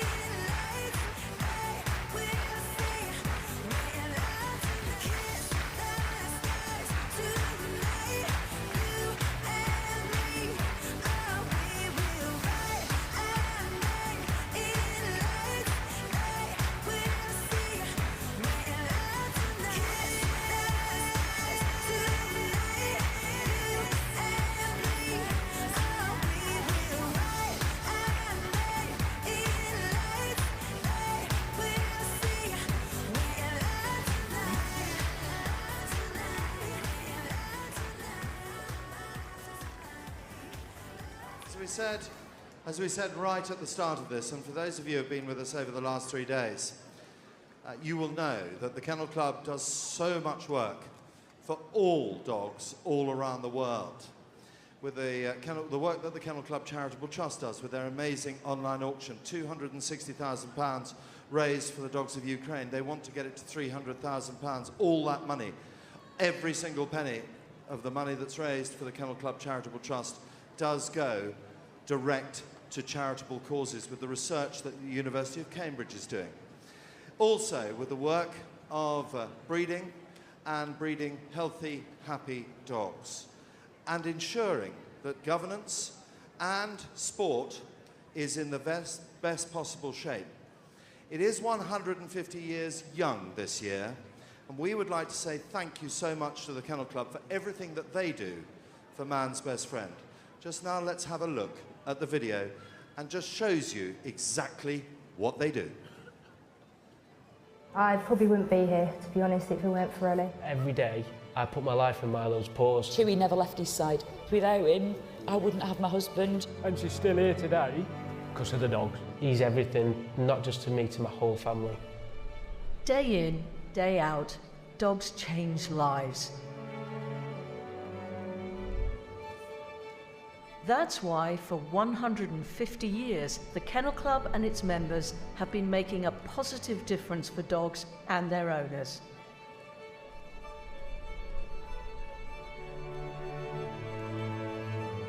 We guide new owners, helping them to find the right dogs, brought into the world by responsible and caring breeders who want the very best for them.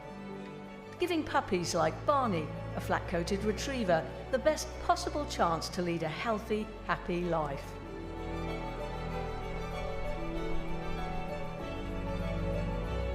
Thanks to DNA testing, we've eradicated diseases such as CLAD, an inherited blood disorder in Irish setters.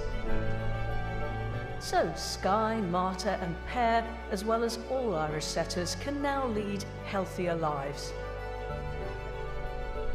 There's always more to be done, which is why we continue to lead the way in helping breeders eradicate inherited diseases, improving dog health for generations to come. And we do all of this because when you have healthy dogs living with loving owners, the real magic of dog ownership begins. We're helping to build that unique bond between dog and owner through a range of training and activities that bring joy in the best and even the most difficult of times. Hayley lost her sister, but spending time with her dog Ellie, doing the activities they love, agility and Heelwork to music, got her through her grief. They've even been to Crufts, our most famous event for anybody who loves dogs. And thanks to PetLog's microchipping database, we're making sure that your canine companions have the best chance of being reunited with their loving families should the worst happen. Like Jazz, who was reunited with her family after 8 long and heartbreaking months.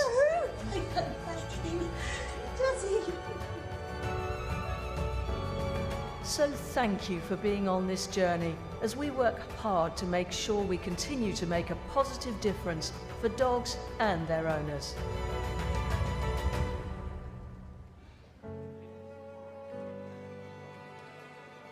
I think the Kennel Club deserves a very big round of applause, don't you? I really do. And we turn our attention now to a very, very important competition. It's not just about purebred dogs. This is such an important competition. It is our thanks to James Wellbeloved, because it is the Scruffts Family Crossbreed Dog of the Year. Heats up and down the length and breadth of the British Isles, raising money for the Kennel Club Charitable Trust, and qualifying to be judged here tonight. They had their semi-finals this morning, and it's now time for the final. It gives me great pleasure to hand over to John Holling.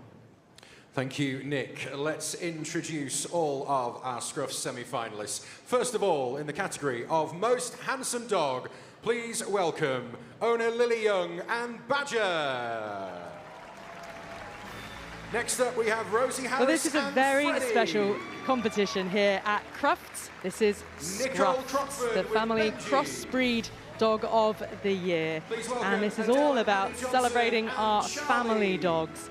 It's not all about the pedigrees at Crufts and the breed judging. These are dogs that show fabulous temperament, companionship, who are crossbreeds. They've got all sorts of backstories, and you'll hear a lot of them here today. These are dogs who have all qualified for Scruffts by taking part in competitions across the country. There are 4 classes: most handsome dog, prettiest bitch, child's best friend, and golden oldie, good citizen dog rather. And we saw a semi-final earlier today, so these dogs have been prejudged, and we will hear tonight which dog has won in each of those 4 categories. And therefore we will have finalists, and then overall we will be crowning a Scruffts Crossbreed Dog of the Year. Our golden oldies, our fabulous golden oldies. First up, Charlie Henkley with Milo. Sally Hurren and Pepper. So we've had the most handsome dogs come in. Deborah Fisher and Golden Lily. oldies are making their way into the arena now. Georgia Hatton and Hoddy. Prettiest bitch.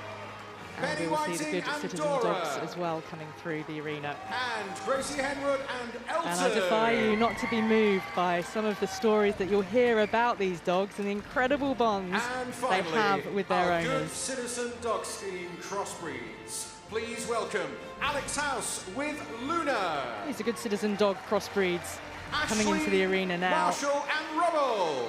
So of these 5, 1 will Charlotte win through Birch and to the Ivy. final, will be shortlisted. Ocean Gallagher and Princess Leia. And we've got a couple of very special celebrity judges for you this evening as well. With Delilah. All will become clear. Please put your hands together, ladies and gentlemen, for 23 amazing crossbreeds. Our handsome dogs, prettiest bitch, golden oldie, and the Good Citizen Dog Scheme.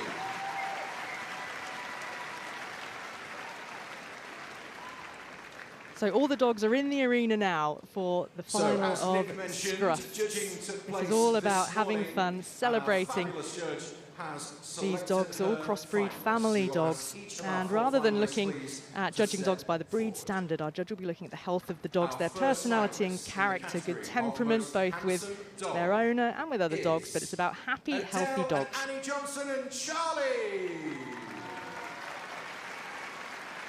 This is little Charlie from the most handsome dog group, and Adele, and then Annie, who's just 9 years Next to be old. called Charlie himself forward, is just 15 our months. prettiest bitch finalist is Prettiest bitch Isabella finalist. Collier and Luna. Luna, the St. Bernard Pyrenean cross, 6 years old. Amazing stuff. Next up, our golden oldie, and our judge has selected Who's the finalist? for Gracie Golden Oldie? Henwood and Elton. Ah, this is Elton, 8-year-old rescue dog. He was a street dog in Romania. He's also come through a bout of And finally, chemotherapy the as Good well. Citizen Dog Helps Gracie Scheme with her finalist autism. is Francesca Kearns with Delilah. Ah, Delilah from the Good Citizen Dog Scheme, 2-year-old assistant dog, a spaniel mix. And Francesca Cairns, the owner from Kent. These are our finalists then. I'll hand you over to our arena commentator to find out who's going to win. Very well respected judge to look at the dogs. This lady has some amazing setters that go up and down the length and the breadth of the British Isles. She picks up, she does absolutely everything, and she's a board member of the Kennel Club. Put your hands together for Nikki Agley-Kemp. Good evening, Nikki. Well done. You had the honour of judging them this morning and selecting your 4 champions, but they're all champions. Absolutely every one of those are winners, aren't they? Absolutely. They've got a tremendous bond with their owners, and they're all winners today. And I understand they've all had a lovely day and all been treated like VIPs. So well done to them all. Well done indeed. But for those of you who didn't know, today we were very much part of Sky Television. They're 2 absolute superstars of British television and world television. They brought their dogs here and competed in agility. There was one winner, and it wasn't Rob. Put your hands together for Rob and Ramesh. Come here, boys. How's it feel, Rob, to be beaten? Yeah, you know, it's a sad day to lose, but I lost to Reggie and Romesh, so I can't complain too much. Your whippet was something else, but didn't do the tunnels. Yeah, no, we didn't do the tunnels. Didn't do much, actually. It ran quick. Oh, my God, it's just going to... It's a very nervous whippet, and I think did very well to travel up here from London, actually. 18 months old, that's all. 18 months old. Don't start crawling back now. You don't like my dog. No, he did really well. It's quite intimidating for, like, you know, the dogs here are absolutely unbelievable. So, yeah, I try my best, but Romesh absolutely whooped me. Well, actually, Romesh cheated because he was throwing treats all over the place, wasn't he? Yes, he did do that, and they did jump over the fence the wrong way. But, you know, I'm not bitter about it at all. How'd you feel as the champion? Well, I did notice the dig about the treats, but, I mean, I treat my dog like I do my children. That's how we train them, and that's how we do it for our dogs. So I felt like it was the right thing to do. I was very nervous, to be honest with you, because Reggie is a free spirit, you know? Reggie does what Reggie wants. And so I wasn't convinced he was going to do this, but it was great. I really enjoyed the victory. Still can't keep him off the lead because he'll run away and we won't get him back for 3 hours, but we won the competition today, so I'm delighted about that. Congratulations. Thanks, guys. Thank you, Nikki. Right. So, here we go. Come along. They're going to go and have a chat to this side, the good citizens, then the golden oldie, then the dogs and the bitches, and Nikki's going to go that side, and John's going to read the stories about our wonderful champions. Off you go, Nikki, and then they'll meet in the middle. Thank you very much, Nick. So, first to be called forward was our most handsome crossbreed dog finalist, Adele and Annie Johnson, and they are here with 15-month-old Charlie, who is our most handsome crossbreed dog, and they qualified for the competition at Dogfest in Nantwich in Cheshire. Now, although Charlie lives with Adele, she is very much Annie's dog, and Annie is Adele's granddaughter, and Annie is 9 years old. And Charlie, at the age of 15 months, he's recently qualified to become a Pets as Therapy dog. And a lot of the dogs who are part of Scruffs, our Family Crossbreed Dog of the Year competition, have trained as Pets as Therapy dogs, which of course is a fantastic way for dogs to help make a difference going into schools, care homes, to just provide a bit of joy, because we all know that dogs provide the most amount of joy. And he also loves doing hoopers, so he's into his dog sports, and he's an absolute pleasure to own.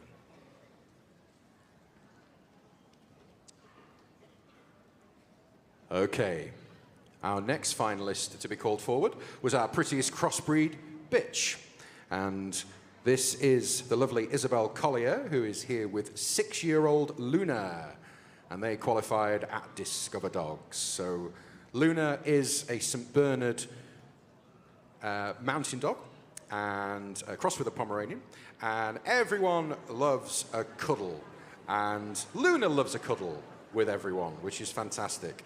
And she's very much the team mascot at the girls' football team, which I think is great. Loves a groom, who doesn't? And she truly is a girl's best friend.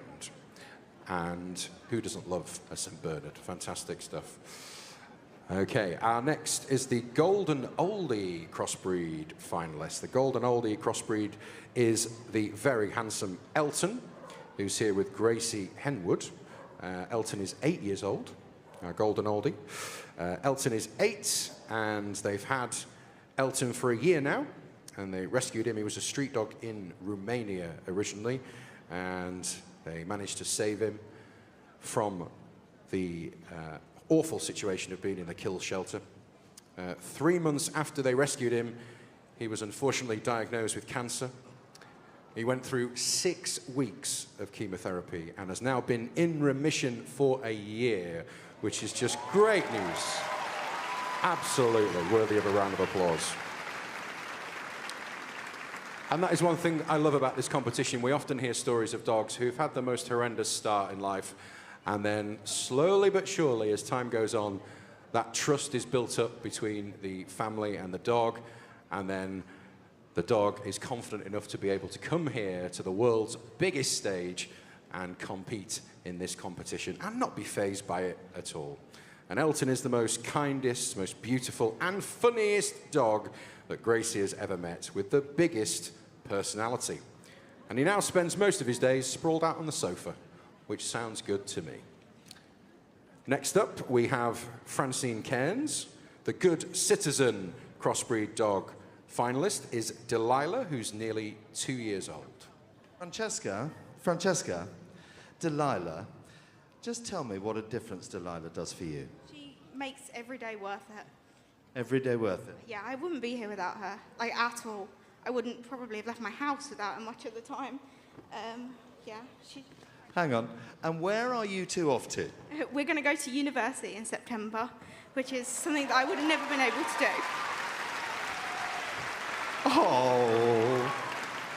Oh, you are a superstar. And you're going to study what? Animal science. Animal science at Writtle College, which is one of the greatest agricultural colleges in the world. Well done, Francesca. Well done. Thank you. That's what a difference dogs makes.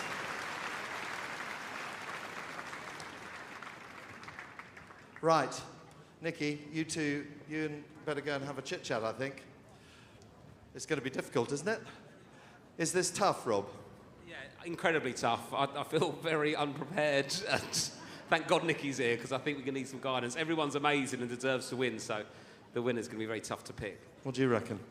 Well, I was very much looking forward to doing this, but now having spoken to everybody, I regret my involvement. To be honest with you, I really don't want to pick a winner, to be honest with you. They're all winners. Yes, absolutely, absolutely. Everyone's done great. So we were going to go around and have a chat there, and then we realised probably people don't care. So we've just stayed here.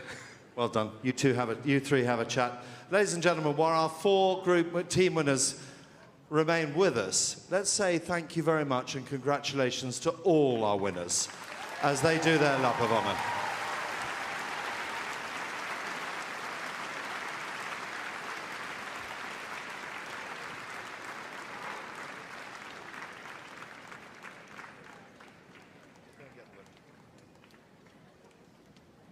So our judges having a discussion here.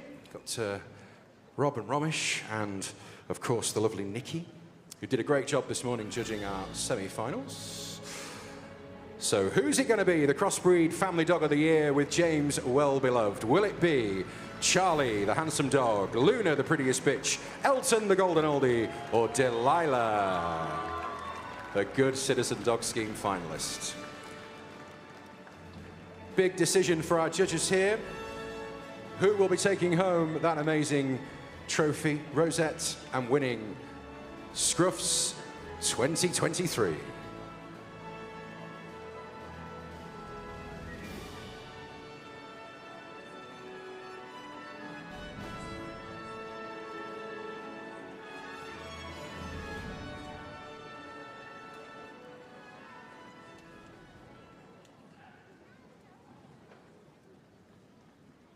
Okay, judges, have we made a decision, Rob? Yes, we have.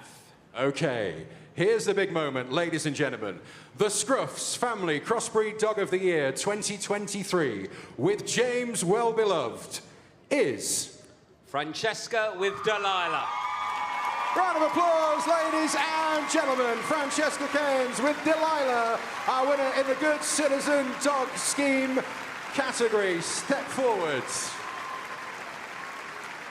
And to do the presentation, please welcome Sonia Hartoma, European Brand Manager for James Well-Beloved.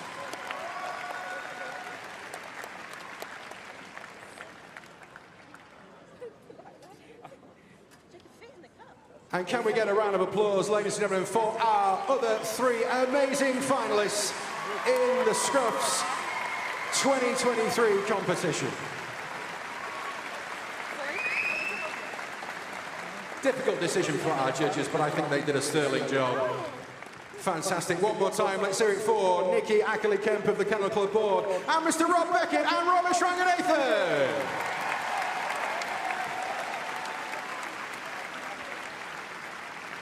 And now, keep the applause going. It is Lap of Honour time.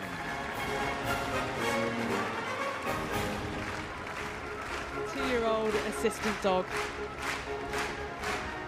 Delilah, a spaniel mix, a 2-year-old assistant dog. Wonderful winners. Francesca, as we heard, off to university because of Delilah. We'll go with a She's from Kent. They've travelled up from Kent. I think you can give them one massive cheer. Well done. And Delilah helps with all sorts of things, anxiety responses, medical alerts, has classed bronze and silver at the Good Citizen Dog Training Scheme. But all those dogs, absolute champions at Scruffts, that we have crowned our family crossbreed dog of the year. From today, from the obedience ring in Hall 5, we have, of course, our 2 groups still to come. But we've just heard from Francesca and Dylan the amazing difference that dogs make. The amazing difference. And over the last 20 years now, we've been running Hero Dogs or Friends for Life, and it's Hero Dogs. And there are some amazing finalists. 90,000 votes have been cast so far. We want to hit over 100 before the winner, the champion of 2023, is crowned here tomorrow night. Please do get voting. They all deserve your votes. Let's have a look at the amazing stories of the Kennel Club's Hero Dogs of 2023. I think Bertie's a hero dog because he inspires me to keep on going and sleeping outside. Night, Bertie. Day 6, 11, 335. I've been raising the money for Horse Rescue so they can build a shelter for the dogs. So Bertie has been helping me by sleeping out with me. He's helped me through those stages where I've been like, oh, it's such a cold night, I don't really want to sleep out tonight. I don't think it's just me raising the money with both. Wonderful. Next up is Kamik. Easy. Well, he's eager. Let's see how they perform. Round. First up, the weave. Nice quick turns. It's a perfect start. Round again. So spacious, yet he's slipping through this with ease. Confident run up to the seesaw. Yeah, faultless so far, but what about the finish? Easy does it. Oh, marvellous. Skoda Kamik, our compact SUV. Our best in show. Skoda. Joy that really helps me with managing my chronic pain. He has completely changed my life. Albert is 3 years old. He is from the amazing charity Dogs for Good. It's easy to feel quite down and to find it really difficult to do normal day-to-day activities because of the pain. But Albert is helping me with my studies and my ambition to become a solicitor. I wouldn't have been able to do that without him by my side. Asher is a bi-detection dog. Not only has he overcome what I'm sure was really quite a traumatic part, but he's used his incredible sense of smell to save human lives. He was the first step. He was the dog that would tell me whether a disease had a particular odour that other dogs could potentially find in the future. The work Asher has done is saving and will continue to save thousands or even millions of lives in the future. I'm certainly all of the hero for myself and the whole family. Beauty seems to be the bond that has held us all together through a very difficult time now. Lily was diagnosed with leukemia about 2 months after Beauty came into her forever home. Beauty is my best friend and she's always been by my side for everything. She means the world to me because if I didn't have her, I wouldn't be as happy as I was right now. Some absolutely, truly inspirational stories of how dogs change lives. And we really do need your votes, ladies and gentlemen. Please do vote for the Hero Dog Award 2023. Of course, all of our Hero Dog Award finalists are worthy winners, but there can only be one winner, and your vote may just make the difference. Will it be our child's champion, our working dog, our hero support dog, our rescue dog hero, or our best friend? Please go online, crufts.org.uk/Hero Dog Award to cast your vote and have your say. Voting is open until 4 o'clock tomorrow afternoon, and tomorrow evening will be the big moment that we crown the Hero Dog Award winner for 2023. Okay, we are going to get back to Heelwork to music in just a few moments with a spotlight performance from our international winner from earlier today. But first, the work of the Kennel Club Charitable Trust continues. It goes on, ladies and gentlemen, supporting and making a difference for dogs. That is what the Kennel Club Charitable Trust is all about. And as you can see on the screen, they're currently running an online auction to help raise money towards their Appeal for Ukraine. If you cast your mind back 12 months, we all remember seeing those horrific scenes on our television screens of what was happening in the Ukraine. And we could not ignore what was going on. So, at Crufts last year, the Trust, with support from the Kennel Club, launched the appeal for Ukraine. And in the last 12 months, £260,000 has been raised. I think that's worthy of a round of applause, ladies and gentlemen. £260,000. Thank you to your generosity. But we don't want to stop there. We want to get that figure up to £300,000, and that is why we've launched this online auction. Head to the website, crufts.auction, to see all of the lots that are available, or you can head over to stand 61 in Hall 3, where you'll be able to find out more. We've got everything from art to experiences to jewellery to sporting memorabilia and more. There really is something for everyone and every budget in this auction, and every single penny will help. Crufts.auction online, or head over to stand 61 and Hall 3. Thank you very, very much for your kind generosity.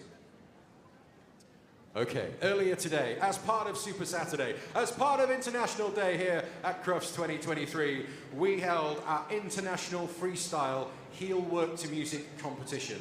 And I am absolutely delighted to welcome back our international winner for their Winners Spotlight performance.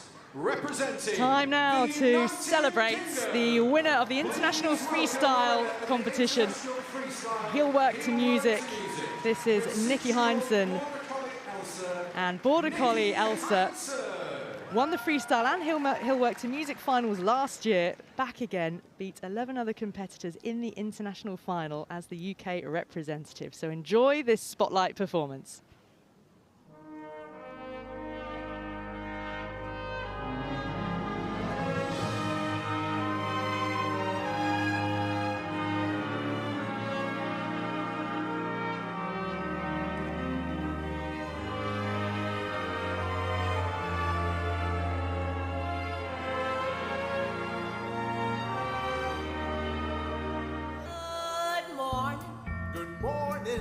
We talked the whole night through. Good morning to you.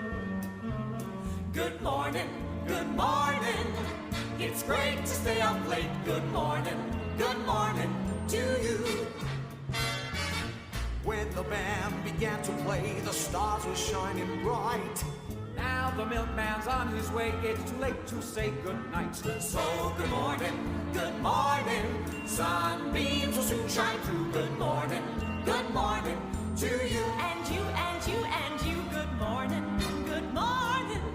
we get all night through. Good morning to you. Nothing could be grander than to be in Louisiana. In the morning, it's great to stay up late. So good morning to you. I'd be just as hippie if we wasn't Mississippi. When we left the movie show, the future wasn't bright, but came the dawn, the show goes on, and I don't want to say goodnight. Well, say good morning. Rainbows are shining through. Good morning. Bonjour. Buenos dias. Muchas frías. Buongiorno. Good morning to you.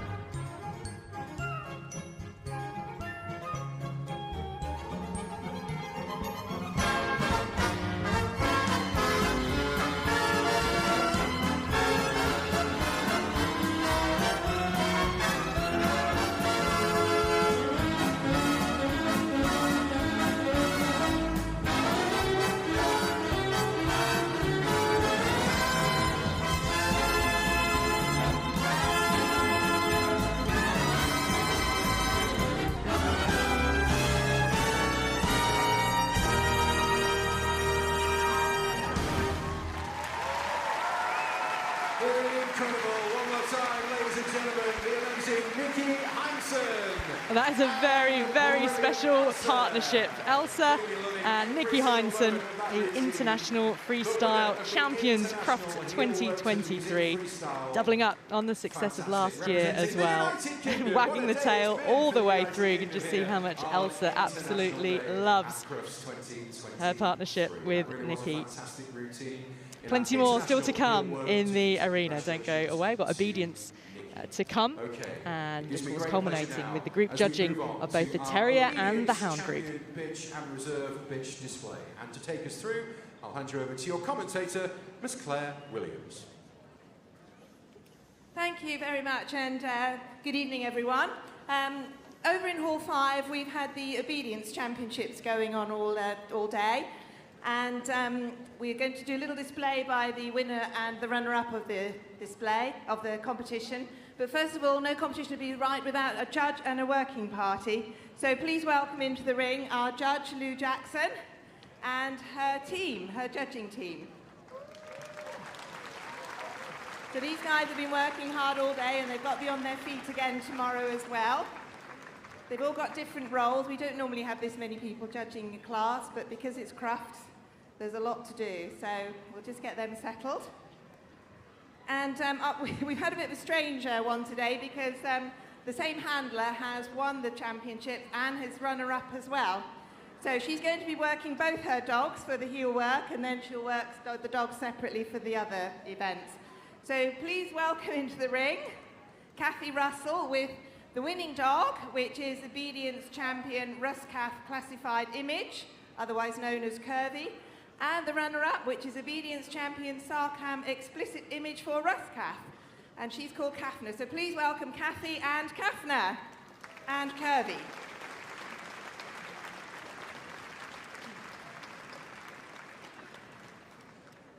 So she's going to start off with some heel work. As I say, you don't normally work two dogs at the same time. It's just a bit of an unusual result today. So obedience competitions go on all through the year, across the country. And what you're seeing here today is the very top handler from the sport. And you certainly don't start at this level. The second place was Border Collie Kaffner. And then they work their way through the classes. So what you are seeing, so like I said, something quite unusual here. One handler and two dogs giving a lovely obedience display. There would just be one dog working, and the judge will be looking at the dog's position and making sure that the dog keeps so our winner, their Curvy, shoulder level with the handler's leg. She is 6 years old. And keeping position whilst doing the turns. And she won 8 championship C classes in 2022. They have quite a lot of turns to do. There'll be about turns, right turns, left about turns, all sorts like that. And Kathy actually bred and then also there'll be Curvy. Paces. So that is a very exciting win for her. And there'll be what's called some positions on the move too, and I'll talk you through those as Kathy goes through those. She's just doing some about turns at the moment. So they are demonstrating some lovely heel work here. The dogs are all trained through reward-based training.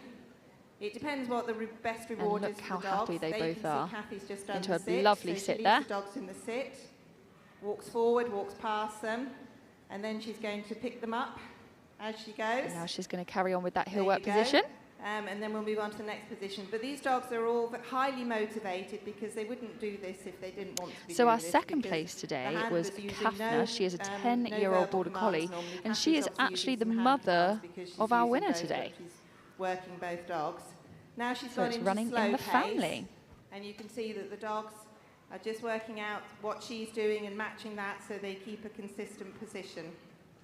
Normally the dog is worked on the left-hand side, but obviously Curvy, who's our champion, is on the right-hand side today. So Kathy's gone back into normal pace now, and she's been asked to leave the dogs in the stand.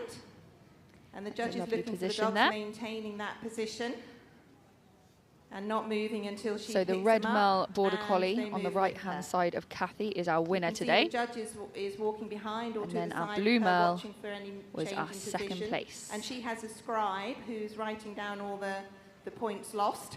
And that's because, so the judge And can dropping keep down her into a eye lovely on down the dogs position. and the handler all the time. In normal holding that competitions, position while the handlers are not Kathy allowed to give any verbal or tests. Physical body signals And as straight they back into go. that Heelwork position. And they would use marks for that as well. Now Kathy's got into a bit of fast pace. And now we're going into a Again, the dogs trot have to with our dogs maintain still exactly in that the same Heelwork position. whilst Stay they're nice in and the close to fast Kathy's pace. legs. We won't give her too much fast pace because it's been And quite a Kathy long says day that for her. Kafna is like a bottle of fizz waiting to explode. And that then is they hold to the despite her sit, age of and the dog 10 has to years sit old. smartly when She is the also the handler naughtiest stops. dog that Kathy has ever owned. There we go. So well done, Kathy. That was a good little display of the heel work. Just to introduce the dogs to you, So the blue just a Merle reminder, the red is Merle Border Kafna, Collie and is she's 10 our years old, winner today. and she is actually the 6-year-old mum Kirby. of the red Merle, which is Curvy, who's 6 years old. And she's going to really complain about not being allowed to join in now. And we have cheeky Don't worry, Kafna I'll there. play with you. Kathy did Okay, say so that now we're Kafna going is to do a very scent naughty. away. So the aim of And this just exercise, demonstrating you that can see naughty the cones, streak the blue there. cones there, is to send the dog Into a middle through the position. two front markers to the back cone, and the handler has to And we are cue now the dog to drop demonstrating at the back a marker, send away. just like that. The dog then That has was to stay in that beautiful. position whilst the handler performs So now a Kathy is going series to walk of over and heel-work meet Kirby. manoeuvres. And again, the judge is looking for the accuracy of the dog on So the this back is marker our and the steadiness of the dog bitch until the dog's obedience called. champion from And then today. the dog has to join the handler in the heel work position Straight and carry into on that doing some lovely heel work, which is what you see high there. heel work So this position, is the kind of head heel in work a that nice Kathy high position and Kirby on produced Kathy's today leg. to win the class and become the bitch obedience Really champions. bringing those front feet up to make that beautiful line. As you can see, she's not giving any body signals or anything, and the dog's just following And a big reward there. her movements. And you can just see how much these dogs absolutely love their obedience. Okay, so now Not Kafna's phased by the gonna audiences at all. Okay, now Have a Kafna go. next. So Kafna was As our you can see, second Kafna's 10 place years old, but is dog today. absolutely full of it. Kathy describes her And as she being is like a raring to bottle of go. fizz, just waiting to go off, despite her age. And she says she's actually the naughtiest dog that Kathy's ever owned. She You is can ready certainly to see the go. spirit in her, can't you?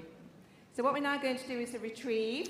So I think now we are So going to this involves throwing an see article, a and it can be retrieve anything in demonstrated the by article. Kathy and Kafna. And the dog 10-year-old has to Border wait Collie. until she's sent out to pick up the article, which she has to do cleanly, return back to sit in front of the handler. Into a lovely position in front of Kathy there. And then when told to go back to the handler's side, and that finishes the retrieve exercise.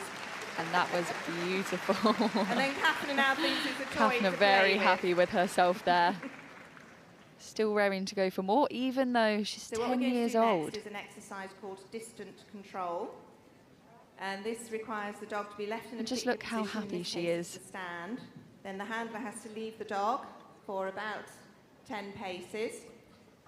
20 paces rather, and then turn So and here we face have the dog, and Kathy then she'll be leaving asked Kafna. to put the dog into a number of different positions. And now Kathy is going to be asking her dog to go into different positions. So they include a stand, a sit, and a down. And now what we're looking for is the dog to stay in the same spot. We want as little movement from them as possible. So again, the judge is looking for steadiness, looking Exactly for the what dog Kafna to take did. up the positions smartly Holding that and position accurately, and a nice and on the first big praise command at from the end of that handler. exercise. So now we're just going to do the scent exercise. So now we're moving on to the scent We're exercise. just going to clear the bollards away. So the scent exercise is from the sort of more advanced classes, and what we I have think we here are just is, changing over a dogs number again. of what we call blank cloths. So these are cloths that don't have So this is anybody's Curvy, particular today's scent winner. on them. She is 6 years And old. She's a Border Collie. We'll have up to 10 cloths out for Class C, which is what this is. And the idea And she is is that the dog known has as to Miss find Perfect the at judge's home scent. because she never puts But we make it a a bit more paw difficult for the dog by wrong. putting in what we call decoys. So, And that there is may why be she one or is two today's people, obedience rub champion. their scent onto a cloth. just to make it a little more complicated. Then the judge And will you can rub see these 2 dogs are cloths so up, happy to be one in this with their arena, hands, one will have showing the off their judge's scent on, skills, not fazed by the and audience other at all, one- and both will raring have to the go. judge's scent on. They'll give one to the steward to put out into the pattern for the dog to find, and the other one they'll give to the handler, and the handler will then give the dog the scent, let them smell the cloth, and go out and So find the we cloth are with going the to see judge's a scent on. scent This time they were going to do it exercise. differently. So one of the cloths that is and, down we've had a number of has the a VIPs specific rub up scent some on it. cloths for us, which And the Curvy dogs needs will to find. find so it's all that about the dog cloth. finding a cloth with the scent on that they don't know. In the lower classes, the dog will actually find the handler's scent, which is obviously a very familiar scent to them. So we're just But waiting in those this cloths to be class, put they down have to now. find, Like I said, the one judge's cloth scent, will have or the in scent this on, case, a different and person's that scent. is the cloth that the dog has to pick So up make them sure they're lined up. as The rule is you can cleanly never put a row of and cloths out in a straight line. as quickly as possible. That's the way it works. So as I say, these classes go on in competitions throughout the year, and you start at a very low level. In fact, if people have done their Bronze Good Citizens test, then there is a special pre-beginner class. I love how for Kathy has handlers matched who her have outfit to completed, Curvy today. their They are Good looking Citizen- very in Bronze sync Good together. Citizen test. And that's really a starting point for people to get into obedience competition. As I say, it's really good fun. It's all about So the that relationship cloth with the dog. has It's a now bit just like been put ballroom down dancing, really. that You Curvy both know has your to go job, but find. you've got to work as a team to make it look absolutely Can she seamless. find the scented cloth? And the dogs are highly, highly motivated to do this, particularly at this level.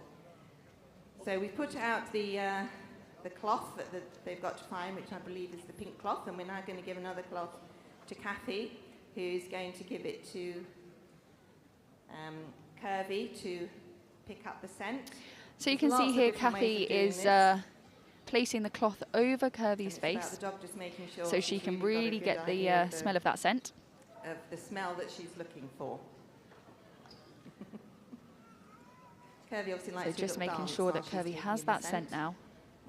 And then she's going to be And sent then away. The dog is sent to find the cloth. She's going to smell all the cloths, and she has to find the cloth with the scent on it.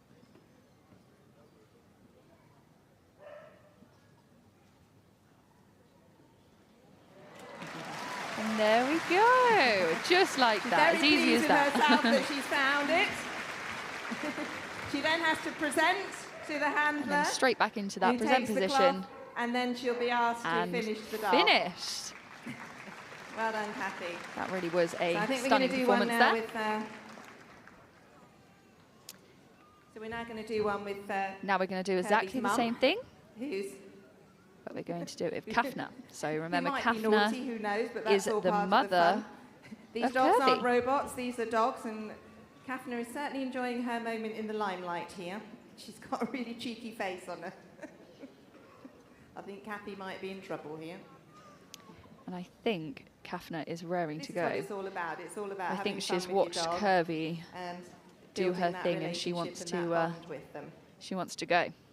We've had 44 shows of championship Now all the C dogs classes this year. that we see in any Kathy's exercise had that a we're really working good today, whether it's season. obedience, Both agility, her Heelwork dogs to have both music, won 8 are all tickets trained each, so 8 using championship positive C classes, enforcement. which is a huge number to win.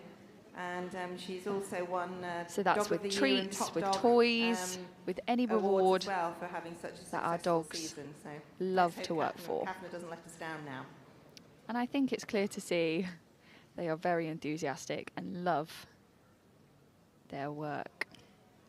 Can she find that cloth? As you can see, both dogs have worked very differently.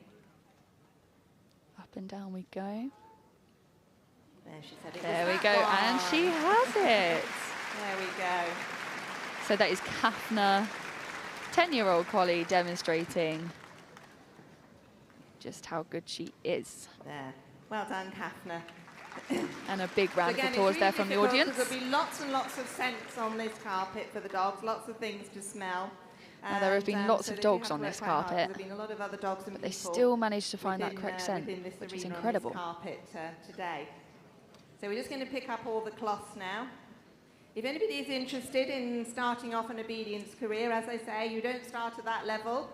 You start much lower down, but it is a great sport. Please go and find the obedience corner over by the Kennel So Club both stand. collies They've got a there little, looking very where they happy have with all the themselves with the different, work that they have done. Dog sports, there's one for obedience there as well. I think it's safe to say that they definitely earn their titles today of Bitch Obedience Champion and Bitch Obedience Second Place.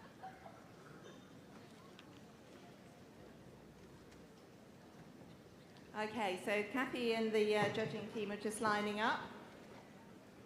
And we're going to welcome into the ring someone who has started in the lower classes and actually who won the special pre-beginner class today. And that is Paige Jackson. So I think now we are just going to Firecracker, present. and she's accompanied in by the Chief Obedience Steward.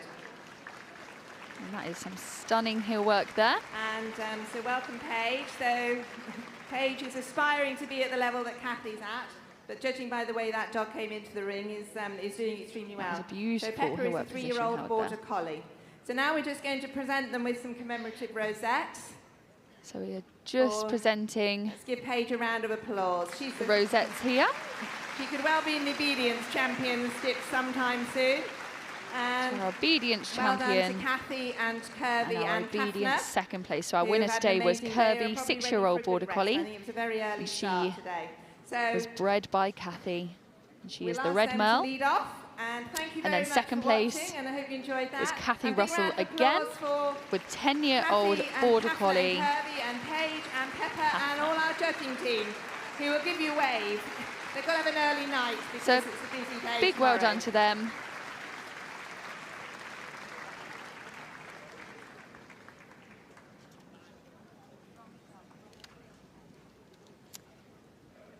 So that was a lovely demonstration there of the obedience wasn't that champion. superb, ladies and gentlemen? I And think they next up deserve we another round have of the applause. group judging. An absolute delight to see obedience at the highest level.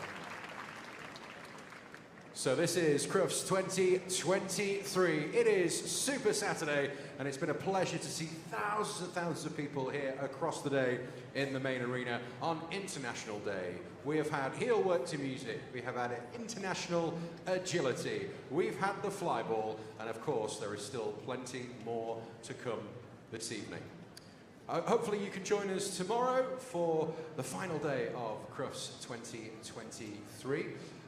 And we will be enjoying our flyball semi-final and also our final as well. And of course, the big moment of tomorrow, the climax of Crufts, will be Best in Show 2023. And now, the first of tonight's group judging, the Terrier Group. Your commentator to guide us through is Jenny Shora. Good evening, ladies and gentlemen. Our judge for the Terrier Group this evening began his canine involvement in 1971 with a German Shepherd who he showed and trained in obedience. He later made up 2 champion Skipperkeys. In the 80s, he turned his attention to Griffin Bruxellois, and his Donzy Kennel has broken numerous records, with 29 champions to date, including 2 Best in Show winners. Together with his partner Stuart Plain, he has also handled several champion Scottish Terriers. His judging career began in 1976, and he enjoys judging breeds in the toy, terrier and utility groups. He is also active on several Kennel Club committees, secretary of the popular Darlington Championship Show, and chairman of UK Toy Dog Society. Ladies and gentlemen, please put your hands together for Mr. David Guy.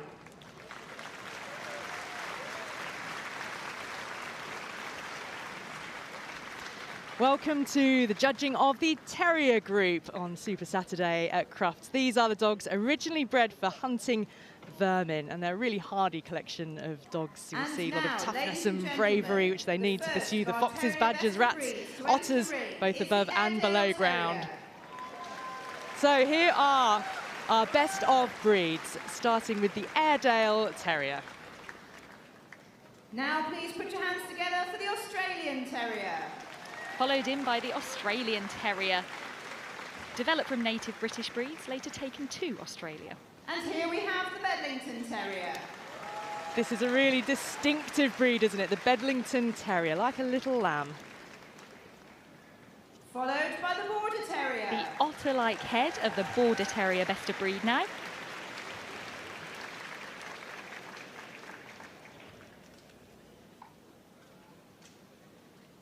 Now, ladies and gentlemen, our best of breed Bull Terrier. Well, the modern Bull Terrier descended from a cross between the Bulldog and the White English Terrier. It was originally bred for dog fighting. Very keen to be in the ring. And the Miniature Bull Terrier. Followed in by the miniature version. This is the Miniature Bull Terrier. Our best of breed Cairn Terrier is next into the ring. Cairn Terrier is one of the native Scottish breeds. Very eager look about him. And now we have the Chesky Terrier. The national dog of the Czech Republic. This is the Chesky Terrier.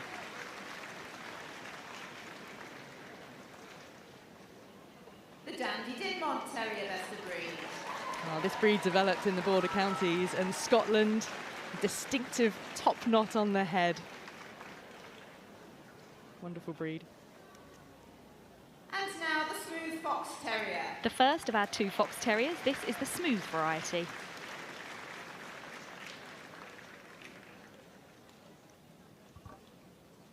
And the Wire Fox Terrier. Wire Fox Terrier, 3-time Best in Show winner throughout the history of Crufts, this breed. Now we have our best of breed Glenfimal Terrier. One of the native Irish breeds. This, the Glen of a Mal Terrier.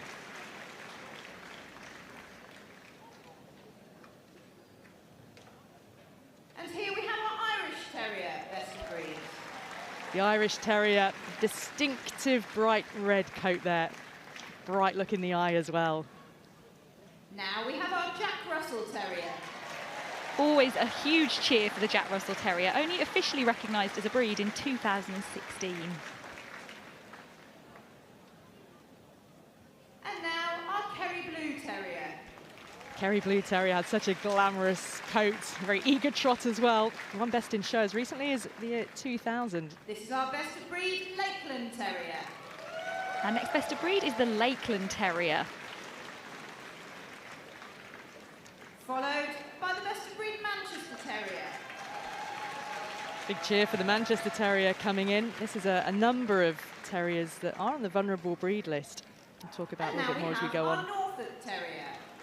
The first of 2 very similar terriers coming into the ring now. The drop ear is what separates them out. This one is the Norfolk. And there's the prick ears of the Norwich Terrier. Basically the same dog, different ears. Parson Russell Terrier.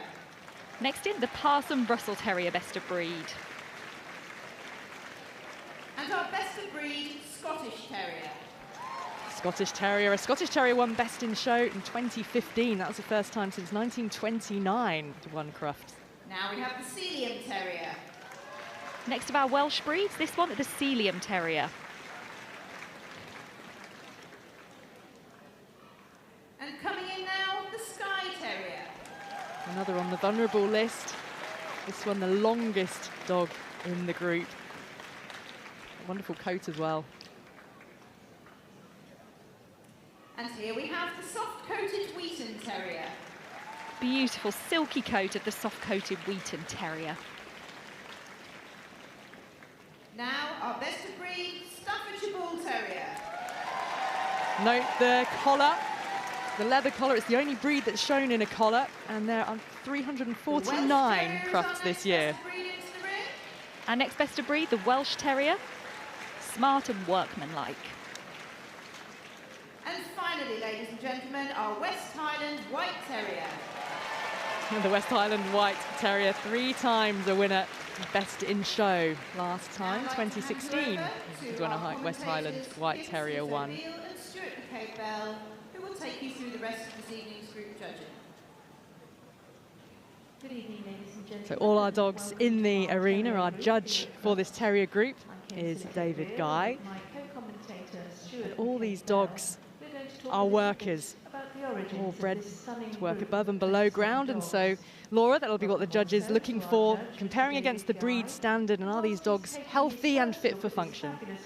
So once you get to the group, we know that the breed judges have felt they meet the breed standard well. So our judge, David here, a very experienced judge, he's going to be looking for that je ne sais quoi, that extra thing that makes the group winner that could go on to win Best in Show. And as you said, many of the terrier breeds are unfortunately on the vulnerable Irish and British native breeds list, meaning there's less than 300 puppies registered a year. And it's simply because they were bred for a purpose that no longer exists, and unfortunately, they then fell out of fashion. There's all sorts of reasons, aren't there, that dogs do come in and out of fashion. The Dandy Dinmont Terrier, some because there perhaps might be a royal connection. Sometimes popular culture, perhaps starring in a television show. From the tallest Airedale to the much Definitely, and many of these breeds are actually hand stripped, which is a real skill in itself. So there's actually only one breed in here that should be clipped with clippers. So it is hard to upkeep them. They shouldn't be taken on lightly. Terriers worked in vastly different conditions. Describe the hand stripping for those who might not be au fait with their dog grooming. So, although it might sound very harsh, it isn't. The hairs are pulled out. It's painless to the dog rather than using a pair of electronic clippers. So it does mean that some of these dogs are maybe more high maintenance than those who have a very short coat. Also, very active dogs, can be very noisy dogs, terriers as well. They like to let you know that they're here. The smaller terriers used for hunting vermin around the nooks and crannies of industrial. There's a huge diversity really in the size, the shape of the terrier and the coat as well. Seeing a real array of them, seeing every single breed here. It's quite wonderful to sight. Loads of the ground dogs, such as Sicilian and Dandy Dinmont, were the best badger hunter dogs. So we'll get a close look at each of the best of breeds here in the terrier group. So let's move on to our first dog. It is the Airedale Terrier. Our judge today was Stuart Plain, and his best of breed was a dog, number 8. The king of the terriers. Here we have the best of breed Airedale. There were 71 of them here today, and this one just 22 months old, called Herbie. Breeds originated in Yorkshire, where it was originally known as the Waterside Terrier because it worked on riverbanks. Even though we refer to the Airedale, it's also worked with the army as a tracking dog, a messenger dog, and a pack dog with the Red Cross as well. And otter hounds and Welsh Harriers. On the move, the judges will be looking for a straight and level back. For long, powerful thighs, and his legs should carry straight forward and moving freely. We talked about coat. It should be harsh, dense, wiry, and this one actually became a champion today. It says on the notes that our fellow commentator, Frank Kane, judged him as a puppy and said that he had lots of potential, so living up to it today. Outgoing, courageous, and above all, intelligent. Ladies and gentlemen, the best of breed Airedale Terrier, number 8940. And the breed we now see on the table is the Australian Terrier, judged today by Paula Meacham. Best of breed was this dog, number 9014, from an entry of 22 Australian Terriers. They were introduced as a breed into the UK. Well, we're immediately seeing the contrast in sizes, aren't we, between some of the best of breeds in this terrier group, because this is the Australian Terrier, thought to have been developed from native British terriers that were taken to Australia by settlers back in the 19th century. You see that really distinctive ruff around the neck. British settlers took these breeds to They were used to keep down vermin, as you said, after being taken to Australia. And they should have a really free, springy, forceful movement, which we're seeing there. You can see those ears up, just so alert, tail carried upright. Another that should have a really harsh, dense top coat. These are durable, hardy little dogs. And whilst it is essentially a working terrier, they do actually make really good companion dogs as well, because they have a really nice, even disposition and very loyal dogs as well. It is one of the longer of the terrier breeds. Too. Wedge-shaped head and pricked ears are a particular feature. Little charmer, an entertaining companion. That's the best of breed. Asked to go around again. Should have a springy gait, yet quite forceful as well.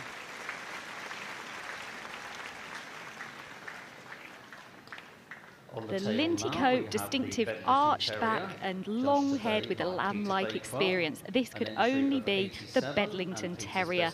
They were excellent dispatchers of vermin and have origins that believe to include the Bull Terrier, the Otter Hound and the Dandy Dinmont. It's a graceful, lithe dog with no weakness or coarseness.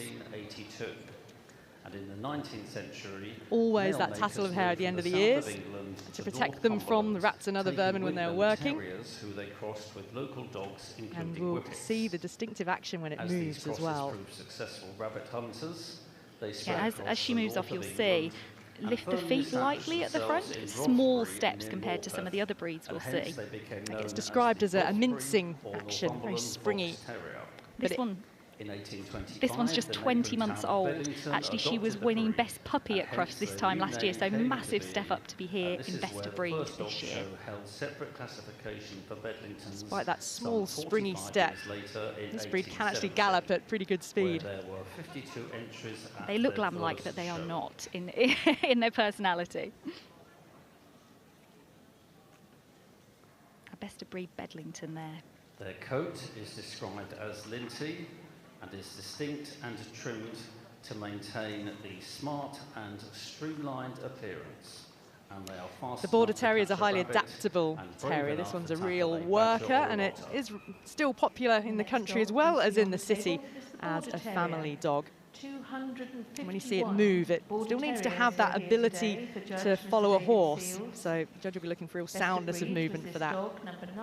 This one is 3.5-year-old dog called Boots, who we actually saw in the special anniversary, 150th anniversary of the Kennel Club Stakes that happened on, was it Thursday? Gosh, the days are merging into one. Essentially a working terrier, says Nicknamed Boots because he certainly likes to walk. He does. Again, we're looking here for that really dense, harsh coat, the otter-like expression, and you should be able to put your hands around the ribs of a Border Terrier, which would indicate that it could fit down some holes to follow after vermin. Makes perfect sense. After he was used as the that coat is harsh and dense with a thick undercoat.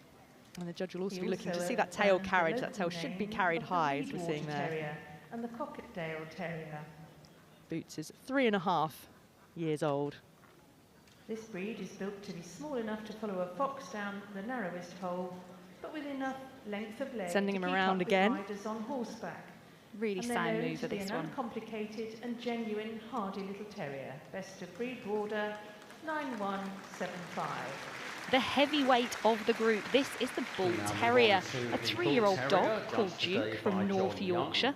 They were unfortunately bred as fighting dogs originally in 19th century Birmingham. They should be strongly built, muscular, keen and determined, and that egg-shaped head is a real distinctive feature of the breed. Breeds that has been truly constructed, mainly by James Hinks, who tried to produce an all-white bull and terrier You are dog. standing solidly on those forelegs, now which the judge will be looking for as well. They should be perfectly perhaps parallel. even a Looking bit of now, Dalmatian, gets on the grey move. hound You can and see a good pointer. thrust from behind. I think the occasion is getting to not Duke only here. an all-white dog, 3-year-old Bull Terrier. You can see the real muscle there, the power of this dog. The coat is short and flat and should have a fine gloss to it. In fact, a lot of the earlier Bull Terriers were white, but a deafness developed in the breed in the 20s, and so coloured breeds then became more common. In the 1930s, Really good example of breeders working to eradicate problems. So much so that at their first entry, a staggering figure of 223. Ladies and gentlemen, your best of breed 2-year-old miniature Bull Terrier here. It was first recognised as a breed in 1943. The miniaturisation was developed through breeding the very smallest of the Bull Terriers. The judge will still be looking to see some substance and soundness, same as the Bull Terrier, but in a smaller frame. Yeah, they were separated from the Bull Terrier in 1943. And despite the origins, this one apparently is the kindest dog in the world and the best pet that sleeps on the bed. So, hailing from Poland, this one, called Jerry. Bull Terrier, with the exception of height. Pretty excited to be in the arena as well is Jerry. They should be full of spirit. You want that fun-loving attitude. This isn't your cookie-cutter show dog. This is a dog with personality. And still that distinctive egg-shaped head, and the coat should be short and flat and somewhat harsh to the touch, but a very fine gloss to it. Judge will be looking for a muscular neck and shouldn't be anything in the way of loose skin.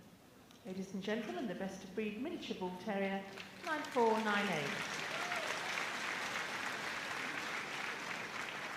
All the way from Canada, we have our best of breed Cairn Terrier. Now, this is a breed that's remained remarkably unchanged for centuries.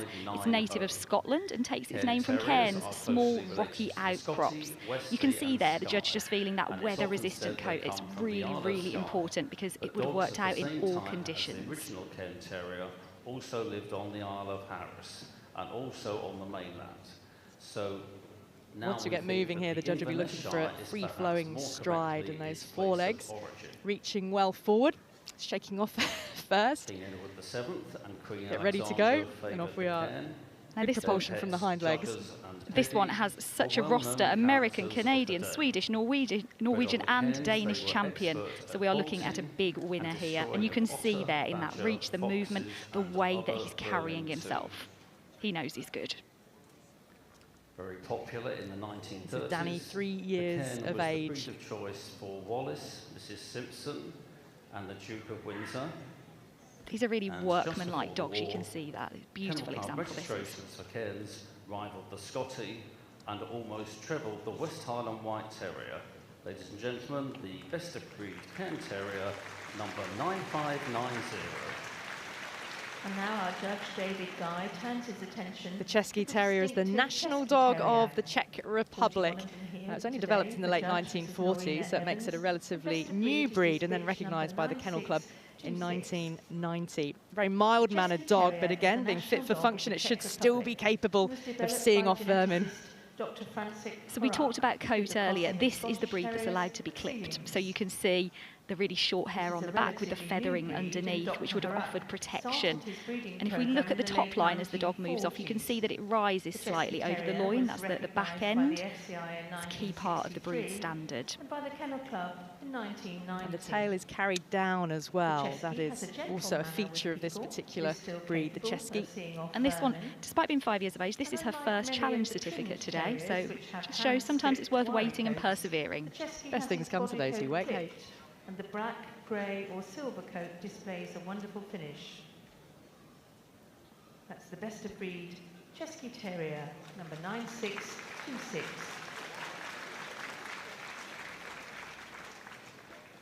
On the table now, we the have only breed here with permission to wear a Scottish clan tartan. Here we have the Dandy Dinmont best of breed.